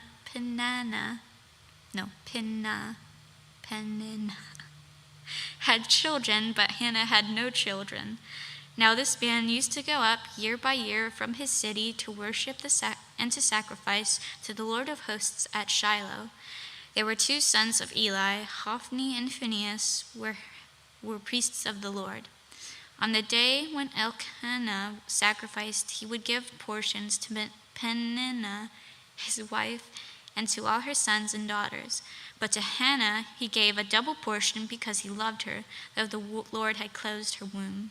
And her rival he used to provoke her grievously to irritate her, because the Lord had closed her womb. So it went on year by year. As often as she went up to the house of the Lord, she used to provoke her. Therefore Hannah wept and would not eat. And Elkanah her husband said to her, "Hannah, why do you weep? And why do you not eat? And why is your heart sad? Am I not more to you than 10 sons?" After they had eaten and drunk in Shiloh, Hannah rose, Now Eli the priest was sitting on the seat beside the doorpost of the temple of the Lord. She was deeply distressed and prayed to the Lord and wept bitterly. And she vowed a vow and said, O Lord of hosts, if you will indeed look on the affliction of your servant, and remember me and not forget your servant, but will give to your servant a son, then I will give him to the Lord all the days of his life, and no razor shall touch his head. And she continued praying before the Lord. Eli observed her mouth. As she continued praying before the Lord, Eli observed her mouth. Hannah was speaking in her heart, only her lips moved, and her voice was not heard. Therefore Eli took her to be a drunken woman, and Eli said to her, How long will you go on being drunk? Put your wine away from you. But Hannah answered, No, my lord, I am a woman troubled in spirit. I have drunk neither wine nor strong drink, but I have been pouring out my soul before the Lord. Do not regard your servant as a worthless woman, for all along I have been speaking out of my great anxiety and vexation. Then Eli answered, Go in peace, and the God of Israel grant your petition that you have made to him. And she said, Let your servant find favor in your eyes. Then the woman went her way and ate, and her face was no longer sad. They rose early in the morning and worshipped before the Lord. Then they went back to their house at Ramah, and Elkanah knew Hannah his wife, and the Lord remembered her. And in due time Hannah conceived and bore a son, and she called his name Samuel, for she said, I have asked for him from the Lord. The man Elkanah and all his house went up to offer to the Lord the yearly sacrifice and to pay his vow. But Hannah did not go up, for she said to her husband, As soon as the child is weaned, I will bring him, so that he may appear in the presence of the Lord and dwell there forever. Elkanah, her husband, said to her, Do what seems best to you. Wait until you have weaned him, only may the Lord establish his word. So the woman remained and nursed her son until she weaned him, and when she had weaned him, she took him up with her, along with a 3-year-old bull and an ephah of flour and a skin of wine, and she brought him to the house of the Lord at Shiloh, and the child was young. And they slaughtered the bull, and they brought the child to Eli, and she said, O my Lord, as you live, my Lord, I am the woman who is standing here in your presence, praying to the Lord. For this child I prayed, and the Lord has granted me my petition, and I made to him. Therefore I have lent him to the Lord. As long as he lives, he has lent to the Lord, and he worshipped the Lord there. 1 Samuel chapter 2. And Hannah prayed and said, My heart exalts the Lord, my horn is exalted in the Lord. My mouth derides my enemies, because I rejoice in your salvation. There is none holy like the Lord, for there is none besides you. There is no rock like our Lord, like our God. Talk no more so very proudly. Let not arrogance come from your mouth. For the Lord is a God of knowledge, and by him actions are weighed. The bows of the mighty are broken, and the feeble mind on strength. But the feeble bind on strength. For those who were full have hired themselves out for bread, but those who are hungry have ceased to hunger. The barren has borne 7, but she who has many children is forlorn. The Lord kills and brings to life. He brings down to Sheol and raises up. The Lord makes poor and makes rich. He brings low and he exalts. He raises up the poor from the dust. He lifts the needy from the ash heap to make them sit with princes and inherit a seat of honor. For the pillars of the earth are the Lord's, and on them he has set the world. He will guard the feet of his faithful ones, but the wicked shall be cut off in darkness. For not by might shall a man prevail. The adversaries of the Lord shall be broken to pieces. Against them he will thunder in heaven. The Lord will judge the ends of the earth, and he will give strength to his king, and exalt the horn of his anointed. Then Elkanah went home to Ramah, and the boy was ministering to the Lord in the presence of Eli the priest. Now the sons of Eli were worthless men. They did not know the Lord. The custom of the priests with the people was that when any man offered sacrifice, the priest's servant would come while the meat was boiling with a 3-pronged fork in his hand, and he would thrust it into the pan or kettle or cauldron or pot. All that the fork brought up, the priest would take for himself. This is what they did at Shiloh to all the Israelites who came there. Moreover, that before the fat was burned, the priest's servant would come and say to the man who was sacrificing, "Give meat for the priest to roast, for he will not accept boiled meat from you, but only raw." And if the man said to him, "Let them burn the fat first, and then take as much as you wish," he would say, "No, you must give it to now, and if not, I will take it by force." Thus the sin of the young men was very great in the sight of the Lord, for the men treated the offering of the Lord with contempt. Samuel was ministering before the Lord, a boy clothed with a linen ephod, and his mother used to make for him a little robe to take it to him each year when she went up with her husband to offer the yearly sacrifice. Then Eli would bless Elkanah, and his wife would say, "May the Lord give you children by this one woman for the petition she asked of the Lord." So then they would return to their home. Indeed, the Lord visited Hannah, and she conceived and bore 3 sons and 2 daughters, and the boy Samuel grew in the presence of the Lord. Now Eli was very old, and he kept hearing all that his sons were doing to all Israel, and how they lay with the women who were serving at the entrance to the tent of the meeting. And he said to them, "Why do you do such things? For I hear of your evil dealings from all these people.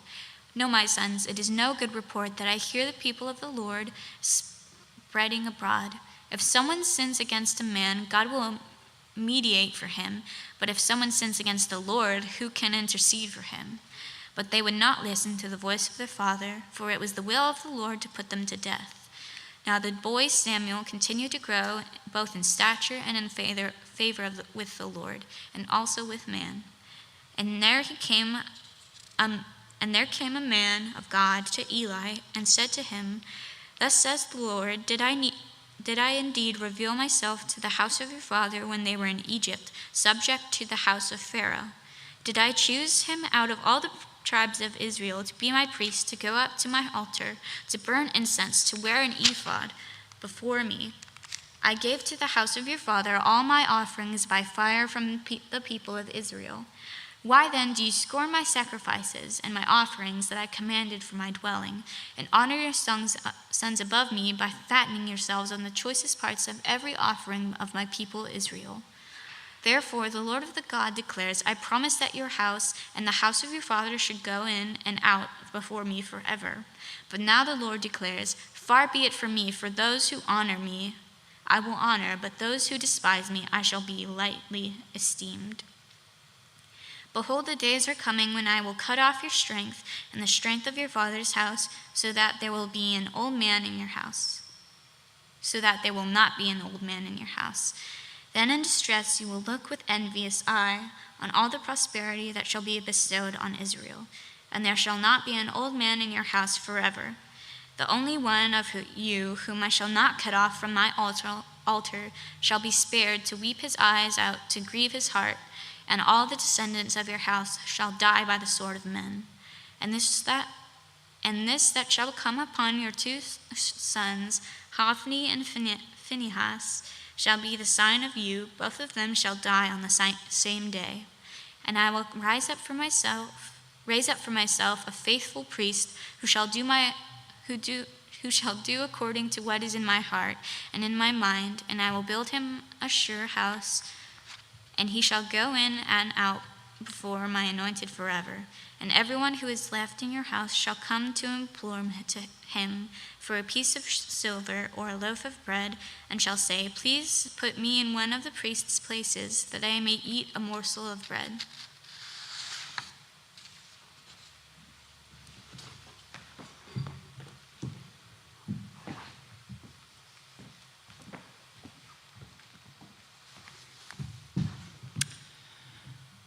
First Samuel chapter 3.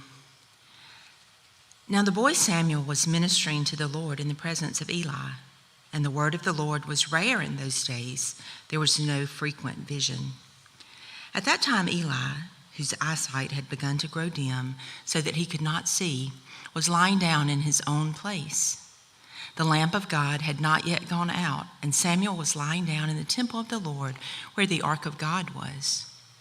Then the Lord called Samuel, and he said, "Here I am," and ran to Eli and said, "Here I am, for you called me." But he said, "I did not call. Lie down again." So he went and lay down.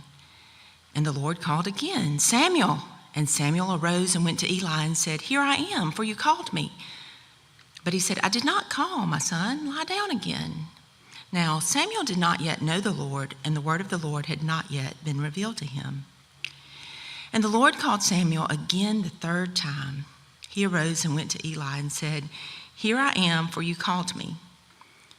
Then Eli perceived that the Lord was calling the boy. Therefore Eli said to Samuel, "Go, lie down, and if he calls you, you shall say, 'Speak, Lord, for your servant hears.'" So Samuel went and lay down in his place. And the Lord came and stood, calling as at other times, "Samuel, Samuel." And Samuel said, "Speak, for your servant hears." Then the Lord said to Samuel, "Behold, I am about to do a thing in Israel at which the 2 ears of everyone who hears it will tingle. On that day I will fulfill against Eli all I have spoken concerning his house from beginning to end. And I declare to him that I am about to punish his house forever for the iniquity that he knew, because his sons were blaspheming God, and he did not restrain them. Therefore I swear to the house of Eli that the iniquity of Eli's house shall not be atoned for by sacrifice or offering forever." Samuel lay until morning. Then he opened the doors of the house of the Lord. And Samuel was afraid to tell the vision to Eli. But Eli called Samuel and said, "Samuel, my son?"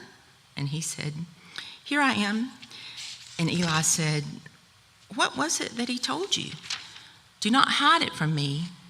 May God do so to you, and more also, if you hide anything from me of all that he told you." So Samuel told him everything and hid nothing from him. And he said, "It is the Lord. Let him do what seems good to him." And Samuel grew, and the Lord was with him, and let none of his words fall to the ground. And all Israel from Dan to Beersheba knew that Samuel was established as a prophet of the Lord. And the Lord appeared again at Shiloh, for the Lord revealed himself to Samuel at Shiloh by the word of the Lord. Chapter 4. And the word of Samuel came to all Israel. Now Israel went out to battle against the Philistines. They encamped at Ebenezer, and the Philistines encamped at Aphek. The Philistines drew up in line against Israel, and when the battle spread, Israel was defeated before the Philistines, who killed about 4,000 men on the field of battle. And when the people came to the camp, the elders of Israel said, "Why has the Lord defeated us today before the Philistines? Let us bring the ark of the covenant of the Lord here from Shiloh, that it may come among us and save us from the power of our enemies." So the people sent to Shiloh and brought from there the ark of the covenant of the Lord of hosts, who is enthroned on the cherubim. And the 2 sons of Eli, Hophni and Phinehas, were there with the ark of the covenant of God. As soon as the ark of the covenant of the Lord came into the camp, all Israel gave a mighty shout, so that the earth resounded. And when the Philistines heard the noise of the shouting, they said, "What does this great shouting in the camp of the Hebrews mean?" And when they learned that the ark of the Lord had come to the camp, the Philistines were afraid, for they said, "A god has come into the camp." And they said, "Woe to us, for nothing like this has happened before. Woe to us! Who can deliver us from the power of these mighty gods? These are the gods who struck the Egyptians with every sort of plague in the wilderness. Take courage and be men, O Philistines, lest you become slaves to the Hebrews as they have been to you. Be men and fight." So the Philistines fought, and Israel was defeated, and they fled, every man to his home. And there was a very great slaughter, for 30,000 foot soldiers of Israel fell. And the ark of God was captured, and the 2 sons of Eli, Hophni and Phinehas, died.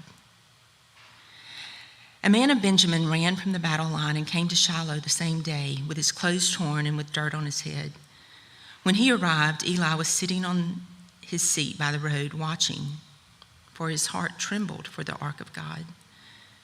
And when the man came into the city and told the news, all the city cried out. When Eli heard the sound of the outcry, he said, "What is this uproar?" Then the man hurried and came and told Eli. Now, Eli was 98 years old, and his eyes were set so that he could not see. And the man said to Eli, "I am he who has come from the battle. I fled from the battle today." And he said, "How did it go, my son?" He who brought the news answered and said, "Israel has fled before the Philistines, and there has also been a great defeat among the people. Your 2 sons also, Hophni and Phinehas, are dead, and the ark of God has been captured." As soon as he mentioned the ark of God, Eli fell over backwards from his seat by the side of the gate, and his neck was broken, and he died, for the man was old and heavy. He had judged Israel 40 years. Now, his daughter-in-law, the wife of Phinehas, was pregnant, about to give birth. And when she heard the news that the ark of God was captured and that her father-in-law and her husband were dead, she bowed and gave birth, for her pains came upon her. And about the time of her death, the women attending her said to her, "Do not be afraid, for you have borne a son." But she did not answer or pay attention. And she named the child Ichabod, saying, "The glory has departed from Israel," because the ark of God had been captured, and because her father-in-law and her husband. And she said, "The glory has departed from Israel, for the ark of God has been captured." Chapter 5. When the Philistines captured the ark of God, they brought it from Ebenezer to Ashdod. Then the Philistines took the ark of God and brought it into the house of Dagon and set it up beside Dagon. And when the people of Ashdod rose early the next day, behold, Dagon had fallen face downward on the ground before the ark of the Lord. So they took Dagon and put him back in his place.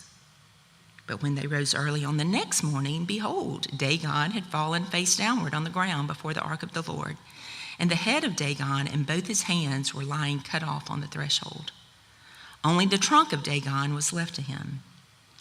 This is why the priest of Dagon and all who enter the house of Dagon do not tread on the threshold of Dagon in Ashdod to this day. The hand of the Lord was heavy against the people of Ashdod, and he terrified and afflicted them with tumors, both Ashdod and its territories.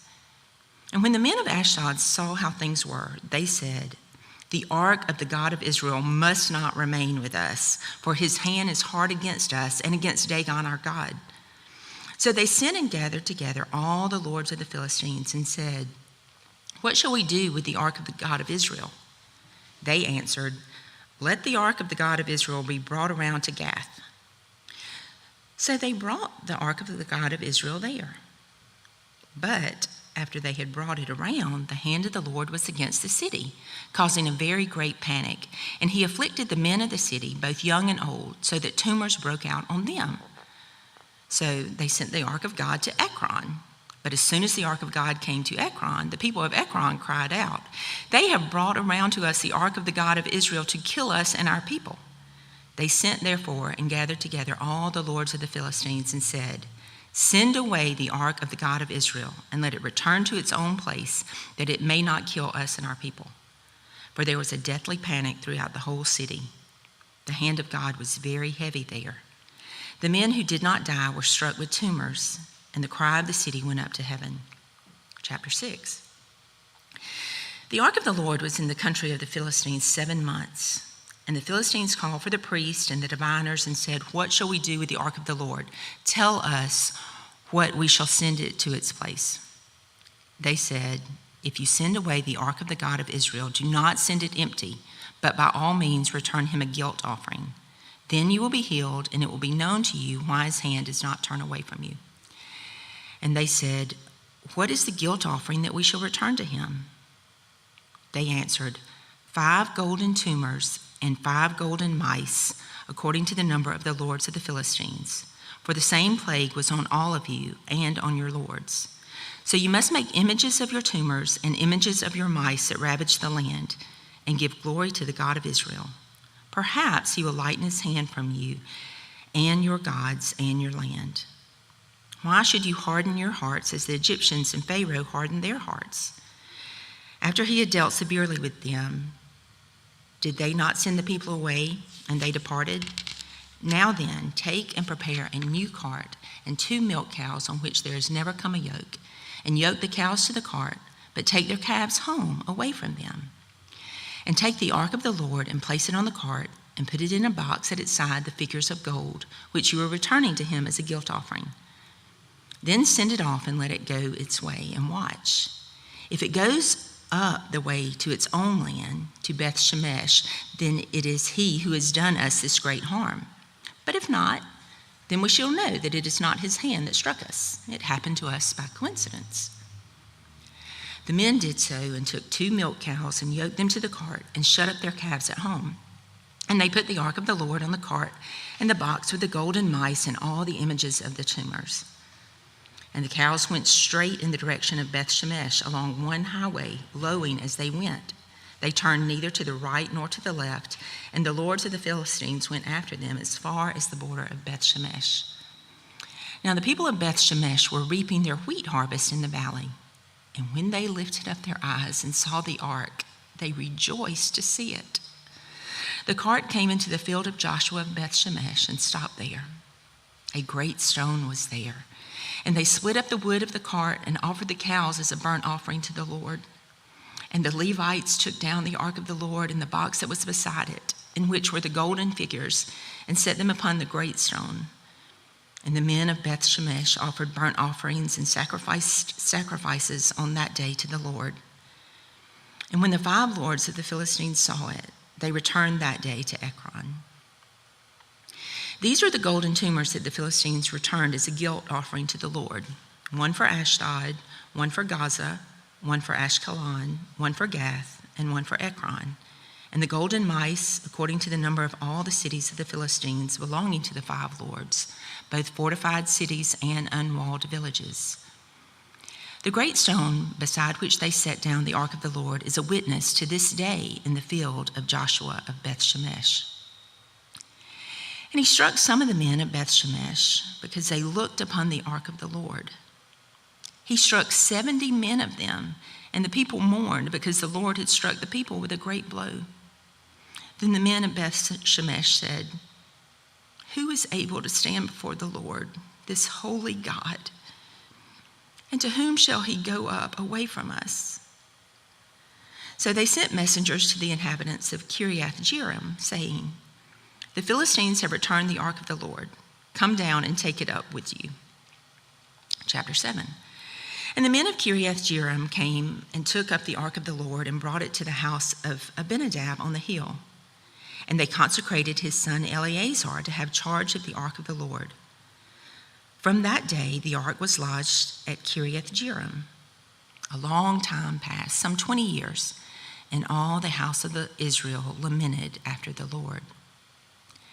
And Samuel said to all the house of Israel, "If you are returning to the Lord with all your heart, then put away the foreign gods and the Ashtaroth from among you, and direct your heart to the Lord and serve him only, and he will deliver you out of the hand of the Philistines." So the people of Israel put away the Baals and the Ashtaroth, and they served the Lord only. Then Samuel said, "Gather all Israel at Mizpah, and I will pray to the Lord for you." So they gathered at Mizpah and drew water and poured it out before the Lord and fasted on that day and said there, "We have sinned against the Lord."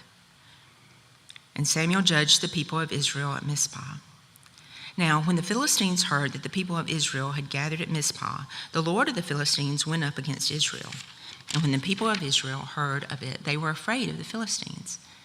And the people of Israel said to Samuel, "Do not cease to cry out to the Lord our God for us, that he may save us from the hand of the Philistines." So Samuel took a nursing lamb and offered it as a whole burnt offering to the Lord. And Samuel cried out to the Lord for Israel, and the Lord answered him. As Samuel was offering up the burnt offering, the Philistines drew near to attack Israel. But the Lord thundered with a mighty sound that day against the Philistines and threw them into confusion, and they were defeated before Israel. And the men of Israel went out from Mizpah and pursued the Philistines and struck them, as far as below Beth-kar. And Samuel took a stone and set it up between Mizpah and Shen, and called its name Ebenezer. For he said, "Till now the Lord has helped us."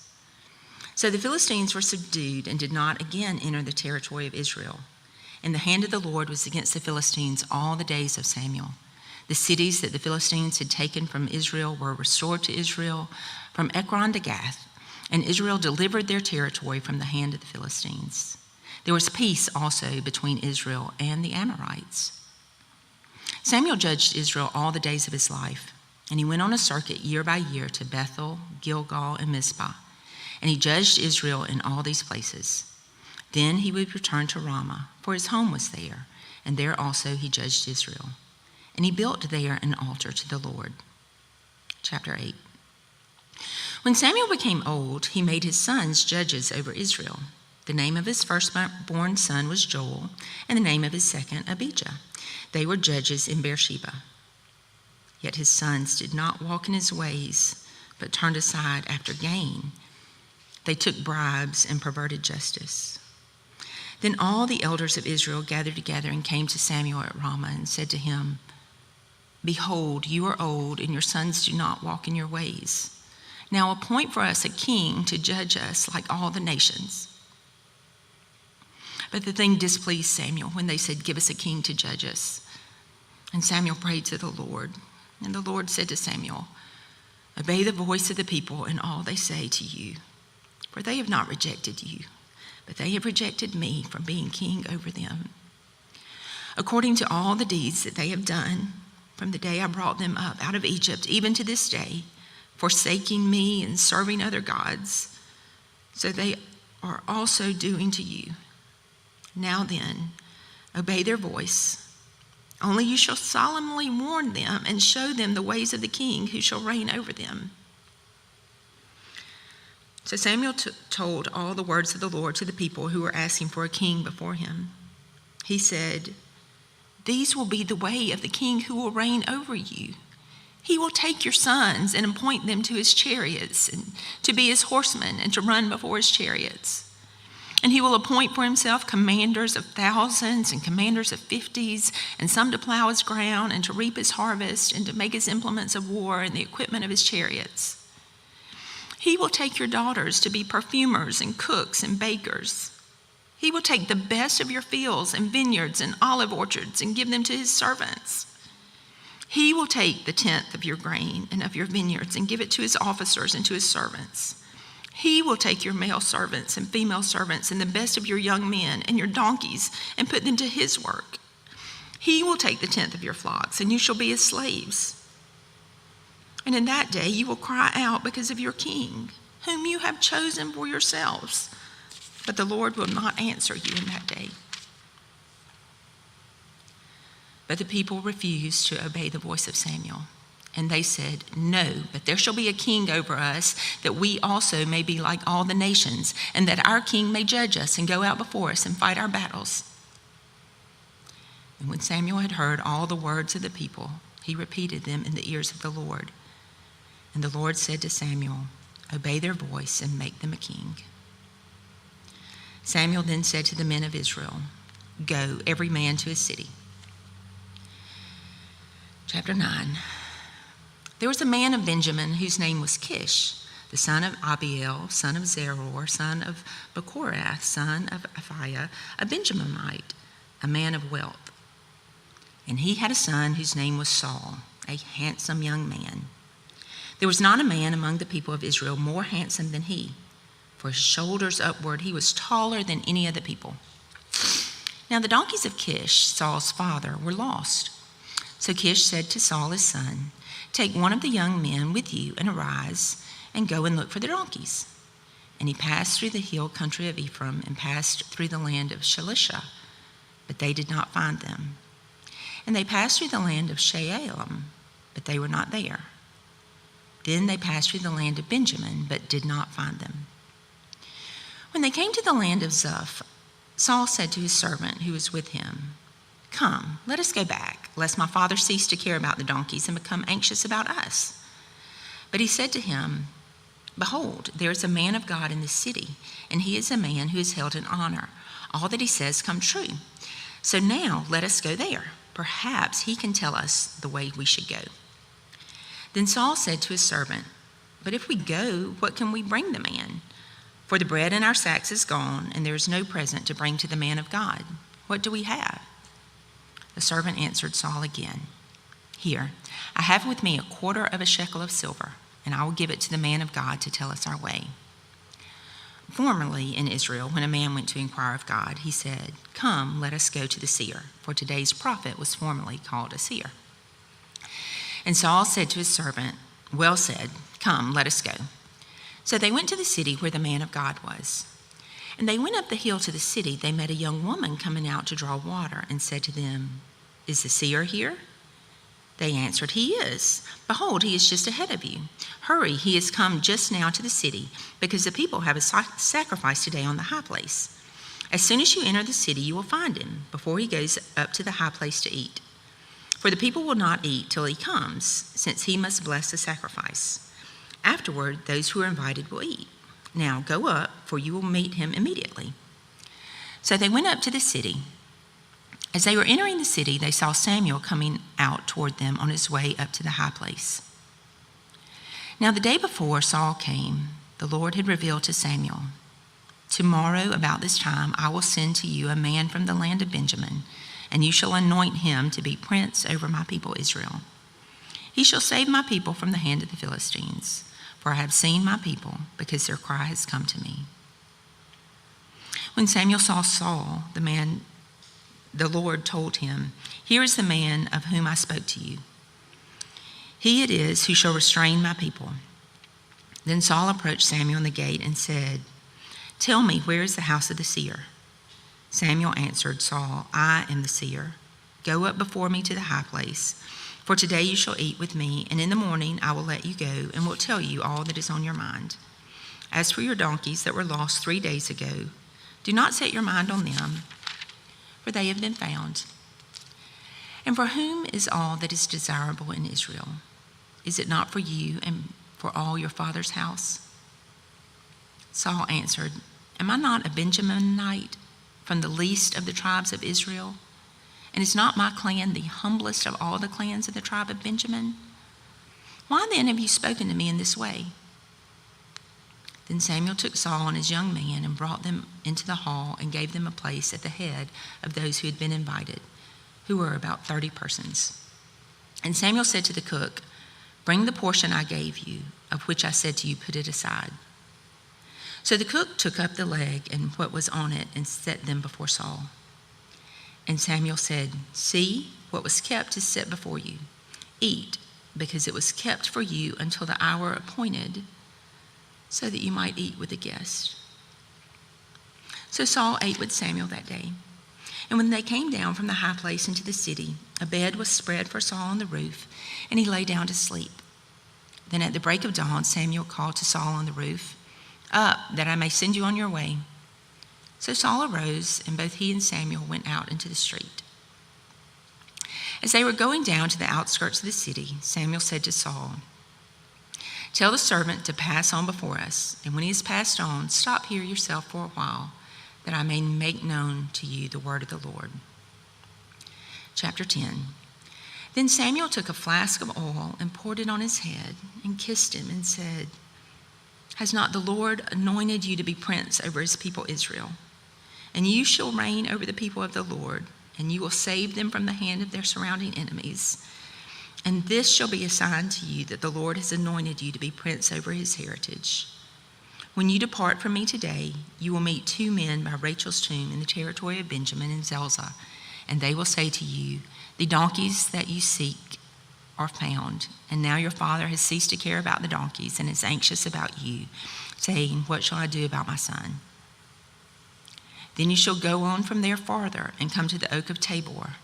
3 men going up to God at Bethel will meet you there, one carrying 3 young goats, another carrying 3 loaves of bread, and another carrying a skin of wine. And they will greet you and give you 2 loaves of bread, which you shall accept from their hand. After that you shall come to Gibeath Elohim, where there is a garrison of the Philistines. And there, as soon as you come to the city, you will meet a group of prophets coming down from the high place with harp, tambourine, flute, and lyre before them, prophesying. Then the Spirit of the Lord will rush upon you, and you will prophesy with them and be turned into another man. Now, when these signs meet you, do what your hands find to do, for God is with you. Then go down before me to Gilgal, and behold, I am coming down to you to offer burnt offerings and to sacrifice peace offerings. 7 days you shall wait until I come to you and show you what you shall do. Then he turned his back to leave Samuel. God gave him another heart. And all these signs came to pass that day. When they came to Gibeah, behold, a group of prophets met him, and the Spirit of God rushed upon him, and he prophesied among them. And when all who knew him previously saw how he prophesied with the prophets, the people said to one another, "What has come over the son of Kish? Is Saul also among the prophets?" And a man of the place answered, "And who is their father?" Therefore it became a proverb, "Is Saul also among the prophets?" When he had finished prophesying, he came to the high place. Saul's uncle said to him and to his servants, "Where did you go?" And he said, "To seek the donkeys. And when we saw they were not to be found, we went to Samuel." And Saul's uncle said, "Please tell me what Samuel said to you." And Saul said to his uncle, "He told us plainly that donkeys had been found. But about the matter of the kingdom of which Samuel had spoken, he did not tell him anything." Now Samuel called the people together to the Lord at Mizpah, and he said to the people of Israel, "Thus says the Lord, the God of Israel, I brought up Israel out of Egypt and delivered you from the hand of the Egyptians and from the hand of all the kingdoms that were oppressing you. But today you have rejected your God, who saves you from all your calamities and your distresses, and you have said to him, 'Set a king over us.' Now, therefore, present yourselves before the Lord by your tribes and by your thousands." Then Samuel brought all the tribes of Israel near, and the tribe of Benjamin was taken by lot. He brought the tribe of Benjamin near by its clans, and the clan of the Matrites was taken by lot. And Saul, the son of Kish, was taken by lot. But when they sought him, he could not be found. So they inquired again of the Lord, "Is there a man still to come?" And the Lord said, "Behold, he has hidden himself among the baggage." Then they ran and took him from there. And when he stood among the people, he was taller than any of the people from his shoulders upward. And Samuel said to all the people, "Do you see him whom the Lord has chosen? There is none like him among all the people." And all the people shouted, "Long live the king!" Then Samuel told the people the rights and duties of the kingship, and he wrote them in a book and laid it up before the Lord. Then Samuel sent all the people away, each one to his home. Saul also went to his house at Gibeah, and with him went men of valor, whose heart God has touched. But some worthless fellows said, "How can this man save us?" And they despised him and brought him no present. But he held his peace. Chapter 11. Then Nahash the Ammonite went up and besieged Jabesh Gilead, and all the men of Jabesh said to Nahash, "Make a treaty with us, and we will serve you." But Nahash the Ammonite said to them, "On this condition I will make a treaty with you, that I gouge out all your right eyes, and thus bring disgrace on all Israel." The elders of Jabesh said to him, "Give us 7 days' respite, that we may send messengers through all the territory of Israel. Then, if there is no one to save us, we will give ourselves up to you." When the messengers came to Gibeah of Saul, they reported the matter in the ears of the people, and all the people wept aloud. Now, behold, Saul was coming from the field behind the oxen, and Saul said, "What is wrong with the people, that they are weeping?" So they told him the news of the men of Jabesh.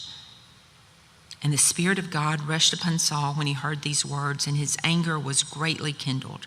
He took a yoke of oxen and cut them in pieces and sent them throughout all the territory of Israel by the hand of the messengers, saying, "Whoever does not come out after Saul and Samuel, so shall it be done to his oxen." Then the dread of the Lord fell upon the people, and they came out as one man. When he mustered them at Bezek, the people of Israel were 300,000, and the men of Judah 30,000. And they said to the messengers who had come, "Thus shall you say to the men of Jabesh Gilead, tomorrow, by the time the sun is hot, you shall have salvation." When the messengers came and told the men of Jabesh, they were glad. Therefore the men of Jabesh said, "Tomorrow we will give ourselves up to you, and you may do to us whatever seems good to you." And the next day Saul put the people in 3 companies, and they came into the midst of the camp in the morning watch and struck down the Ammonites until the heat of the day. And those who survived were scattered, so that no 2 of them were left together. Then the people said to Samuel, "Who is it that said, 'Shall Saul reign over us?' Bring them in, that we may put them to death." But Saul said, "Not a man shall be put to death this day, for today the Lord has worked salvation in Israel." Then Samuel said to the people, "Come, let us go to Gilgal, and there renew the kingdom." So all the people went to Gilgal, and there they made Saul king before the Lord in Gilgal. There they sacrificed peace offerings before the Lord, and there Saul and all the men of Israel rejoiced greatly. Chapter 12. And Samuel said to all Israel, "Behold, I have obeyed your voice in all that you have said to me, and have made a king over you. And now, behold, the king walks before you, and I am old and gray, and behold, my sons are with you. I have walked before you from my youth until this day. Here I am. Testify against me before the Lord and before his anointed. Whose ox have I taken? Or whose donkey have I taken? Or whom have I defrauded? Whom have I oppressed? Or from whose hand have I taken a bribe to blind my eyes with it? Testify against me, and I will restore it to you." They said, "You have not defrauded us or oppressed us or taken anything from any man's hand." And he said to them, "The Lord is witness against you, and his anointed is witness this day, that you have not found anything in my hand." And they said, "He is witness." And Samuel said to the people, "The Lord is witness, who appointed Moses and Aaron and brought your fathers up out of the land of Egypt. Now therefore stand still, that I may plead with you before the Lord concerning all the righteous deeds of the Lord that he performed for you and for your fathers. When Jacob went into Egypt and the Egyptians oppressed them, then your fathers cried out to the Lord, and the Lord sent Moses and Aaron, who brought your fathers out of Egypt and made them dwell in this place. But they forgot the Lord their God, and he sold them into the hand of Sisera, commander of the army of Hazor, and into the hand of the Philistines, and into the hand of the king of Moab. And they fought against them. And they cried out to the Lord and said, "We have sinned because we have forsaken the Lord and have served the Baals and the Ashtoreth. But now deliver us out of the hand of our enemies, that we may serve you."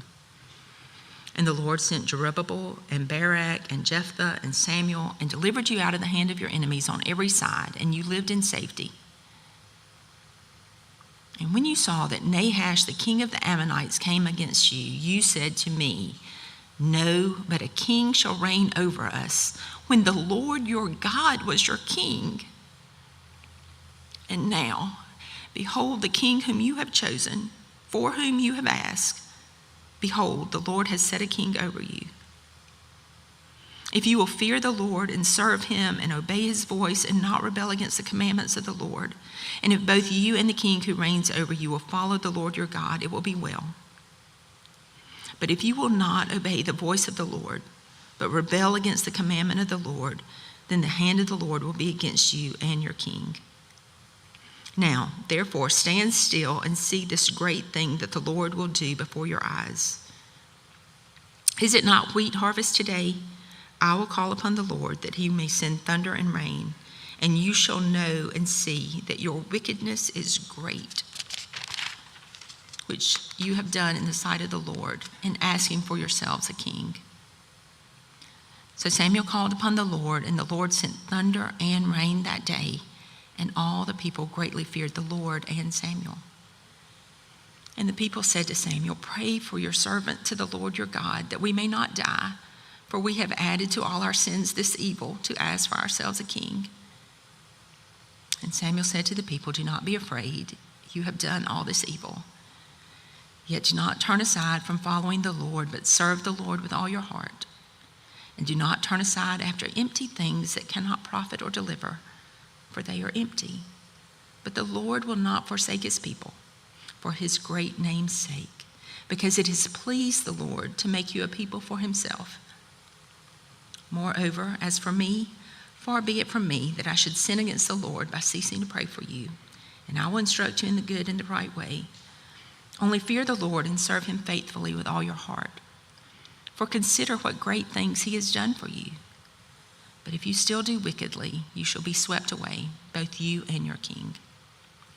Chapter 13. Saul lived for 1 year and then became king, and when he had reigned for 2 years over Israel, Saul chose 3,000 men of Israel. 2,000 were with Saul in Michmash in the hill country of Bethel, and 1,000 were with Jonathan in Gibeah of Benjamin. The rest of the people he sent home, every man to his tent. Jonathan defeated the garrison of the Philistines that was at Gibeah, and the Philistines heard of it. And Saul blew the trumpet throughout all the land, saying, "Let the Hebrews hear." And all Israel heard it, and said that Saul had defeated the garrison of the Philistines, and also that Israel had become a stench to the Philistines. And the people were called out to join Saul at Gilgal. And the Philistines mustered to fight with Israel 30,000 chariots and 6,000 horsemen, and troops like the sand on the seashore in multitude. They came up and encamped in Michmash to the east of Bethaven. When the men of Israel saw that they were in trouble, for the people were hard pressed, the people hid themselves in caves and in holes and in rocks and in tombs and in cisterns. For some Hebrews crossed the fords of the Jordan to the land of Gad and Gilead. Saul was still at Gilgal, and all the people followed him trembling. He waited 7 days, the time appointed by Samuel. But Samuel did not come to Gilgal, and the people were scattering from him. So Saul said, "Bring the burnt offering here to me, and the peace offerings." And he offered the burnt offering. As soon as he had finished offering the burnt offering, behold, Samuel came. And Saul went out to meet him and greet him. Samuel said, "What have you done?" And Saul said, "When I saw that the people were scattering from me, and that you did not come within the days appointed, and that the Philistines had mustered at Michmash, I said, now the Philistines will come down against me at Gilgal, and I have not sought the favor of the Lord. So I forced myself and offered the burnt offering." And Samuel said to Saul, "You have done foolishly. You have not kept the command of the Lord your God, with which he commanded you. For then the Lord would have established your kingdom over Israel forever. But now your kingdom shall not continue.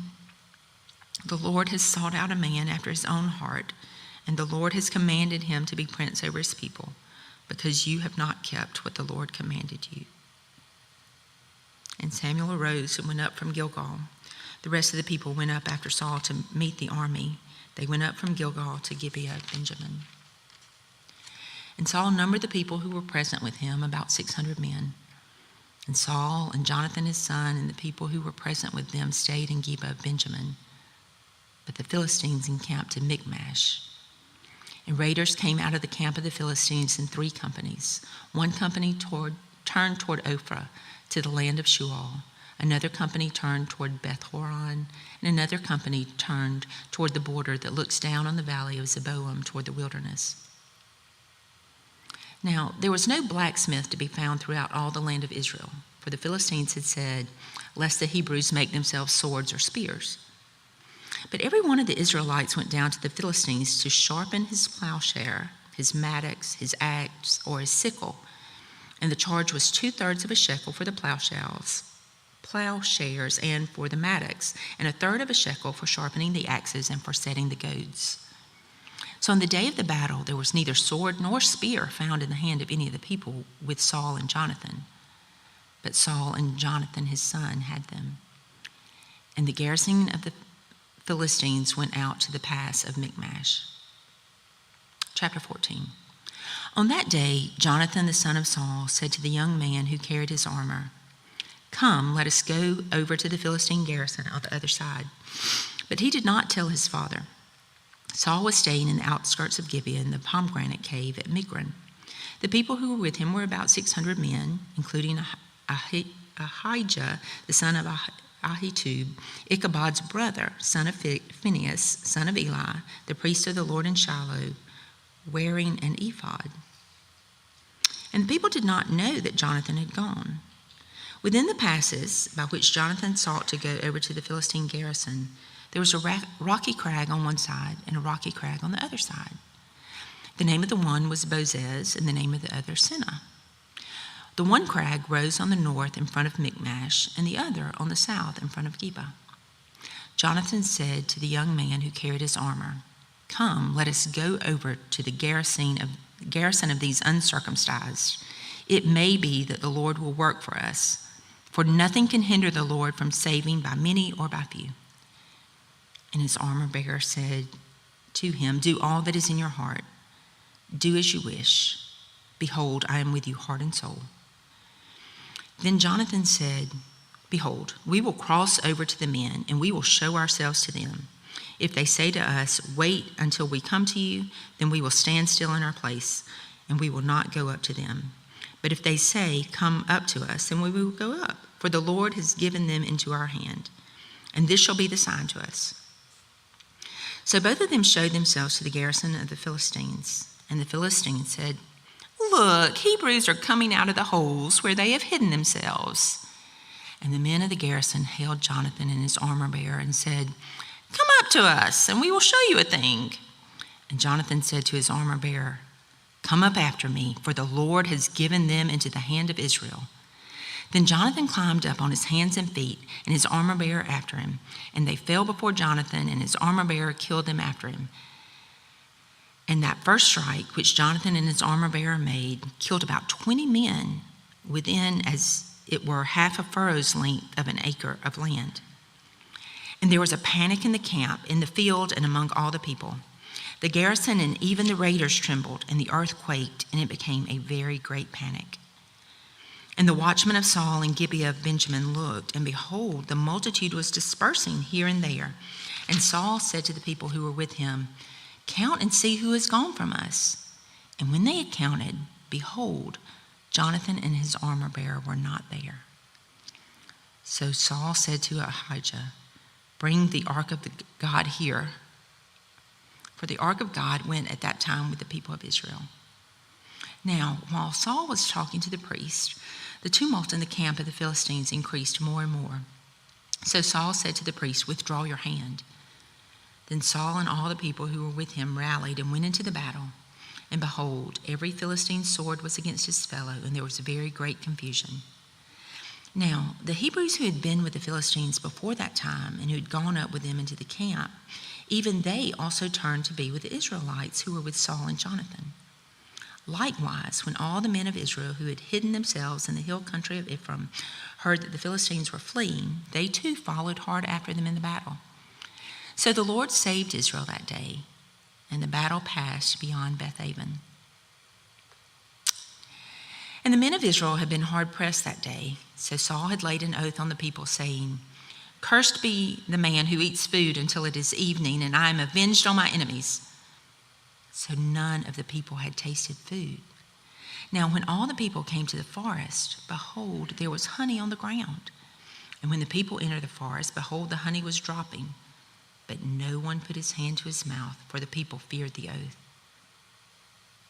But Jonathan had not heard his father charge the people with the oath. So he put out the tip of the staff that was in his hand and dipped it into the honeycomb and put his hand to his mouth, and his eyes became bright. Then one of the people said, "Your father strictly charged the people with an oath, saying, 'Cursed be the man who eats food this day.'" And the people were faint. Then Jonathan said, "My father has troubled the land. See how my eyes have become bright because I tasted a little of this honey? How much better if the people had eaten freely today of the spoil of their enemies that they found. For now the defeat among the Philistines has not been great."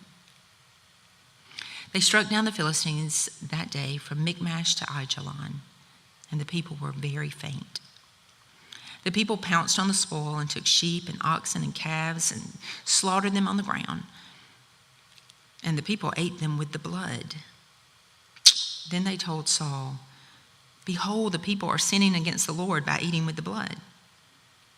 And he said, "You have dealt treacherously. Roll a great stone to me here." And Saul said, "Disperse yourself among the people and say to them, let every man bring his ox or his sheep and slaughter them here and eat. And do not sin against the Lord by eating with the blood." So every one of the people brought his ox with him that night, and they slaughtered them there. And Saul built an altar to the Lord. It was the first altar that he built to the Lord. Then Saul said, "Let us go down after the Philistines by night and plunder them until the morning light. Let us not leave a man of them." And they said, "Do whatever seems good to you." But the priest said, "Let us draw near to God here." And Saul inquired of God, "Shall I go down after the Philistines? Will you give them into the hand of Israel?" But he did not answer him that day. And Saul said, "Come here, all you leaders of the people, and know and see how the sin has arisen today. For as the Lord lives who saves Israel, though it be in Jonathan my son, he shall surely die." But there was not a man among all the people who answered him. Then he said to all Israel, "You shall be on one side, and I and Jonathan my son will be on the other side." And the people said to Saul, "Do what seems good to you." Therefore Saul said, "O Lord God of Israel, why have you not answered your servant this day? If this guilt is in me or in Jonathan my son, O Lord God of Israel, give Urim. But if this guilt is in your people Israel, give Thummim." And Jonathan and Saul were taken, but the people escaped. Then Saul said, "Cast a lot between me and my son Jonathan." And Jonathan was taken. Then Saul said to Jonathan, "Tell me what you have done." And Jonathan told him, "I tasted a little honey with the tip of my staff that was in my hand. Here I am, I will die." And Saul said, "God do so to me and more also. You shall surely die, Jonathan." Then the people said to Saul, "Shall Jonathan die, who has worked this great salvation in Israel? Far from it. As the Lord lives, there shall not one hair of his head fall to the ground, for he has worked with God this day." So the people ransomed Jonathan so that he did not die. Then Saul went up from pursuing the Philistines, and the Philistines went to their own place. When Saul had taken the kingship over Israel, he fought against all his enemies on every side, against Moab, against the Ammonites, against Edom, against the kings of Zobah, and against the Philistines. Wherever he turned, he routed them. And he did valiantly and struck the Amalekites and delivered Israel out of the hands of those who plundered them. Now, the sons of Saul were Jonathan, Ishvi, and Malchishua. And the names of his two daughters were these. The name of the firstborn was Merab, and the name of the younger Michal. And the name of Saul's wife was Ahinoam, the daughter of Ahimaaz. And the name of the commander of his army was Abner, the son of Ner, Saul's uncle. Kish was the father of Saul, and Ner, the father of Abner, was the son of Abiel. There was hard fighting against the Philistines all the days of Saul. And when Saul saw any strong man or any valiant man, he attached him to himself. Chapter 15. And Samuel said to Saul, "The Lord sent me to anoint you king over his people Israel. Now, therefore, listen to the words of the Lord. Thus says the Lord of hosts, I have noted what Amalek did to Israel in opposing them on the way when they came up out of Egypt. Now, go and strike Amalek and devote to destruction all that they have. Do not spare them, but kill both man and woman, child and infant, ox and sheep, camel and donkey." So Saul summoned the people and numbered them in Telaim, 200,000 men on foot and 10,000 men of Judah. And Saul came to the city of Amalek and lay in wait in the valley. Then Saul said to the Kenites, Depart, go down from among the Amalekites, lest I destroy you with them. For you showed kindness to all the people of Israel when they came up out of Egypt. So the Kenites departed from among the Amalekites, and Saul defeated the Amalekites from Havilah as far as Shur, which is east of Egypt. And he took Agag, the king of the Amalekites, alive, and devoted to destruction all the people with the edge of the sword. But Saul and the people spared Agag and the best of the sheep and of the oxen and of the fatted calves and the lambs and all that was good, and would not utterly destroy them. All that was despised and worthless they devoted to destruction. The word of the Lord came to Samuel. I regret that I have made Saul king, for he has turned back from following me and has not performed my commandments. And Samuel was angry, and he cried to the Lord all night. And Samuel rose early to meet Saul in the morning. And it was told Samuel, Saul came to Carmel, and behold, he set up a monument for himself and turned and passed on and went down to Gilgal.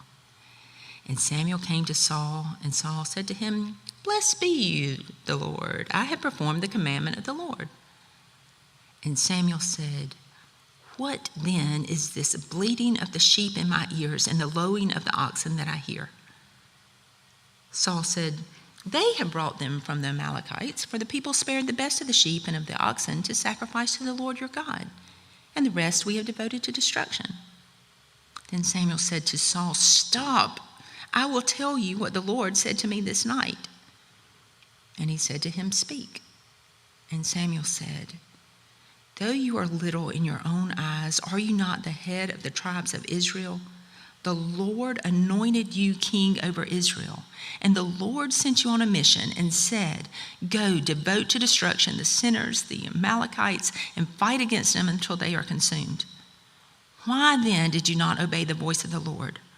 Why did you pounce on the spoil and do what was evil in the sight of the Lord? And Saul said to Samuel, I have obeyed the voice of the Lord. I have gone on a mission on which the Lord sent me. I have brought Agag, the king of Amalek, and I have devoted the Amalekites to destruction. But the people took of the spoil, sheep and oxen, the best of the things devoted to destruction, to sacrifice to the Lord your God in Gilgal. And Samuel said, Has the Lord as great delight in burnt offerings and sacrifices as in obeying the voice of the Lord? Behold, to obey is better than sacrifice, and to listen than the fat of rams. For rebellion is as the sin of divination, and presumption is as iniquity and idolatry. Because you have rejected the word of the Lord, he has also rejected you from being king. Saul said to Samuel, I have sinned, for I have transgressed the commandment of the Lord in your words, because I feared the people and obeyed their voice. Now, therefore, please pardon my sin and return with me that I may bow before the Lord. And Samuel said to Saul, I will not return with you, for you have rejected the word of the Lord, and the Lord has rejected you from being king over Israel. As Samuel turned to go away, Saul seized the skirt of his robe, and it tore. And Samuel said to him, The Lord has torn the kingdom of Israel from you this day, and has given it to a neighbor of yours who is better than you. And also the glory of Israel will not lie or have regret, for he is not a man that he should have regret. Then he said, I have sinned, yet honor me now before the elders of my people and before Israel, and return with me, that I may bow before the Lord your God. So Samuel turned back after Saul, and Saul bowed before the Lord. Then Samuel said, Bring here to me Agag, the king of the Amalekites. And Agag came to him cheerfully. Agag said, Surely the bitterness of death is past. And Samuel said, As your sword has made women childless, so shall your mother be childless among women. And Samuel hacked Agag to pieces before the Lord in Gilgal. Then Samuel went to Ramah, and Saul went up to his house in Gibeah of Saul. And Samuel did not see Saul again until the day of his death. But Samuel grieved over Saul, and the Lord regretted that he had made Saul king over Israel. The Lord said to Samuel, How long will you grieve over Saul, since I have rejected him from being king over Israel? Fill your horn with oil and go. I will send you to Jesse the Bethlehemite, for I have provided for myself a king among his sons. And Samuel said, How can I go? If Saul hears it, he will kill me. And the Lord said, Take a heifer with you and say, I have come to sacrifice to the Lord. And invite Jesse to the sacrifice, and I will show you what you shall do. And you shall anoint for me him whom I declare to you. Samuel did what the Lord commanded and came to Bethlehem. The elders of the city came to meet him trembling and said, "Do you come peaceably?" And he said, "Peaceably, I have come to sacrifice to the Lord. Consecrate yourself and come with me to the sacrifice." And he consecrated Jesse and his sons and invited them to the sacrifice. When they came, he looked on Eliab and thought, "Surely the anointed is before him." But the Lord said to Samuel, "Do not look on his appearance or on the height of his stature, for I have rejected him. For the Lord sees not as man sees. Man looks on the outward appearance, but the Lord looks on the heart." Then Jesse called Abinadab and made him pass before Samuel. And he said, "Neither has the Lord chosen this one." Then Jesse made Shammah pass by, and he said, "Neither has the Lord chosen this one." And Jesse made 7 of his sons pass before Samuel. And Samuel said to Jesse, "The Lord has not chosen these." Then Samuel said to Jesse, "Are all your sons here?" And he said, "There remains yet the youngest, but behold, he is keeping the sheep." And Samuel said to Jesse, "Send and get him, for we will not sit down till he comes here." And he sent and brought him in. Now he was ruddy and had beautiful eyes and was handsome. And the Lord said, "Arise, anoint him, for this is he." Then Samuel took the horn of oil and anointed him in the midst of his brothers. And the Spirit of the Lord rushed upon David from that day forward. And Samuel rose up and went to Ramah. Now the Spirit of the Lord departed from Saul, and a harmful spirit from the Lord tormented him.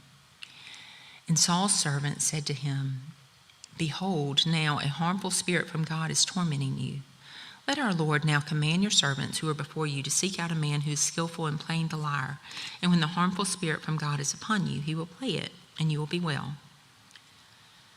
So Saul said to his servants, "Provide for me a man who can play well, and bring him to me." One of the young men answered, "Behold, I have seen a son of Jesse the Bethlehemite, who is skillful in playing, a man of valor, a man of war, prudent in speech, and a man of good presence, and the Lord is with him." Therefore Saul sent messengers to Jesse and said, "Send me David your son, who is with the sheep." And Jesse took a donkey laden with bread and a skin of wine and a young goat and sent them by David his son to Saul. And David came to Saul and entered his service. And Saul loved him greatly, and he became his armor-bearer. And Saul sent to Jesse, saying, "Let David remain in my service, for he has found favor in my sight." And whenever the harmful spirit from God was upon Saul, David took the lyre and played it with his hand. So Saul was refreshed and was well, and the harmful spirit departed from him. Chapter 17. Now the Philistines gathered their armies for battle, and they were gathered at Socoh, which belongs to Judah, and encamped between Socoh and Azekah in Ephes-dammim. And Saul and the men of Israel were gathered and encamped in the valley of Elah, and drew up in a line of battle against the Philistines. And the Philistines stood on the mountain on one side, and Israel stood on the mountain on the other side, with a valley between them. And there came out from the camp of the Philistines a champion named Goliath of Gath, whose height was 6 cubits and a span. He had a helmet of bronze on his head, and he was armed with a coat of mail, and the weight of the coat was 5,000 shekels of bronze. And he had bronze armor on his legs, and a javelin of bronze slung between his shoulders. The shaft of his spear was like a weaver's beam, and his spear's head weighed 600 shekels of iron. And his shield bearer went before him. He stood and shouted at the ranks of Israel, "Why have you come out to draw up for battle? Am I not a Philistine, and are you not servants of Saul? Choose a man for yourself and let him come down to me. If he is able to fight with me and kill me, then we will be your servants. But if I prevail against him and kill him, then you shall be our servants and serve us." And the Philistines said, "I defy the ranks of Israel this day. Give me a man that we may fight together." When Saul and all Israel heard these words of the Philistine, they were dismayed and greatly afraid. Now, David was the son of an Ephrathite of Bethlehem in Judah named Jesse, who had 8 sons. In the days of Saul, the man was already old and advanced in years. The 3 oldest sons of Jesse had followed Saul into the battle. And the names of his 3 sons who went to the battle were Eliab the firstborn, and next to him Abinadab, and the third Shammah. David was the youngest. The 3 eldest followed Saul, but David went back and forth from Saul to feed his father's sheep at Bethlehem. For 40 days the Philistine came forward and took his stand morning and evening. And Jesse said to David his son, "Take for your brothers an ephah of this parched grain and these 10 loaves, and carry them quickly to the camp to your brothers. Also take these 10 cheeses to the commander of their 1,000. See if your brothers are well, and bring some token from them." Now Saul and all the men of Israel were in the valley of Elah, fighting with the Philistines. And David rose early in the morning and left the sheep with the keeper, and took the provisions and went, as Jesse had commanded him. And he came to the encampment as the host was going out to the battle line, shouting the war cry. And Israel and the Philistines drew up for battle, army against army. And David left the things in charge of the keeper of the baggage, and ran to the ranks, and went and greeted his brothers. As he talked with them, behold, the champion, the Philistine of Gath, Goliath by name, came up out of the ranks of the Philistines and spoke the same words as before. And David heard him. All the men of Israel, when they saw the man, fled from him and were much afraid. And the men of Israel said, "Have you seen this man who has come up? Surely he has come up to defy Israel. And the king will enrich the man who kills him with great riches, and will give him his daughter, and make his father's house free in Israel." And David said to the men who stood by him, "What shall be done for the man who kills this Philistine and takes away the reproach from Israel? For who is this uncircumcised Philistine, that he should defy the armies of the living God?" And the people answered him in the same way, "So it shall be done to the man who kills him." Now Eliab his eldest brother heard when he spoke to the men. And Eliab's anger was kindled against David, and he said, "Why have you come down? And with whom have you left those few sheep in the wilderness? I know your presumption and the evil of your heart, for you've come down to see the battle." And David said, "What have I done now? Was it not but a word?" And he turned away from him toward another, and spoke in the same way, and the people answered him again as before. When the words that David spoke were heard, they repeated them before Saul, and he sent for him. And David said to Saul, "Let no man's heart fail because of him. Your servant will go and fight with this Philistine." And Saul said to David, "You are not able to go against this Philistine to fight with him, for you are but a youth, and he has been a man of war from his youth." But David said to Saul, "Your servant used to keep sheep for his father. And when there came a lion or a bear and took a lamb from the flock, I went after him and struck him and delivered it out of his mouth. And if he arose against me, I caught him by his beard and struck him and killed him. Your servant has struck down both lions and bears, and this uncircumcised Philistine shall be like one of them, for he has defied the armies of the living God." And David said, "The Lord who delivered me from the paw of the lion and from the paw of the bear will deliver me from the hand of this Philistine." And Saul said to David, "Go, and the Lord be with you." Then Saul clothed David with his armor. He put a helmet of bronze on his head and clothed him with a coat of mail. And David strapped his sword over his armor. And he tried in vain to go, for he had not tested them. Then David said to Saul, "I cannot go with these, for I have not tested them." So David put them off. Then he took his staff in his hand and chose 5 smooth stones from the brook and put them in his shepherd's pouch.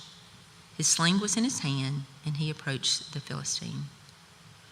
And the Philistine moved forward and came near to David with his shield bearer in front of him. And when the Philistine looked and saw David, he disdained him, for he was but a youth, ruddy and handsome in appearance. And the Philistine said to David, "Am I a dog that you come to me with sticks?" And the Philistines cursed David by his gods. The Philistine came to David, "Come to me, and I will give your flesh to the birds of the air and to the beasts of the field." Then David said to the Philistine, "You come to me with a sword and with a spear and with a javelin, but I come to you in the name of the Lord of hosts, the God of the armies of Israel, whom you have defied. This day the Lord will deliver you into my hand, and I will strike you down and cut off your head. And I will give the dead bodies of the host of the Philistines this day to the birds of the air and to the wild beasts of the earth, that all the earth may know that there is a God in Israel, and that all this assembly may know that the Lord saves not with sword and spear. For the battle is the Lord's, and he will give you into our hand." When the Philistine arose and came and drew near to meet David, David ran quickly toward the battle line to meet the Philistine.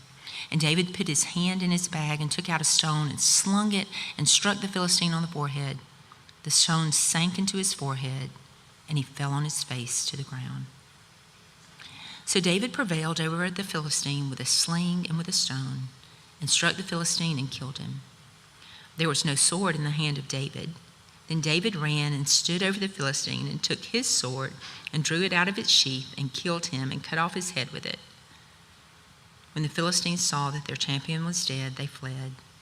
And the men of Israel and Judah rose with a shout and pursued the Philistines as far as Gath and the gates of Ekron, so that the wounded Philistine fell on the way from Shaaraim as far as Gath and Ekron.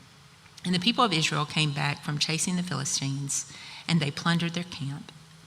And David took the head of the Philistine and brought it to Jerusalem, but he put his armor in his tent. As soon as Saul saw David go out against the Philistine, he said to Abner, the commander of the army, "Abner, whose son is this youth?" And Abner said, "As your soul lives, O king, I do not know." And the king said, "Inquire whose son the boy is." And as soon as David returned from striking down the Philistine, Abner took him and brought him before Saul with the head of the Philistine in his hand. And Saul said to him, "Whose son are you, young man?"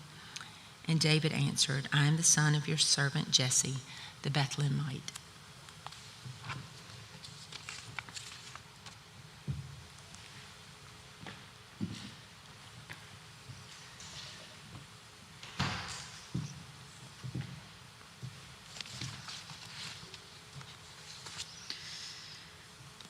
First Samuel 18. As soon as he had finished speaking to Saul, the soul of Jonathan was knit to the soul of David, and Jonathan loved him as his own soul. And Saul took him that day and would not let him return to his father's house. Then Jonathan made a covenant with David because he loved him as his own soul. And Jonathan stripped himself of the robe that was on him and gave it to David, and his armor, and even his sword, and his bow, and his belt. And David went out and was successful wherever Saul sent him, so that Saul set him over the men of war. And this was good in the sight of all the people, and also in the sight of Saul's servants. As they were coming home, when David returned from striking down the Philistine, the women came out of all the cities of Israel, singing and dancing to meet King Saul with tambourines, with songs of joy, and with musical instruments. And the women sang to one another as they celebrated, "Saul has struck down his thousands, and David his 10,000s." And Saul was very angry, and this saying displeased him. He said, "They have ascribed to David 10,000s, and to me they have ascribed thousands. And what more can he have but the kingdom?" And Saul eyed David from that day on. The next day, a harmful spirit from God rushed upon Saul, and he raved within his house while David was playing the lyre, as he did day by day. Saul had his spear in his hand, and Saul hurled the spear, for he thought, "I will pin David to the wall." But David evaded him twice. Saul was afraid of David because the Lord was with him, but had departed from Saul. So Saul removed him from his presence and made him a commander of 1,000. And he went out and came in before the people. And David had success in all his undertakings, for the Lord was with him. And when Saul saw that he had great success, he stood in fearful awe of him. But all Israel and Judah loved David, for he went out and came in before them. Then Saul said to David, "Here is my elder daughter Merab. I will give her to you for a wife. Only be valiant for me and fight the Lord's battles."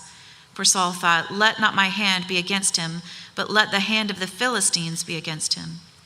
And David said to Saul, "Who am I, and who are my relatives, my father's clan in Israel, that I should be son-in-law to the king?"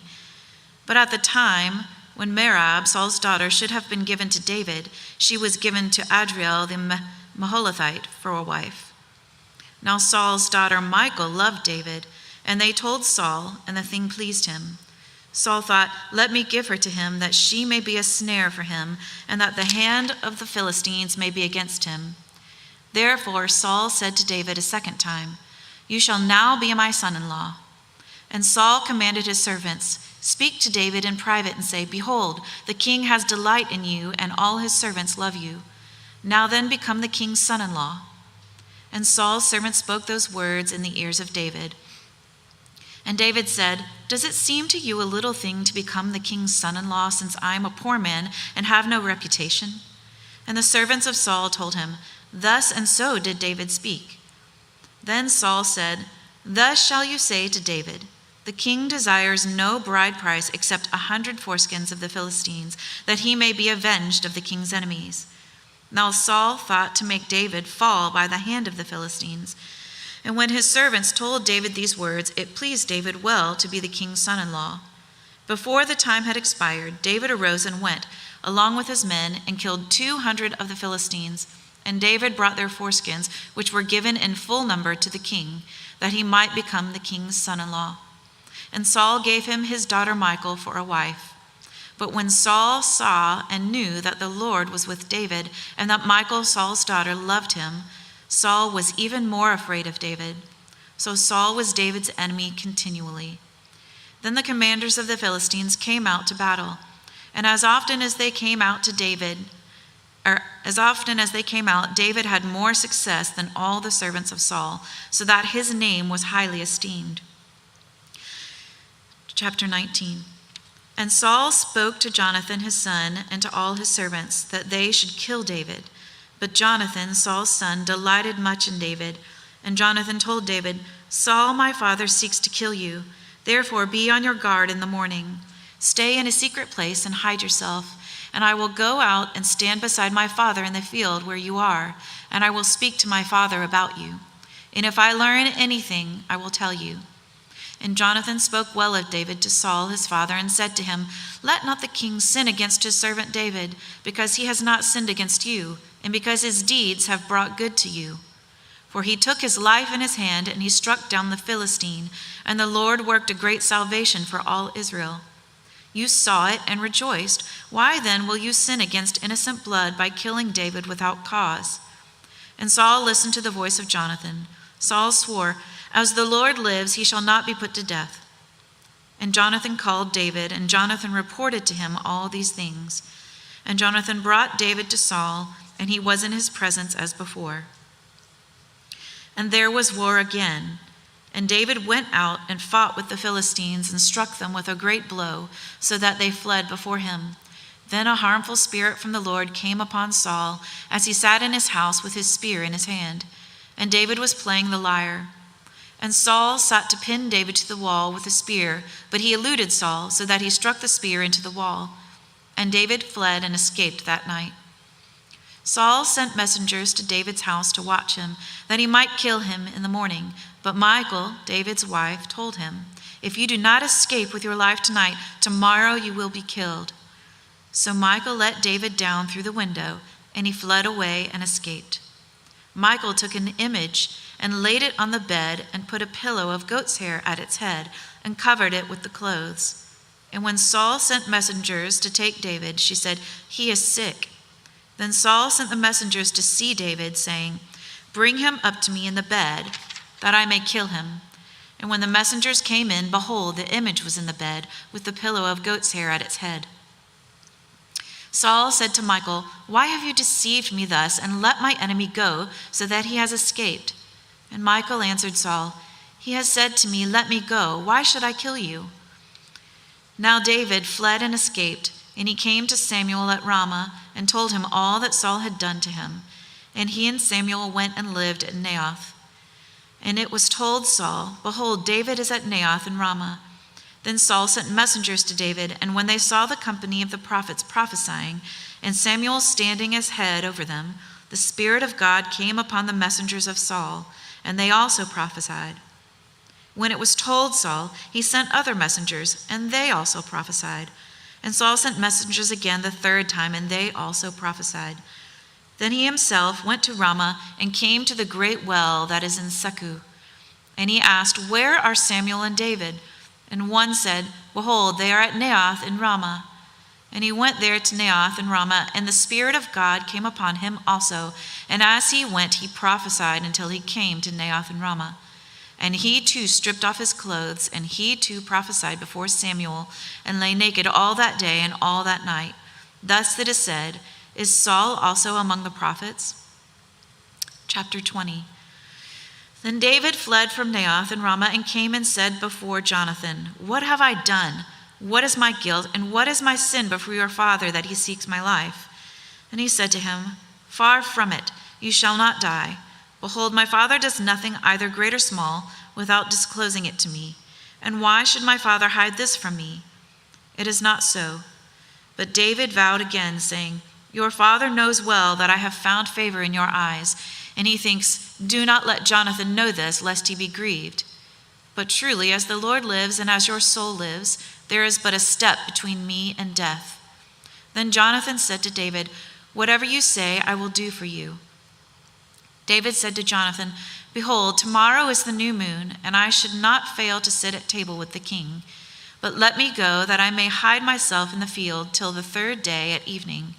If your father misses me at all, then say, David earnestly asked leave of me to run to Bethlehem, his city, for there is a yearly sacrifice there for all the clan.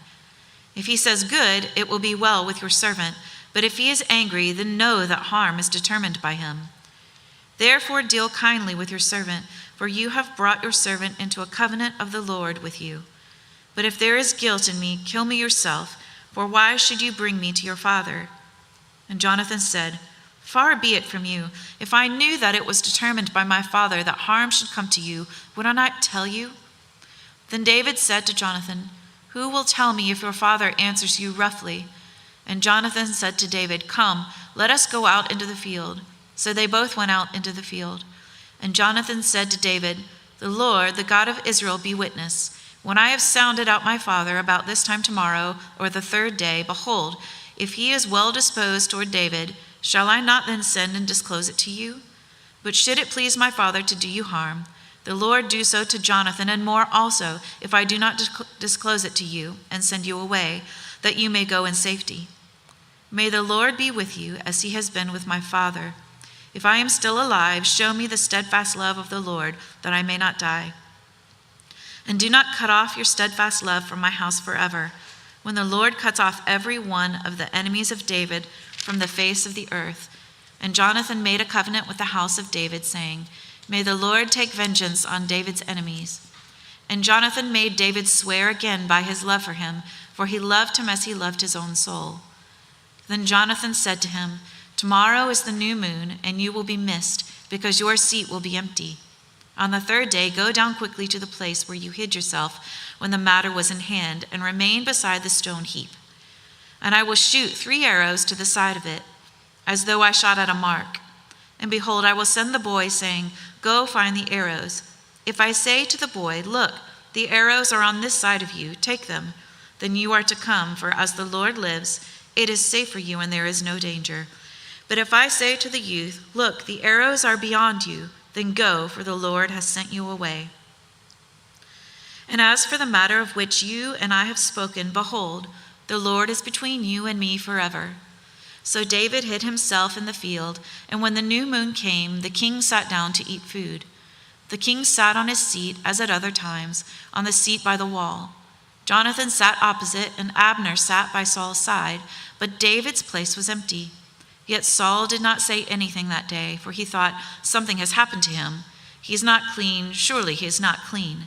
But on the second day, the day after the new moon, David's place was empty, and Saul said to Jonathan his son, why has not the son of Jesse come to the meal, either yesterday or today? Jonathan answered Saul, David earnestly asked leave of me to go to Bethlehem. He said, let me go, for our clan holds a sacrifice in the city, and my brother has commanded me to be there. So now, if I have found favor in your eyes, let me get away and see my brothers. For this reason he has not come to the king's table. Then Saul's anger was kindled against Jonathan, and he said to him, you son of a perverse, rebellious woman, do I not know that you have chosen the son of Jesse to your own shame, and to the shame of your mother's nakedness?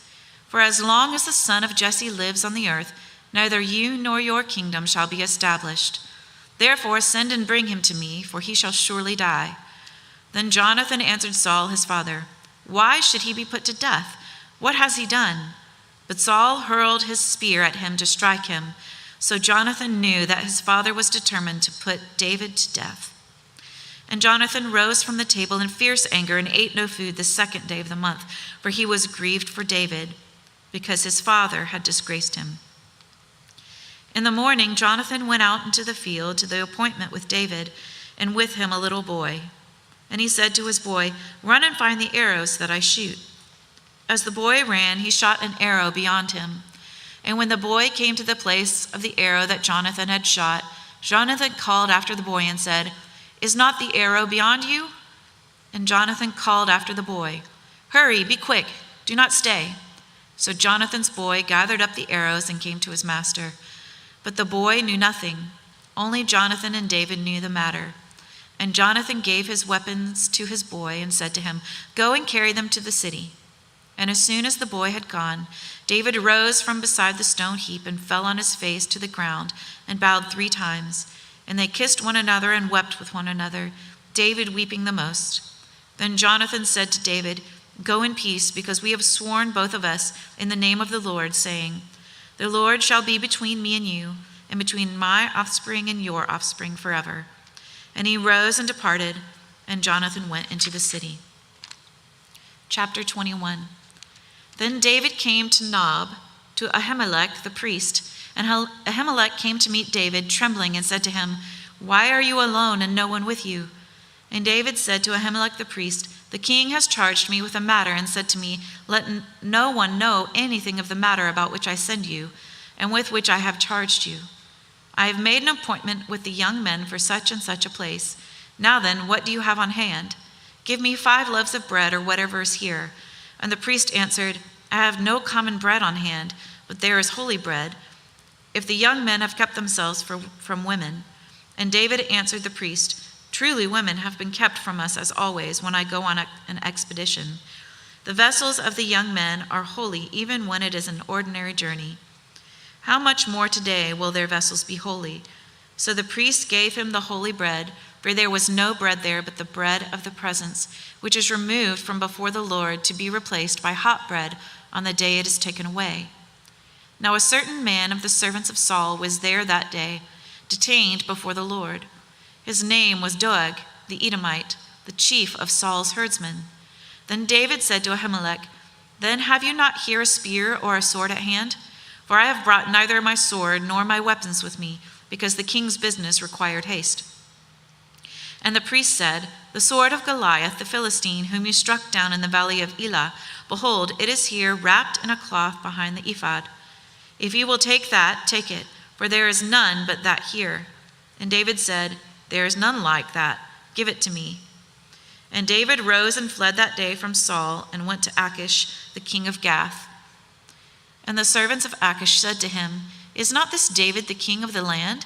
Did they not sing to one another of him in dances? Saul has struck down his thousands and David his 10,000s." And David took these words to heart and was much afraid of Achish, the king of Gath.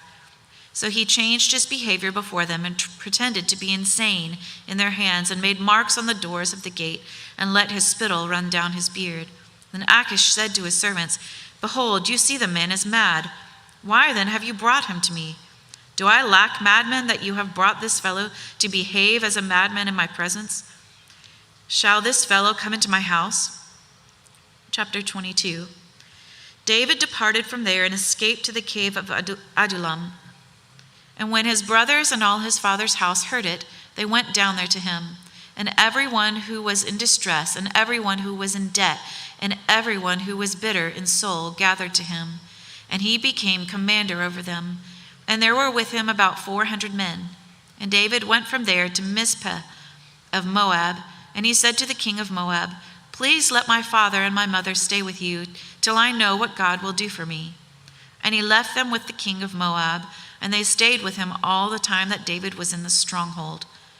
Then the prophet Gad said to David, "Do not remain in the stronghold.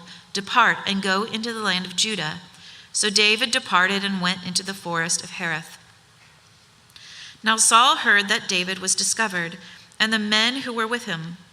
Saul was sitting at Gibeah under the tamarisk tree on the height with his spear in his hand, and all his servants were standing about him.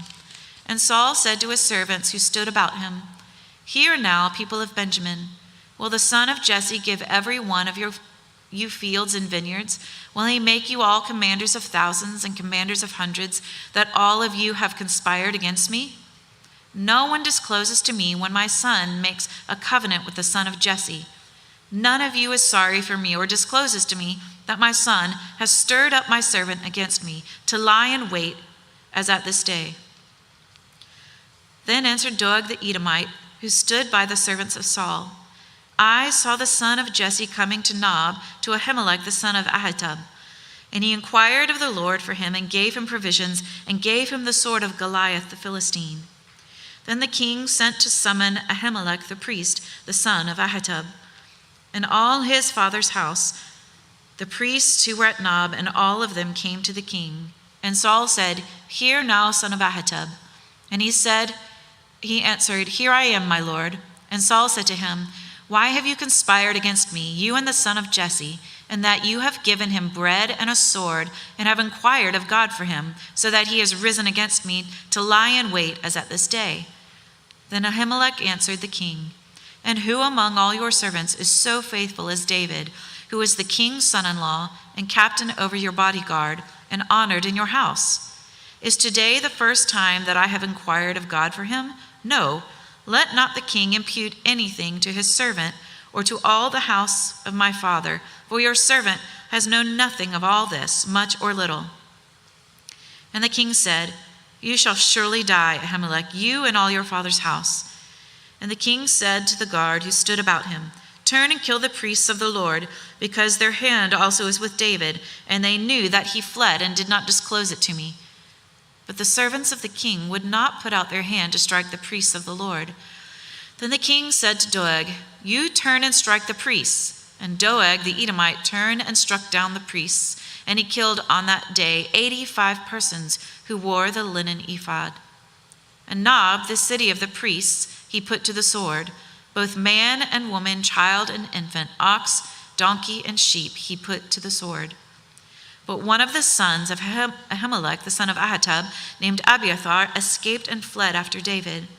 And Abiathar told David that Saul had killed the priests of the Lord. And David said to Abiathar, "I knew on that day, when Doeg the Edomite was there, that he would surely tell Saul. I have occasioned the death of all the persons of your father's house. Stay with me, do not be afraid, for he who seeks my life seeks your life. With me you shall be in safekeeping." Chapter 23. Now they told David, "Behold, the Philistines are fighting against Keilah and are robbing the threshing floors." Therefore David inquired of the Lord, "Shall I go and attack these Philistines?" And the Lord said to David, "Go and attack the Philistines and save Keilah." But David's men said to him, "Behold, we are afraid here in Judah. How much more then if we go to Keilah against the armies of the Philistines?" Then David inquired of the Lord again. And the Lord answered him, "Arise, go down to Keilah, for I will give the Philistines into your hand." And David and his men went to Keilah and fought with the Philistines, and brought away their livestock and struck them with a great blow. So David saved the inhabitants of Keilah. When Abiathar, the son of Ahimelech, had fled to David to Keilah, he had come down with an ephod in his hand. Now it was told Saul that David had come to Keilah, and Saul said, "God has given him into my hand, for he has shut himself in by entering a town that has gates and bars." And Saul summoned all the people to war, to go down to Keilah to besiege David and his men. David knew that Saul was plotting harm against him, and he said to Abiathar the priest, "Bring the ephod here." Then David said, "O Lord, the God of Israel, your servant has surely heard that Saul seeks to come to Keilah to destroy the city on my account. Will the men of Keilah surrender me into his hand? Will Saul come down as your servant has heard? O Lord, the God of Israel, please tell your servant." And the Lord said, "He will come down." Then David said, "Will the men of Keilah surrender me and my men into the hand of Saul?" And the Lord said, "They will surrender you." Then David and his men, who were about 600, arose and departed from Keilah, and they went wherever they could go. When Saul was told that David had escaped from Keilah, he gave up the expedition. And David remained in the strongholds in the wilderness and in the hill country of the wilderness of Ziph. And Saul sought him every day, but God did not give him into his hand. David saw that Saul had come out to seek his life. David was in the wilderness of Ziph at Horesh. And Jonathan, Saul's son, rose and went to David at Horesh and strengthened his hand in God. And he said to him, "Do not fear, for the hand of Saul my father shall not find you. You shall be king over Israel, and I shall be next to you. Saul my father also knows this." And the two of them made a covenant before the Lord. David remained at Horesh, and Jonathan went home. Then the Ziphites went up to Saul at Gibeah, saying, "Is not David hiding among us in the strongholds at Horesh, on the hill of Hachilah, which is south of Jeshimon? Now come down, O king, according to all your heart's desire to come down, and our path shall be to surrender him into the king's hand." And Saul said, "May you be blessed by the Lord, for you have compassion on me. Go make yet more sure. Know and see the place where his foot is, and who has seen him there, for it is told me that he is very cunning. See therefore and take note of all the lurking places where he hides, and come back to me with sure information. Then I will go with you, and if he is in the land, I will search him out among all the thousands of Judah." And they arose and went to Ziph ahead of Saul. Now David and his men were in the wilderness of Maon, in the Arabah to the south of Jeshimon. And Saul and his men went to seek him, and David was told, so he went down to the rock and lived in the wilderness of Maon. And when Saul heard that, he pursued after David in the wilderness of Maon. Saul went on one side of the mountain, and David and his men on the other side of the mountain. And David was hurrying to get away from Saul. As Saul and his men were closing in on David and his men to capture them, a messenger came to Saul, saying, "Hurry and come, for the Philistines have made a raid against the land." So Saul returned from pursuing after David and went against the Philistines. Therefore that place was called the Rock of Escape. And David went up from there and lived in the strongholds of En-Gedi. Chapter 24. When Saul returned from following the Philistines, he was told, "Behold, David is in the wilderness of En-Gedi." Then Saul took 3,000 chosen men out of all Israel and went to seek David and his men in front of the Wild Goats Rock. And he came to the sheepfolds by the way, where there was a cave, and Saul went in to relieve himself. Now David and his men were sitting in the innermost parts of the cave, and the men of David said to him, Here's the day which the Lord said to you, Behold, I will give your enemy into your hand, and you shall do to him as it shall seem good to you. Then David arose and stealthily cut off a corner of Saul's robe. And afterward David's heart struck him, because he had cut off a corner of Saul's robe. He said to his men, The Lord forbid that I should do this thing to my Lord, the Lord's anointed, to put out my hand against him, seeing he is the Lord's anointed. So David persuaded his men with these words and did not permit them to attack Saul. And Saul rose up and left the cave and went on his way. Afterward, David also arose and went out of the cave and called after Saul, My Lord, the king. And when Saul looked behind him, David bowed with his face to the earth and paid homage. And David said to Saul, Why do you listen to the words of men who say, Behold, David seeks your harm? Behold, this day your eyes have seen how the Lord gave you today into my hand in the cave. And some told me to kill you, but I spared you. I said, I will not put out my hand against my Lord, for he is the Lord's anointed. See, my father, see the corner of your robe in my hand. For by the fact that I cut off the corner of your robe and did not kill you, you may know and see that there is no wrong or treason in my hands. I have not sinned against you, though you hunt my life to take it. May the Lord judge between me and you. May the Lord avenge me against you, but my hand shall not be against you. As the proverb of the ancients says, Out of the wicked comes wickedness, but my hand shall not be against you. After whom has the king of Israel come out? After whom do you pursue? After a dead dog, after a flea. May the Lord therefore be judged and give sentence between me and you, and see to it and plead my cause and deliver me from your hand." As soon as David had finished speaking these words to Saul, Saul said, "Is this your voice, my son David?" And Saul lifted up his voice and wept. He said to David, "You are more righteous than I, for you have repaid me good, whereas I have repaid you evil. And you have declared this day how you have dealt well with me, in that you did not kill me when the Lord put me into your hands. For if a man finds his enemy, will he let him go away safe? So may the Lord reward you with good for what you have done to me this day. And now behold, I know that you shall surely be king, and that the kingdom of Israel shall be established in your hand. Swear to me therefore by the Lord that you will not cut off my offspring after me, and that you will not destroy my name out of my father's house." And David swore this to Saul. Then Saul went home, but David and his men went up to the stronghold. Chapter 25. Now Samuel died, and all Israel assembled and mourned for him, and they buried him in his house at Ramah. Then David rose and went down to the wilderness of Paran, and there was a man in Maon whose business was in Carmel. The man was very rich. He had 3,000 sheep and 1,000 goats. He was shearing his sheep in Carmel. Now the name of the man was Nabal, and the name of his wife Abigail.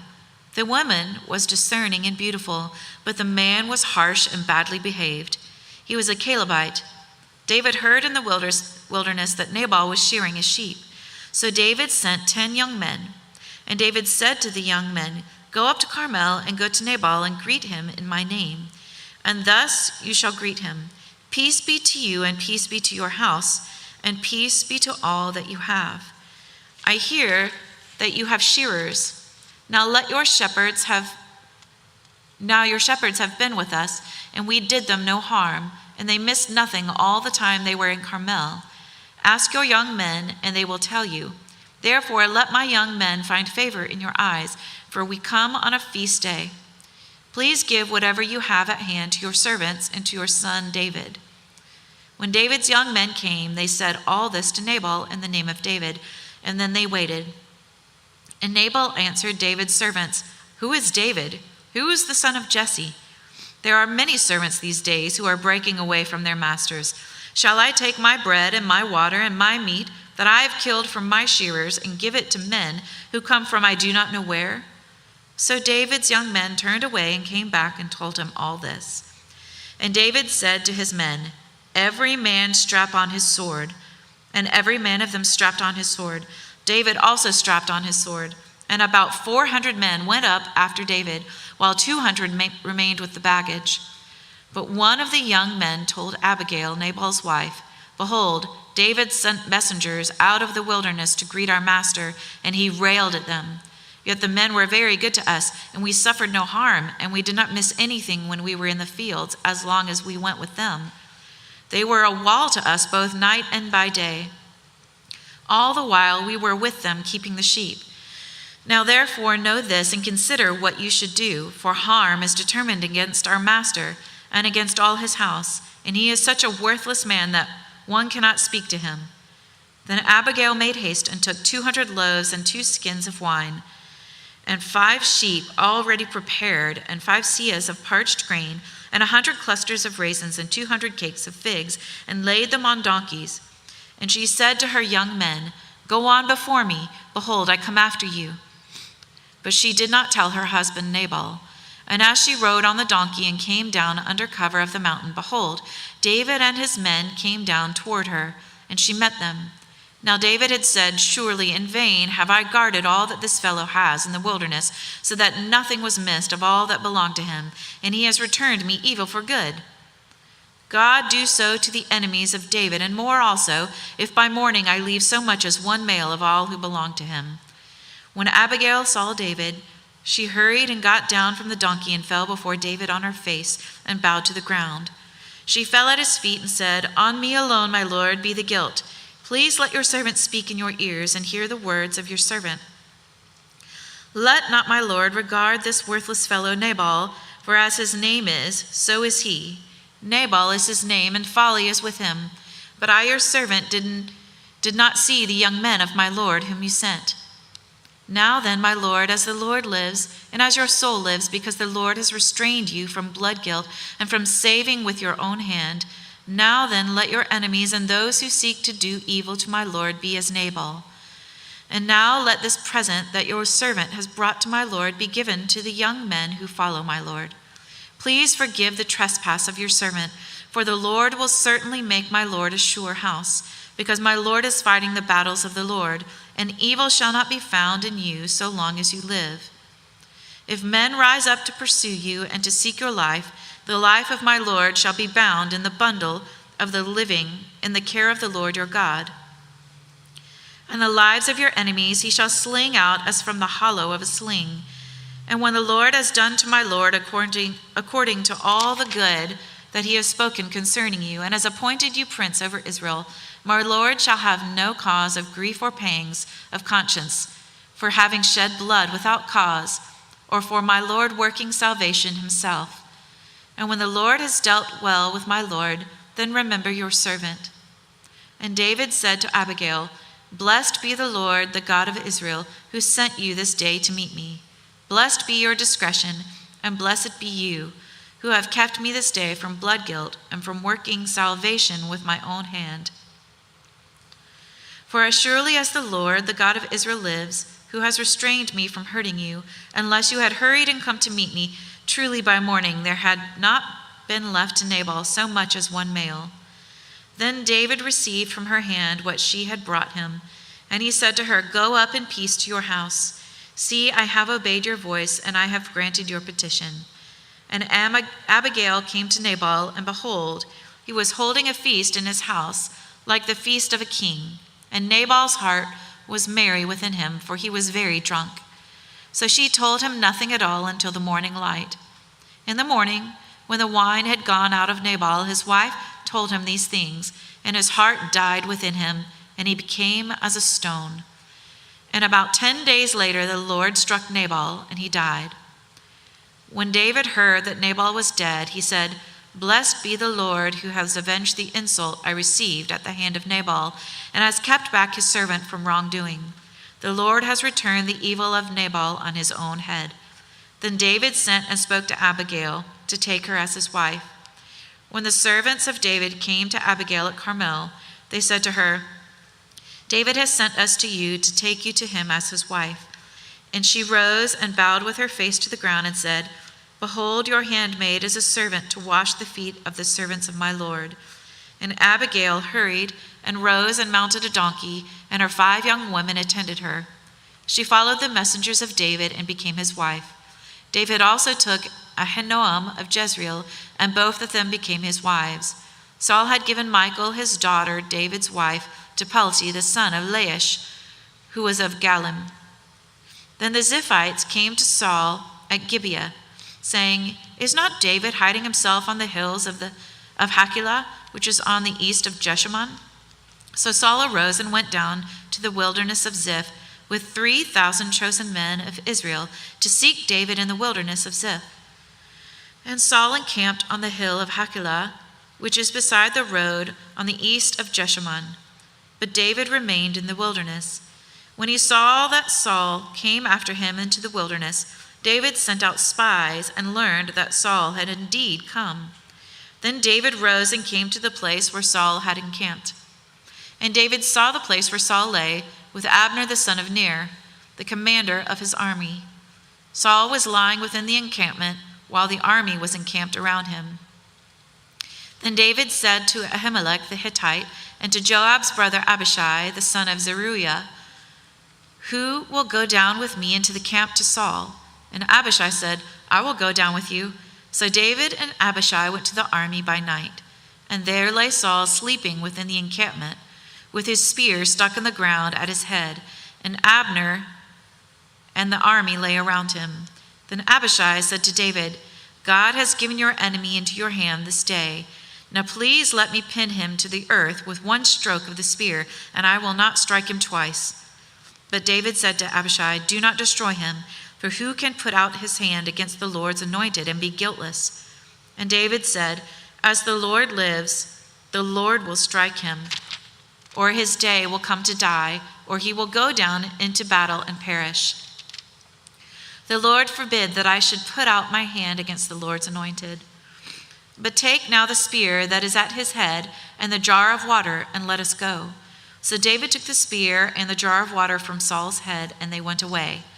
No man saw it or knew it, nor did any awake, for they were all asleep, because a deep sleep from the Lord had fallen upon them. Then David went over to the other side and stood far off on the top of the hill, with a great space between them. And David called to the army and to Abner the son of Ner, saying, "Will you not answer, Abner?" Then Abner answered, "Who are you who calls to the king?" And David said to Abner, "Are you not a man who is like you in Israel? Why then have you not kept watch over your lord the king? For one of the people came in to destroy the king your lord. This thing that you have done is not good. As the Lord lives, you deserve to die, because you have not kept watch over your lord, the Lord's anointed. And now see where the king's spear is, and the jar of water that was at his head." Saul recognized David's voice and said, "Is this your voice, my son David?" And David said, "It is my voice, my lord, O king." And he said, "Why does my lord pursue after his servant? For what have I done? What evil is on my hands? Now therefore let my lord the king hear the words of his servant. If it is the Lord who has stirred you up against me, may he accept an offering. But if it is men, may they be cursed before the Lord, for they have driven me out this day that I should have no share in the heritage of the Lord, saying, 'Go serve other gods.' Now therefore let not my blood fall to the earth, away from the presence of the Lord, for the king of Israel has come out to seek a single flea, like one who hunts a partridge in the mountains." Then Saul said, "I have sinned. Return, my son David, for I will no more do you harm, because my life was precious in your eyes this day. Behold, I have acted foolishly and have made a great mistake."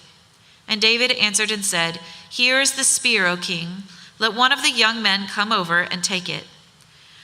The Lord rewards every man for his righteousness and his faithfulness.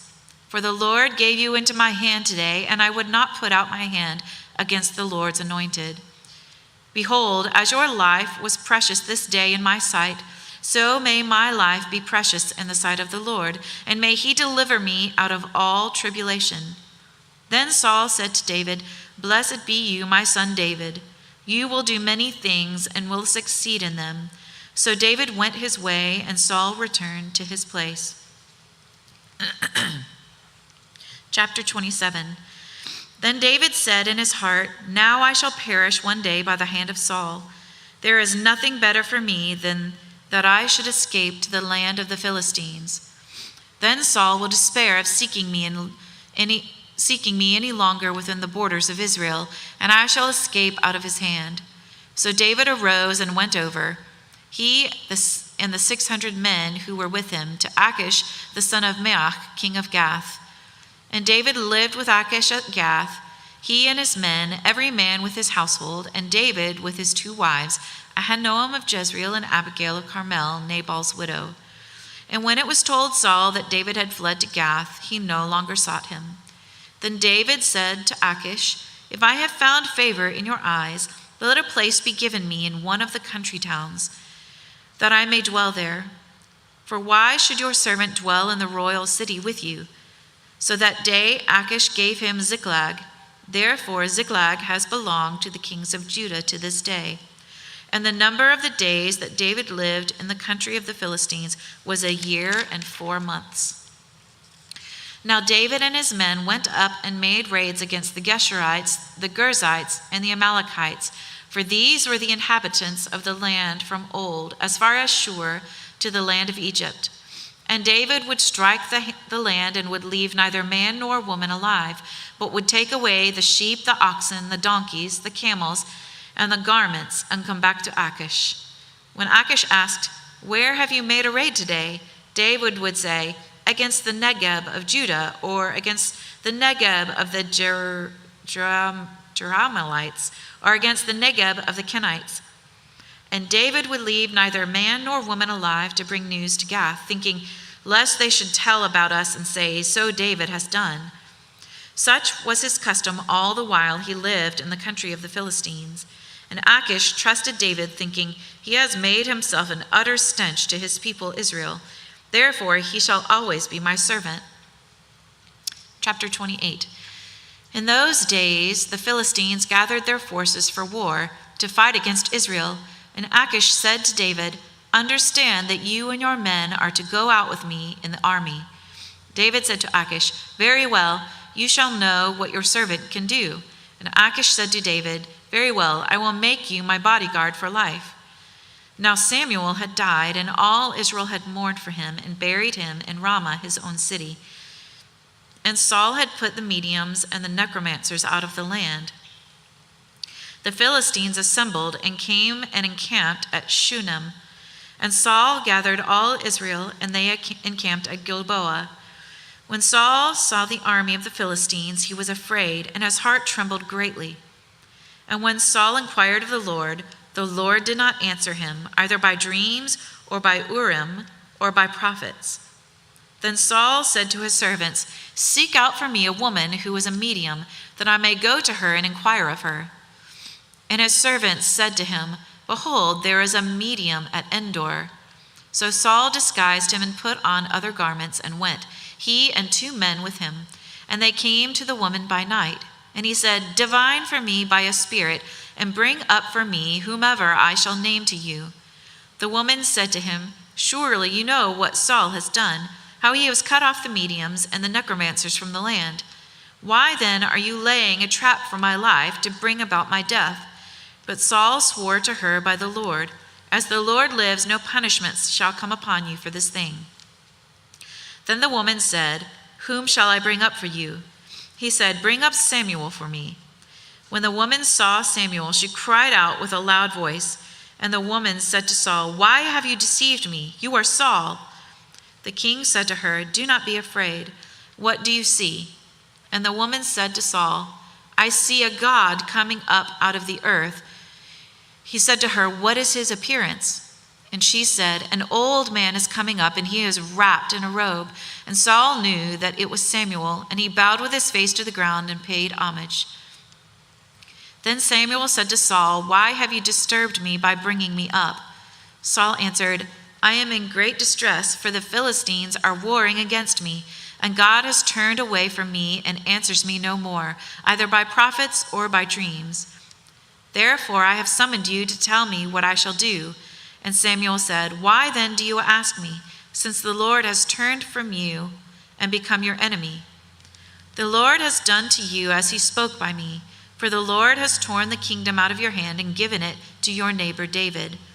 Because you did not obey the voice of the Lord and did not carry out his fierce wrath against Amalek, therefore the Lord has done this thing to you this day. Moreover, the Lord will give Israel also with you into the hand of the Philistines, and tomorrow you and your son shall be with me. The Lord will give the army of Israel also into the hand of the Philistines. Then Saul fell at once full length on the ground, filled with fear because of the words of Samuel. And there was no strength in him, for he had eaten nothing all day and all night. And the woman came to Saul, and when she saw that he was terrified, she said to him, behold, your servant has obeyed you. I have taken my life in my hand and have listened to what you have said to me. Now therefore, you also obey your servant. Let me set a morsel of bread before you, and eat, that you may have strength when you go on your way. He refused and said, I will not eat. But his servants together with the woman urged him, and he listened to their words. So he arose from the earth and sat on the bed. Now the woman had a fattened calf in the house, and she quickly killed it, and she took flour and kneaded it and baked unleavened bread of it, and she put it before Saul and his servants, and they ate. Then they rose and went away that night. Chapter 29. Now the Philistines had gathered all their forces at Aphek, and the Israelites were encamped by the spring that is in Jezreel.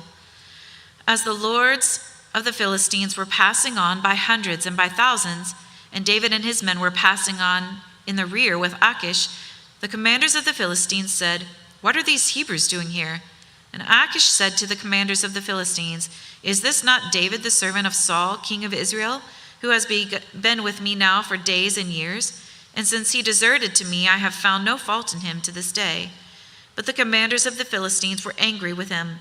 And the commanders of the Philistines said to him, Send the man back that he may return to the place to which you have assigned him. He shall not go down with us to battle, lest in the battle he become an adversary to us. For how could this fellow reconcile himself to his Lord? Would it not be with the heads of the men here? Is not this David, of whom they sing to one another in dances? Saul has struck down his thousands, and David his 10,000s? Then Achish called David and said to him, As the Lord lives, you have been honest, and to me it seems right that you should march out and in with me in the campaign. For I have found nothing wrong in you from the day of your coming to me to this day. Nevertheless, the lords do not approve of you. So go back now and go peaceably, that you may not displease the lords of the Philistines. And David said to Achish, But what have I done? What have you found in your servant from the day I entered your service until now, that I may not go and fight against the enemies of my lord the king? And Achish answered David and said, I know that you are as blameless in my sight as an angel of God. Nevertheless, the commanders of the Philistines have said, He shall not go up with us to the battle. Now then, rise early in the morning with the servants of your Lord who came with you, and start early in the morning, and depart as soon as you have light. So David set out with his men early in the morning to return to the land of the Philistines, but the Philistines went up to Jezreel. Chapter 30. Now when David and his men came to Ziklag on the third day, the Amalekites had made a raid against the Negeb, against Ziklag. They had overcome Ziklag and burned it with fire, and taken captive the women and all who were in it, both small and great. They killed no one, but carried them off and went their way. And when David and his men came to the city, they found it burned with fire, and their wives and sons and daughters taken captive. Then David and the people who were with him raised their voices and wept until they had no more strength to weep. David's 2 wives also had been taken captive, Ahinoam of Jezreel and Abigail, the widow of Nabal of Carmel. And David was greatly distressed, for the people spoke of stoning him, because all the people were bitter in soul, each for his sons and daughters. But David strengthened himself in the Lord his God. And David said to Abiathar the priest, the son of Ahimelech, Bring me the ephod. And so Abiathar brought the ephod to David. And David inquired of the Lord, Shall I pursue after this band? Shall I overtake them? He answered him, Pursue, for you shall surely overtake, and shall surely rescue. So David set out, and the 600 men who were with him, and they came to the brook Besor, where those who were left behind stayed. But David pursued, he and 400 men. 200 stayed behind, who were too exhausted to cross the brook Besor. They found an Egyptian in the open country and brought him to David, and they gave him bread, and he ate. They gave him water to drink, and they gave him a piece of cake of figs and 2 clusters of raisins. And when he had eaten, his spirit revived, for he had not eaten bread or drunk water for 3 days and 3 nights. And David said to him, To whom do you belong, and where are you from? He said, I am a young man of Egypt, servant to an Amalekite, and my master left me behind because I fell sick 3 days ago. We had made a raid against the Negeb of the Cherethites, and against that which belongs to Judah, and against the Negeb of Caleb, and we burned Ziklag with fire. And David said to him, Will you take me down to this band? And he said, Swear to me by God that you will not kill me or deliver me into the hands of my master, and I will take you down to this band. And when he had taken him down, behold, they were spread abroad over all the land, eating and drinking and dancing, because of all the great spoil they had taken from the land of the Philistines and from the land of Judah. And David struck them down from twilight until the evening of the next day, and not a man of them escaped, except 400 young men who mounted camels and fled. David recovered all that the Amalekites had taken, and David rescued his 2 wives. Nothing was missing, whether small or great, sons or daughters, spoil or anything that had been taken. David brought back all. David also captured all the flocks and herds, and the people drove the livestock before him and said, "This is David's spoil." Then David came to the 200 men who had been too exhausted to follow David and who had been left at the brook Bezor. And they went out to meet David and to meet the people who were with him. And when David came near to the people, he greeted them. Then all the wicked and worthless fellows among the men who had gone with David said, "Because they did not go with us, we will not give them any of the spoil that we have recovered, except that each man may lead away his wife and children and depart." But David said, "You shall not do so, my brothers, with what the Lord has given us. He has preserved us and given into our hand the band that came against us. Who would listen to you in this matter? For as his share is who goes down into the battle, so shall his share be who stays by the baggage. They shall share alike." And he made it a statute and a rule for Israel from that day forward to this day. When David came to Ziklag, he sent part of the spoil to his friends, the elders of Judah, saying, "Here is a present for you from the spoil of the enemies of the Lord." It was for those in Bethel, in Ramoth of the Negeb, in Jatir, in Aror, in Ziphmoth, in Eshtemoa and Rekal, in the cities of the Jerahmeelites, in the cities of the Kenites, in Hormah, in Bor Ashan, in Athach, in Hebron, for all the places where David and his men roamed. Chapter 31. Now the Philistines were fighting against Israel, and the men of Israel fled before the Philistines and fell slain on Mount Gilboa. And the Philistines overtook Saul and his sons, and the Philistines struck down Jonathan and Abinadab and Malchishua of the sons of Saul. The battle pressed hard against Saul, and the archers found him, and he was badly wounded by the archers. Then Saul said to his armor-bearer, "Draw your sword and thrust me through with it, lest these uncircumcised come and thrust me through and mistreat me." But his armor-bearer would not, for he feared greatly. Therefore Saul took his own sword and fell upon it. And when his armor-bearer saw that Saul was dead, he also fell upon his sword and died with him. Thus Saul died, and his 3 sons, and his armor-bearer, and all his men, on the same day together. And when the men of Israel who were on the other side of the valley, and those beyond the Jordan, saw that the men of Israel had fled, and that Saul and his sons were dead, they abandoned their cities and fled, and the Philistines came and lived in them. The next day, when the Philistines came to strip the slain, they found Saul and his 3 sons fallen on Mount Gilboa. So they cut off their head and stripped off his armor, and sent messengers throughout the land of the Philistines to carry the good news to the house of their idols and to the people. They put his armor in the temple of Ashtaroth, and they fastened his body to the wall of Bethshan. But when the inhabitants of Jabesh Gilead heard what the Philistines had done to Saul, all the valiant men arose and went all night and took the body of Saul and the bodies of his sons from the wall of Bethshan, and they came to Jabesh and burned them there. And they took their bones and buried them under the tamarisk tree in Jabesh and fasted 7 days.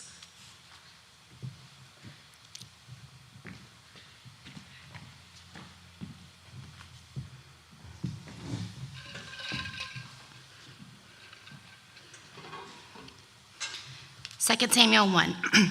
David hears of Saul's death. After the death of Saul, when David had returned from striking down the Ammonites, David remained 2 days in Ziklag. And on the 3rd day, behold, a man came to Saul's camp with his clothes torn and dirt on his head. And when he came to David, he fell on the ground and he paid homage. David said to him, "Where do you come from?" And he said to him, "I have escaped from the camp of Israel." And David said to him, How did it go? Tell me." And he answered, "The people fled from the battle, and also many of the people have fallen, are dead. And Saul and his son Jonathan are also dead." Then David said to the young man who told him, "How do you know that Saul and his son Jonathan are dead?" And the young man who told him said, "By chance I happened to be on Mount Gilboa, there was Saul leaning on his spear, and behold, the chariots of the horsemen were close upon him.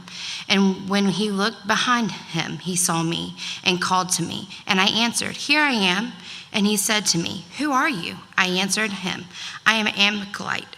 And he said to me, Stand beside me and kill me, for anguish has seized me, and yet my life still lingers. So I stood beside him and killed him, because I was sure that he could not live after he had fallen.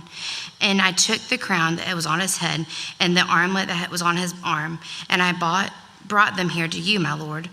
Then David took hold of his clothes and tore them, and so did all the men who were with him. And they mourned and they wept and they fasted until evening for Saul and for Jonathan his son and for the people of the Lord, for the house of Israel, because they had fallen by the sword. And David said to the young man who told him, Where do you come from? And he answered, I am the son of Sonor, an Amalekite. David said to him, How is it you were not afraid to put out your hand to destroy the Lord's anointed? Then David called one of the young men and said, Go execute him. And he struck him down so that he died. And David said to him, Your blood be on your head, for your own mouth has testified against you, saying, I have killed the Lord's anointed. David's lament for Saul and Jonathan. And David lamented with the lamentation over Saul and Jonathan and his son. He said it should be taught to the people of Judah. Behold, it is written to the book of Jezar. He said, Your glory, O Israel, is slain in your high places. How the mighty have fallen. Tell it not in Gath. Publish it not in the streets of Ashkelon. Least of the daughters of the Philistines rejoice. Least of the daughters of the uncircumcised exult. Your mountains of Gilboa, let there be no dew or rain upon you, nor fields of offerings. For there the shield of the mighty was defiled, the shield of Saul not anointed with oil. From the blood of the slain, from the fat of the mighty, the bow of Jonathan turned not back, the sword of Saul returned not empty. Saul and Jonathan beloved and lovely. In life and death they were not divided. They were swifter than eagles. They were stronger than lions. Your daughters of Israel wept over Saul, who clothed your luxurious in scarlet, who put ornaments of gold on your apparel. How the mighty have fallen in the midst of the battle. Jonathan lies slain on your high places. I'm distressed for you, my brother Jonathan. Very pleased have you been to me. Your love to me was extraordinary, surpassing the love of women. How the mighty have fallen, the weapons of war perished. David inquired of the Lord, Shall I go up into any of the cities of Judah? And the Lord said to him, Go up, David said. To which shall I go? And he said, To Hebron. So David went up there, and his two wives, also Ahinoam of Jezreel, and Abigail, of widow of Nabal of Carmel. And David brought up his men who were with him, everyone is with his household. They lived in the towers of Hebron. And the men of Judah came, and they anointed David king over the house of Judah. When they told David it had been the men of Jabesh Gilead who buried Saul, David sent messengers to the men of Jabesh Gilead and said to them, May you be blessed by the Lord, because you showed the loyalty to Saul your Lord and buried him. Now may the Lord show steadfast love and faithfulness to you, and I will go do good to you because you have done this thing. Now therefore, let your hands be strong, be valiant, for Saul your Lord is dead, and the house of Judah has been anointed me king over them. But Abner the son of Ner, commander of Saul's army, took Ishbosheth, the son of Saul, and brought him over Mahanaim. And he made him king over Gilead and the Ashtrites and Jezreel and Ephraim and Benjamin and all Israel. Ishbosheth, Saul's son, was 40 years old when he began to reign over Israel. He resigned 2 years.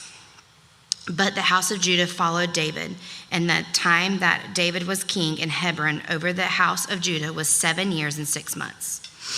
Abner, the son of Ner, and the servants of Ishbosheth, the son of Saul, went out from Mahanaim to Gibeon, and Joab, the son of Zerah, and the servants of David went out and met with them at the pool of Gibeon.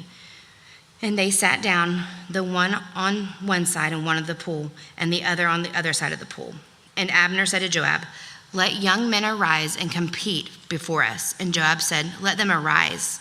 Then they arose and passed over the number 12 for Benjamin and Ishbosheth, the son of Saul, and 12 of the servants of David. And each caught his opponent by the head and thrust his sword into his opponent's side.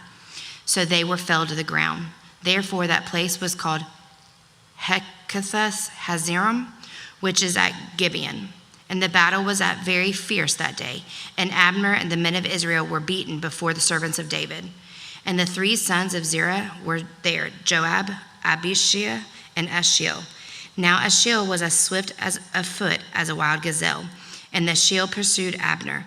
And as he went, he turned neither to the right hand nor to the left from the following Abner. Then Abner looked behind him and said, "Is that you, Ashiel?" And he answered, "It is I." Abner said to him, "Turn aside to your right hand or to your left, and seize one of the young men and take his spoil." But Ashiel would not turn aside from following him. And Abner said again to Ashiel, "Turn aside from the following me. Why should I strike you to the ground? How then could I lift up my face to your brother Joab?" But he refused to turn aside. Therefore Abner struck him in the stomach with the butt of the spear, so that a spear came out his back. And he fell there and died where he was. And all who came to the place where he was Ashiel fallen and died stood still. But Joab and Abishai pursued Abner. And as the sun was going down, they came to a hill of Amahah, which lies before Giah, on the way to the wilderness of Gibeon. And the people of Benjamin gathered themselves together behind Abner and became one group and took their stand on top of the hill. Then Abner called to Joab, "Shall you sword devour forever? Do you not know that the end will be bitter? How long will it be before you tell your people to turn from their pursuit of the brothers?" And Joab said, "As God lives, if you had not spoken, surely the men would not have given up the pursuit of their brothers until the morning." So Joab blew the trumpet, and all of the men stopped and pursued Israel no more, nor did they fight anymore. And Abner and his men went all that night through the Arab. They crossed the Jordan, and marching the whole morning, they came to Mahanaim. Joab returned from the pursuit of Abner, and when he had gathered all of the people together, there were missing from David's servants 19 men besides Ashiel. But the servants of David had struck down Benjamin 360 of Abner's men. And they took up Ashiel and buried him in the tomb of his father, which was at Bethlehem. And Joab and his men marched all night, and the day broke upon them at Hebron. 2 Samuel 3. There was a long war between the house of Saul and the house of David. And David grew stronger and stronger, while the house of Saul became weaker and weaker. And the sons were born to David at Hebron. His firstborn, Ammon of Anahiam of Jezreel, and the second, Cheleb of Abigail, the widow of Nabal of Carmel. And the third, Absalom, the son of Maacah, the daughter of Tamar, king of Geshur. And the fourth, Ajishorah, the son of Haggith. And the fifth, the son of Abi. And the sixth, of David's wife. These were born to David in Hebron. While there was war between the house of Saul and the house of David, Abner was making himself strong in the house of Saul. Now Saul had concubine, whose name was Ripphaz, the daughter of Ahi. And Ishboish said to Abner, "Why have you gone into my father's concubine?" Then Abner was very angry over the words of Ishboish and said, "I am a dog's head of Judah. To this day, I keep showing steadfast love to the house of Saul, your father, to his brothers and to his friends, and have not given you into the hand of David. And yet you charge me today with fault concerning a woman. God, do so to Abner and more also, if I do not accomplish for David what the Lord has sworn to him, to transfer the kingdom from the house of Saul and set up their throne of David over Israel and over Judah, from Dan to Beersheba." And Ishboish could not answer Abner another word, because he had feared him. And Abner sent messages to David on his behalf, saying, "To whom does the land belong? Make your covenant with me, and behold, my hand shall be with you to bring over all Israel to you." And he said, "Good, I will make covenant with you, but the one thing I require from you is that you shall not see my face unless you first bring Michal, Saul's daughter, when you come to see my face." Then David sent messengers to Ishbosheth, Saul's son, saying, "Give me my new wife, Michal, for whom I paid the bridal price for hundreds foreskins of the Philistines." And Ishbosheth sent and took her from her husband, Patel, the son of Lash. But her husband went with her, weeping after her all the way to Baram. Then Abner said to him, "Go, return." And he returned. And Abner conferred with the elders of Israel, saying, "For some time past you have been seeking David as king over you. Now when bring it about, for the Lord has promised David, saying, by the hand of my servant David I will save my people Israel from the hand of the Philistines and from the hand of all of their enemies." Abner also spoke to Benjamin, and then Abner went to tell David at Hebron all that Israel and the whole house of Benjamin thought good to do. When Abner came with 20 men to David at Hebron, David made a feast for Abner and the men who were with him. And Abner said to David, "I will arise and go and will gather all Israel to my lord the king, that they may take a covenant with you and that you may reign over all of your heart desires." So David sent Abner away, and he went in peace. Just then the servant from David arrived with Joab from a raid, bringing much soil with them. But Abner was not with David at Hebron, for he had sent him away, and he had gone in peace.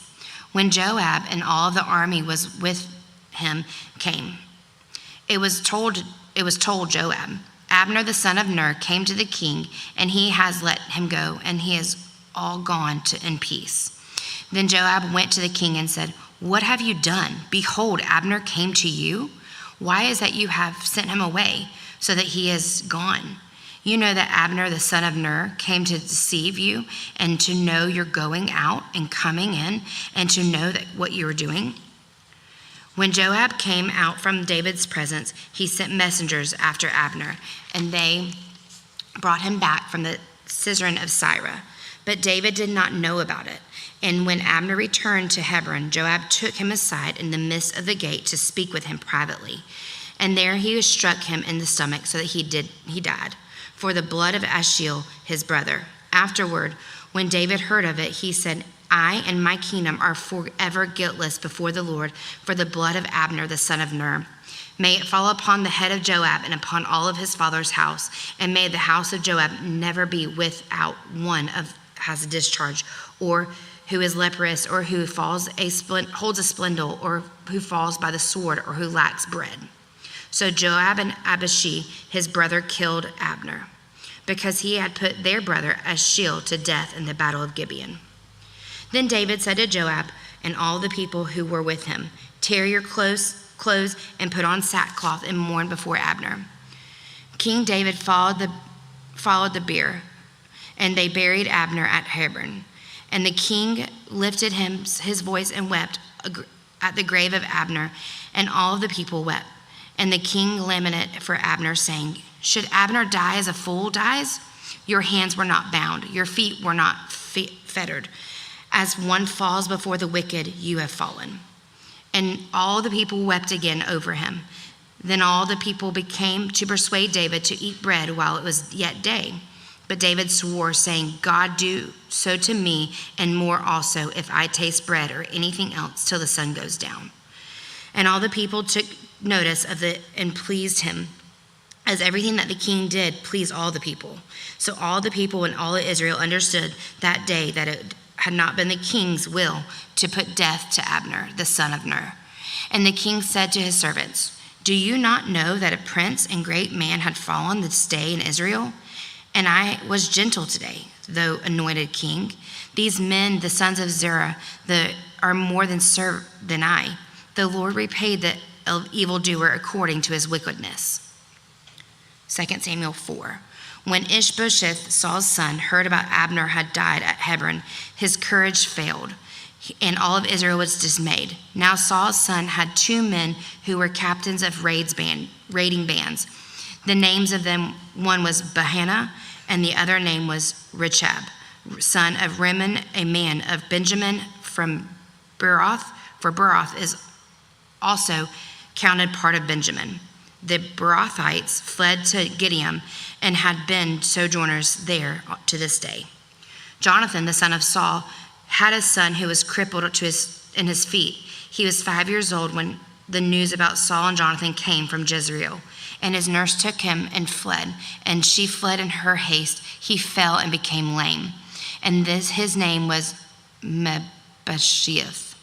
Now the son of Rimmon the Beerite, Rechab and Bahan, set out. And about the heat of the day, they came to the house of Ishbosheth, as he was taking his noonday rest.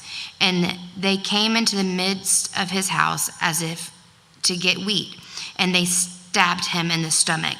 Then Rechab and Bahanah, his brother, escaped. When they came into the house, as he lay on his bed in the bedroom, they struck him and put him to death and beheaded him.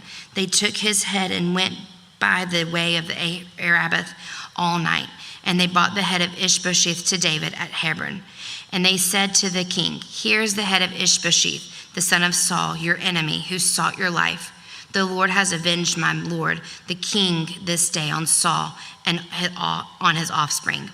But David answered Rechab and Bahanah, his brother, the sons of Rimmon and the Beerite, "As the Lord lives, who has redeemed my life out of every adversity. When one told me, 'Behold, Saul is dead,' and thought he was bringing good news, I seized him and killed him at Ziklag, which was the reward I gave him for his news. How much more, when wicked men have killed a righteous man in their own house of his bed, shall I not now require his blood at your hand and destroy you from the earth?" And David commanded his young men, and they killed them and cut off their hands and feet and hanged them beside the pool of Hebron. But they took the head of Ishbosheth and buried it in the tomb of Abner at Hebron. 2 Samuel 5. Then all the tribes of Israel came to David at Hebron and said, "Behold, we are your bone and flesh. In times past, when Saul was king over us, it was you who led out and brought in Israel. And the Lord said to you, 'You shall be my shepherd of my people, Israel, and you shall be prince over Israel.' So all the elders of Israel came to the king of Hebron, and King David made a covenant with them at Hebron before the Lord, and they anointed David king over Israel. David was 30 years old when he began to reign, and he reigned 40 years.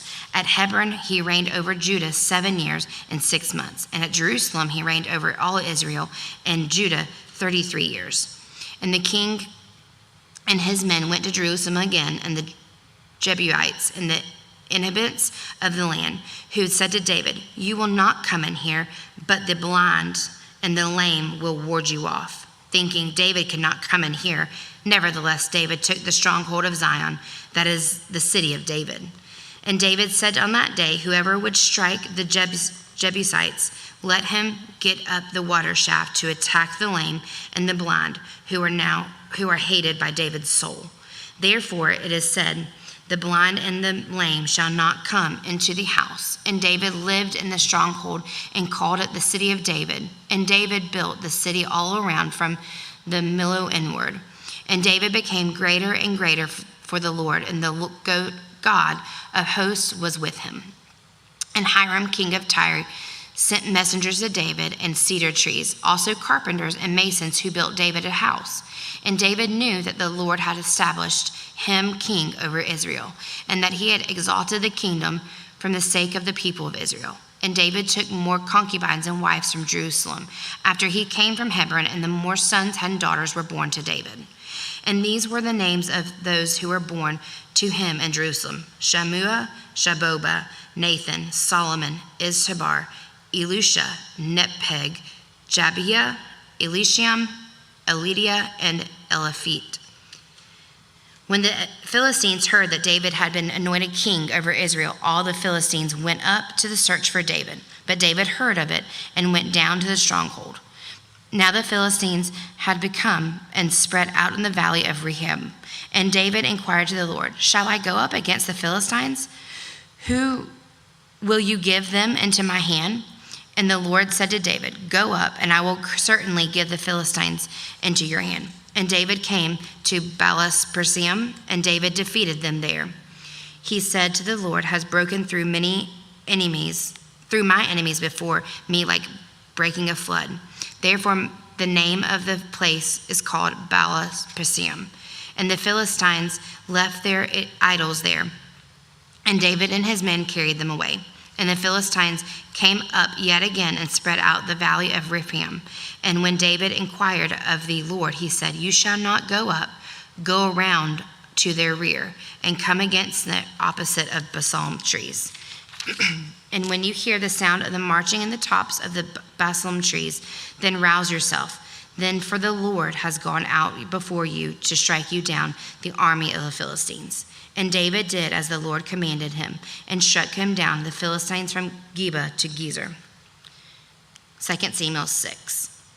David again gathered all the chosen men of Israel, 30,000. And David arose and went with all of the people who were with him from Baalah, Judah, to bring up there the ark of God, which is called by the name of the Lord of hosts, who sits enthroned on the cherubim. And they carried the ark of God on a new cart and brought it out of the house of the Enaid, which is on the hill. And Uzzah and Ahio, the sons of Abinadab, were driving the new cart with the ark of God, and the Ahio went before the ark. And David, all of the house of Israel, were celebrating before the Lord with songs and lyres of the harps and tambourines and castanets and cymbals. And when they came to the threshing floor of Nacon, Uzzah put out his hand to the ark of the God and took hold of it, for the oxen stumbled. And the anger of the Lord was kindled against Uzzah, and the God struck him down there because his error, and he died there beside the ark of God. And David was angry because the Lord had broken out against Uzzah, and that place is called Perez Uzzah to this day. And David was afraid of the Lord that day, and he said, "How can the ark of the Lord come to me?" So David was not willing to take the ark of the Lord into the city of David. But David took it aside to the house of Obadiah the Gittite. And the ark of the Lord remained in the house of Obadiah the Gittite 3 months. And the Lord blessed Obadiah and all of his household. And it was told King David, "The Lord has blessed the house of Obadiah and all of the belongings to him because of the ark of God." So David went and brought up the ark of God from the house of Obadiah to the city of David with rejoicing. And then when those bore the ark of the Lord had gone 6 steps, he sacrificed an ox and a fattened animal. And David danced before the Lord with all of his might. And David was wearing a linen ephod. So David and all of the house of Israel brought up the ark of the Lord with shouting and with the sound of the horn. As the ark of the Lord came into the city of David, Michal, the daughter of Saul, looked out the window and saw King David leaping and dancing before the Lord, as she despised him in her heart. And they brought in the ark of the Lord and set it in its place inside the tent that David had pitched for it. And David offered burnt offerings and peace offerings before the Lord. And when David had finished offering the burnt offerings and the peace offerings, he blessed the people in the name of the Lord of hosts.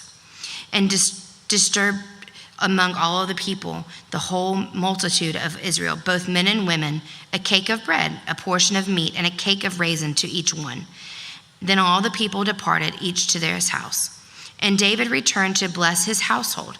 But Michal, the daughter of Saul, came out to meet David and said, "How the king of Israel honored himself today, uncovering himself today before the eyes of the servants, female servants, as one of the vulgar fellows shamelessly uncovers himself."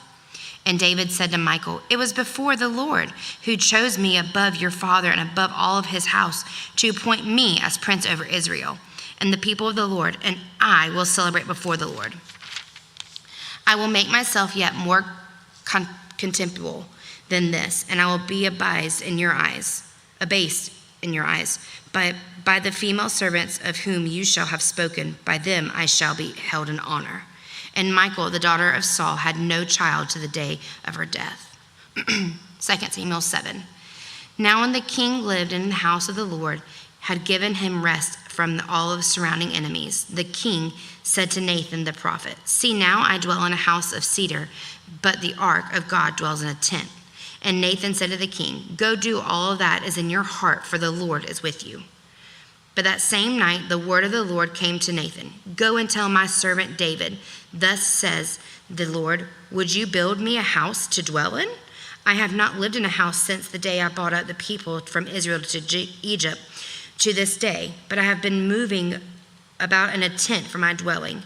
In all places where I have moved with all the people of Israel, did I speak a word with any of the judges of Israel, whom I command to shepherd my people Israel, saying, why have you not built me a house of cedar? Now therefore thus you shall say to my servant David, thus says the Lord of hosts, I took you from the pasture, from following the sheep, that you should be prince over my people Israel.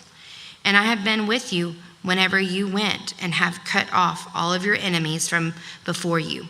And I will make for you a great name, like the name of the great ones on the earth. And I will appoint a place for my people Israel, and will plant them, so that they may dwell in their own place and be disturbed no more. And violent men shall afflict them no more, as formerly, from the time that I appointed the judges over my people Israel, and I will give you the rest from all of your enemies. Moreover, the Lord declares to you that you, the Lord, will make your house. When your days are fulfilled and you lie down with your fathers, I will raise you up your offspring after you, who shall come from your body, and I will establish his kingdom. He shall build a house for my name, and I will establish the throne of his kingdom forever. I will be with him a father. I will be to him a father, and he shall be to me a son. When he commits iniquity, I will discipline him with the rod of men, with the stripes of the sons of men. But my steadfast love I will not depart from him, as I took it from Saul, whom I put away from before you. And your house and your kingdom shall be made sure forever before me. Your throne shall be established forever. In accordance with all of these words, and in accordance with all of this vision, Nathan spoke to David. Then King David went and sat before the Lord and said, who am I, O Lord God, and what is my house that you have brought me thus far? And yet this was a small thing in your eyes, O Lord God. You have spoken also for your servant's house for a great while to come, and this is instruction for mankind, O Lord God. And what more can David say to you? For you know your servant, O Lord God, because of your promise, according to your own heart, you have brought about this greatness, and to make your servant know it. Therefore you are great, O Lord God. For there is none like you, and there is no God beside you, according to all that we have heard with our ears. And who is like your people Israel, the one nation of earth whom God went to redeem to be his people, making himself a name and doing for them great and awesome things by driving out before your people, whom you redeemed for yourself from Egypt, a nation and its gods. And you established for yourself your people Israel to be your people forever. And you, O God, became their God. And now, O Lord God, confirm forever the word that you have spoken concerning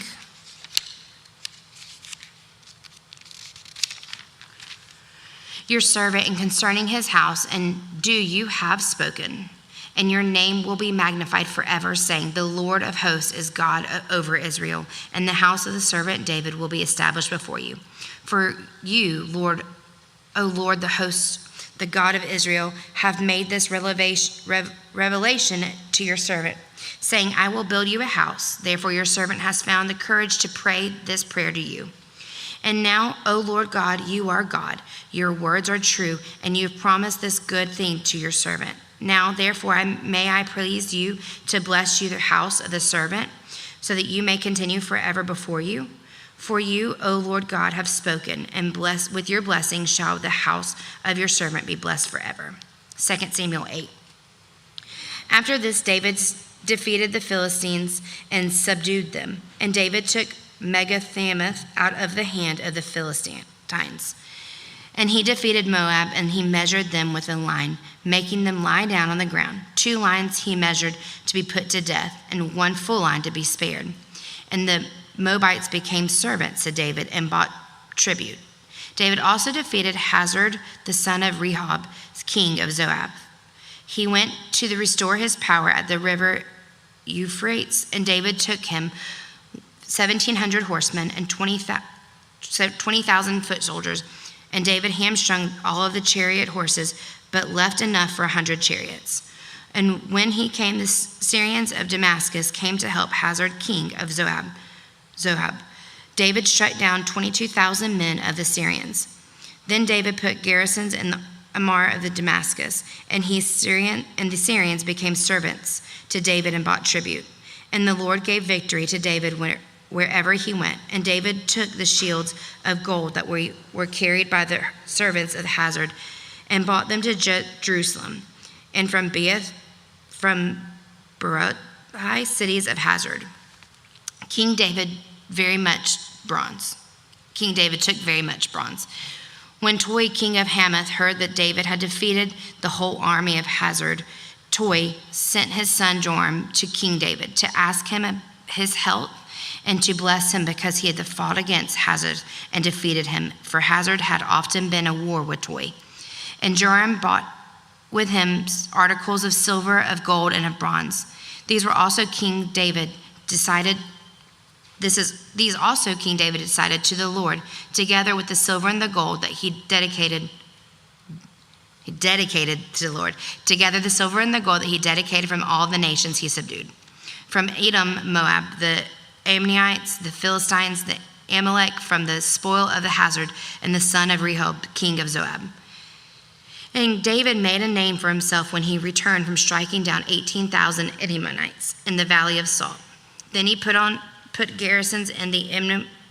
Throughout all of Edom he put garrisons, and all of the Edomites became David's servants, and the Lord gave victory to David wherever he went. So David reigned over all of Israel, and David administered justice and equality to all of his people. Joab the son of Zeruiah was over the army, and Josaphat the son of Abdu was recorder, and Zoab the son of Abith and Amalek the son of Abdir were priests, and Sarah was secretary, and Beneth the son of Jehoiada was over the chariots and the Philites, and David's sons were priests. 2 Samuel 9. And David said, "Is there still anyone left in the house of Saul, that I may show him kindness for Jonathan's sake?" Now there was a servant of the house of Saul whose name was Ziba, and they called him to David. And the king said to him, "Are you Ziba?" And he said, "I am your servant." And the king said, "Is there not still someone of the house of Saul, that I may show kindness of God to him?" Ziba said to the king, "There is still a son of Jonathan. He is crippled in his feet." The king said to him, "Where is he?" And Ziba said to the king, "He is in the house of Merk, the son of Amiel, at the Lodebar." Then King David sent and brought him from the house of Merk, the son of Amiel, at Lodebar. And the Melisbos, the son of Jonathan, son of Saul, came to David and fell on his face and paid homage. And David said, "Meshilabeth." And he answered, "Behold, I am your servant." And David said to him, "Do not fear, for I will show you kindness for the sake of your father, Jonathan, and I will restore you to all the land of Saul and your father, and you shall eat at my table always." And he paid homage and said, "What is your servant that you should show regard for a dead dog such as I?" Then the king called Ziba, Saul's servant, and said to him, "All that belonged to Saul and to all of his house I have given to your master's grandson. And you and your sons and your servants shall till the land for him, and shall bring in the produce, that your master's grandson may have bread to eat. But your master's grandson shall always eat at my table." Now Ziba had 15 sons and 20 servants. Then Ziba said to the king, "According to all that my lord the king commands this servant, so will your servant do?" So ate at David's table like one of the king's sons. And had a young son whose name was Micah. And all of who lived in Ziba's house became servants. So lived in Jerusalem, and he ate always for the king at the king's table. Now he was lame in both feet. 2 Samuel 10. After the king of the Ammonites died, and Hanun the son reigned in his place. And David said, I will deal loyally with Hanun the son of Nahash, as his father dealt loyal with me. So David sent by his servant to console him concerning his father. And David's servants came into the land of the Ammonites. But the princes of the Ammonites said to Hanun, their lord, do you think because David has sent comforters to you that he is honoring your father? Has not David sent his servant to you to search the city and to spy it and to overthrow it? So Hanun took David's servants and shaved off half the beard of each and cut off their garments in the middle at their hips and sent them away. When it was told David, he sent to meet them. For the men were greatly ashamed, and the king said, remain at Jericho until your beards have grown, and then return. When the Ammonites saw that they had become stench to David, the Ammonites sent and hired the Syrians of Beth-rehob and the Syrians of Zoab, 20,000 foot soldiers, and the king of Maacah with 1,000 men, and the men of Tob, 12,000 men. And when David heard of it, he sent Joab and all the hosts of the mighty men. And the Ammonites came out and drew up their battle array at the entrance of the gate. And the Syrians of Zoab and Rehob, the men of Tob and Maach, were by themselves in the open country. When Joab saw that the battle was against him both in front and in the rear, he chose some of the best men of Israel and arrayed them against the Syrians.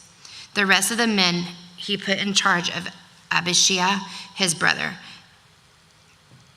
And he arrayed them against the Ammonites. And he said, if the Syrians are too strong for me, then you shall help me. But if the Ammonites are too strong for you, then I will come and help you.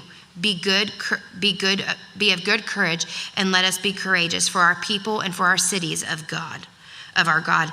And may the Lord do what seems good to him. So Joab and the people who were with him drew near the battle against the Syrians, and they fled before him. And when the Ammonites saw that the Syrians fled, they likewise fled before Abishai and entered the city. Then Joab returned from fighting against the Ammonites and came to Jerusalem. But when the Syrians saw that they had been defeated by Israel, they gathered themselves together. And Hazadir sent and bought out the Syrians who were beyond the Euphrates. They came to Helam with Sobach, the commander of the army of Hazadir, at their head. And when it was told David, he gathered all of Israel together and crossed the Jordan and came to Helam. The Syrians arrayed themselves against David and fought with him. And the Syrians fled before Israel, and David killed the Syrians, the men of 700 chariots and 40,000 horsemen, and wounded Sobach, the commander of their army, so that he died there. And when all of the kings who were servants of Hazadir saw that they had been defeated by Israel, they made peace with Israel and became subject to them. So the Syrians were afraid to save any more Ammonites. 2 Samuel 11. In the spring of the year, the time when the kings go out to battle, David sent Joab with his servant with him and all Israel, and they ravaged the Ammonites and beside Rabbah. But David remained at Jerusalem. It happened late one afternoon when David arose from his couch and was walking on the roof of the king's house, that he saw from the roof a woman bathing, and the woman was very beautiful. And David sent and inquired about the woman, and the one said, it is not Bathsheba, the daughter of Eliam, and the wife of Uriah and the Hittite? So David sent messengers and took her, and she came to him, and he lay with her. Now she had been purifying herself for her uncleanness. Then she returned to her house, and when the woman conceived, she sent and told David, I'm pregnant. So David sent word to Joab, send me Uriah the Hittite. So Joab sent Uriah to David, and when Uriah came to him, David asked how Joab was doing and how the people were doing and how the war was going. Then David said to Uriah, "Go down to your house and wash your feet." And Uriah went out of the king's house, and there followed him a present from the king. But Uriah slept at the door of the king's house with all the servants of his lord, and did not go down to his house.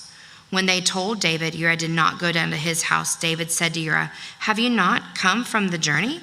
Why did you not go down to your house?" Uriah said to David, "The ark and Israel and Judah dwell in booths, and my lord Joab and the servants of my lord are camping in the open field. Shall I then go to my house to eat, to drink, and to lie with my wife? As you live, as your soul lives, I will not do this thing." Then David said to Uriah, "Remain here today, and also tomorrow I will send you back." So Uriah remained in Jerusalem and that day and the next. And David invited him, and he ate in his presence and drank, so that he made him drunk. And in the evening he went out and lay on the couch with the servants of the Lord. But he did not go down to his house. In the morning David wrote a letter to Joab and sent it by hand of Uriah. In the letter he wrote, "Set Uriah in the forefront of the hardest fighting, and then draw back from him, that he may be struck down and die." And as Joab was besieging the city, he assigned Uriah to the place where he knew there were valiant men. And the men of the city came out and fought with Joab. And some of the servants of David among the people fell. Uriah the Hittite also died. Then Joab sent and told David all the news about the fighting, and then he instructed the messenger, "When you have finished telling the news about the fighting to the king, then if the king's anger arises, if he says to you, 'Why do you go near the city of fight? Did you not know that they would shoot from the wall? Who killed Amish, the son of Jezebel? Did not a woman cast an upper millstone on him from the wall, so that he died at Theias? Why did you go so near the wall? Then you shall say, your servant Uriah the Hittite is also dead.'" So the messenger went and came and told David all that Joab had sent him to tell. The messenger said to David, "The men gained an advantage over us and came out against us in the field, but we drove them back to the entrance of the gate. Then the archers shot at your servants from the wall. Some of the king's servants are dead, and your servant Uriah of Hittite is also dead." David said to the messenger, "Thus shall you say to Joab, 'Do not let this matter displease you, for the sword devours now one and now another. Strengthen your attack against the city and overthrow it, and encourage him.'" When the wife of Uriah heard that Uriah her husband was dead, she lamented over her husband. And when the mourning was over, David sent and brought her to his house, and she became his wife and bore him a son. But the thing that David had done displeased the Lord. 2 Samuel 12. And the Lord sent Nathan to David. He came to him and said to him, "There were 2 men in a certain city, one rich and the other poor. The rich man had very many flock and herds, but the poor man had nothing but one little ewe lamb, which he had bought. He bought it up, and he grew it up with him and with his children. It used to eat of morsels and drink from his cup and lie in his arms, and it was like a daughter to him. Now there came a traveler to the rich man, and he was unwilling to take one of his own flock or herd to prepare for the guests that would come to him. But he took the poor man's lamb and prepared it for the man who had come to him. Then David's anger was greatly kindled against the man, and he said to Nathan, "As the Lord lives, the man who had done this deserves to die, and he shall restore the lamb fourfold, because he did this thing and because he had no pity." Nathan said to David, "You are the man. Thus says the Lord, the God of Israel, I anointed you king over Israel and delivered you out of the hand of Saul. And I gave your master's house and your master's wives into your arms and gave you the house of Israel and of Judah. And if this were too little, I would add to you much more. Why have you despised the word of the Lord to do what is evil in his sight? You have struck down Uriah the Hittite with the sword and have taken his wife to be your wife, and you have killed him with the sword of the Ammonites. Now therefore the sword shall never depart from your house, because you have despised me and have taken the wife of Uriah the Hittite to be your wife. Thus says the Lord, behold, I will raise you up against I will rise up evil against you out of your own house, and I will take your wives before your eyes and give them to your neighbors, and he shall lie with your wives in the sight of his son. For you did it secretly, but I will do this thing before all of Israel and before the sun. David said to Nathan, I have sinned against the Lord. And Nathan said to David, the Lord has also put away your sin. You shall not die. Nevertheless, because of this deed, you have utterly scorned the Lord. The child who is born to you shall die. Then Nathan went to his house. And the Lord afflicted from the child that Uriah's wife bore to David, and he became sick. David therefore sought God on behalf of the child, and David fasted and went in and lay all night on the ground. And the elders of his house stood beside him to raise him from the ground, but he would not, nor did he eat food with them. On the seventh day the child died, and the servant of David were afraid to tell him that the child was dead. For they said, behold, while the child was yet alive, we spoke to him, and he did not listen to us. How then can we say to him, the child is dead? He may do himself some harm. But when David saw that the servants were whispering together, David understood that the child was dead. And David said to the servants, is the child dead? They said, he is dead. Then David arose from the earth and washed and anointed himself and changed his clothes. He went into the house of the Lord, and he worshipped. Then went to his own house, and when he asked, they set food before him, and he ate. Then his servant said to him, what is this thing that you have done? You fasted and wept for the child while he was alive, but when the child died, you arose and ate food? He said, while the child was still alive, I fasted and wept, for I said, who knows whether the Lord will be gracious to me, that child may live? But now he is dead. Why should I fast? Can I bring him back again? I shall go to him, but he will not return to me.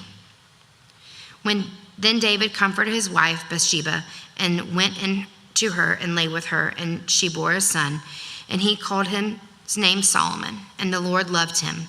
And he sent a message by Nathan the prophet. So he called his name Jedidiah because of the Lord. Now Joab fought against Rabbath of the Ammonites and took the royal city. And Joab sent messengers to David and said, I have fought against Rahab, and moreover I have taken cities of waters. Now then gather the rest of the people together and encamp against the city and take it, lest I take the city and it be called by my name. So David gathered all the people together and went to Rab and fought against it and took it. And he took the crown of their king from his head. The weight of it was a talent of gold, and it was a precious stone, and it was placed on David's head. And he bought out the spoil of the city, a very great amount. And he bought out the people who were in it and set them to labor with saws and iron picks and iron axes and made them toil at the brick kilns. And thus he did to all the cities of the Ammonites. Then David and all the people returned to Jerusalem. 2 Samuel 13. Now Absalom, David's son, had a beautiful sister whose name was Tamar. And after a time Amnon, David's son, loved her. And Amnon was so tormented by it, he made himself ill because of his sister Tamar, for she was a virgin, and it seemed impossible to Amnon to do anything with her.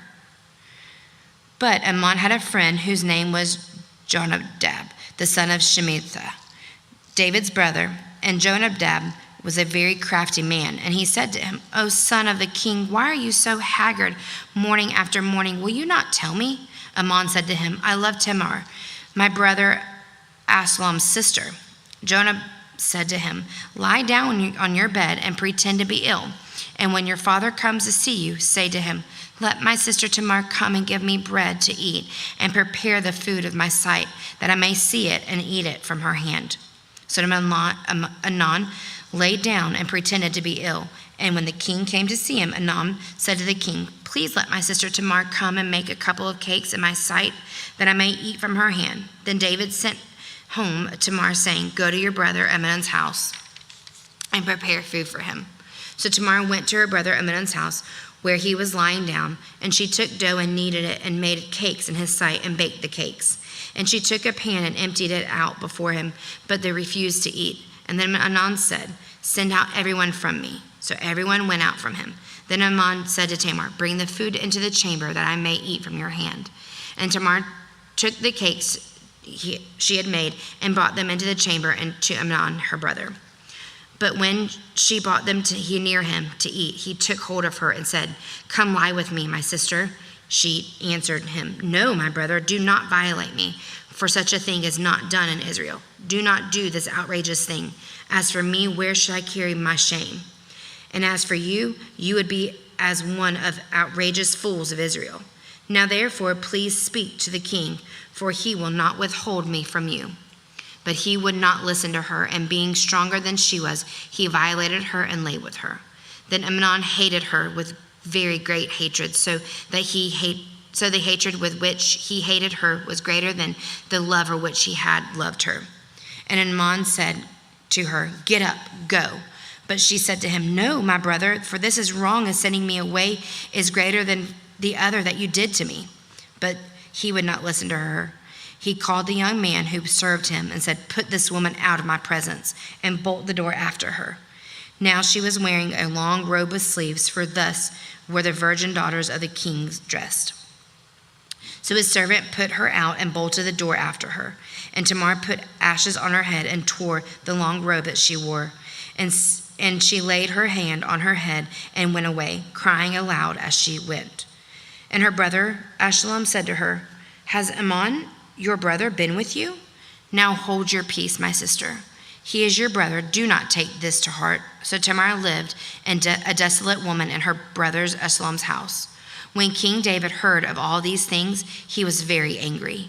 But Absalom spoke to Amnon neither good nor bad, for Absalom hated Amnon, because he violated his sister Tamar. After 2 full years of Absalom's had sheep sheared at Baalasor, which is near Ephraim, and Absalom invited all the king's sons, and Absalom came to the king and said, "Behold, your servant has sheep shears. Please let the king and his servants go with your servant." But the king said to Absalom, "No, my son, let us not all go, lest we were burdensome to you." He pressed him, and he would not go, but gave him his blessing. Then Absalom said, "If not, please let my brother Amnon go with us." And the king said to him, "Why should he go with you?" But Absalom pressed him until he let Amnon go, and all the king's sons go with him. Then Absalom commanded his servants, "Mark when Amnon's heart is merry with wine, and when I say to you, 'Strike Amnon,' then kill him. Do not fear. Have I not commanded you? Be courageous and be valiant." So the servants of Absalom did to Amnon and Absalom had commanded. Then all the king's sons arose, and each mounted his mule and fled. While they were on the way, news came to David, "Absalom has struck down all the king's sons, and not one of them is left." Then the king arose and tore his garments and lay on the earth, and all of his servants who were standing by tore their garments. But Jehoshaphat, the son of Shimei, David's brother, said, "Let not my lord suppose that they had killed all of the young men, the king's sons, for Amnon alone is dead. For all the command of Absalom, this has been determined from the day that he violated his sister Tamar. Now therefore let not my lord the king to take it out the heart to suppose that all the king's sons are dead, for Amnon alone is dead." But Absalom fled, and the young man who kept the watch lifted his eyes and looked, and behold, many people were coming from the road behind him by the side of the mountain. And Joab the king said to the king, "Behold, this king's son have come, as your servant said. So it has come about." And as soon as he had finished speaking, behold, the king's sons came and lifted up their voice and wept. And the king also and all of his servants wept very bitterly. But Absalom fled and went to Tamali, the son of Ammud, king of Gezer. And David mourned for his son day after day. So Absalom fled and went to Gezer, and was there for 3 years. And the spirit of the king longed to go out of Absalom, because he was comforted by Amnon, since he was dead. 2 Samuel 14.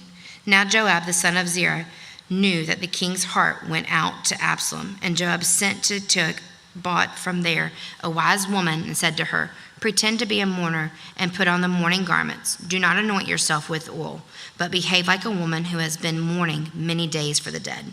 Go to the king and speak thus to him." So Joab put the words in her mouth. When the woman of Tekoa came to the king, she fell on her face to the ground and paid homage and said, "Save me, O king." And the king said to her, "What is your trouble?" She answered, "Alas, I am a widow. My husband is dead, and your servant had 2 sons, and they quarreled with one another in the field. There was no one to separate them, and one struck the other and killed them. And now the whole clan has risen against your servant, and they say, 'Give up the man who struck his brother, that we may put him to death for the life of his brother whom he killed.' And so they would destroy their heir also. Thus this would quench my coal that is left, and leave my husband neither name nor remnant of the face of the earth." Then the king said to the woman, "Go to your house, and I will give orders concerning you." And the woman of Tekoa said to the king, "O me be the guilt, my lord the king, and on my father's house. Let the king of his throne be guiltless." The king said, "If anyone says anything to you, bring him to me, and he shall never touch you again." Then she said, "Please let the king invoke the Lord your God, and that the avenger of blood kill no more, and my son be not destroyed." He said, "As the Lord lives, not one hair of your son shall fall to the ground." Then the woman said, "Please let your servant speak a word to my lord the king." He said, "Speak." And then the woman said, "Why then have you planned such a thing against the people of God? For in giving this decision, the king convicts himself, and as much as the king does not bring the banished one home again. We must all die. We are like water spilled to the ground, which cannot be gathered up. But God will not take away life, and he devises means so that the banished one will not remain an outcast. Now I come to say that my lord the king, because the people have made me afraid, and your servant, though I will speak to the king, it may be that the king will perform the request of his servant, for the king will hear that deliver his servant from the hand of the man who would destroy me and my son together of your heritage of God. And your servant, though the word of the Lord the king will set me at rest, for the Lord the king is like the angel of God to discern good and evil. The Lord your God will be with you." Then the king answered the woman, "Do not hide from me anything I ask you."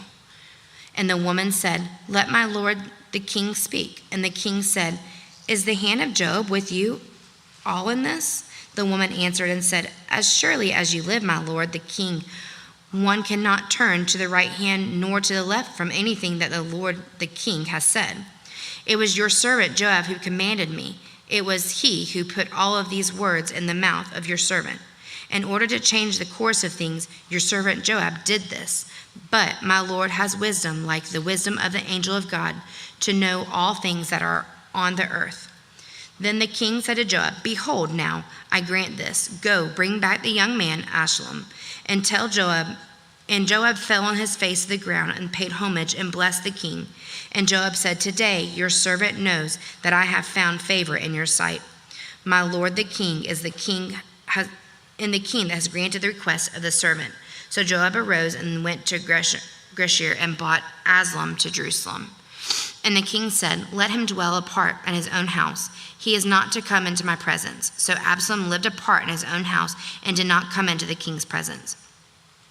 Now in Israel, where there was no one so much to be praised for his handsome appearance as Absalom, from the sole of his foot to the crown of his head, there was no blemish in him. And when he cut the hair of his head, for at the end of every year he used to cut it when it was heavy on him, he cut it. He weighed the hair of his head 200 shekels by the king's weight. There were born to Absalom 3 sons and 1 daughter, whose name was Tamar. She was also a beautiful woman. So Absalom lived 2 full years in Jerusalem without coming into the king's presence. Then Absalom sent for Joab to send him to the king, but Joab would not come to him, and he sent a second time. But Joab would not come. Then he said to the servants, "See, Joab's field is next to mine, and he is barely there. Go and set a fire." So Absalom's servants set the field on fire. Then Joab arose and went to Absalom at his house and said to him, "Why have your servants set my field on fire?" Absalom answered Joab, "Behold, I sent word to you, come here, and I may send you the king and ask. Why have I come from Geshur? It would be better for me to be there still. Now therefore let me go into the presence of the king. If there is guilt in me, let him put me to death." Then Joab went to the king and told him, and he summoned Absalom. So he came to the king and bowed himself to the face of the ground before the king, and the king kissed Absalom.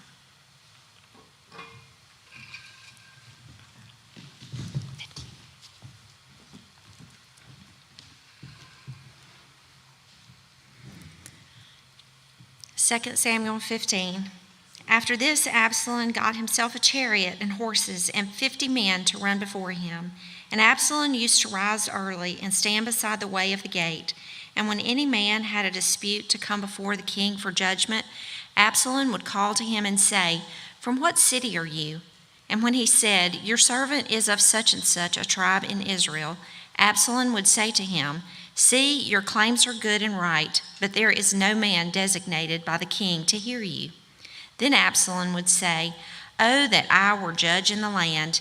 Then every man with a dispute or cause might come to me, and I would give him justice." And whenever a man came near to pay homage to him, he would put out his hand and take hold of him and kiss him. Thus Absalom did to all of Israel who came to the king for judgment. So Absalom stole the hearts of the men of Israel. And at the end of 4 years, Absalom said to the king, "Please let me go and pay my vow for which I have vowed to the Lord in Hebron. For your servant vowed a vow while I lived in Geshur in Aram, saying, 'If the Lord will indeed bring me back to Jerusalem, then I will offer worship to the Lord.'" The king said to him, "Go in peace." So he arose and went to Hebron. But Absalom sent secret messengers throughout all the tribes of Israel, saying, "As soon as you hear the sound of the trumpet, then say, 'Absalom is king at Hebron.'" With Absalom went 200 men from Jerusalem who were invited guests, and they went in their innocence and knew nothing. And while Absalom was offering the sacrifices, he sent for Ahithophel the Gibeonite, David's counselor, from his city, Gilo. And the conspiracy grew strong, and the people with Absalom kept increasing. And a messenger came to David, saying, "The hearts of the men of Israel have gone after Absalom." Then David said to all his servants who were with him at Jerusalem, "Arise, and let us flee, or else there will be no escape for us from Absalom. Go quickly, lest he overtake us quickly and bring down ruin on us and strike the city with the edge of the sword." And the king's servants said to the king, "Behold, your servants are ready to do whatever my lord the king decides." So the king went out, and all his household after him. And the king left 10 concubines to keep the house. And the king went out, and all the people after him, and they halted at the last house. And all his servants passed by him, and all the Cherethites, and all the Philethites, and all the 600 Gittites who had followed him from Gath passed on before the king. Then the king said to Attai the Gittite, "Why do you also go with us? Go back and stay with the king, for you are a foreigner and also an exile from your home. You came only yesterday, and shall I today make you wander about with us, since I go I do not know where? Go back and take your brothers with you, and may the Lord show steadfast love and faithfulness to you." But Attai answered the king, "As the Lord lives, and as my lord the king lives, wherever my lord the king shall be, whether for death or for life, there also will your servant be." And David said to Attai, "Go then, pass on." So he passed on with all his men and all the little ones who were with him. And all the land wept aloud as all the people passed by. And the king crossed the brook Kidron, and all the people passed on toward the wilderness. And Abiathar came up, and behold, Zadok came also with the Levites, bearing the ark of the covenant of God. And they set down the ark of God until the people had all passed out of the city. Then the king said to Zadok, "Carry the ark of God back into the city. If I find favor in the eyes of the Lord, he will bring me back and let me see both it and his dwelling place. But if he says, 'I have no pleasure in you,' behold, here I am. Let him do to me what seems good to him." The king also said to Zadok the priest, "Are you not a seer? Go back to the city in peace with your 2 sons, Ahimaaz your son, and Jonathan the son of Abiathar. See, I will wait at the fords of the wilderness until word comes back from you to inform me." So Zadok and Abiathar carried the ark of God back to Jerusalem, and they remained there. But David went up the ascent of the Mount of Olives, weeping as he went, barefoot, with his head covered. And all the people who were with him covered their heads, and they went up weeping as they went. And it was told David, "Ahithophel is among the conspirators with Absalom." And David said, "O Lord, please turn the counsel of Ahithophel into foolishness."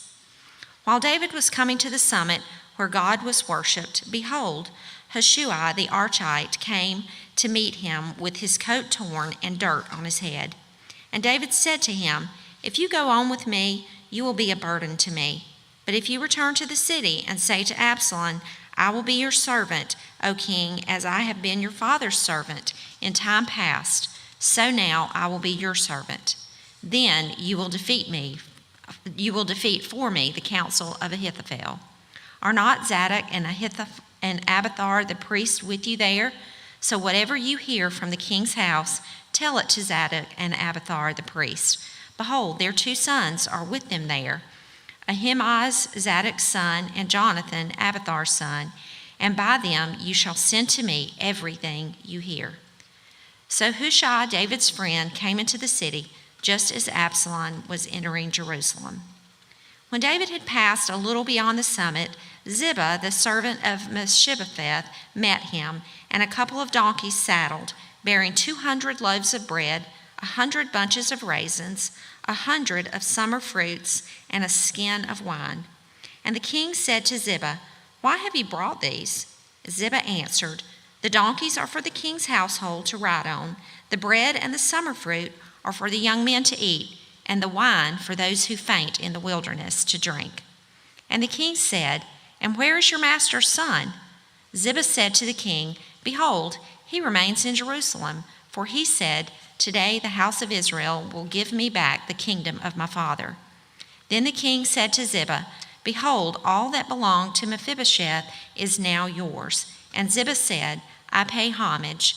Let me ever find favor in your sight, my lord the king." When King David came to Bahurim, there came out a man of the family of the house of Saul, whose name was Shimei, the son of Jerah. And as he came, he cursed continually. He threw stones at David and at all the servants of King David, and all the people and all the mighty men were on his right hand and on his left. And Shimei said as he cursed, get out, you man of blood, you worthless man. The Lord has avenged on you all the blood of the house of Saul, in whose place you have reigned. And the Lord has given the kingdom into the hand of your son Absalom. See, your evil is on you, for you are a man of blood."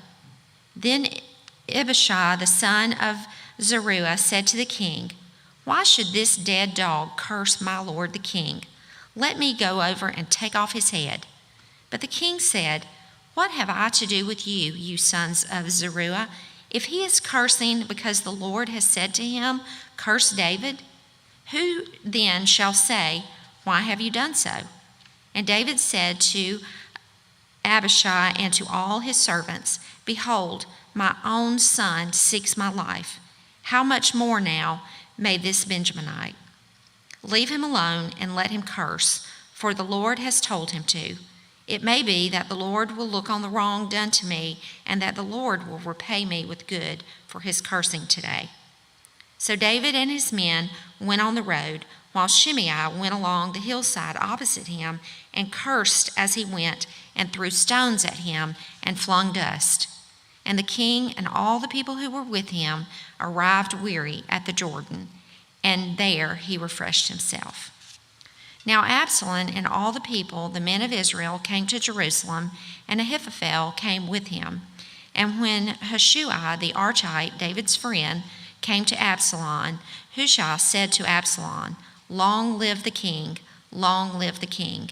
And Absalom said to Hushai, "Is this your loyalty to your friend? Why did you not go with your friend?"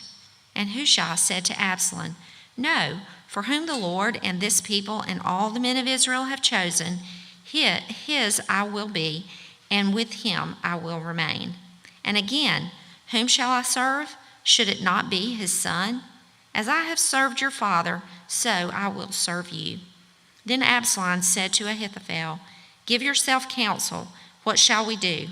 Ahithophel said to Absalom, "Go in to your father's concubine, whom he has left to keep the house, and all Israel will hear that you have made yourself a stench to your father, and the hands of all who are with you will be strengthened." So they pitched a tent for Absalom on the roof, and Absalom went in to his father's concubines in the sight of all Israel. Now in those days the counsel that Ahithophel gave was as if one consulted the word of God. So was all the counsel of Ahithophel esteemed, both by David and by Absalom. Moreover, Ahithophel said to Absalom, "Let me choose 12,000 men, and I will rise up and pursue David tonight. I will come upon him while he is weary and discouraged, and throw him into a panic, and all the people who are with him will flee. I will strike down only the king, and I will bring all the people back to you as a bride comes home to her husband.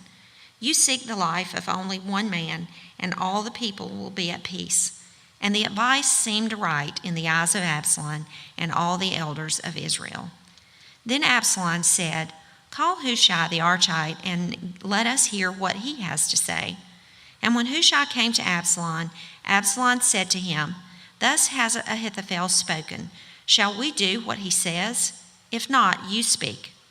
Then Hushai said to Absalom, "This time the counsel that Ahithophel has given is not good." Hushai said, "You know that your father and his men are mighty men, and that they are enraged like a bear robbed of her cubs in the field. Besides, your father is an expert in war. He will not spend the night with the people. Behold, even now he has hidden himself in one of the pits or in some other place. As soon as some of the people fall at the first attack, whoever hears it will say, 'There has been a slaughter among the people who follow Absalom.' Then even the valiant men, whose heart is like the heart of a lion, will utterly melt with fear. For all Israel knows that your father is a mighty man, and that those who are with him are valiant men. But my counsel is that all Israel will be gathered to you, from Dan to Beersheba, as the sand by the sea, for multitude, and that you go to battle in person.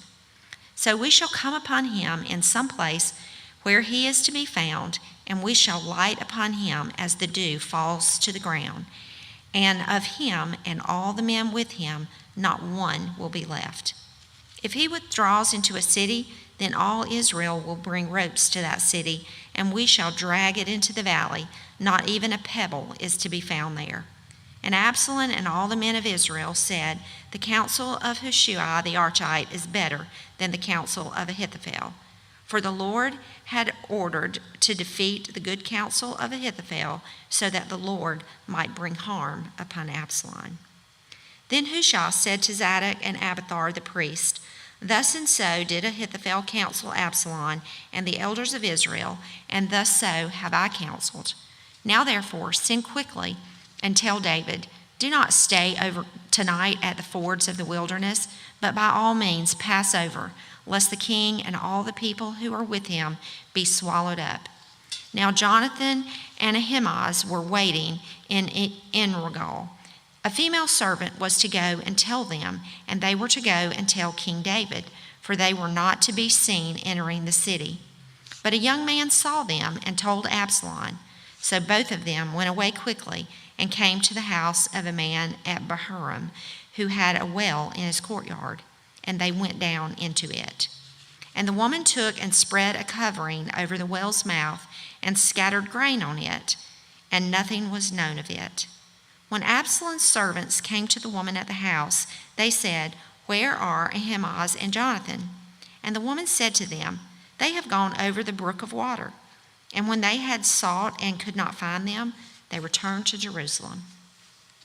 After they had gone, the men came up out of the well and went and told King David. And they said to David, "Arise and go quickly over the water, for thus and so has Ahithophel counseled against you." Then David arose, and all the people who were with him, and they crossed the Jordan. By daybreak, not one was left who had not crossed the Jordan. When Ahithophel saw that his counsel was not followed, he saddled his donkey and went off home to his own city. He set his house in order and hanged himself. And when he died, he was buried in the tomb of his father. Then David came to Mahanaim, and Absalom crossed the Jordan with all the men of Israel. Now Absalom had set Amasa over the army instead of Joab. Amasa was the son of a man named Itral the Ishmaelite, who had married Abigail, the daughter of Nahash, sister of Zeruiah, Joab's mother. And Israel and Absalom encamped in the land of Gilead.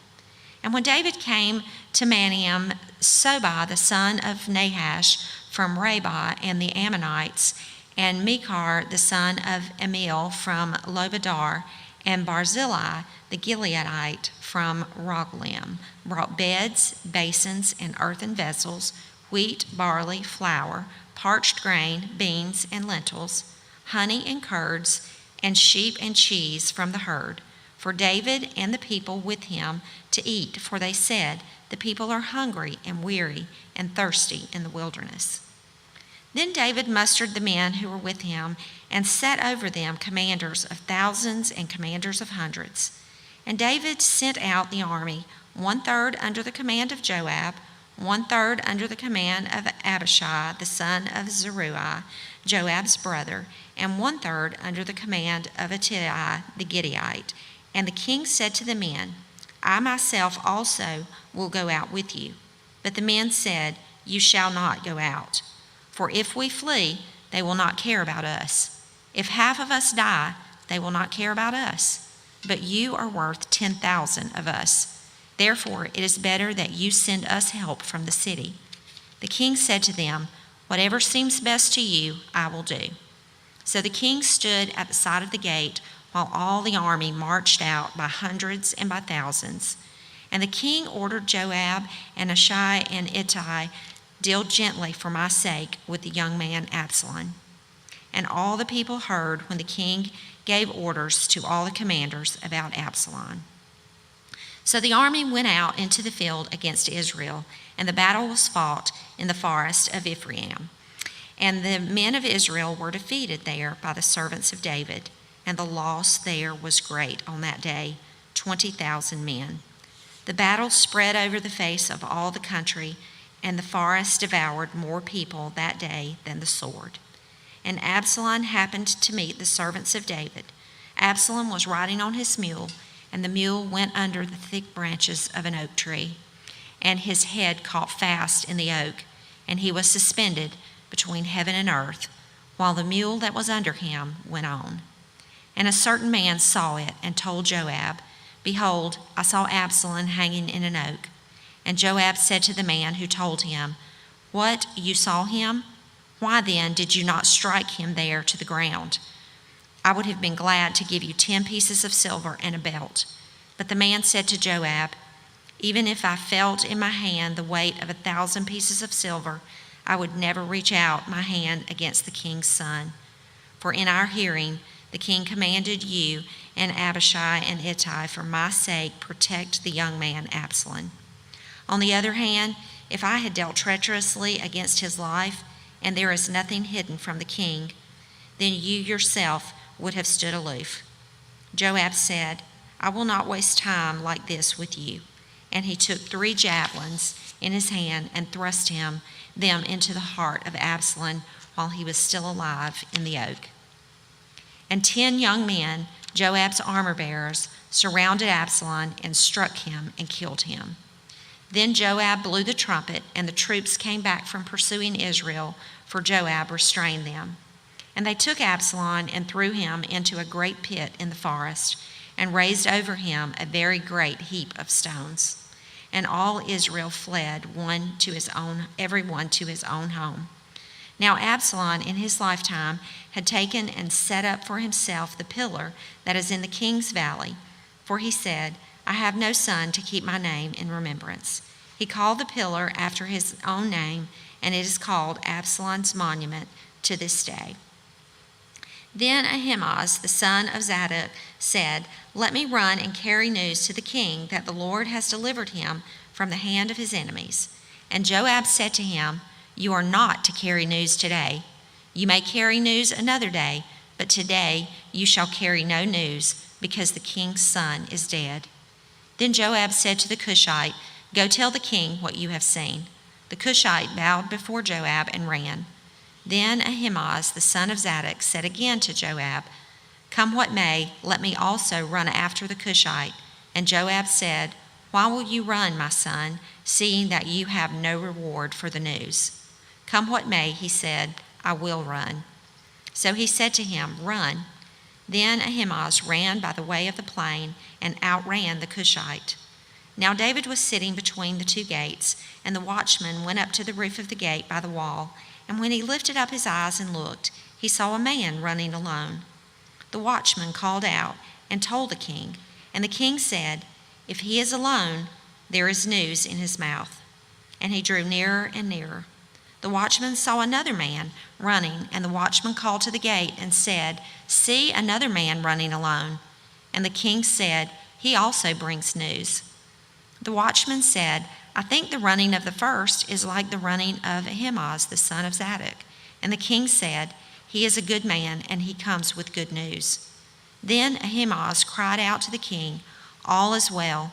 And when he bowed before the king with his face to the earth and said, Blessed be the Lord your God, who has delivered up the men who raised their hand against my lord the king. And the king said, Is it well with the young man Absalom? Ahimaaz answered, When Joab sent the king's servant, your servant, I saw a great commotion, but I do not know what it was. And the king said, Turn aside and stand here. So he turned aside and stood still. And behold, the Cushite came, and the Cushite said, Good news for my lord the king, for the Lord has delivered you this day from the hand of all who rose up against you. And the king said to the Cushite, Is it well with the young man Absalom? And the Cushite answered, May the enemies of my lord the king and all who rise up against you for evil be like that young man. And the king was deeply moved and went up to the chamber over the gate and wept. And as he went, he said, O my son Absalom, my son Absalom, would I have died instead of you? O Absalom, my son, my son. It was told Joab, Behold, the king is weeping and mourning for Absalom. So the victory that day was turned into mourning for all the people, for the people heard that day, The king is grieving for his son. And the people stole into the city that night, as people steal in who are ashamed when they flee in battle. The king covered his face, and the king cried with a loud voice, O my son Absalom, O Absalom, my son, my son.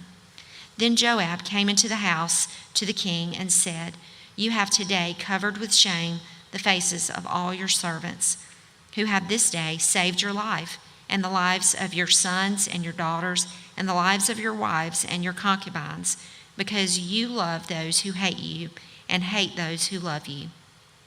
For you have made it clear today that commanders and servants are nothing to you. For today I know that if Absalom were alive and all of us were dead today, then you would be pleased. Now therefore arise, go out and speak kindly to your servants. For I swear by the Lord, if you do not go, not a man will stay with you this night, and this will be worse for you than all the evil that has come upon you from your youth until now. Then the king arose and took his seat in the gate. And the people were all told, Behold, the king is sitting in the gate. And all the people came before the king. Now Israel had fled every man to his own home. And all the people were arguing throughout all the tribes of Israel, saying, "The king delivered us from the hand of our enemies and saved us from the hand of the Philistines. And now he has fled out of the land from Absalom. But Absalom, whom we anointed over us, is dead in battle. Now therefore, why do you say nothing about bringing the king back?" And King David sent this message to Zadok and Abiathar the priest. "Say to the elders of Judah, why should you be the last to bring the king back to his house when the word of all Israel has come to the king? You are my brothers, you are my bone and my flesh. Why then should you be the last to bring back the king? And say to Amasa, are you not my bone and my flesh? God do so to me and more also, if you are not commander of my army from now on in place of Joab." And he swayed the heart of all the men of Judah as one man, so that they sent word to the king, "Return both you and all your servants." So the king came back to the Jordan, and Judah came to Gilgal to meet the king and to bring the king over the Jordan. And Shimei, the son of Jerah the Benjamite from Bahurim, hurried to come down with the men of Judah to meet King David. And with him were 1,000 men from Benjamin. And Ziba, the servant of the house of Saul, with his 15 sons and his 20 servants, rushed down to the Jordan before the king. And they crossed the ford to bring over the king's household and to do his pleasure. And Shimei, the son of Jerah, fell down before the king as he was about to cross the Jordan, and said to the king, "Let not my lord hold me guilty, or remember how your servant did wrong on the day my lord the king left Jerusalem. Do not let the king take it to heart, for your servant knows that I have sinned. Therefore, behold, I have come this day, the first of all the house of Joseph, to come down to meet my lord the king." Abishai, the son of Zeruiah, answered, "Shall not Shimei be put to death for this, because he cursed the Lord's anointed?" But David said, "What have I to do with you, you sons of Zeruiah, that you should this day be as an adversary to me? Shall anyone be put to death in Israel this day? For do I not know that I am this day the king over Israel?" And the king said to Shimei, "You shall not die." And the king gave him his oath. And Mephibosheth, the son of Saul, came down to meet the king. He had neither taken care of his feet, nor trimmed his beard, nor washed his clothes from the day the king departed until the day he came back in safety. And when he came to Jerusalem to meet the king said to him, "Why did you not go with me, Mephibosheth?" And he answered, "My lord, O king, my servant deceived me, for your servant said to me, I will saddle a donkey for myself, that I may ride on it and go with the king, for your servant is lame. He has slandered your servant to my lord the king, but my lord the king is like the angel of God. Do therefore what seems good to you. For all my father's house were but men doomed to death before my lord the king, but you set your servant among those who eat at your table. What further right have I then to cry to the king?" And the king said to him, "Why speak any more of your affairs? I have decided, you and Ziba shall divide the land." And Mephibosheth said to the king, "Oh, let him take it all, since my lord the king has come safely home." Now Barzillai the Gileadite had come down from Rogelim, and he went on with the king to the Jordan, to escort him over the Jordan. Barzillai was a very aged man, 80 years old. He had provided the king with food while he stayed at Mahanaim, for he was a very wealthy man. And the king said to Barzillai, "Come over with me, and I will provide for you with me in Jerusalem." But Barzillai said to the king, "How many years have I still to live, that I should go up with the king to Jerusalem? I am this day 80 years old. Can I discern what is pleasant and what is not? Can your servant taste what he eats or what he drinks? Can I still listen to the voice of singing men and singing women? Why then should your servant be an added burden to my lord the king? Your servant will go a little way over the Jordan with the king. Why should the king repay me with such a reward? Please let your servant return, that I may die in my own city, near the grave of my father and my mother. But here is your servant Chimham, let him go over with my lord the king, and do for him whatever seems good to you. And the king answered, Chimham shall go over with me, and I will do for him whatever seems good to you, and all that you desire of me I will do for you. Then all the people went over the Jordan, and the king went over. And the king kissed Barzillai and blessed him, and he returned to his own home. The king went on to Gilgal, and Chimham went on with him. All the people of Judah, and also half the people of Israel, brought the king on his way. Then all the men of Israel came to the king and said to the king, Why have our brothers, the men of Judah, stolen you away and brought the king and his household over the Jordan, and all David's men with him? All the men of Judah answered the men of Israel, Because the king is our very close relative. Why then are you angry over this matter? Have we eaten at all at the king's expense, or has he given us any gift?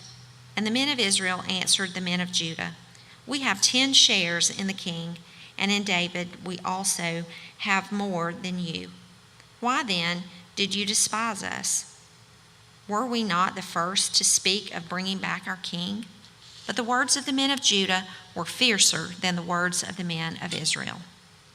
Now there happened to be there a worthless man whose name was Sheba, the son of Bichri, a Benjamite.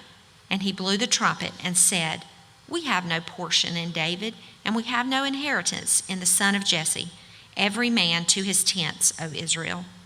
So the men of Israel withdrew from David and followed Sheba, the son of Bichri. But the men of Judah followed their king steadfastly from the Jordan to Jerusalem. And David came to his house in Jerusalem, and the king took the 10 concubines whom he had left to care for the house, and put them in a house under guard, and provided for them, but did not go into them. So they were shut up until the day of their death, living as if in widowhood. Then the king said to Amasai, Call the men of Judah together to me within 3 days, and be here yourself. So Amasai went to summon Judah, but he delayed beyond the set time that had been appointed him. And David said to Abishai, Now Sheba, the son of Bichri, will do us more harm than Absalom. Take your Lord's servants and pursue him, lest he get himself to fortified cities and escape from us. And there went out after him Joab's men, and the Cherethites, and the Pelethites, and all the mighty men. They went out from Jerusalem to pursue Sheba, the son of Bichri. And when they were at the great stone that is in Gibeon, Amasai came to meet them. Now Joab was wearing a soldier's garment, and over it was a belt with a sword in its sheath fastened on his thigh. And as he went forward, it fell out. And Joab said to Amasai, Is it well with you, my brother? And Joab took Amasai by the beard with his right hand to kiss him. But Amasai did not observe the sword that was in Joab's hand. So Joab struck him with it in the stomach and spilled his entrails to the ground without striking a second blow, and he died.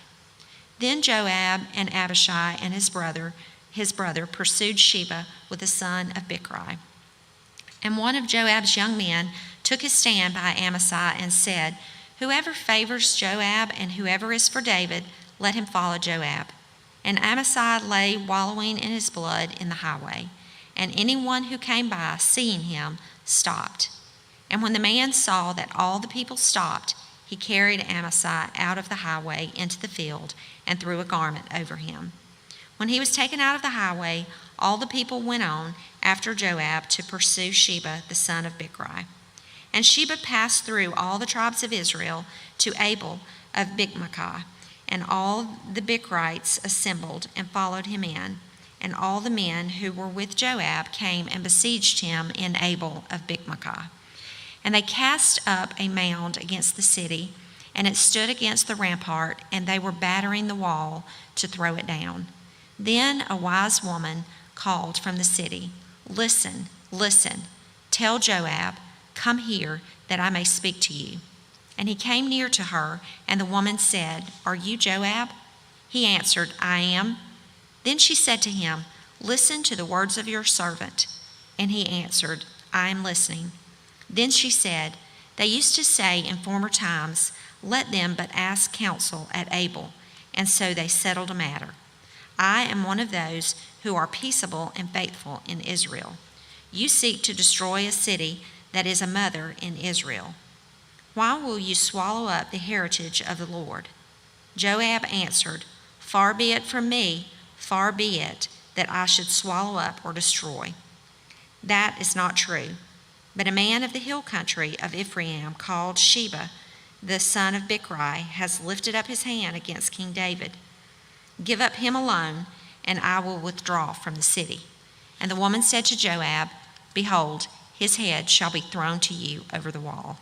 Then the woman went to all the people in her wisdom, and they cut off the head of Sheba, the son of Bichri, and threw it out to Joab. So he blew the trumpet, and they dispersed from the city, every man to his home. And Joab returned to Jerusalem to the king. Now Joab was in command of all the army of Israel, and Benai, the son of Jehoiada, was in command of the Chethrites and the Pelethites, and Adoram was in charge of the forced labor, and Jehoshaphat, the son of Ahilud, was the recorder, and Sheva was secretary, and Zadok and Abiathar were priests, and Ira the Jeriite was also David's priest. Now there was a famine in the days of David for 3 years, year after year, and David sought the face of the Lord. And the Lord said, "There is blood guilt on Saul and on his house, because he put the Gibeonites to death." So the king called the Gibeonites and spoke to them. Now the Gibeonites were not of the people of Israel, but of the remnant of the Amorites. Although the people of Israel had sworn to spare them, Saul had sought to strike them down in his zeal for the people of Israel and Judah. And David said to the Gibeonites, "What shall I do for you, and how shall I make atonement that you may bless the heritage of the Lord?" The Gibeonites said to him, "It is not a matter of silver or gold between us and Saul or his house, neither is it for us to put any man to death in Israel." And he said, "What do you say that I shall do for you?" And they said to the king, "The man who consumed us and planned to destroy us, so that we should have no place in all the territory of Israel, let 7 of his sons be given to us, so that we may hang them before the Lord at Gibeah of Saul, the chosen of the Lord." And the king said, "I will give them." But the king spared Mephibosheth, the son of Saul's son Jonathan, because of the oath of the Lord that was between them, between David and Jonathan, the son of Saul.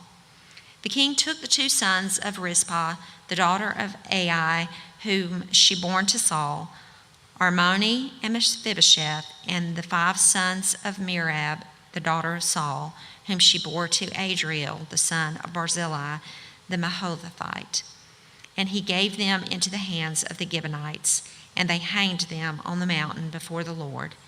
And the 7 of them perished together. They were put to death in the first days of the harvest, at the beginning of the barley harvest. Then Rizpah, the daughter of Ai, took sackcloth and spread it for herself on the rock from the beginning of the harvest until rain fell upon them from the heavens. And she did not allow the birds of the air to come upon them by day, or the beasts of the field by night. When David was told what Rizpah, the daughter of Ai, the concubine of Saul, had done, David went and took the bones of Saul and the bones of his son Jonathan from the men of Jabesh-Gilead, who had stolen them from the public square of Bethshan, where the Philistines had hanged them on the day the Philistines killed Saul on Gilboa. And he brought up from there the bones of Saul and the bones of his son Jonathan, and they gathered the bones of those who were hanged. And they buried the bones of Saul and his son Jonathan in the land of Benjamin in Zelah, in the tomb of Kish his father. And they did all the king commanded. And after that, God responded to the plea for the land. There was war again between the Philistines and Israel, and David went down together with his servants, and they fought against the Philistines. And David grew weary. And Ishbi-Benob, one of the descendants of the giants, whose spear weighed 300 shekels of bronze, and who was armed with a new sword, thought to kill David. But Abishai, the son of Zeruiah, came to his aid and attacked the Philistine and killed him. Then David's men swore to him, "You shall no longer go out with us to battle, lest you quench the lamp of Israel." After this, there was again war with the Philistines at Gob. Then Sibbecai the Hushathite struck down Zaph, who was one of the descendants of the giants. And there was again war with the Philistines at Gob, and Elihan the son of Jeruagim the Bethlehemite struck down Goliath the Gittite, the shaft of whose spear was like a weaver's beam. And there was again war at Gath, and there was a man of great stature who had 6 fingers on each hand and 6 toes on each foot, 24 in number. And he also was descended from the giants. And when he taunted Israel, Jonathan, the son of Shimei, David's brother, struck him down. These 4 were descended from the giants in Gath, and they fell by the hand of David and by the hand of his servants. And David spoke to the Lord, 2 Samuel 22. And David spoke to the Lord the words of this song on the day when the Lord delivered him from the hand of his enemies and the hand of Saul. He said, "The Lord is my rock and my fortress and my deliverer, my God, my rock in whom I take refuge, my shield and the horn of my salvation, my stronghold and my refuge, my Savior, you save me from violence. I call upon the Lord who is worthy to be praised, and I am saved from my enemies. For the waves of death encompassed me, the torrents of destruction assailed me, the cords of Sheol entangled me, the snares of death confronted me. In my distress I called upon the Lord. To my God I called. From his temple he heard my voice, and my cry came to his ears. Then the earth reeled and rocked. The foundations of the heavens trembled and quaked, because he was angry. Smoke went up from his nostrils, and devouring fire from his mouth. Glowing coals flamed forth from him. He bowed the heavens and came down. Thick darkness was under his feet. He rode on a cherubim and flew. He was seen on the wings of the wind. He made darkness around him his canopy, thick clouds a gathering of water. Out of the brightness before him, coals of fire flamed forth.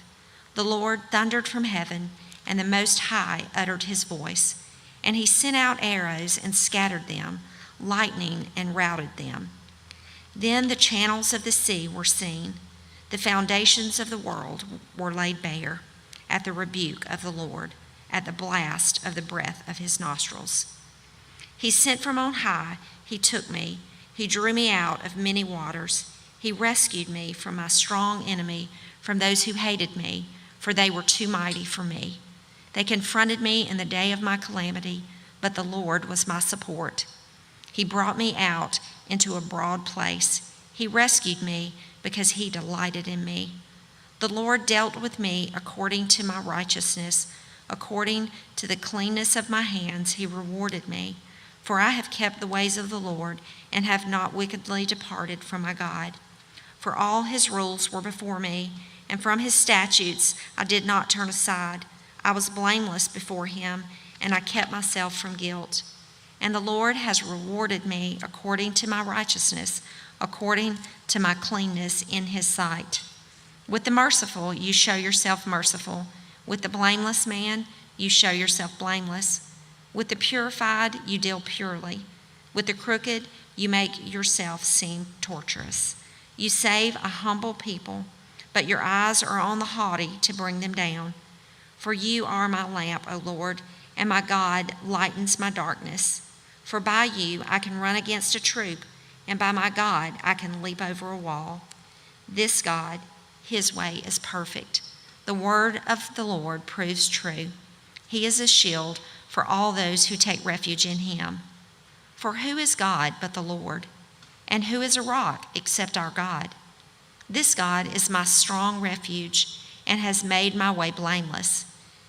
He made my feet like the feet of a deer and set me secure on the heights. He trains my hands for war so that my arms can bend a bow of bronze. You have given me the shield of your salvation, and your gentleness made me great.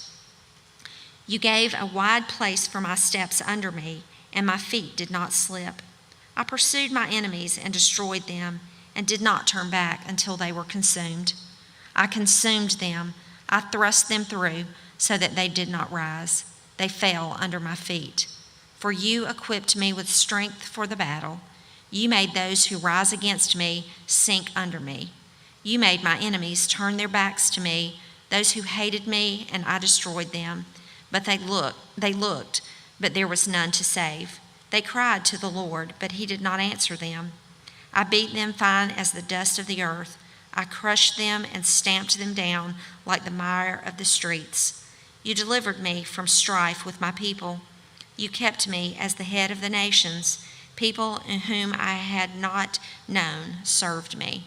Foreigners came cringing to me. As soon as they heard of me, they obeyed me. Foreigners lost heart and came trembling out of their fortresses. The Lord lives, and blessed be my rock, and exalted be my God, the rock of my salvation, the God who gave me vengeance and brought down peoples under me, who brought me out from my enemies. You exalted me above those who rose against me. You delivered me from men of violence. For this I will praise you, O Lord, among the nations, and sing praises to your name. Great salvation he brings to his king, and shows steadfast love to his anointed, to David and his offspring forever. Now these, 2 Samuel 23. Now these are the last words of David, the oracle of David, the son of Jesse, the oracle of the man who was raised on high, the anointed of the God of Jacob, the sweet psalmist of Israel. The Spirit of the Lord speaks to me. His word is on my tongue. The God of Israel has spoken. The rock of Israel has said to me, when one rules justly over men, ruling in the fear of God, he dawns on them like the morning light, like the sun shining forth on a cloudless morning, like the rain that makes grass to sprout from the earth. For does not my house stand so with God? For he has made with me an everlasting covenant, ordered in all things and secure. For he will not cause to prosper all my help, for will he not cause to prosper all my help and my desire? But worthless men are all like thorns that are thrown away, for they cannot be taken with the hand. But the man who touches them arms himself with iron and the shaft of a spear, and they are utterly consumed with fire.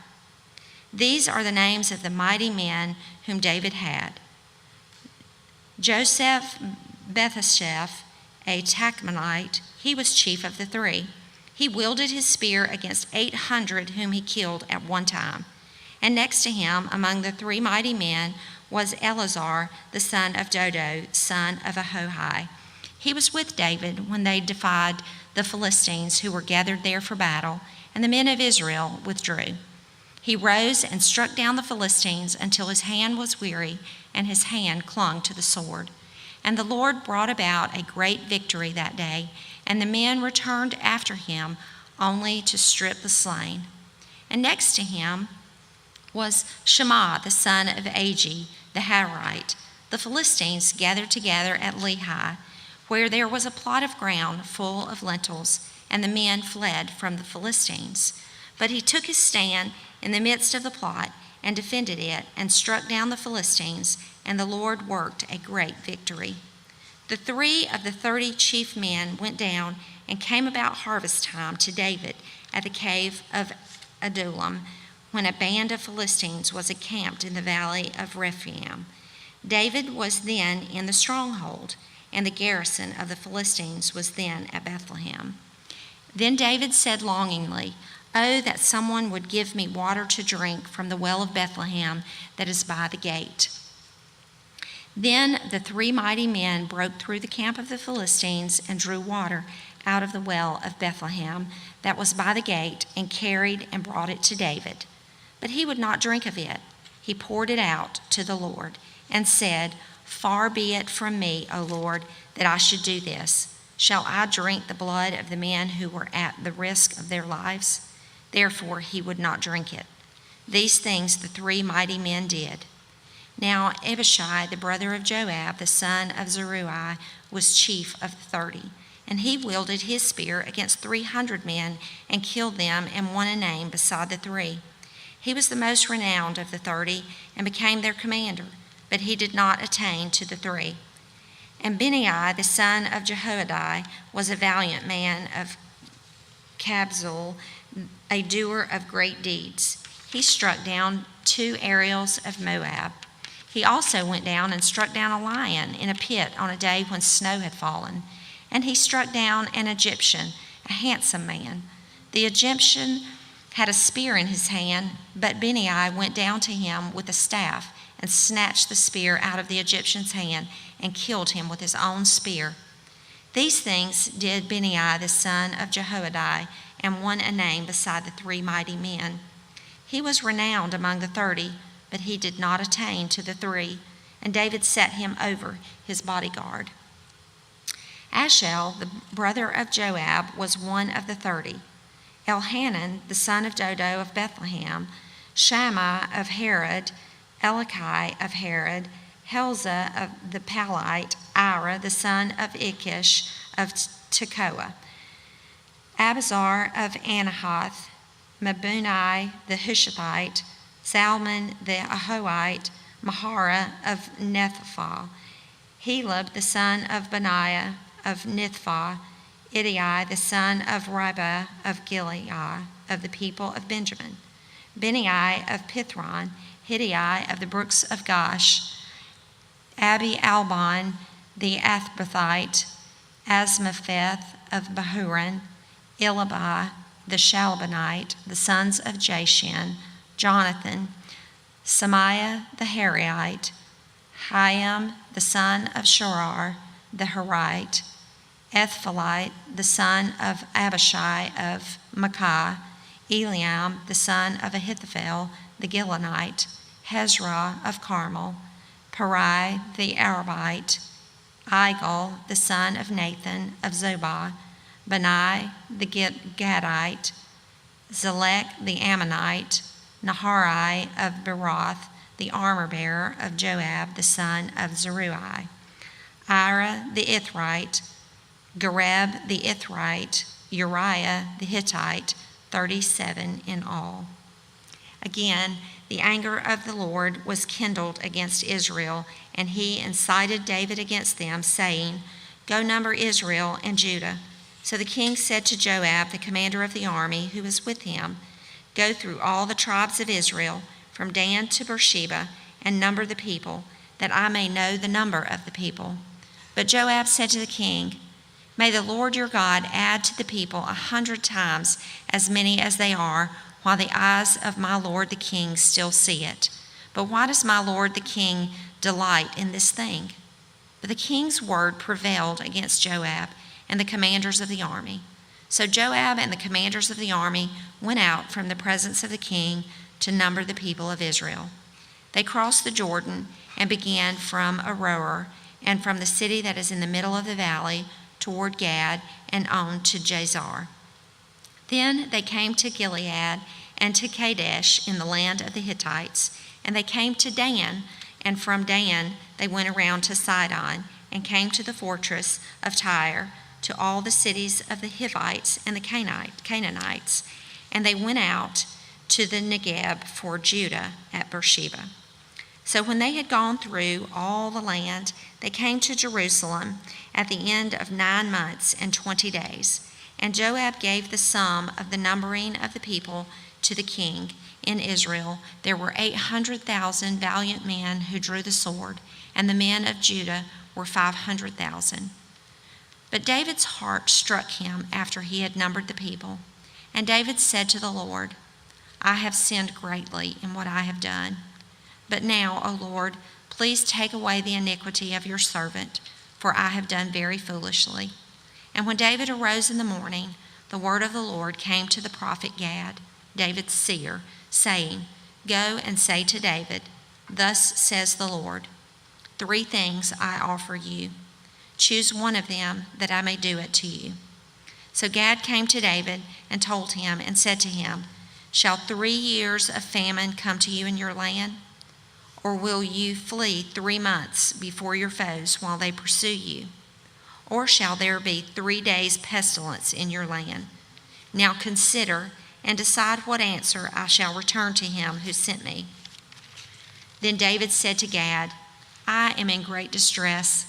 Let us fall into the hand of the Lord, for his mercy is great, but let me not fall into the hand of men." So the Lord sent a pestilence on Israel from the morning until the appointed time. And there died of the people from Dan to Beersheba 70,000 men. And when the angel stretched out his hand toward Jerusalem to destroy it, the Lord relented from the calamity and said to the angel who was working destruction among the people, "It is enough. Now stay your hand." And the angel of the Lord was by the threshing floor of Araunah the Jebusite. Then David spoke to the Lord when he saw the angel who was striking the people and said, "Behold, I have sinned, and I have done wickedly. But these sheep, what have they done? Please let your hand be against me and against my father's house." And Gad came that day to David and said to him, "Go up, raise an altar to the Lord on the threshing floor of Araunah the Jebusite." So David went up at Gad's word, as the Lord commanded. And when Araunah looked down, he saw the king and his servants coming on toward him. And Araunah went out and paid homage to the king with his face to the ground, and said, "Why has my lord the king come to his servant?" And David said, "To buy the threshing floor from you in order to build an altar to the Lord, that the plague may be averted from the people." Then Araunah said to David, "Let my lord the king take and offer up what seems good to him. Here are the oxen for the burnt offering, and the threshing sledges, and the yokes of the oxen for the wood. All this, O king, Araunah gives to the king." And Araunah said to the king, "May the Lord your God accept you." But the king said to Araunah, "No, but I will buy it from you for a price. I will not offer burnt offerings to the Lord my God that cost me nothing." So David bought the threshing floor and the oxen for 50 shekels of silver. And David built there an altar to the Lord and offered burnt offerings and peace offerings. So the Lord responded to the plea for the land, and the plague was averted from Israel.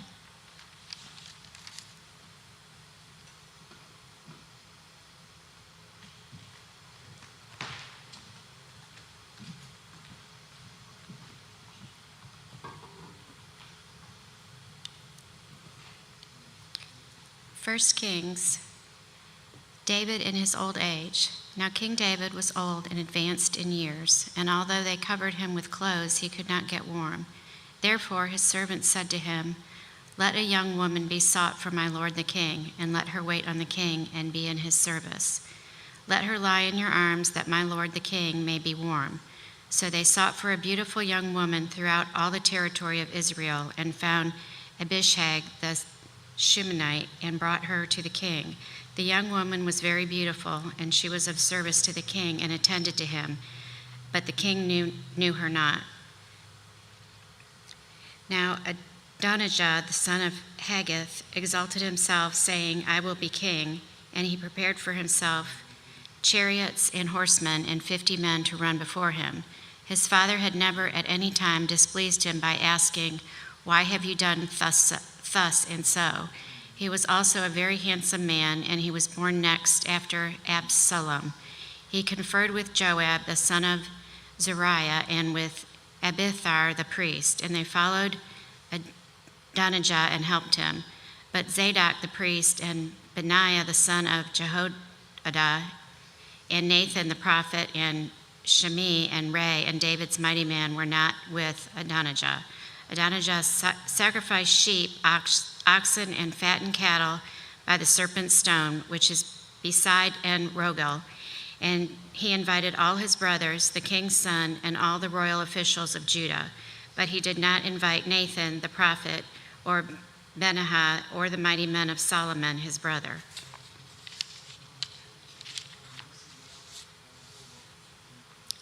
Nathan and Bathsheba before David. Then Nathan said to Bathsheba, the mother of Solomon, Have you not heard that Adonijah, the son of Haggith, has become king, and David our Lord does not know it? Now therefore, come, let me give you advice, that you may save your own life and the life of your son Solomon. Go in at once to King David and say to him, Did you not, my lord the king, swear to your servant, saying, Solomon, your son, shall reign after me, and he shall sit on my throne? Why then is Adonijah king? Then while you are still speaking with the king, I also will come in after you and confirm your words. So Bathsheba went to the king in his chamber. Now the king was very old, and Abishag the Shubonite was attending to the king. Bathsheba bowed and paid homage to the king, and the king said, What do you desire? She said to him, My lord, you swore to your servant by the Lord your God, saying, Solomon, your son, shall reign after me, and he shall sit on my throne. And now, behold, Adonijah is king, although you, my lord the king, do not know it. He has sacrificed oxen, fattened cattle, and sheep in abundance, and has invited all the sons of the king, Abithar the priest, and Joab the commander of the army. But Solomon, your servant, he has not invited. And now, my lord, the king, the eyes of all Israel are on you, to tell them who shall sit on the throne of my lord the king after him. Otherwise it will come to pass, when my lord the king sleeps with his fathers, that I and my son Solomon will be counted offenders.